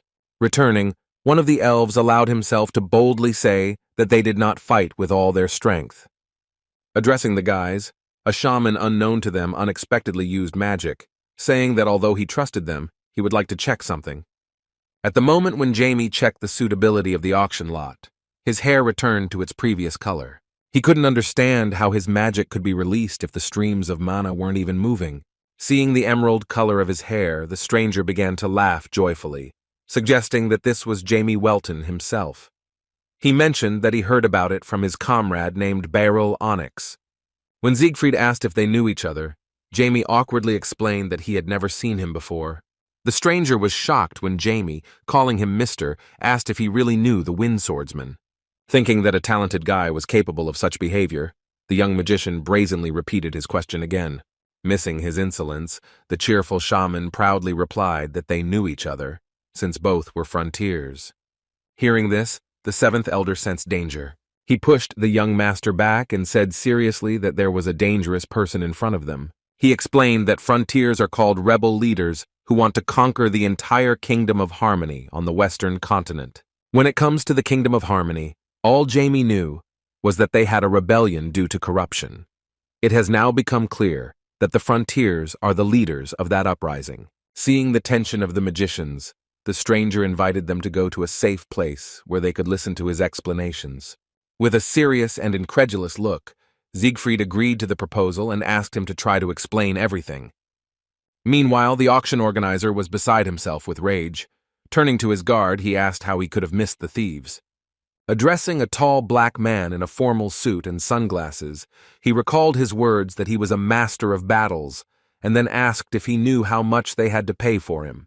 Turning around, the guarantor of their safety decided to satisfy the desire of the head of the auctions. He said that it was time to fulfill their contract. Meanwhile, the guys, using spatial magic, moved to the wasteland, which was located among high rocks. The man from the Liberation Army began to laugh cheerfully, saying that this was the first time he had seen such incredible teleportation without using a magic circle.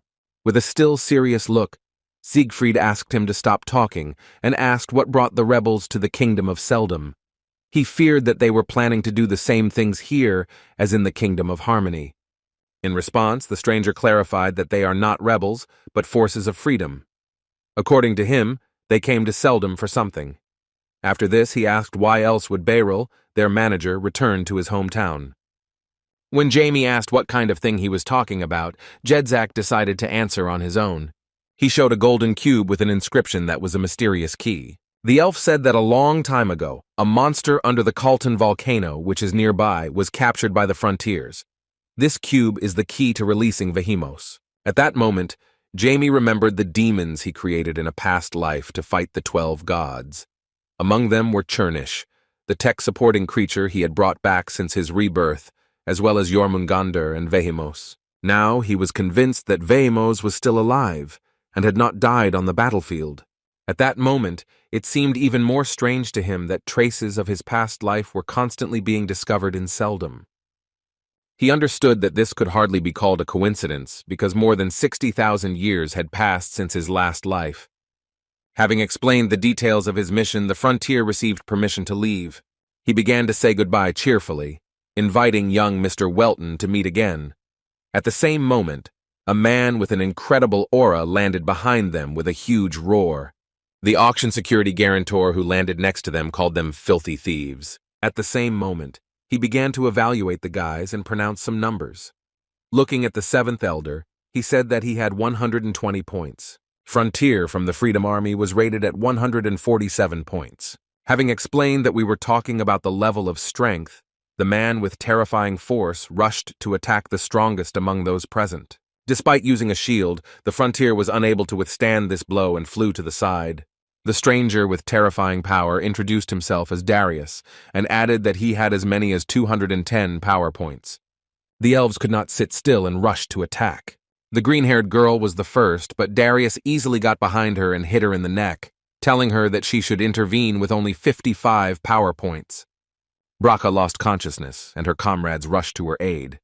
But after a moment, Darius grabbed their heads and slammed them against each other, saying that weaklings like them shouldn't interfere either. Frontier understood that the battle would be truly serious.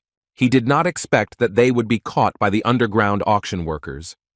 Resolutely clenching his staff, he decided to give a worthy response to the enemy. Saying that it was his turn to attack, he said with a serious tone that the enemy should prepare. Using his staff, he launched an empathy attack at the enemy, a reverse skill that returns all damage received to the enemy. Without wasting any time, Darius rushed to the attack. Directing the blow at the enemy, the Frontier shouted that everything would end here. Darius made a mistake and was forced to defend himself. He took the blow of incredible destructive power. Seeing such a battle, Jamie could not believe that not only Beryl Onyx, but also the rest of the Frontiers were such strong warriors.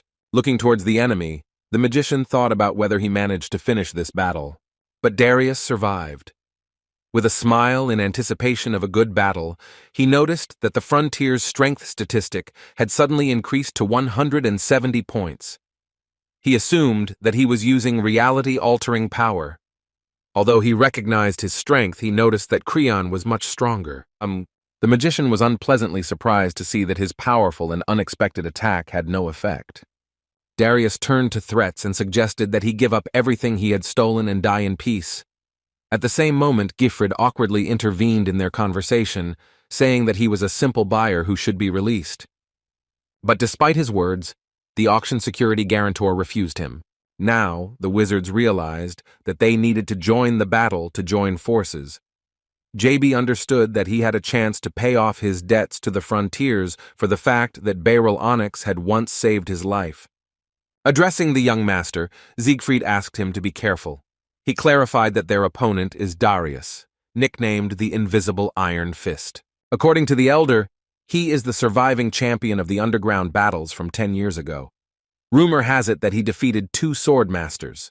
Jamie began to feel a certain excitement at the sight of a true master of battles. A magician from the Liberation Army asked Jamie to go to safety, but the young master asked them not to worry, after which he used the power of his artifact. Jamie explained that this is his gremium artifact, which is capable of constructing dimensions. Their opponent was surprised, realizing that the young mage had created this space to control the surrounding objects, gaining an advantage over the enemy. He was right, because the user can detect everything within reach and determine the composition, even if something is invisible to the eye. Rushing into the attack, Darius declared that the first would be a magician with long white hair. Using the power of the gremium, Jamie moved them to the other end of the space, and the battlemaster hit the floor instead of the magician. Looking around, Darius sensed the presence of another enemy and called him a rat. A mage from the Liberation Army suddenly appeared behind him and sent his divine battle spear skill towards him. But at the same moment, Darius dodged his formidable attack with incredible speed and found himself right in front of his face. At the same moment, Siegfried used an area of magic that could control space and time without casting a spell. While his comrade escaped the attack, the 7th Elder aimed a blow at the enemy. Using 2 teleporters, Siegfried closed the distance for the attack, and Darius did not have time to dodge and took the blow with his back. At the same time, Jamie supported their attacks using a gremium property called 5-layer wall. Everything around began to collapse, but Darius managed to escape. He observed changes in space. After that, the 7th Elder of the magical world attacked him again. Siegfried used Omega Impact, a great destruction spell that compresses space in a designated area. Under incredible pressure, Darius decided to weaken the enemy's technology by using his aura as a shield. Watching this method of neutralizing his technique, the 7th Elder felt tense, realizing the incredible level of the Battlemaster's abilities. Jamie couldn't just stand by and watch, so he used the power of his artifact again. Due to the use of the Deep Void skill, a funnel appeared under Darius's feet, which began to pull him into the abyss. Calling Jamie a sucker, Darius was furious that he was so successful at manipulating space, causing him a lot of trouble. At the same moment, he suddenly appeared in front of the young master and said that killing children was against his morals. But this case was special. Darius's blow turned out to be so powerful and destructive that the gremium space did not have time to recover. Siegfried and the magician of the Liberation Army did not have time to protect their comrade and were shocked by what happened. But when the ardor subsided, they saw a shocking picture. Jamie was not hurt at all. He stopped the blow with his own forehead and said that even a battlemaster should not weaken his defense. The fact that he survived was not just a miracle, but the effect of his artifact of omnipotence, which reduces all physical damage to zero. The Almighty Stone is one of the 3 great divine artifacts that Diablo Wolfer created. Having neutralized the enemy's formidable attack, Jamie decided to use his sword. He struck first using the Welton family style. The circular version of the space-cutting sword was combined with the power of his almighty artifact. Despite this, Darius's aura was able to neutralize his spatial slash. The Battlemaster did not expect to see sword techniques performed by a magician. Jamie realized that this was not enough and he should carry out another attack. While close to the enemy, he struck using the reverse movement of the White Sea. But unexpectedly for him, the enemy managed to catch his blade with his bare hand. As soon as Jamie tried to get away from him using the power of Grimea, the artifact began to tremble, and Darius seriously said that it was time to finish. After these words, Jamie felt incredible pressure, and his artifact stopped working. Jamie was simply shocked to realize that their terrifying enemy had been able to deactivate his incredible artifact with sheer force. Realizing the danger of the situation in which the young master was, the magicians rushed to his aid. But at the same moment, Darius, with a smile on his face, said that he would never have thought that he would meet the young magician in this way. A little shyly, he said that he was pleased to meet the grandson of his good friend. Hearing this, the magicians and Jamie were so shocked that they could not utter a word. With his hands folded importantly in front of him, Darius, with a kind smile, said that 10 years ago he met Cherbil in Lang's bar. Mr. Cherbil Welton visited the site, where the strongest fighters gathered. Seeing each other, Cherbil and Darius realized that it was love at first sight. Instinctively, they understood each other's skills, and therefore met every day and sparred almost to the death. However, according to Darius, he was haunted by the fact that Cherbil had at his disposal one technique that he never used. After another battle, a black man called Mr. Welton his brother and asked if it was time to show the technique.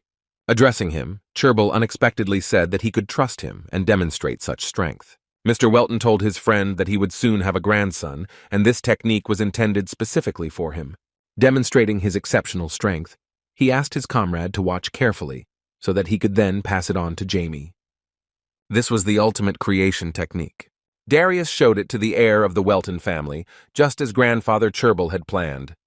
This was the very power with which he was able to stop the cutting of space of the sword style that Jamie used. In front of all the magicians, Darius was able to not only cut, but even remove the very space within the attack radius. Jamie was shocked when he heard that Cherbil had reached the Grandmaster level using this technique. Grandmaster is the final stage of martial arts mastery. Recalling the powers of the great organizations that we saw earlier, it is worth noting that the sun and space sword techniques were almost achieved, but not a single Grandmaster was known. Seeing the young master's reaction, Darius realized that he had begun to understand the incredible power of his family. Clenching his fist resolutely, Jamie declared that if he continued on the path of the sword, he would definitely be able to follow his grandfather's skill. Darius replied that he was right, after which he stated that he would look forward to their next meeting, during which he could see how much the heir of the Welton family had grown. After listening to his story to the end, one of the frontiers was surprised, saying that he thought that he had come for their souls. At the same moment, a dissatisfied Siegfried called him crazy for saying something that should not have been mentioned at the moment when they were so lucky. Darius noticed his displeasure, but asked him not to worry, saying that he would forgive them for this, due to the fact that he met Cherbil's grandson. After that, he said goodbye. After an inappropriate phrase from the frontier, Siegfried awkwardly said that thanks to him, the opinion of the Freedom Army had only worsened. The magician with the cane still didn't understand where exactly he committed his stupidity. Remembering the elves' dialogue, Jamie began to think about how to get in touch with his pet from the past. He was sure that they were talking about how they wanted to break the Vihimos seal. While the magicians were distracted, he decided to make friends with the elves and took the opportunity to begin treating the guy with red hair. As it turned out, during the treatment, the cunning Jamie used a dark personality control spell and ordered the elf to allow him his request. Seeing Jamie treating his comrade, the magician thanked him for his help. Jamie replied that words didn't matter, and if they were truly grateful, then they should show him Vehimos. When the red-haired guy regained consciousness, he thought that he would under no circumstances do this, but unexpectedly for himself, he agreed with his request. not understanding why the hell he did it. With some feeling of awkwardness, he was forced to continue and say that if the young magician wanted to come with them, then they would not mind. With a sly smile, Jamie accepted their offer. His plan worked perfectly, and he got the opportunity to finally see Vehemos. Turning to her boss, the elf with green hair asked if they had received news from Alex that he was going to free the captive elves. Ejak contacted them, and Alex reported that she managed to find the sold elves. But at the same moment, she asked to call back later, and a woman's dissatisfied speech could be heard in the background. When Jamie heard that voice in the background, he realized that it was his ridiculous charge. A few hours ago, after the end of the auction, Venna managed to escape from all the fuss, realizing that the gentleman himself would take care of the lost stone of the Almighty. At that moment, she suddenly heard a scream, but did not understand why it evoked such strong feelings of compassion in her.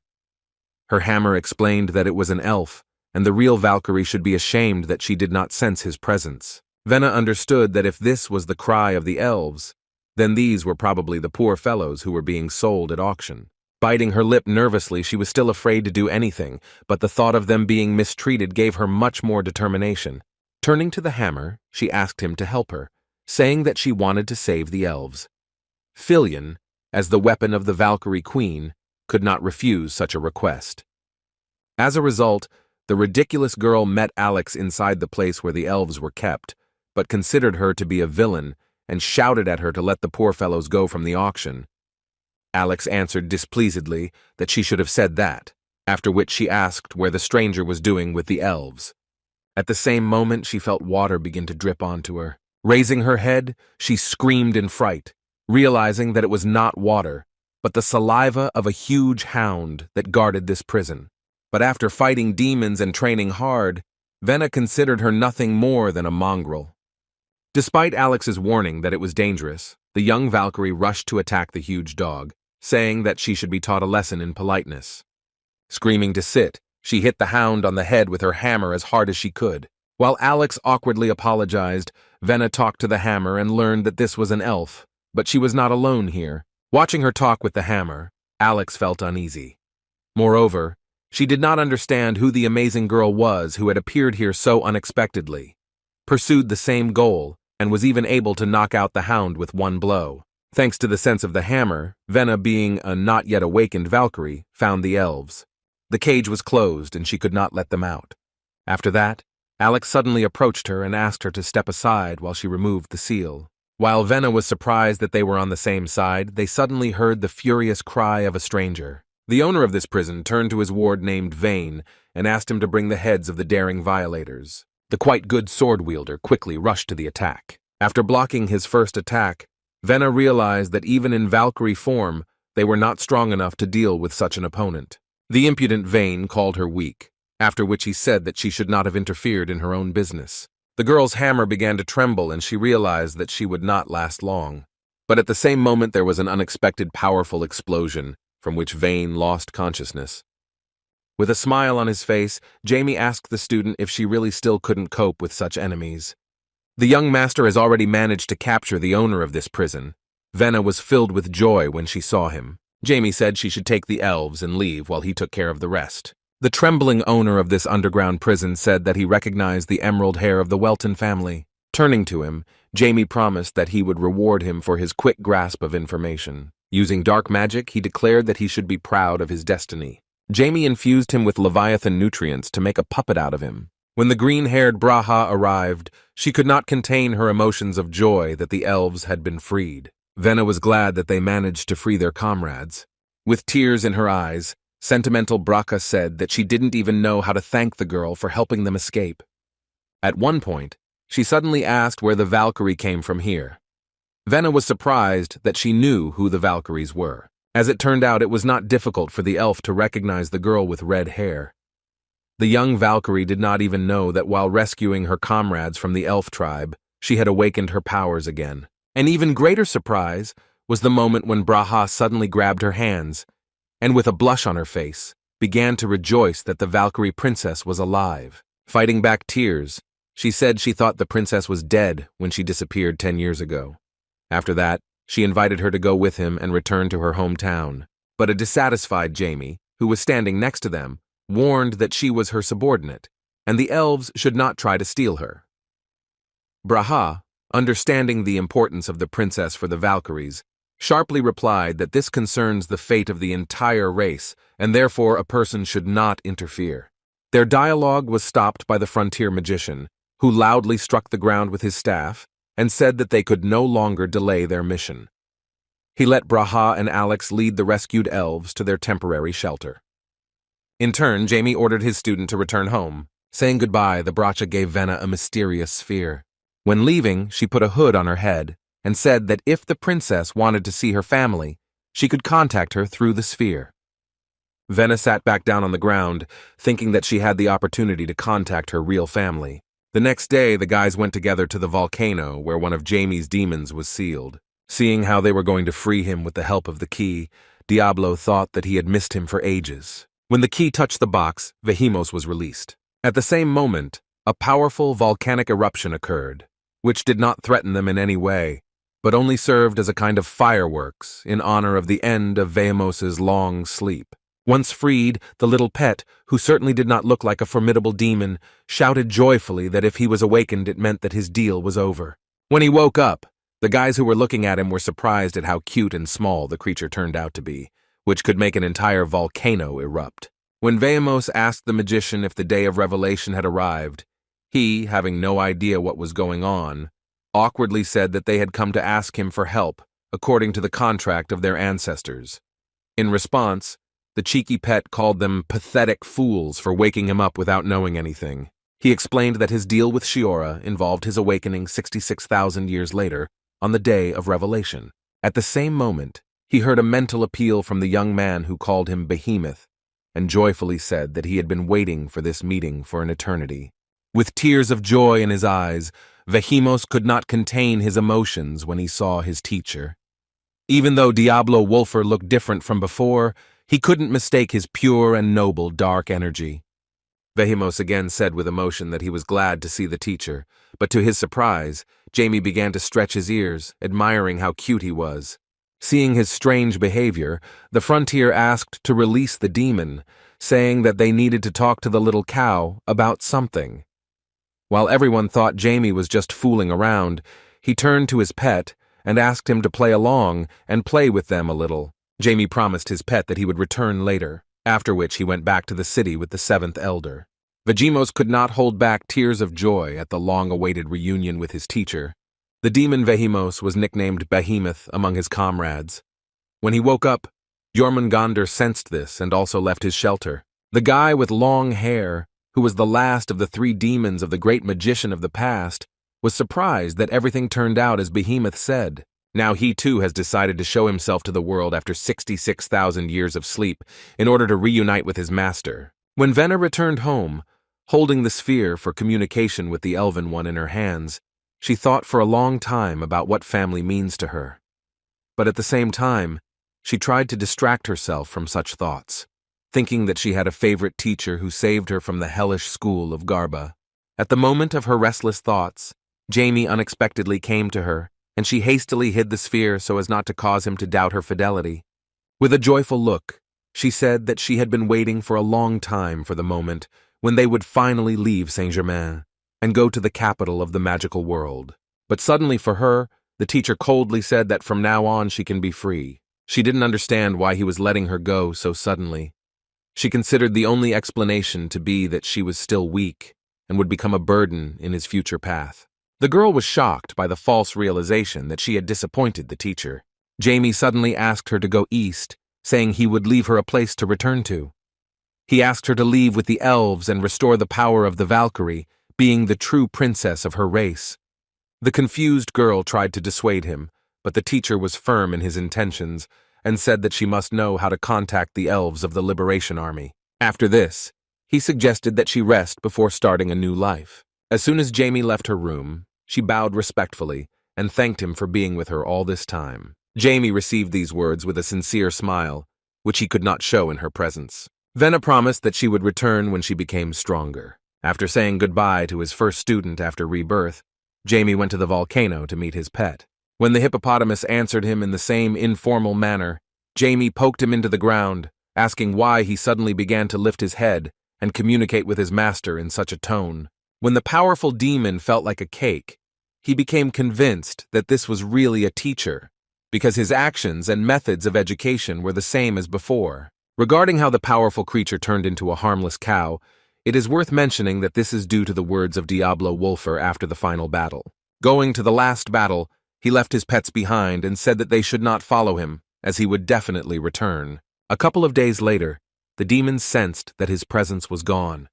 The wise serpent Jormungand, seeing the sadness of Behemoth, said that the master would definitely return, so they should hide from the eyes of the 12 gods until they felt the presence of Diablo. The hippopotamus lay down at the bottom of the volcano and waited for the teacher, but he waited too long. One day an elf came to him and promised that he would put him to sleep and save him from pain. In return, he asked to promise him that he would help the Liberation Army in the future. According to Behemoth, when he fell asleep, his body shrank and his speech changed. Hearing his story, Jamie wondered what happened to the wise serpent. As it turned out, he did not know where his comrade was, but was sure that he was alive. As for their third comrade, he mentioned his name, but after that, there was a thoughtful pause. Remembering that they were quite close, Jamie summoned Blackie. Seeing his beloved comrade, Hippopotamus was overjoyed and began to hug him. When they calmed down a little, the gentleman said that he had an errand. Jamie asked him to follow the frontier to find out about a man named Isis. Pleased with the meeting with the master, the pet accepted his mission with a joyful expression on his face. After that, he warned him that there was one more detail in this mission. Jamie mentioned that a girl named Venna would be going with them, who was his student and close friend. He asked his pet to follow her. A joyful Veimos replied that there was no need to worry about it. Thinking about the demons and the Valkyrie, he wished for them to become stronger so that he could rely on them in the war that would someday come. The next day, he and the elder went to Miss Kyriel's shop, where she was finally able to receive the long-awaited artifact. Without showing her emotions, she handed him the item he had been waiting for so long. Siegfried, with his usual sly and smiling expression on his face, said that he would use the check that she provided him last time. Miss replied that if there were no problems with the item in the future, then she didn't care. Seeing the item that Siegfried received, Jamie surprised him by saying that he recognized the fragment of Ion. The Ion asteroid is part of a meteorite that fell on the continent several hundred years ago, so there were some records about it inside the Welton family library. Eternal mana is condensed in it, obtained from the natural world and amplified 2,000 times. When Jamie asked why the elder needed such an item, he responded with a laugh that it would remain a secret. The young master was dissatisfied with his answer, but at the same moment, Miss Kyriel asked the seventh elder to leave the shop, as she had something to talk to the boy. When Siegfried asked what their business was, Jamie decided to get even and boldly replied that it was a secret. Realizing that he would not learn anything and would not be able to avoid the old woman's wrath, the seventh elder headed towards the exit. When the door closed, Miss Kyriel asked Jamie to lead her into the world of shadows. They went to the ruins, the path to which was the spellcaster. Here it was convenient to open the portal in question. When the preparations were completed, Jamie said that he would begin launching the gate himself. Miss Kyriel trusted him, not paying attention to the caster's young age. Jamie began to read a spell and asked the king who rules the world of shadows to allow him to open the door to his world. When the gates were opened, a boundless expanse of shadows appeared before them, reminiscent of space overflowing with stars. Miss Kyriel was overjoyed and began to hurriedly run forward, but Jamie asked her not to rush. She did not understand his intentions, but at that moment, the guy replied that he received the item for which he borrowed money for free, so he could not allow her to fulfill the part of the contract where he did not fulfill his condition. By returning the check, Jamie canceled the spiritual contract and could no longer fear the consequences of violating the terms. After this, he warned the old woman that she could only enter when he personally received permission from the king. Diablo Wolfer had already forgotten what it was like to visit the world of shadows. As the young magician had said, Miss Kyriel, despite the incredible desire to see her son, remained at the entrance to the portal, waiting for Jamie's signal. The magician went forward himself to meet again with the Queen of the Dark Elements. Feeling his energy and strength, the queen of the dark elements, Venus, admitted that she felt nostalgic. In response, Diablo said that a lot of time had passed since their last meeting. With an anticipatory laugh, the queen of the elements asked if Diablo Wolfer had indeed returned for revenge. Long ago, Venus, traveling the world in human form, met young Diablo, the sworn enemy of the 12 gods. For her, he was a rare person, the personification of a real hero, which seemed surprising. However, in the end he lost the Great Fourth War, and lost all his comrades with whom he came to battle. Venus avoided the gaze of the 12 gods, and led him into her world and allowed him to use part of the shadow dimension. Thanks to her help, Diablo was able to perfect his strength. Thus, a new source of power was created called Black Mana. Remembering the rumors that he had fallen at the hands of the 12 gods, Venus asked Diablo why he had such a cute, childish appearance. The great magician replied that he did not die but was sealed, and when he woke up, he found himself in this body. All this seemed funny to her, but she returned to the previous question regarding what brought him to visit after 66,000 years. Jamie replied that someone wanted to come into her world. Venus gave permission, and Jamie, returning to the world, allowed the mistress to enter inside. Before entering, she mentioned that she had left him a very useful gift, which was the Bi-End of Avalon. She said that this thing was made from a magic stone from the Tarink Fountain. Tarink Fountain is one of the 6 prohibited places in the world. The center of this fountain contains a huge amount of mana, but no one could get close to it due to the endless gurgling of deadly poisonous water. Hearing this, Jamie called the artifact quite expensive and asked why she was giving it to him. In response, Miss said that her son Finn was the same age as him. After these words, Jamie realized that she wanted so badly to get into the world of shadows to see her son. He thought that what she would see there would be only an illusion of the deceased. Closing his eyes and resigning himself, he understood that that hell would become her eternal consolation. When Jamie took the artifact in question, he went outside and invited the 7th elder to continue their journey. The time had come to say goodbye to Saint Germain, because now they could head to their destination, the magical world, with peace of mind. But on the way, Siegfried unexpectedly asked him to tell about the story that connects him with the almighty stone and the princess. Even though Jamie hoped he wouldn't bring it up, questions continued to arise for 2 weeks until they finally arrived at the wizarding world. Taking a bird's-eye view of the city, Jamie was surprised to say that the magical world looked even cooler than he expected. Siegfried responded to his words with a sincere smile, saying that this is the city that the first king of magicians built personally. The young magician noticed that the city was creating a magic circle, but Siegfried replied that if he talked about it in more detail, it would be too boring and easy.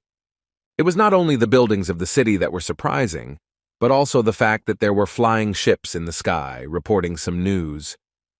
Even advertisements commissioned by a local pharmacy were distributed in this way, trying to spread the news about the best potion of the new generation. Looking around, Jamie admitted that the magical technology used in this place was simply incredible.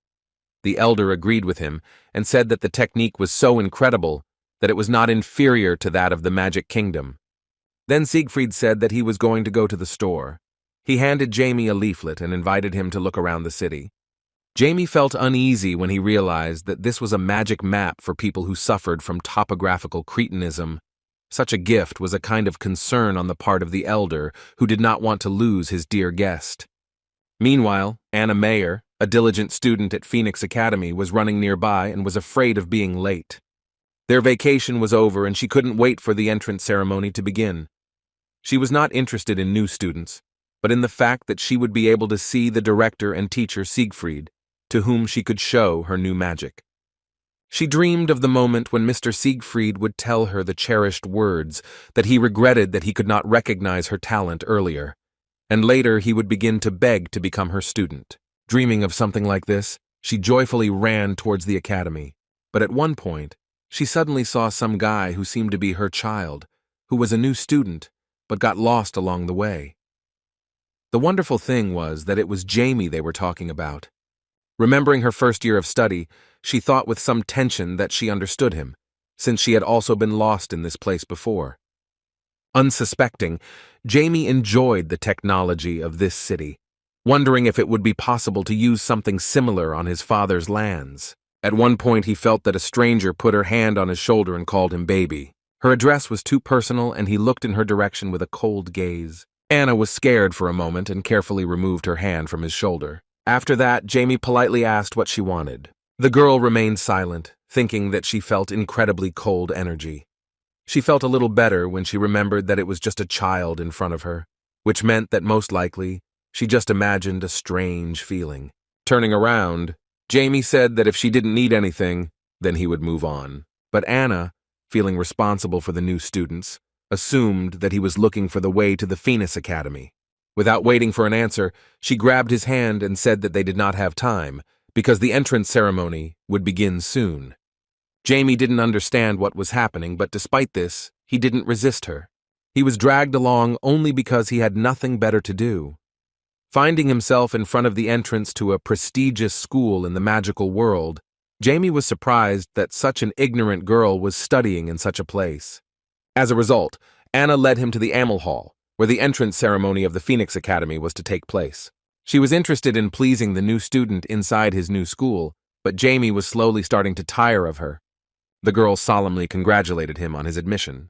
The moment Jamie said that he was not a student, the girl quickly changed the topic to the fact that she had to run some errand. She left the unfamiliar guy she had brought to the academy and ran to the rest of the students. Jamie was tired of this situation and thought that he would soon need to meet with the seventh elder. But as soon as he decided to leave this hall, he heard a rude address in which Lennon Simon, with a trembling in his body, asked what he had forgotten here. Looking around, Jamie asked who he was. Lennon was simply shocked that he forgot it after what he did to it at his family's mansion. The family's youngest son, Simon, still experienced nightmares due to the illusion used by young Master Welton. But after that incident, his affairs suddenly improved. For some reason, his father decided to personally educate him. Sometime later, Lennon heard praise from his father for the first time. Recognizing his abilities, Richter Simon sent his son to a prestigious academy in the magical world. Jamie again asked who he was. Lennon introduced himself hesitantly, fearing that he would once again encounter the terrifying illusion of a madman. Hearing his name, young Master Welton remembered him and said that he didn't expect to see such an ignorant fool in such a place. Looking at the frightened guy, it became clear that he had already reached the third rank of magical power. Jamie remembered asking Count Simon to train him. The result seemed quite good to him. Pointing his finger at Jamie, Lennon hesitantly asked if he had also entered the Phoenix Academy. In response, Jamie said that if he entered such an educational institution, it would look like a joke. At the same moment, the seventh prefect approached him, asking what the young master forgot in the hall for new students. Seeing Siegfried, the entire crowd turned their attention to him, and Anna even began to run in his direction. The young teacher, who was the students' favorite, was already tired of their constant attention and wanted to disappear from their eyes. Jamie was surprised that Siegfried had a student, but the seventh elder began to make excuses with an awkward laugh and asked him to hurry up to the meeting. A moment before Anna ran up to them, they suddenly teleported away. The student felt incredible sadness, because she was so looking forward to this opportunity to show her best side. As her teacher left, she heard one of the students call Jamie a reckless bastard. Anna approached Lennon and asked if he was talking about the guy who left with Mr. Siegfried. The heir of the Simon family was surprised that she did not know who he was. Lennon introduced Jamie as the heir to the Welton family, which is a real monster and has already been dubbed the greatest talent in the human world. Hearing this, the girl repeated the name and began to smile, trying to remember who he was. In a moment of realization, she felt awkward, realizing that she had dragged such an incredible man by the arm into Amel Hall, thinking that he was a new student who had gotten lost in the magical city. Meanwhile, the 6 elders gathered at one round table, looking forward to meeting the most talented guy of their time. 4th Elder Raymond Flores Sean, who belongs to the noble faction, sincerely stated that he was looking forward to meeting the greatest genius of the continent. In turn, the 3rd Elder Serpent Gerald, who was a loyalist, replied with an important look that everyone was exaggerating, and Jamie Welton would obviously disappoint them. Pointing her finger at the 3rd Elder, the 6th Leveler Elder Adelhart Vivian said that he looked like he was afraid of being surpassed by a 10-year-old child. 5th Elder Luca Frizzell, who is the head of the Equalizers, said with awkwardness that Madame Vivian is too frank. But Miss Adelhart Vivian, provoking Master Gerald, replied that she only said what she considered necessary. The most authoritative among those present, a man with a long beard and a luxurious mustache, intervened in their conversation and asked them to calm down, saying that they could not expose the guest in a shameful light. Previously sitting silently, Second Elder Marcus Linmel, who is the head of the noble faction, suddenly said that their dear guest was already close. After these words, Jamie entered the meeting room, politely introduced himself, and stated that it was an honor for him to be present in the same room with people so influential in the magical world. Seeing him, all the elders were surprised, and Mrs. Vivian said with her mouth open that the young talent was a magician of at least the 6th rank. With a smile on his face, Marcus Linmel thought that Jamie had grown so much that he was now difficult to compare with the young man he was asked to teach. Looking around, Jamie was convinced that these were elders, because they were all of a higher level than himself. But at one moment, he noticed an angry, trembling old man who could hardly be a worthy competitor to him. Jamie immediately figured out that he was the 6th rank and assumed that he was unable to rise higher because of his inferiority complex. With a cheerful wave of his hand, the smiling Mr. Marcus greeted the young Mr. Welton, saying that he was glad to see him in excellent shape. Jamie greeted him back and said that he was able to improve thanks to his breathing technique. Linmel was surprised that the young talent was not only studying magic, but also began to practice with a sword. The talented guy thanked him for his praise, after which he said that he would like to ask him for sparring someday. Hearing their conversation, the envious Serpent Gerald mockingly said that since Jamie is a wizard who practices swordsmanship, he is most likely a modest person who uses only his body. In response, Jamie said with a serious look that the elder should be more careful with his words, because his father is one of those who train physically. When the elder answered hesitantly that that was not what he meant, Jamie replied in a feigned cheerful tone that it now became clear to him that Mr. Serpent Gerald was simply too clever with his words. Seeing this altercation, Siegfried covered his face, barely holding back his laughter. When the 3rd elder was filled with anger and tried to find an answer, a man with a beautiful beard stood up for him, saying that Mr. Serpent Gerald had made a mistake. Ofen Ginger, the man with that very beautiful beard, explained that his colleague spoke with good intentions. This mage is the royal teacher, as well as one of the 2 official great mages of the kingdom. He is also known as the Wizard of the Sky, a name given to him due to his ability to control the weather. With a cold gaze and a serious tone, he turned to Jamie, and calling him a young wizard, thanked him for accepting their offer, and also welcomed him into the magical world of the kingdom. Hearing the words about the young wizard, Siegfried stood up for the young master, asking whether such an approach to a truly powerful master of magic was not rude. After these words, Mr. Ofen immediately admitted his mistake and apologized to Jamie. Speaking about the possibilities of the magical world, he said that if he had his way, he would immediately support him in gaining access to the research center. But as it turns out, the magical world operates on the principle that those who do not take part in their development do not have the right to enjoy their benefits. Calling this the basic rule of the magical world, the royal teacher asked Jamie's opinion. While the guy was silent with a surprised look, Ofen Ginger suddenly asked if he could become a person in the magical world. As they left the meeting room, Siegfried, looking at the tired and pained expression on the young master's face, thought that Ofen had been too rude when he called him a young wizard and suggested something unexpected. As it turned out, when addressing the 7th elder, the royal teacher mentioned that their academy is always in need of talented people. What he meant was that he would like Jamie to become a temporary professor for a month. Since there were no objections, he took this as agreement and asked Director Siegfried to help the young talent settle in a new place. Remembering this, Siegfried with a determined attitude decided to return to the elders to explain to them the real state of affairs. Seeing him angry, Jamie began to awkwardly make excuses, saying that everything was fine. Seeing that everything was not so sad, Siegfried carefully asked him to let him know when things became difficult for him. He asked not to be perceived as before, because now he has returned to the position of director of the academy. With a smile on his face, Jamie replied that he was a very strange director, since he forgot about the entrance ceremony of his academy. Remembering his past, Diablo thought about how he once swore that he would never have another student. In the distant past, even when he was not a great threat to the 12 gods, he taught children whom he called his students. But most of all, he paid attention to the guy with red hair, who, experiencing failures, was afraid that he was good for nothing. Diablo Wolfer, being a caring teacher, taught him not to rush but to develop his skills gradually and diligently.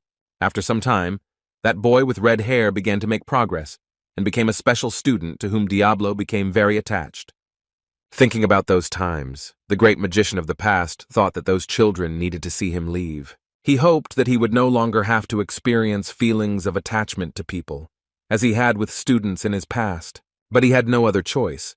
So he decided that he would give up his promise for just a month, but not think too much about what he was doing. Meanwhile, a loud scream was heard in the Phoenix Academy girls' dormitory. This was the cry of the red-haired student, who was shocked when she learned that Anna did not recognize Mr. Jamie, who stands out from the rest with her emerald hair. Feeling some awkwardness, Anna remembered that she grabbed his hand on the street and pulled him with her to the academy, because she thought that he was a lost student.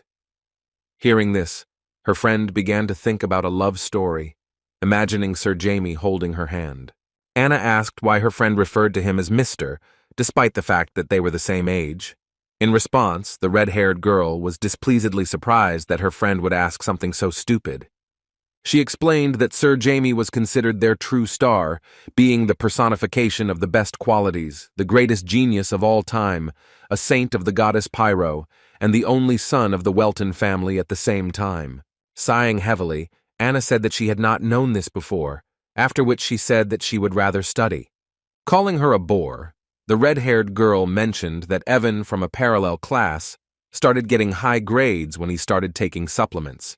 It was about the guy who previously wanted to quit his studies due to the lack of growth in magical power. After such news, the naive girl also decided to buy supplements and even stated that she was ready to share. Anna, being a supporter of classical methods, refused.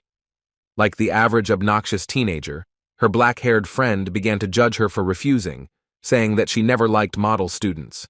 After that, she invited her to go to the cafeteria, but the diligent student refused, reminding her that she was going to study. Speaking of the place where Jamie was going to practice as a professor, it is worth mentioning that the Phoenix Academy is an institution for magicians, which was founded by Amel Fest, a great wizard who helped found the kingdom of Seldom itself. Phoenix Academy is considered the most famous in the magical world.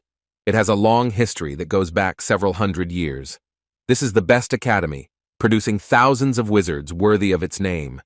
After some thought, Jamie decided to visit the academy at the request of the elders. Deputy Director Javelin Cater greeted his new colleague with a smile and said that he was honored to guide such a famous young man. Jamie sincerely responded that he was honored to be part of their team.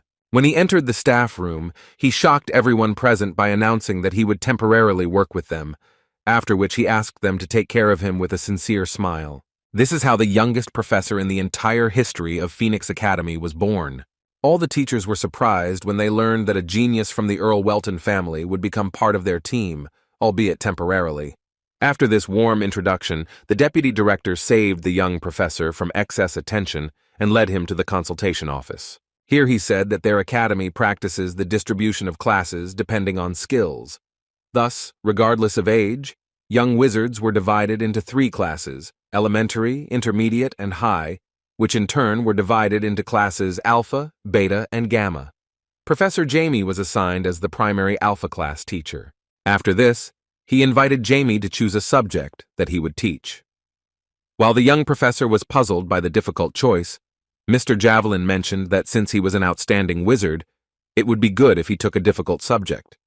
Looking at the lists, Jamie thought that he was most confident in black magic, but unfortunately for him, such a subject was not taught.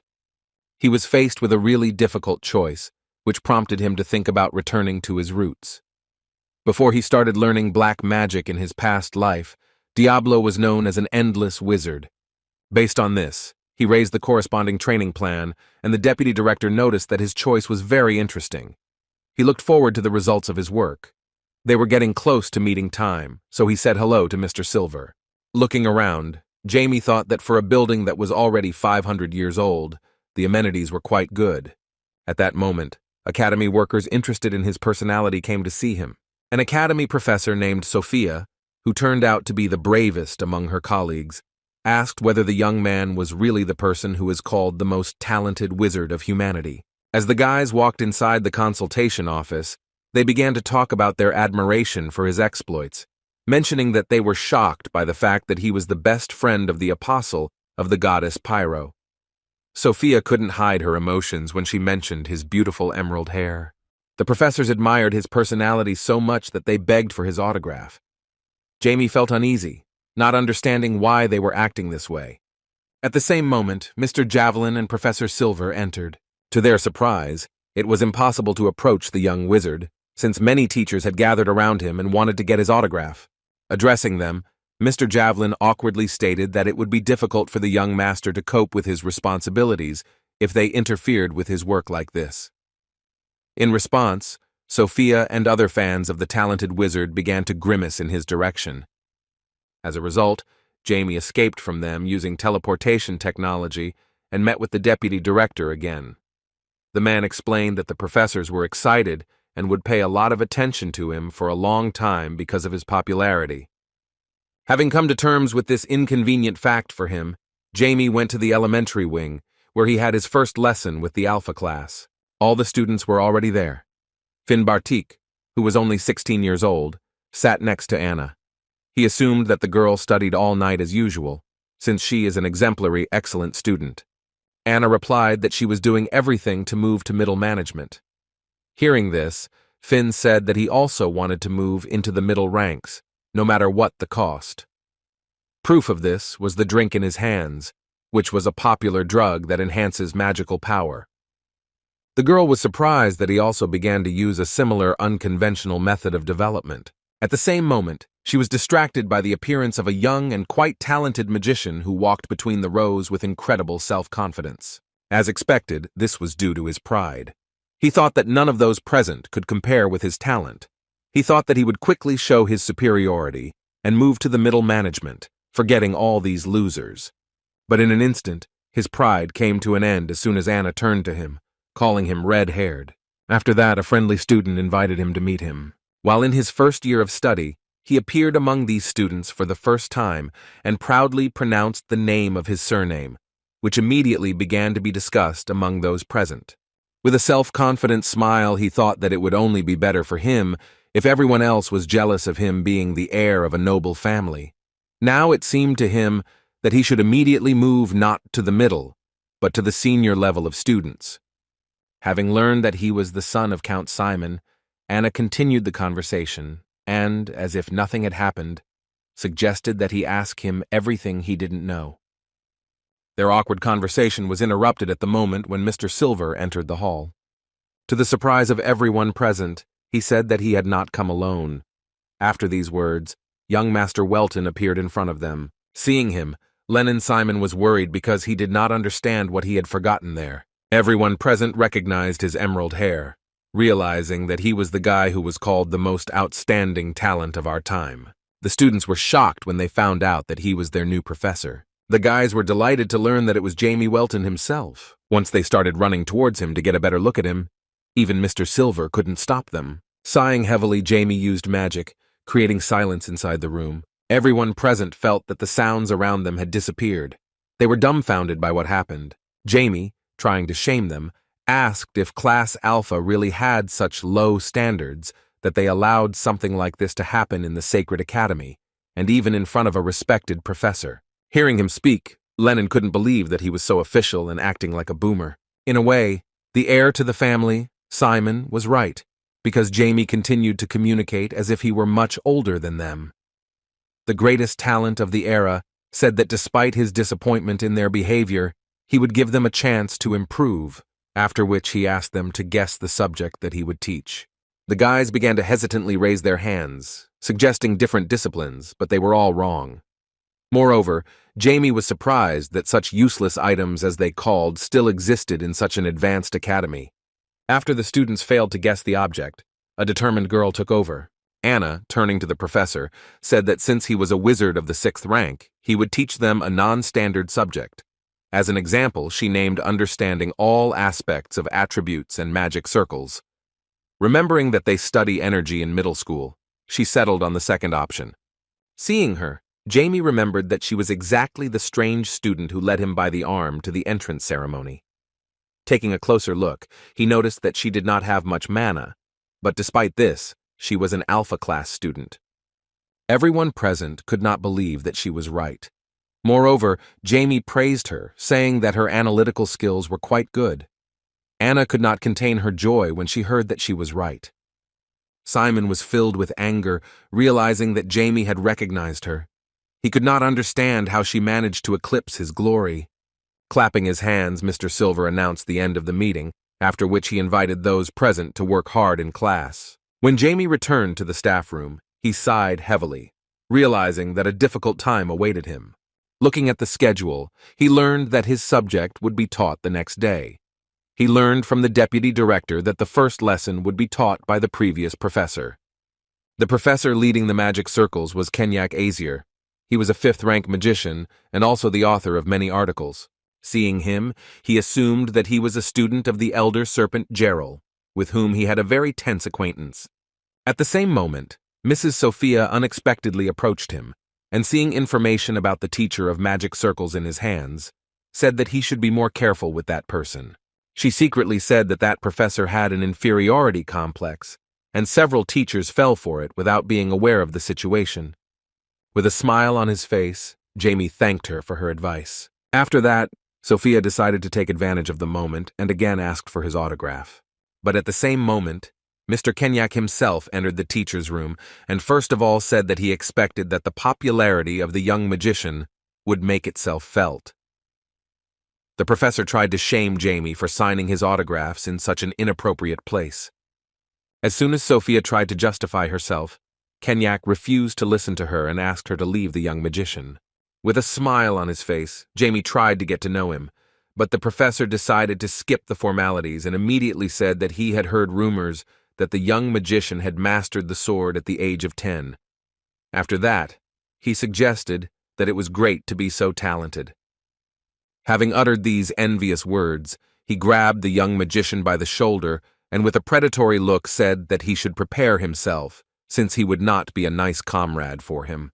Throwing his hand away, Jamie confidently replied that this was exactly what he expected. The next day they went to the office where classes were held for the Alpha class. Hearing their footsteps, one of the students shouted that everyone should take their seats as a ghost was approaching. Hearing the professor's nickname, Jamie could hardly contain his laughter. Mr. Kenyak was not happy with such jokes, so he turned to Gamel, who was screaming about his approach, and said that if she called him a ghost again, she would not get away with it. Having placed the prepared material on the teacher's table, the professor with some mockery called Jamie great and said that from now on he would temporarily teach a course in magic circles. Picking up the paper from the table, he asked the students to understand that teaching is a difficult science, even for a genius. He hinted that Jamie might not be up to the task. After these words, Mr. Kenyak said that he was going to test the students. Using magic, he handed out a paper with test exercises to all the students and informed them that in this lesson they would learn how to create a 6-star magic cycle. Taking a look at one of the prepared materials, Jamie admitted that Professor Kenyak had prepared well for the lesson and really knew how to teach. He was interested to see how good he was in action. Kenyak Azier began the lesson by saying that magical cycles usually contain a formula. To create a 6-star circle, the sun, moon, and stars were required. Releasing his magic, he explained that the stars are the universe, the sun is the world, and the moon is the night. After that, he made a huge demonstration for all the students to see, and said that they should combine all these symbols and form a single galaxy, which would be a centralized magic cycle. All the teachers listened attentively to his speech, which only confirmed that the professor was not bad at teaching. He clarified that depending on what kind of magic they want to receive, the components and their location may change. As he dispersed the demonstration, he asked them to remember that once they had distributed the components, they would no longer be able to change their position, so they should tread carefully from the very beginning, since there was not yet an accurate method for discovering the most efficient configuration. Hearing this, Jamie interrupted him, asking if they really didn't know about it. Dissatisfied with his impudence, the professor decided to shame the guy by asking if the genius had a real proposal. With insolent mockery, The young magician suggested using guidelines. As soon as the professor tried to say that it was a known truth that this violated the rules of creating circles, Jamie decided not to listen to him until the end and created a demonstration. In front of all the students, he drew guidelines, after which he set the specific locations of the sun and moon. Professor Kenyak said that the magic circle would collapse. Then he asked how a genius could not know the basics of his chosen skill. To everyone's surprise, Jamie snapped his fingers and said he was going to erase them all. He suggested that the students separate the key components of the magic cycle to make it easier to work with them. He added that you can place the elements where they are convenient, after which you can erase the lines and combine the components. According to him, using his layering technique, each magician can easily change the cycle instead of creating it from the beginning. Seeing the incredible theory demonstrated, all the students were shocked, saying that they had never seen such madness. Anna realized that the young and talented magician had accomplished the impossible, destroying everything that they had previously known about magic circles. Looking at the magic circle that Jamie had created, a shocked Kenyak realized that this discovery would shake the entire magical world. Having learned about this possibility, the professor, who had previously taught about magic circles, decided to test one of his hypotheses. By moving the elements, he surprised all the students because he managed to turn an ordinary magic cycle into a three-dimensional one. Jamie accepted his actions with a smile on his face, as he was pleasantly surprised that the professor managed to change his demonstration right after he learned something new about the theory of magic circles. With a wave of his hand, he decided to further desecrate the modern principles of creating magic circles and demonstrated even more insane changes. Seeing this, all the disciples were so shocked that they could not utter a word. As a result of his action, one magic circle became part of another. He was able to do this because if space allows the magician to do this, then he can endlessly expand his own spell. It was about a three-dimensional super-complex magic cycle, which was previously known for the technique of the Infinity Magician, the personal magic of Diablo Wolfer. Having accomplished things that destroyed the modern understanding of magic circles, Jamie looked at the professor and asked his opinion. Despite incredible research experience and dozens of scientific articles, Kenyak Azir could not utter a word. He had never heard of such methods and was shocked at the thought of the potential of this talented magician. Seeing Jamie's incredible power once again, Len and Simon thought that the heir to the Welton family had gone crazy for calling something crazy just a visual demonstration. The young professor was wondering if anyone could cope with the task, but to his surprise, no one even wanted to try. The only exceptions were a few students who were worth paying attention to. Most of the guys from Class Alpha began to discuss the extraordinary approach of the brilliant young magician, which changed the very concept of creating magic circles. They saw that even Professor Azier was shocked by the demonstration. Meanwhile, Len and Simon did not sit idle, but began trying to perform the magic circle that Jamie Welton demonstrated to them. The guy was focused with all his might on the task, and as befits an arrogant son of a great family, he tried to ignore the attention of the girl sitting next to her, who was shocked the moment she saw the layering of elements in his performance. When the magic circle collapsed, he turned his attention to an obsessive student who was also trying to complete this difficult task. He couldn't believe that she was trying to perform a complex magic circle by skipping the element layering step.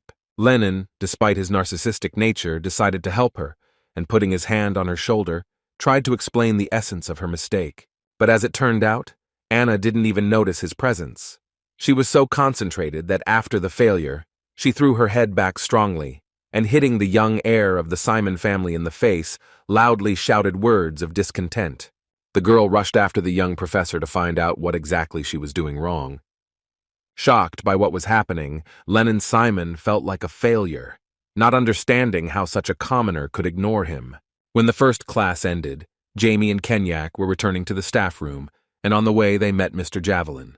The deputy director, with a pleasant smile, asked how their first lesson went. In response, Professor Kenyak, unexpectedly for the young magician, said that the lesson was excellent. Jamie couldn't believe he could even say something nice, like praise.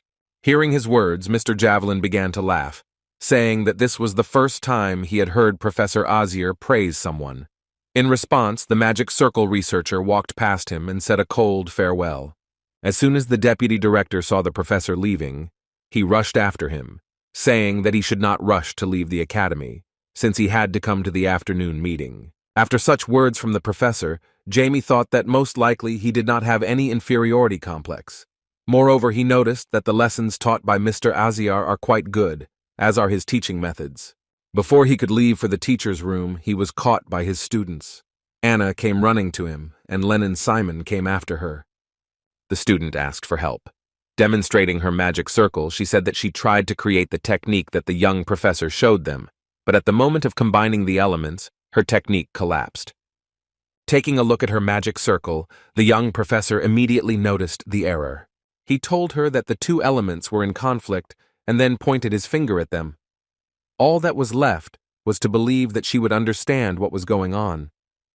Anna turned out to be very smart.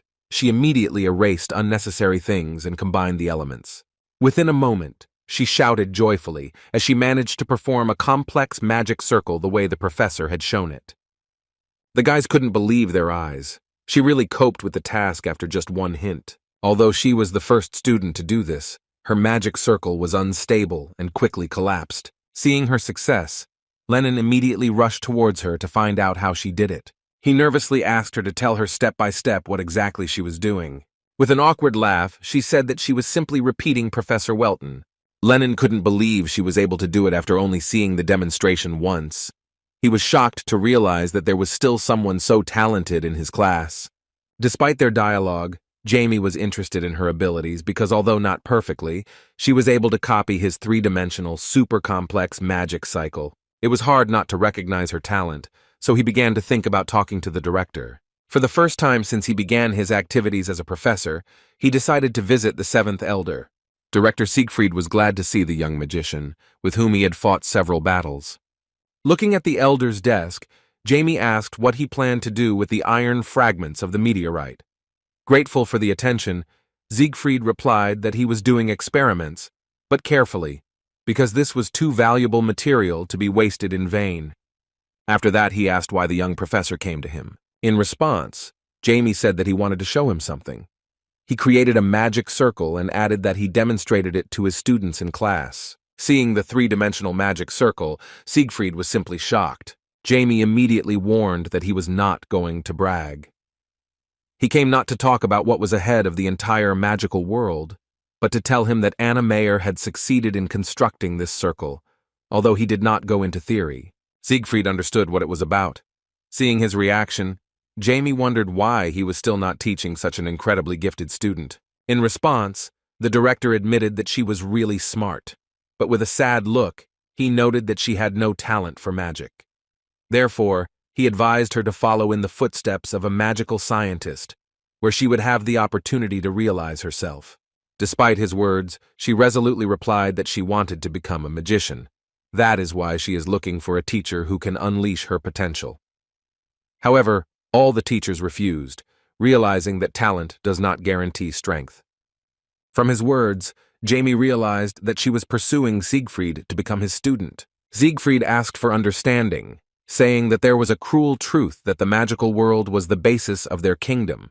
Therefore, they could not invest in unreliable students. Sighing heavily, Jamie thanked the director for taking the time to talk to him. Siegfried sensed his concern for his student. He decided to be provocative and said that if he was really interested in whether she could succeed, then he should take on her training himself. As another argument, the principal said that a teacher and student with such a small age difference sounds very unusual. Hearing his words, Jamie refused and left the office, slamming the door loudly. When he went outside and secluded himself, he began to think about what was happening.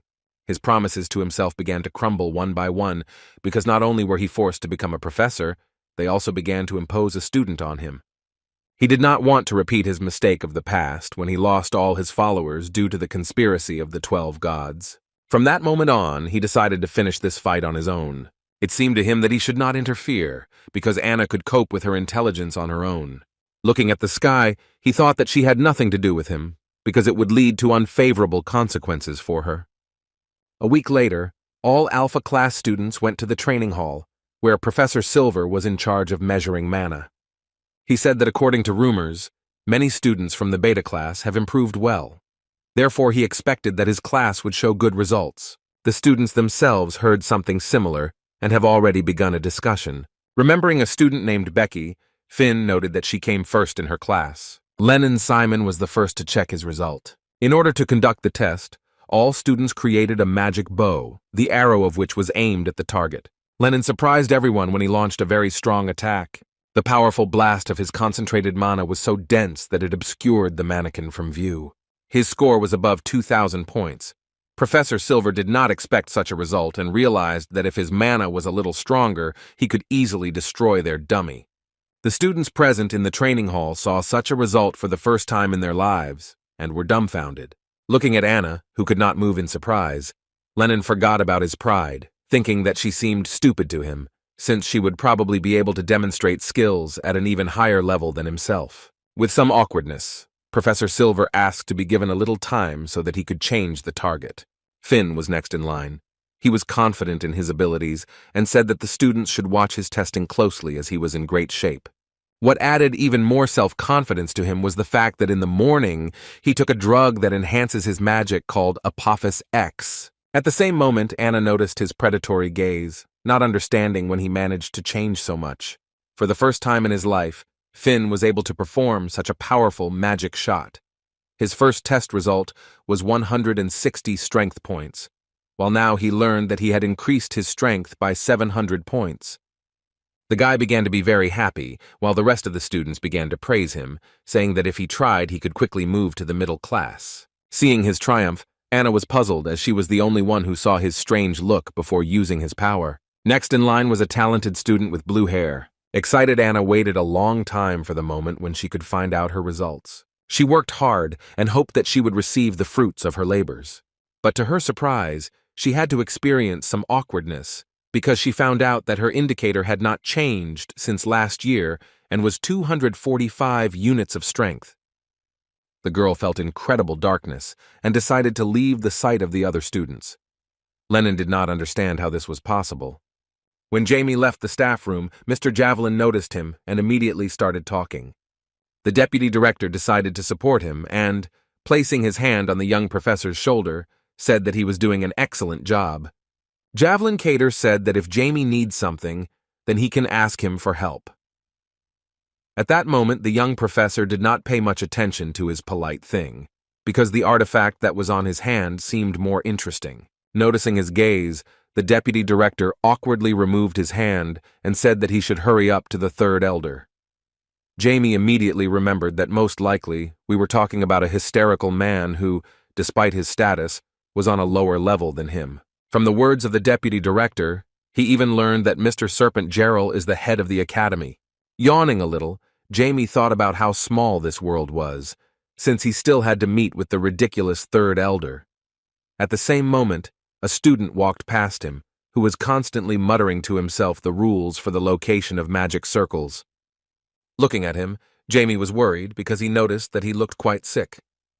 Seeing his eyes, the young professor assumed that he was stressing himself too much with his studies.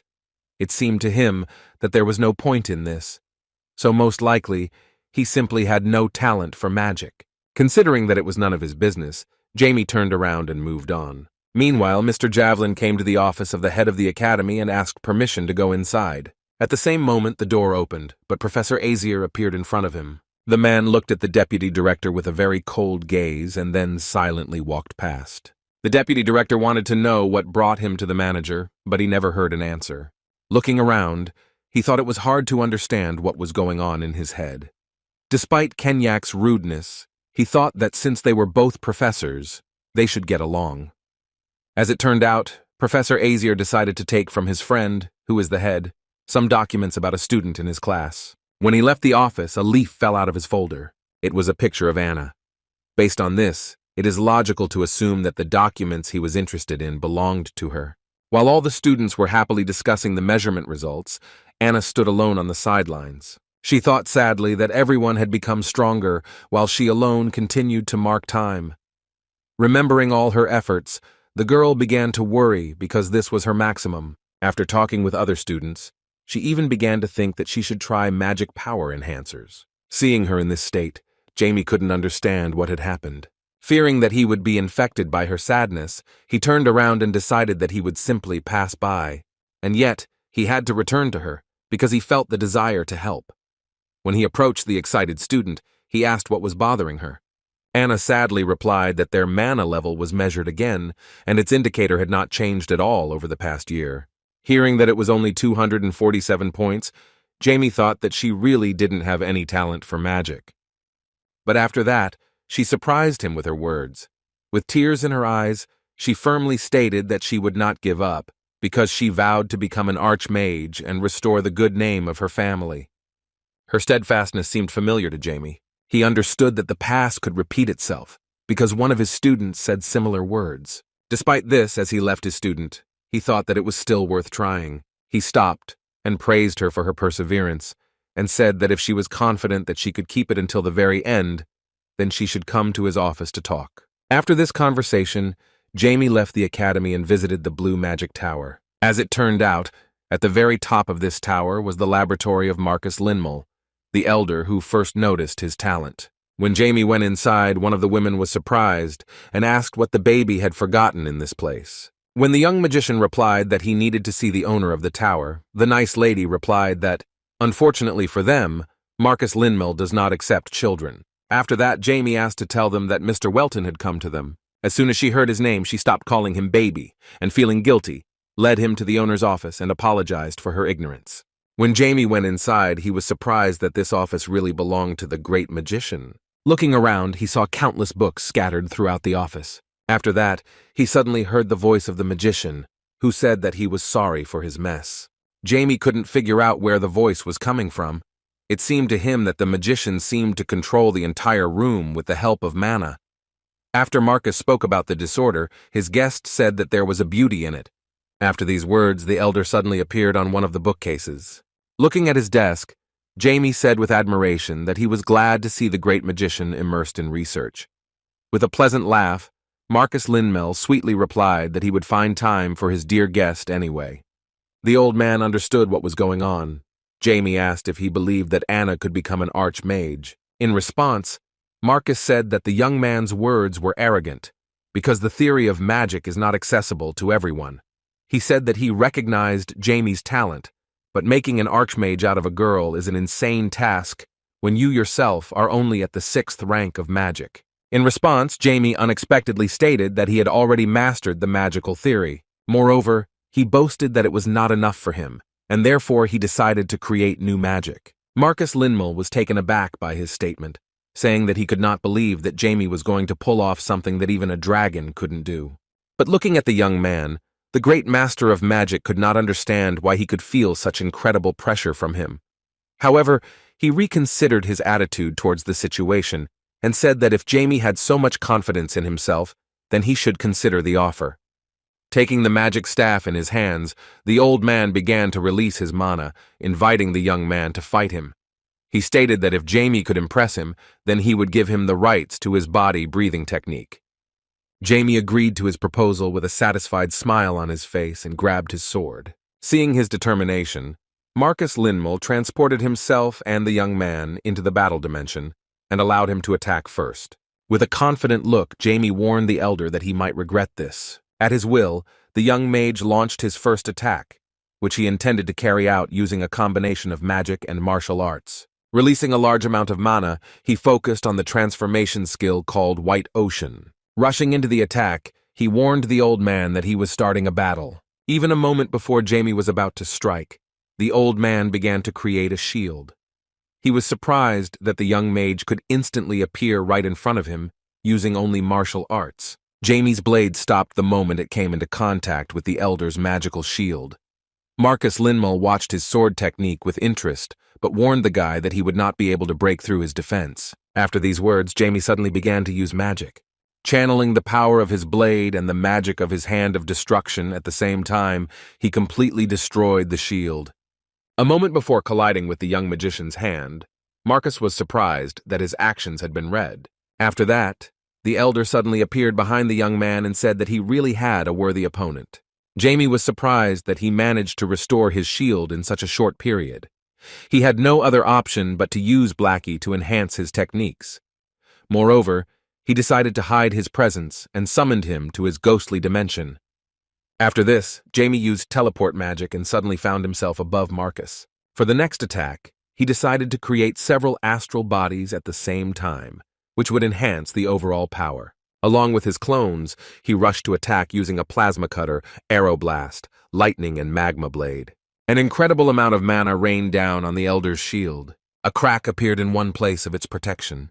At the last moment, the magician saw that the young man's main body was already ready to deal him a serious blow with a blade. Hitting with all his might, Jamie destroyed the shield and sent the Elder flying. After he dealt a serious blow to the Elder, he decided to dispel the instant effect, which is close combat magic using astral bodies and teleportation. At the end of his combo, he was completely exhausted as this melee magic requires too much energy. As soon as the dust cleared, Old Man Linmel appeared and laughed that Jamie had pulled off a very nice attack. He said that despite this, his collar was still intact. Without listening to his speech until the end, the young magician noticed that despite this, he was still unable to restore the back of his robe. Having looked around, Marcus Linmel was convinced that the talented young man was right. The Elder was surprised by this and replied that he was too hasty and made a mistake. Hearing these words, Jamie felt some discomfort from the realization that their battle was not over yet. With a serious look, Marcus Linmel stated that it was a little disappointing to only receive blows. After these words, he invited the young man to try to repel his attack. Despite his exhaustion, Jamie decided not to retreat. He turned to using an artifact obtained during a trip to the magical world. Taking the boundless Avalon in his hands and pointing the sword at his opponent, he confidently said that he was looking forward to the Elder's retaliatory attack. Seeing the artifact, the old man was surprised that he was able to obtain such a valuable speech. As it turned out, he himself tried to buy it, but Miss Kyriel refused and even kicked him out of her shop. The old man suggested that Jamie probably hides several more good artifacts in stock. Hearing his words, the young magician thought that the old man was being very greedy. The second stage of the battle was beginning, and now Marcus Linmel felt freer. With the help of his staff, he formed an incredible amount of energy, which he directed at the young magician. With an expectant smile, Jamie began to use his artifact, replenishing his energy. Taking advantage of this source, he felt as fresh as ever. He was sincerely amazed at the thought that boundless Avalon contained the powers of the real and other worlds. Having stopped the enemy's attack with the help of several astral bodies, Jamie admitted that the old man's magic was quite good. Despite this, he asked the Elder to demonstrate something more amazing. Hearing the old man's attitude, he asked if he was really sure that the same trick would work against him twice. Creating a powerful shield around himself, he said that the young man should take their sparring more seriously. Without saying anything in response, Jamie charged using his sword. After this attack, which had no effect on the shield, Marcus asked the young man if he really wanted to see its capabilities. Jamie jumped back and replied that he would be glad to see his techniques if the Elder decided to use his true power. After the young man agreed, the great magician became much more serious. Before launching a serious attack, he said that his gift was like lightning striking everywhere, hail that fell from heaven and a stream of lava from hell itself. Confident in his incredible magic, Linmel stated that the power of his technique significantly exceeds natural phenomena, and it would be difficult for a young man to accept such power. After that, Jamie barely had time to protect himself from the powerful flow of his magic. After a moment, the old man's magic dissipated. Just when Jamie thought nothing had happened, he began to notice something strange. In his eyes, the whole world turned upside down. Fighting off a sudden magical attack with a sword, Jamie is faced with cognitive dissonance, the magical perspective of the great magician Marcus Linmel.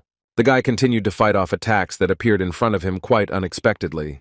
In fact, he already realized that although from the outside it seemed that he had encountered natural magic, in reality it was just an attack on the mind itself. The great magician of the past, Diablo Wolfer, knew that if a magician could not control the world of the mind, then confrontation against such technology would be useless.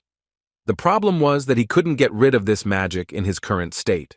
But he understood that if he could not break these shackles, he would not receive permission from the Elder to use his body-breathing technique. Based on this, he had no other option but to start analyzing his opponent's mana. Using the 100 Seas martial art, he decided to distract the old man's attention. His real tactic was to completely absorb Linmel's magic. In this unequal battle, he resorted to using the black magic of his grimoire, which is capable of absorbing the enemy's mana. Looking at Jamie, who was under the influence of cognitive dissonance, the old man thought that although he looked calm on the outside, a terrible storm was probably raging inside him. Despite the situation, Jamie found himself using black mana, although he understood that breaking the mental shackles in any other way would not be easy. Mr. Marcus said that he was going to end this party because he was afraid of the young man's father. But a moment later, he saw Jamie suddenly deliver a powerful cutting blow, which destroyed the technique of interfering with his mind. Crossing his sword and boundless Avalon in front of him, he looked truly menacing. After this, Jamie began to fight like a real monster. He struck a distracting blow towards the old man, after which he rushed to the attack. The old man was shocked when he saw Jamie using his mana. In the end, Jamie was still able to overcome the power of his magic and reach him with his attack. The old man quickly freed himself, after which he asked the young magician how he managed to do it. Abandoning the use of black mana, Jamie turned to using his blade and martial arts. To his surprise, everything did not work at all as he expected. Looking at his sword, he admitted that his original plan was to absorb mana in order to free himself from illusions. But suddenly for him, Marcus's power also began to be absorbed. The concerned old man asked if he really thought it was just an accident. Lowering his eyes, Jamie understood that if he chalked it all up to ordinary luck, then everything would be useless. Returning the sword to its scabbard, the guy thought that the perspective of the great Linmel was absorbed by his weapon. With a smile on his face, he thought that this could become his new magic. Rejoiced at his success, Jamie asked the old man's opinion with a sweet smile. He awkwardly replied that it was time to end their battle. Placing his hand on the young man's head, Marcus Linmel proudly declared that he was allowing him to teach his student the breathing technique. After that, he said goodbye to Jamie and he went home. When Marcus returned to his office, Raymond Flores Sean was already there, who had been watching the dimension in which the sparring took place all this time. The head of the faction of the nobility asked the opinion of his comrade. The man replied that he was truly amazed that Jamie Welton was able to find balance in the arts of sword and sorcery. He had never seen such mastery of a weapon. Moreover, it was also surprising that Jamie turned this into his perspective, which confirmed his brilliance. After listening to his words, Marcus Linmel admitted that Jamie Welton is truly a natural genius. Moreover, he noted that what they saw was not the only reason to think so. He believed that the ability that could be countered by a great magician was skillful swordsmanship. In addition, it was also about his blessing from the goddess Pero, which he did not reveal at all. Mr. Ramon wondered whether an ordinary person could achieve something like this, especially at that age. He began to worry and wonder if Jamie was a superhuman, deliberately created by someone. After listening to such disturbing thoughts of his comrade, Marcus Linmel asked him to be careful with his words, reminding him that even walls have ears. He suggested continuing to watch, wondering how Welton could change the world. Meanwhile, there was furious knocking at the front door of Jamie's temporary home. It was young Master Simon, who did not even notice how the professor approached his back. Jamie asked the confused Lennon what he had left at his house at such a late time. Remembering Anna's emotional words that Professor Welton planned to make her his student, he wanted to personally ask if he would actually do this. Displeased, Jamie hit him on the back of the head with his magic fist, asking what this informal tone was with the professor. Leaning over slightly, Lennon suggested that the news was true. Jamie clarified that this is still not certain. Placing his hand on his chest, Lennon, with sincere intentions, began to beg to be taken as a student. Returning to his house, Jamie replied that he wondered why Lennon decided to come to him in the middle of the night. After that, he asked the heir of the Simon family if his father knew that he was going to change his mentor. Without waiting for an answer, he asked the red-haired guy to think about what people would say when they found out that the young professor was teaching the heir of the Simon family instead of his father. After this, he firmly stated that he would not accept someone so short-sighted as his student and asked him to return to his dormitory. Lennon looked like he had lost the meaning of his life. By closing the door, Jamie was able to show his emotions of dissatisfaction with the behavior of the intrusive student. Unable to bear it, he opened the door again, asking what Lennon allowed himself. But when he saw his face, he froze in place, truly dumbfounded. Lennon, being at the entrance to his house, began to cry, and these emotions were sincere. Addressing the professor with tears in his eyes, the young heir of the family, Simon, hesitantly said that he would not survive if Anna overtook him as a magician. He again began to beg Jamie to accept him as a student. Confused, Jamie responded by asking if he really seemed like a prize worth competing for. He could not even imagine that students would fight for the opportunity to study under his mentorship.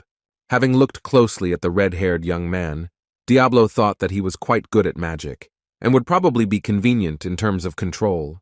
Still, good-natured Jamie gave him hope.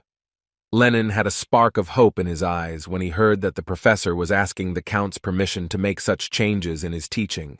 Jamie explained that this was his way of showing respect to the foolish youth's current mentor. In response, Lennon began to tirelessly thank him for such an opportunity, and at the request of the professor, returned home. Returning to the house, Jamie put his hands behind his head and thought with some tension that he would not be surprised if his father kicked him out of the house for such ungrateful antics. As expected, Lennon went to Earl Simon's research office the next morning to discuss the sudden news. As before, his father greeted him with a cold and piercing gaze. Mr. Richter asked his son why he decided to meet so unexpectedly. Unsure of himself, Lennon took a short pause, and when he gathered all his determination together, he said the words that he wanted to become a student of Professor Welton. Having looked at him even more closely, Richter asked him to explain what he was talking about. Lennon expected a similar reaction, realizing that his father would not like such an idea. With an uncertain tone and trembling throughout his body, the heir of the family admitted that he had already gone to the young professor and personally asked him to become his student. Mr. Richter did not expect that this could happen.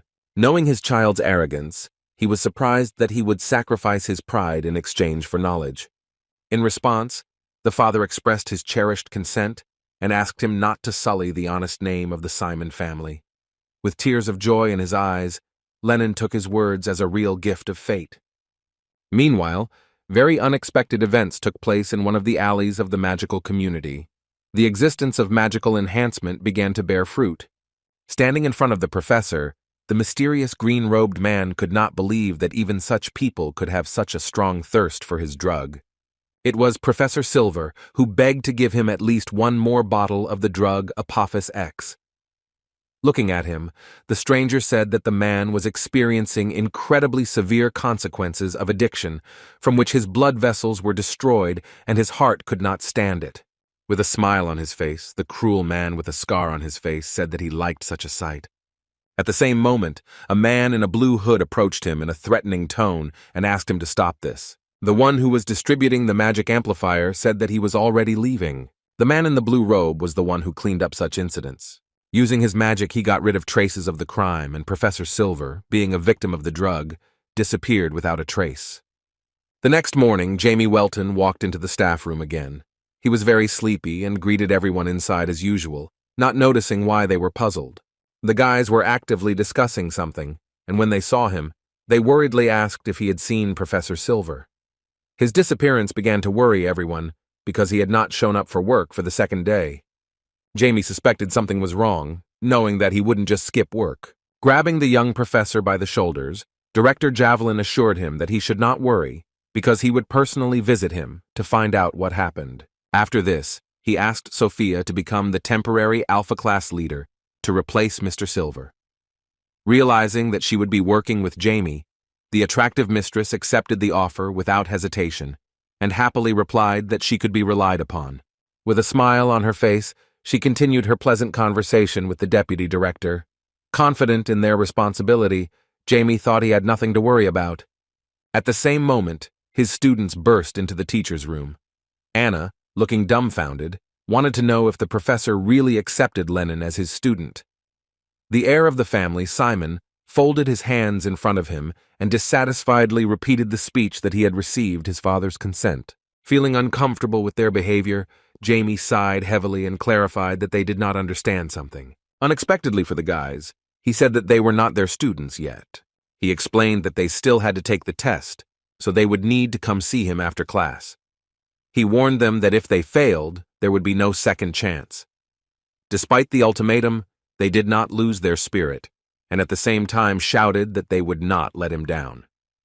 After they left, Jamie started checking the schedule to see what topic he would be teaching this time. At that moment, Professor Keniak unexpectedly came to him and frightened him with his address. Jamie couldn't really feel his presence, so he thought he was alone in the staff room. Jamie awkwardly asked why he was showing up so unexpectedly.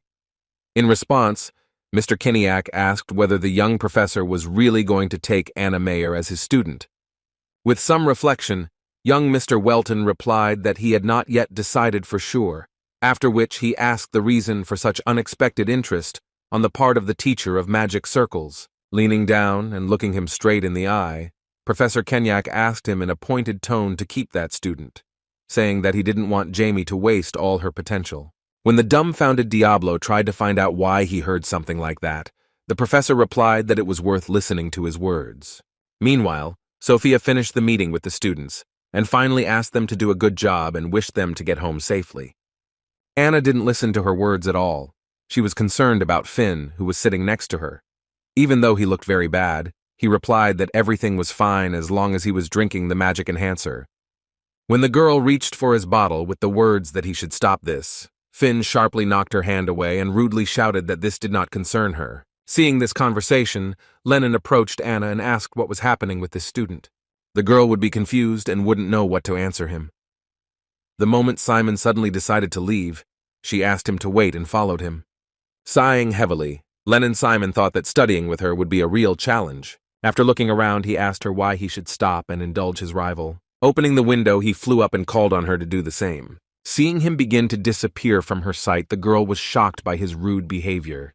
Despite this, she was not going to give in. The guys decided to fly together and even began to compete in speed despite the huge gap in the amount of their magical power. Meanwhile, Finn finished his 4th bottle of Apophis X. After that, he finally felt relief, realizing that he could not live without this drink. After that, he thought that his supplies were running out and he should meet with Ivan.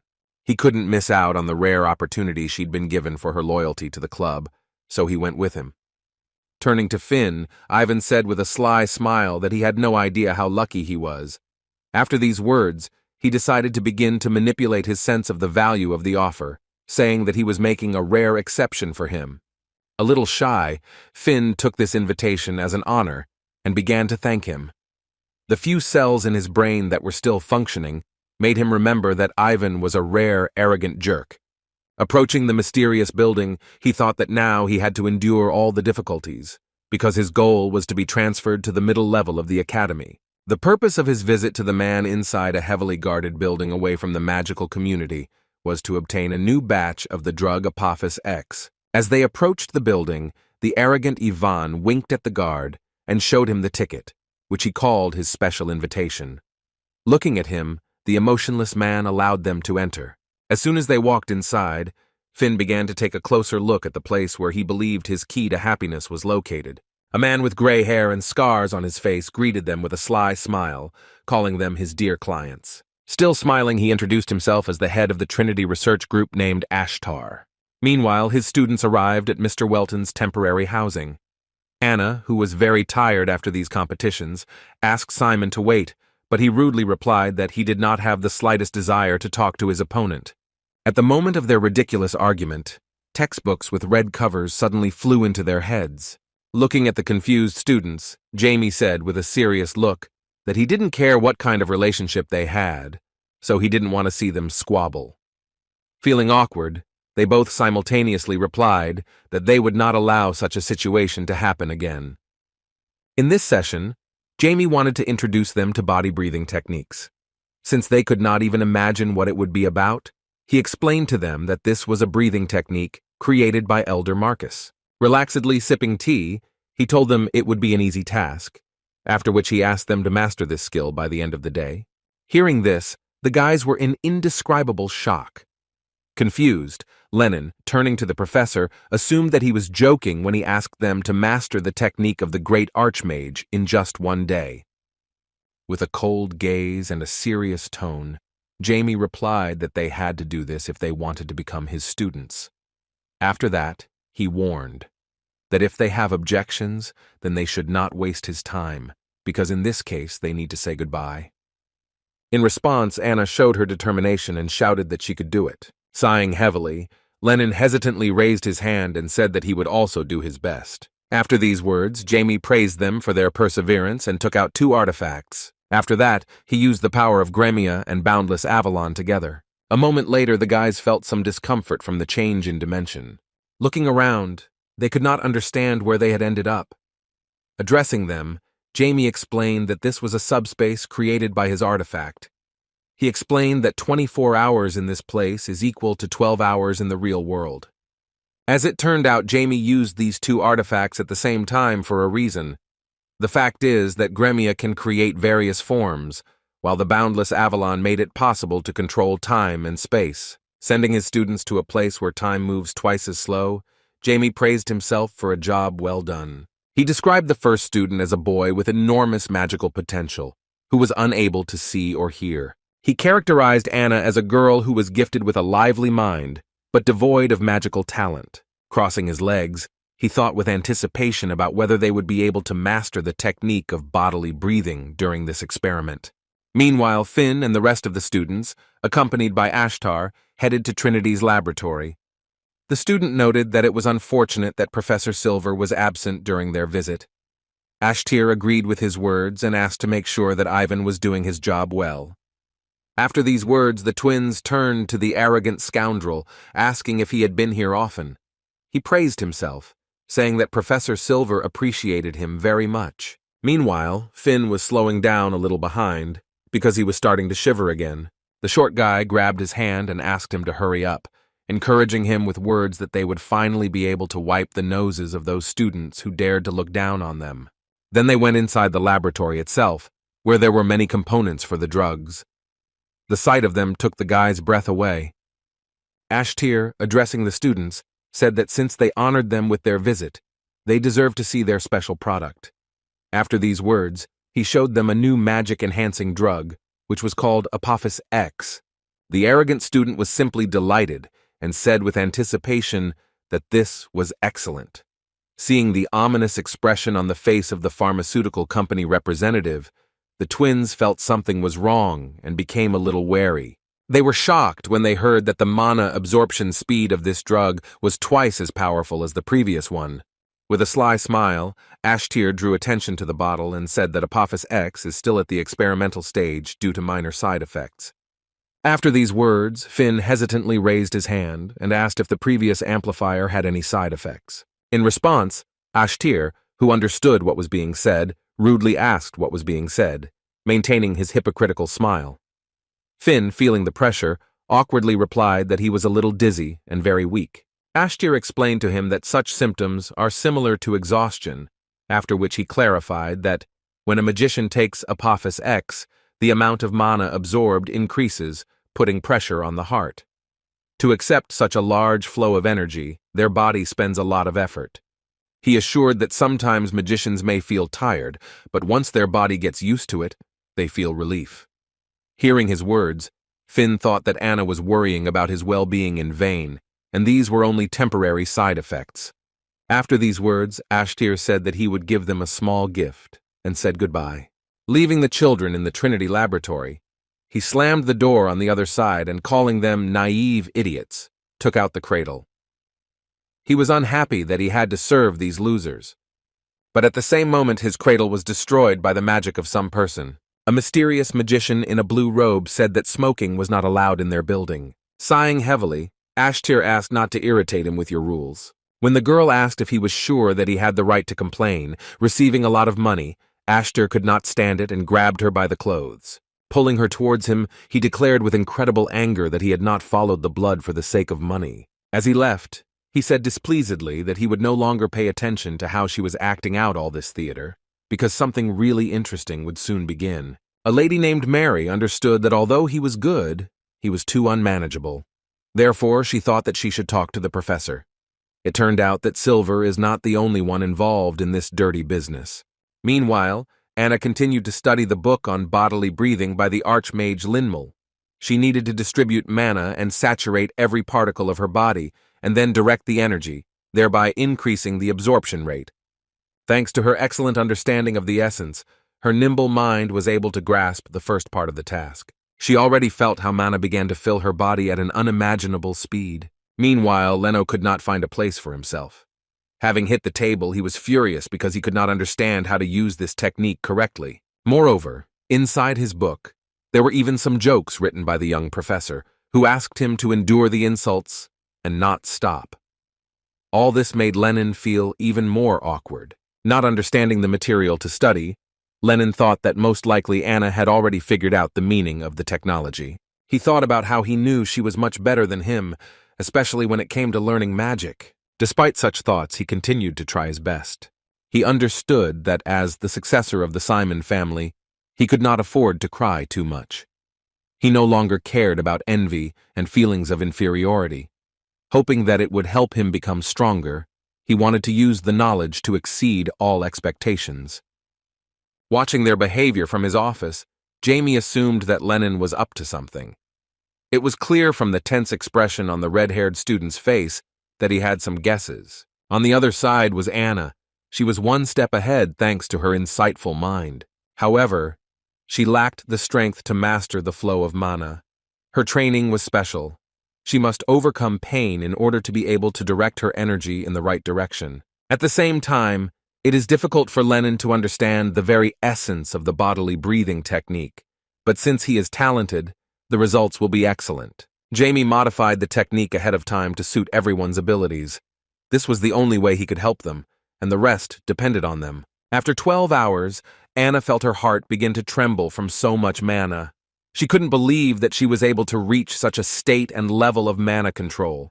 The student wondered whether her body could withstand such stress. Sometimes she wanted to give up, but one thought haunted her. The whole world, mentioning their family, called their head a shameful magician, since he only has the 4th level of power. Anna tried her best to restore her family's name by becoming an archmage. Jamie continued to watch their progress with his magic. He saw that Anna was barely holding on, but it was clear that only by overcoming her boundaries would she be able to set foot on the path of a great magician. Concentrating on his goal, Lenin had already figured out how to split mana, but he still had to try to achieve the desired result.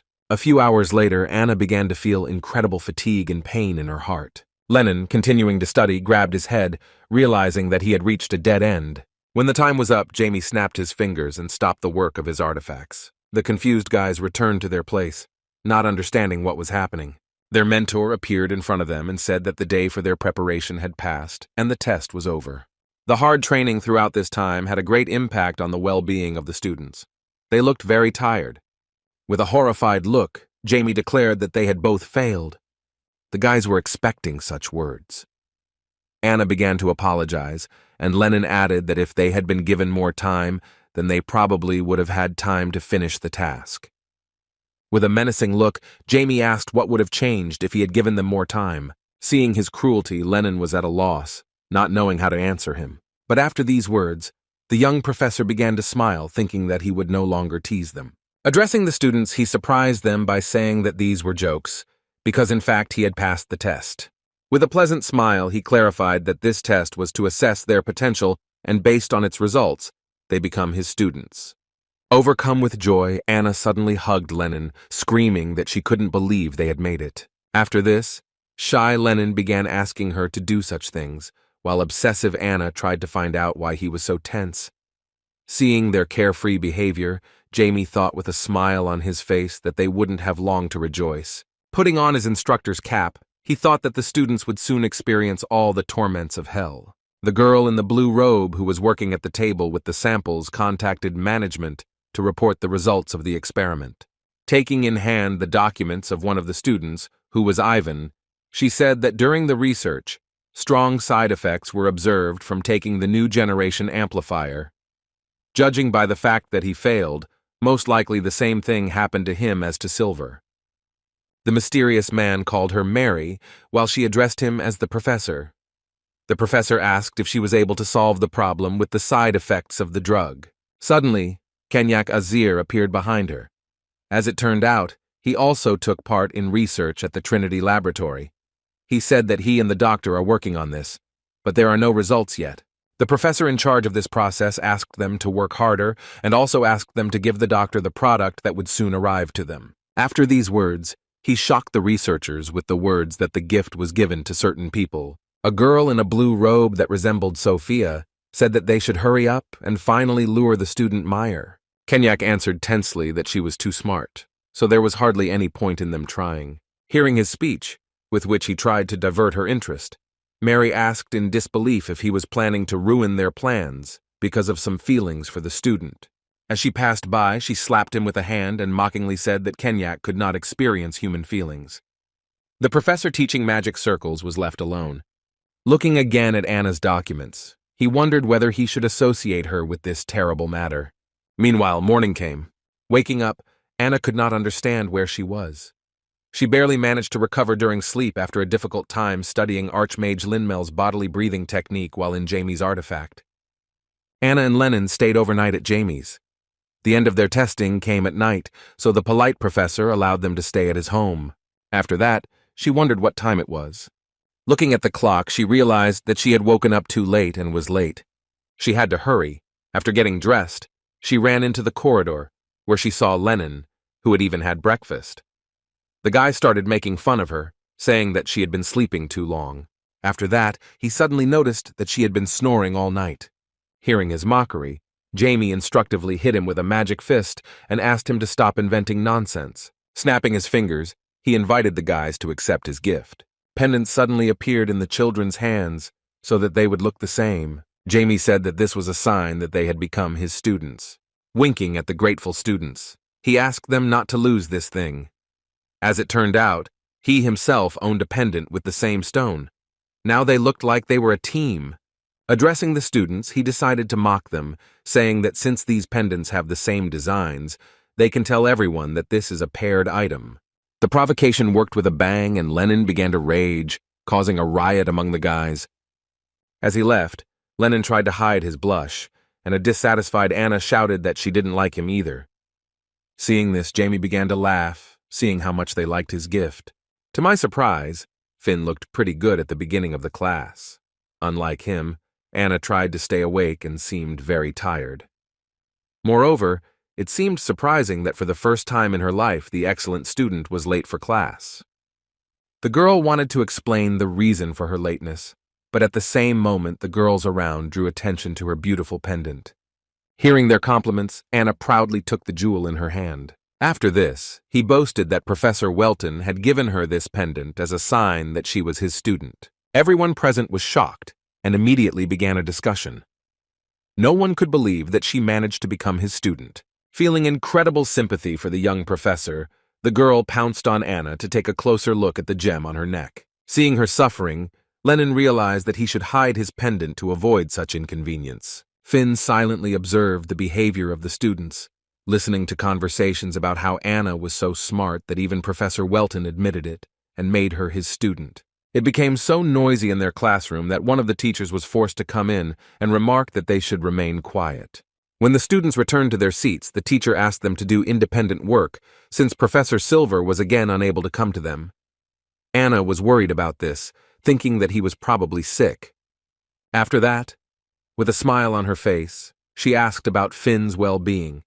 The guy coldly replied that he was already better, and also shared his words that the drug to enhance magical power at first can put pressure on the heart.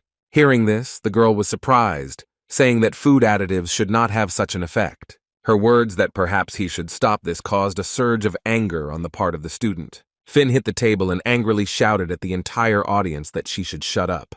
He could not stand it and shouted that he had been a loser for 6 whole years, and now that he had achieved success, he was being told that he should stop.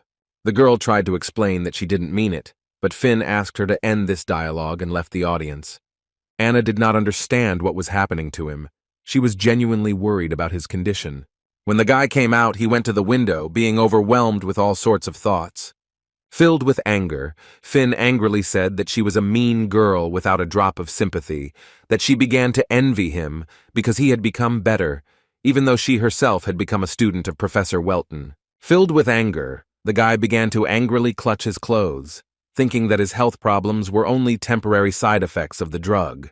At that moment, Professor Sophia approached him and carefully asked if everything was okay. Touching his face, she noted in a friendly manner that he looked pale. When he looked away from her, She thought with displeasure that the side effects of the new generation drug were beginning to show themselves. Finn replied that he had a fight with Anna because she said he should stop taking the supplement. Hearing about this, Sophia clarified whether he was talking about the same Anna Mayer. Most likely, Professor Sophia is the same Mary who is responsible for some tasks in the Trinity laboratory. With a smile on her face, she asked the unsure young man if the drug he mentioned was the Apophis X enhancer. Finn was surprised that she also knew about it. Trying to hide her anger that things were not going according to plan, she admitted that she was knowledgeable about this dietary supplement. After these words, she put her hand on his back and said that she was going to give a lecture to students about the possibilities of this drug in the Trinity laboratory. She asked if he could come to visit them with his friends. After his joyful consent, she decided to please him with an unexpected gift. Sophia held out the drug in his direction, and an insane thirst appeared in the young man's eyes. The professor working for the laboratory thought that soon their mice would completely fail, but if one of the students died during the experiment, then an investigation would begin. After saying goodbye, Finn happily returned to the audience. With a determined look, Sophia, who took part in the terrifying experiments, thought that they needed to quickly achieve success in the experiment for the sake of a world in which there is a place for the mediocre. Meanwhile, one of the laboratory's leading researchers was on the verge of some important discovery for their work. Looking at the mice that did not survive his experiment, he shouted maliciously that he would soon create a cure that would turn the whole world upside down. The next day, Anna again could not concentrate on studying. She was thinking about how she could apologize to her comrade, because she had never been able to explain to him the essence of her words. Unexpectedly for her, this time Finn came in a very good mood. A little embarrassed, he apologized to her for yelling at her. Seeing him in a good mood, Anna felt relieved and sweetly replied that everything was fine. Afterwards, Finn told her that Professor Sophia had invited him to a special lecture and invited her to join. Anna was surprised when she heard about a lecture that had not been announced. She said they were supposed to have a class with Professor Welton. Shaking his hand, she agreed to the proposal, saying that it would be okay if she went away for a while. The girl could not refuse him, because in this case, he would be upset. In order to catch Professor Welton's lecture, she had no intention of staying until the end. With a blush on his face, the shy guy thanked her for her consent, saying that he was sure that she would like him. Walking through the Trinity laboratory, Professor Sophia hummed a cheerful tune. Behind her walked Professor Keniak. He addressed her by the code name Mary and asked if she had really invited Anna. The girl resolutely and angrily replied that it was so. Ignoring the professor's concerns about side effects, she emphatically stated that Anna Mayer was valuable research material that should have been in their hands long ago. Even though the drug, Apophis, was far from ideal, she was confident that the materials that the secret partners would send them would be much better than the previous ones, so the doctor would finally be able to solve the problem with side effects. Before the guys came to the laboratory, Sophia told the professor that he should be proud to see something like this, because it was a great honor. But Professor Keniak was worried not only because he had familiarized himself with Anna's materials. He knew Jamie Welton had taken her under his wing. It also seemed dangerous that in case of trouble they would have to deal with two elders and the father of the young professor. Kenyak Azir told her that Jamie Welton was too dangerous an opponent for them. Based on this, he tried to convince Sophia to refuse to use Anna and even assured that he himself would dissuade the doctor from abandoning this plan. In response, the woman with an angry look said that it was too late to abandon such plans. To quell his doubts a little, she said that the side effects began to appear after a week of taking the pills, so the problem would be solved if they managed to find a solution by then. Realizing that Sophia was not going to back down, Professor Kenyak felt extremely displeased with the realization of how crazy their plan was. Participants in the experiment like Ivan were greedy people who were eager to gain success by relying only on pills. In the end, they destroyed themselves when they turned into eternal slaves of the drug to enhance their magical powers. But for him, a rare ray of hope among all these greedy students was Anna Mayer. When she couldn't understand something during class, she asked him to spend some time discussing the material. From time to time, passing by the training hall, he noticed that despite the fact that classes had long ended, someone continued to train hard. Of course, this student was Anna Mayer again. Professor Kenyak Azir, despite the terrible things he was doing, was not an insensitive bastard, so he felt incredibly irritated by the situation. Watching him, Sophia felt a certain danger on his part for their project, considering him too suspicious. Turning to Ashtar, she asked him to be ready, saying that they might need his strength. In response, a dangerous man with extensive experience in battles replied that he was right when he said that they could not do without him. Meanwhile, Jamie arrived at the Academy Director's office. As it turned out, this time Siegfried himself took the initiative and asked him to come to him. When he went inside, he immediately asked why he was called. The cold communication from the young professor caused the director to start a ridiculous conversation, but Jamie asked him to hurry up, saying that he had a lesson. After these words, Siegfried asked whether the rumors were true that the young professor had become a mentor to several students. Jamie replied that he had decided to personally train Anna and Lennon. The seventh elder was amazed that his young comrade listened to his request, despite the fact that his character was like a real miser. Feeling awkward, Jamie asked if the director was done with their conversation. Having finished fooling around, Siegfried put a folder with collected documents on the table and admitted that he had invited him to ask for a favor. They were documents that had pictures of their students and Professor Silver on them. The director said that Professor Cater is currently managing the school, so he is not aware of everything that is happening, but he must figure it out. Reaching into his pocket, he clarified the details of the case, saying that before Professor Silver disappeared, he often came into contact with lagging students from the beta class. Taking out a bottle of booster from his pocket, he said with a serious look that students who were on the verge of expulsion suddenly improved their results when they drank this drug. He also shared information that all the students on the list were absent from the last classes. Hearing these details, Jamie suddenly realized that Anna had told him something similar. While Siegfried explained that he could not handle this matter himself, Jamie began to have a bad feeling. In an instant, he realized that his fears that Anna was in trouble were true. Jamie suddenly exploded from his seat and shouted that he had to go.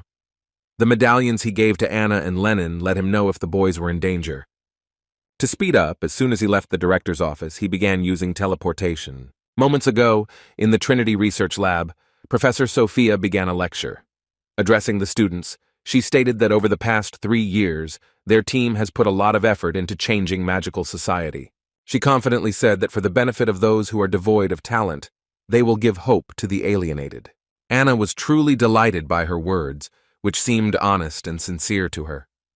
Seeing the grace and incredible power of the professor's words, the student perceived her as an amazing woman. But unlike her, Finn could barely listen to her words, as his health was simply terrifying. The guy began to breathe heavily and could barely understand what was happening around him. Sophia reminded that everyone knows that magical talent is something that is given to them from birth. After citing this well-known fact, she furiously slammed her hands on the podium and shouted that the luckiest people get everything, but some don't even get a chance. While the professor tried to convey her dissatisfaction, saying that a world in which there is no place for the oppressed is a pitiful sight, Anna finally began to notice the strange behavior of her comrade. After just a moment, Finn couldn't stand it and tried to get up. But at that very moment, he collapsed on the floor, feeling incredibly exhausted. Seeing this, Anna began to panic and immediately turned to the professor. But the lady behaved coldly and did not even want to pay attention to what was happening. Anna rushed to help her friend, while Professor Sophia began to approach them, continuing to talk about how unfair the world was. She stated that this is why they created a medicine that could change society. Looking into the eyes of the young student, Sophia said with a crazy look that Apophis could help her. Anna was shocked by her behavior and the fact that she didn't even pay attention to Finn, that right in front of her eyes, she was suffering from unimaginable pain and weakness in her body. Extending her hand to the student, the professor stated that the drug Apophis is the key, thanks to which anyone can reach heights, even if he was not gifted with innate talent. Realizing that Finn's well-being was connected precisely with the drug in question, Anna shouted that this was madness and too dangerous an idea. In response, Sophia asked her opinion about this, provided that they could avoid side effects. Anna was sure that her words were just a blatant lie because you have to pay for everything. Believing that this was beyond human capabilities, the talented student began to think about how they were going to do this. After this, she realized that this required a creature capable of withstanding such a heavy load. Turning to the professor, Anna said that this was somehow connected with God. Seeing Sophia's alarmed reaction, the girl shouted that the church would not forgive them for this. After these words, the dissatisfied professor grabbed her face and said that she was wrong, but since her thought managed to go so far, then she was really smart. Looking into her eyes with a crazy look, Sophia said that the fact that others dare to look down on her just because of her lack of talent upsets her greatly. Showing her the drug, the mad professor shouted that everything would change soon. Saying that Apophis would save her, she tried to pour the drug directly into her mouth. But a moment later, she was stopped by a powerful explosion at one of the walls of the lecture hall. Professor Kenyak suddenly appeared in front of them, who, addressing Sophia by her real name, asked her to stop. Furiously shouting that he had betrayed them, Mary sent a magic arrow, enhanced by a magic circle, straight at her comrade. But her magic was destroyed without much trouble. Professor Kenyak didn't even move, destroying Lady Mary's arrow. Turning to Mary, he said that she herself knew that she had no chance of winning. After these words, he invited her to surrender. Thanks to his appearance, Anna was able to free herself. She worriedly shouted to the professor that he was in danger. Mr. Kenyak did not sense the approach of an enemy armed with a blade. It was already too late. He missed the cut that wounded his back. While Anna screamed the professor's name in fear, Mary called the assassin to her. By stepping on the wounded Mr. Kenyak's back, Ashtir caused him even more pain. With an insane thirst for blood, he angrily said that the professor would have to try hard to relieve his boredom. Meanwhile, Finn began to regain consciousness, but was still unable to comprehend what was happening around him. Seeing that he began to rise, the man whom he believed to be the manager began to walk towards him. Ashtir said with a crazy look that Finn was defective. As he began to approach the student, his leg was suddenly grabbed by a magical thread. Looking back, Ashtir could not believe that Kenyak was still conscious, despite being seriously wounded and bleeding. The man continued to fight and, turning to the cruel opponent, declared that he would be his opponent. His body was trembling greatly. He could not get up, but while holding the thread, he still said that the manager should not turn away. But a moment after these words, Ashtir dealt him another blow. He kicked him in the face. The professor flew away. With a crazy look, Ashtir said that if he wants to die quickly, then he will help him fulfill his cherished desire. Anna continued to toss and turn and resist, not wanting to see what was happening. Furious, Mary shouted that they were still not finished before slamming the girl's head into the table. Taking the Apophis drug in his hand, he suggested that Anna be a good girl, because in this case she would get everything as soon as she drinks the medicine. Grabbing her head, she said that this way she would become the happiest, and no one would dare to look down on her. At one point, the one whom the experiment participants were most afraid to see appeared in the hall. Addressing Mary, Jamie said that if they dared to touch his student, then they were probably prepared for the consequences. Shocked, Mary could not believe that he suspected something was wrong.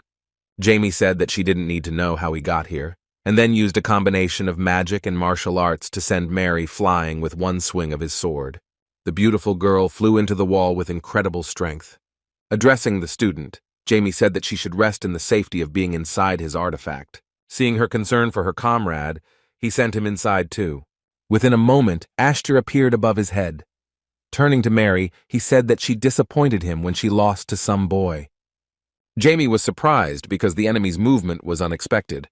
Despite this, he managed to dodge his first attack without much difficulty. Having a sword with him, he had no intention of sparring with such an opponent. Instead, he dodged all the blows and jumped to a safe distance. The mad swordsman called him a kid who loved to play tag.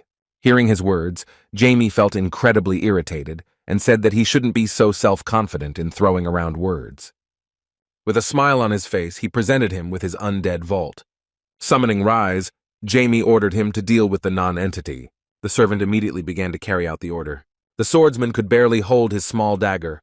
With a trembling hand, Ashtir asked how weak his opponent was, since he was groveling before some child. In response, Rise powerfully swung his dagger and easily sent it flying, saying that the impudent man would pay for daring to offend his master. Despite the ridicule of Mary, Ashtir himself suffered during the battle, because he himself flew into one of the walls with a roar. Addressing the enemy, Rise said that he recognized the red eyes of the opponents, which belonged to the barbarians from the western continent of Arishi. After these words, the educated servant suggested that Ashtir was from a tribe of bloody fighters. After that, he decided to make a daring provocation and said that he thought that the members of the tribe of bloody fighters had long since died. Ashtir was very annoyed by his words and rushed to the attack with incredible fury, shouting that he would destroy the enemy. While Rise fought the mad swordsman, Jamie continued to watch Mary. As soon as the woman regained consciousness, she began to collect magic with incredible anger and shouted that the damned child would pay for his insolence. As she charged, she shouted that she would destroy him in the name of their cause. But Jamie was unshakable. With an arrogant and self-confident look, he asked if she was really going to kill him with such and such insignificant abilities. At that moment, Mary felt incredible pressure from a man who, despite his age, is called a master of genius. Her legs began to tremble and she could not move from the power belonging to the greatest magician from the past. There was no way she could resist the moment Jamie told her to be a good girl and sit still. Touching her forehead, Jamie said that from that moment on, her mind and body belonged to him. Shocked by what happened, Mary understood that this was the end. At that moment, Jamie was forced to pause for a moment to clarify the order for Rise. Jamie clarified that a servant should not behead a defeated enemy, even though he insulted his master. When asked whether the gentleman really wanted to save the scoundrel's life, Jamie replied that they might need him. Demonstrating the seriousness of his words, the young magician decided to give Rise some freedom and asked him to try to explain to the swordsman how to behave. Sighing heavily, Rise accepted this order. After the battle with the madman, he was not even injured. His level increased so much during training and increasing his level due to black mana. Fulfilling the order was no problem for him. Rise knew very well how to conduct such conversations, so he immediately dragged the poor fellow inside the undead vault. When the door closed, the screaming stopped. Jamie said with a cheerful tone that he had a new pet. After that, he was going to solemnly announce the next stage of the investigation, but Professor Azir suddenly turned to him and ruined the moment. The man asked what he saw behind the door. Jamie completely forgot that he was in this room. Directing a boundless Avalon at him, Jamie apologized and invited him to rest, after which he erased his memories of recent times. The second stage of the investigation was to continue communicating with Mary. Jamie has gained control of her mind. Calling her his pet, he asked her to reveal her origins. The obedient girl answered her master that her name was Mary Valentine and that she was the manager of the Trinity Research Laboratory. Jamie guessed that the name Sophia was just an alias. Mary went on to say that they were striving for equality in the magical community, so they were ordered to infiltrate the ranks of Phoenix Academy to close the gap in magical abilities with the help of a drug. Diablo knew that when it came to something this big, there was a chance that high-ranking magicians were involved. He further asked how they planned to solve the problem of side effects from taking the drug, and whether this was their goal. As soon as Mary began to respond, her body resisted. She began to experience unbearable pain that began to destroy her body. Jamie was surprised when he realized that it was a curse that was used to prevent information about their mission from leaking. Using the power of his artifact, Diablo Wolfer said that they underestimated him too much. The great magician used full immunity, an ability of the perfect cell artifact, one of Jamie's 3 great divine items. This artifact is capable of neutralizing the effects of any ailment, including curses. Using the Force, he was going to clear her mind of all the curses she received after being brainwashed. Mary Valentine's body continued to resist. Although Jamie had wasted a lot of mana, he was able to stop the enemy's information leakage prevention technique. Returning her to her previous state, Jamie again inquired about how they planned to solve the problem of side effects of the drug Apophis X. Mary replied that they had teamed up with demons to do this. Hearing this, the great magician thought that this must be a difficult demon if he was capable of such a task. We were talking about a creature of at least the highest class. After that, he asked what kind of demon he was talking about. The girl, relieved of the pressure from the curse, replied that it was the King of Greed. Jamie had never heard of him before, not even in his previous life. He understood that the world was changing rapidly, or that we were talking about some upstart. On the other hand, he could confidently assume that the Church of Genis might be involved in this incident. Then he learned that Professor Silver and Keniak were also involved in this case. When asked who their leader is, Mary replied that a man nicknamed the Doctor, who invested the most in the development of the drug. However, most of the instructions came from a person they called the Professor. Jamie asked if she knew their real names, but was told that low-level members of the Trinity Laboratory were not allowed to contact them directly, but only through the sphere she showed him. Looking at the object, the magician realized that it was an artifact through which it was impossible to track another person. His expectations that someone from high society was involved turned out to be true. Moreover, the enemy did a good job of making him difficult to find. When leaving, Jamie gave her permission to be free and asked her to behave naturally and also to contact her if her management got in touch. Having gone inside his artifact, Jamie decided to listen to what another participant in the experiment could tell him. Seeing her mentor, Anna rushed to him with questions about whether everything was okay with him. Placing his hand on her head, the magician told her not to worry. Looking at the trembling guy, he was convinced that his health was not very good. While healing him with Pyro's power, he saw that his core had collapsed, leaving him no longer able to use magic. Turning to Anna, Jamie asked her to take his friend to another room and rest. When the guys left, he was left alone with the professor. Kenyak noticed that Jamie owned a very interesting little thing, which was a gremia. Jamie demonstrated his intentions with a serious look, and replied that he would like to show off, but he did not have time for this. Jamie grabbed him with his magical chains and told him what had happened. After this, he clarified that Mary said that he had a hand in the research of Apophis X. Azier replied that he knew nothing about the professor, but he worked together with the doctor.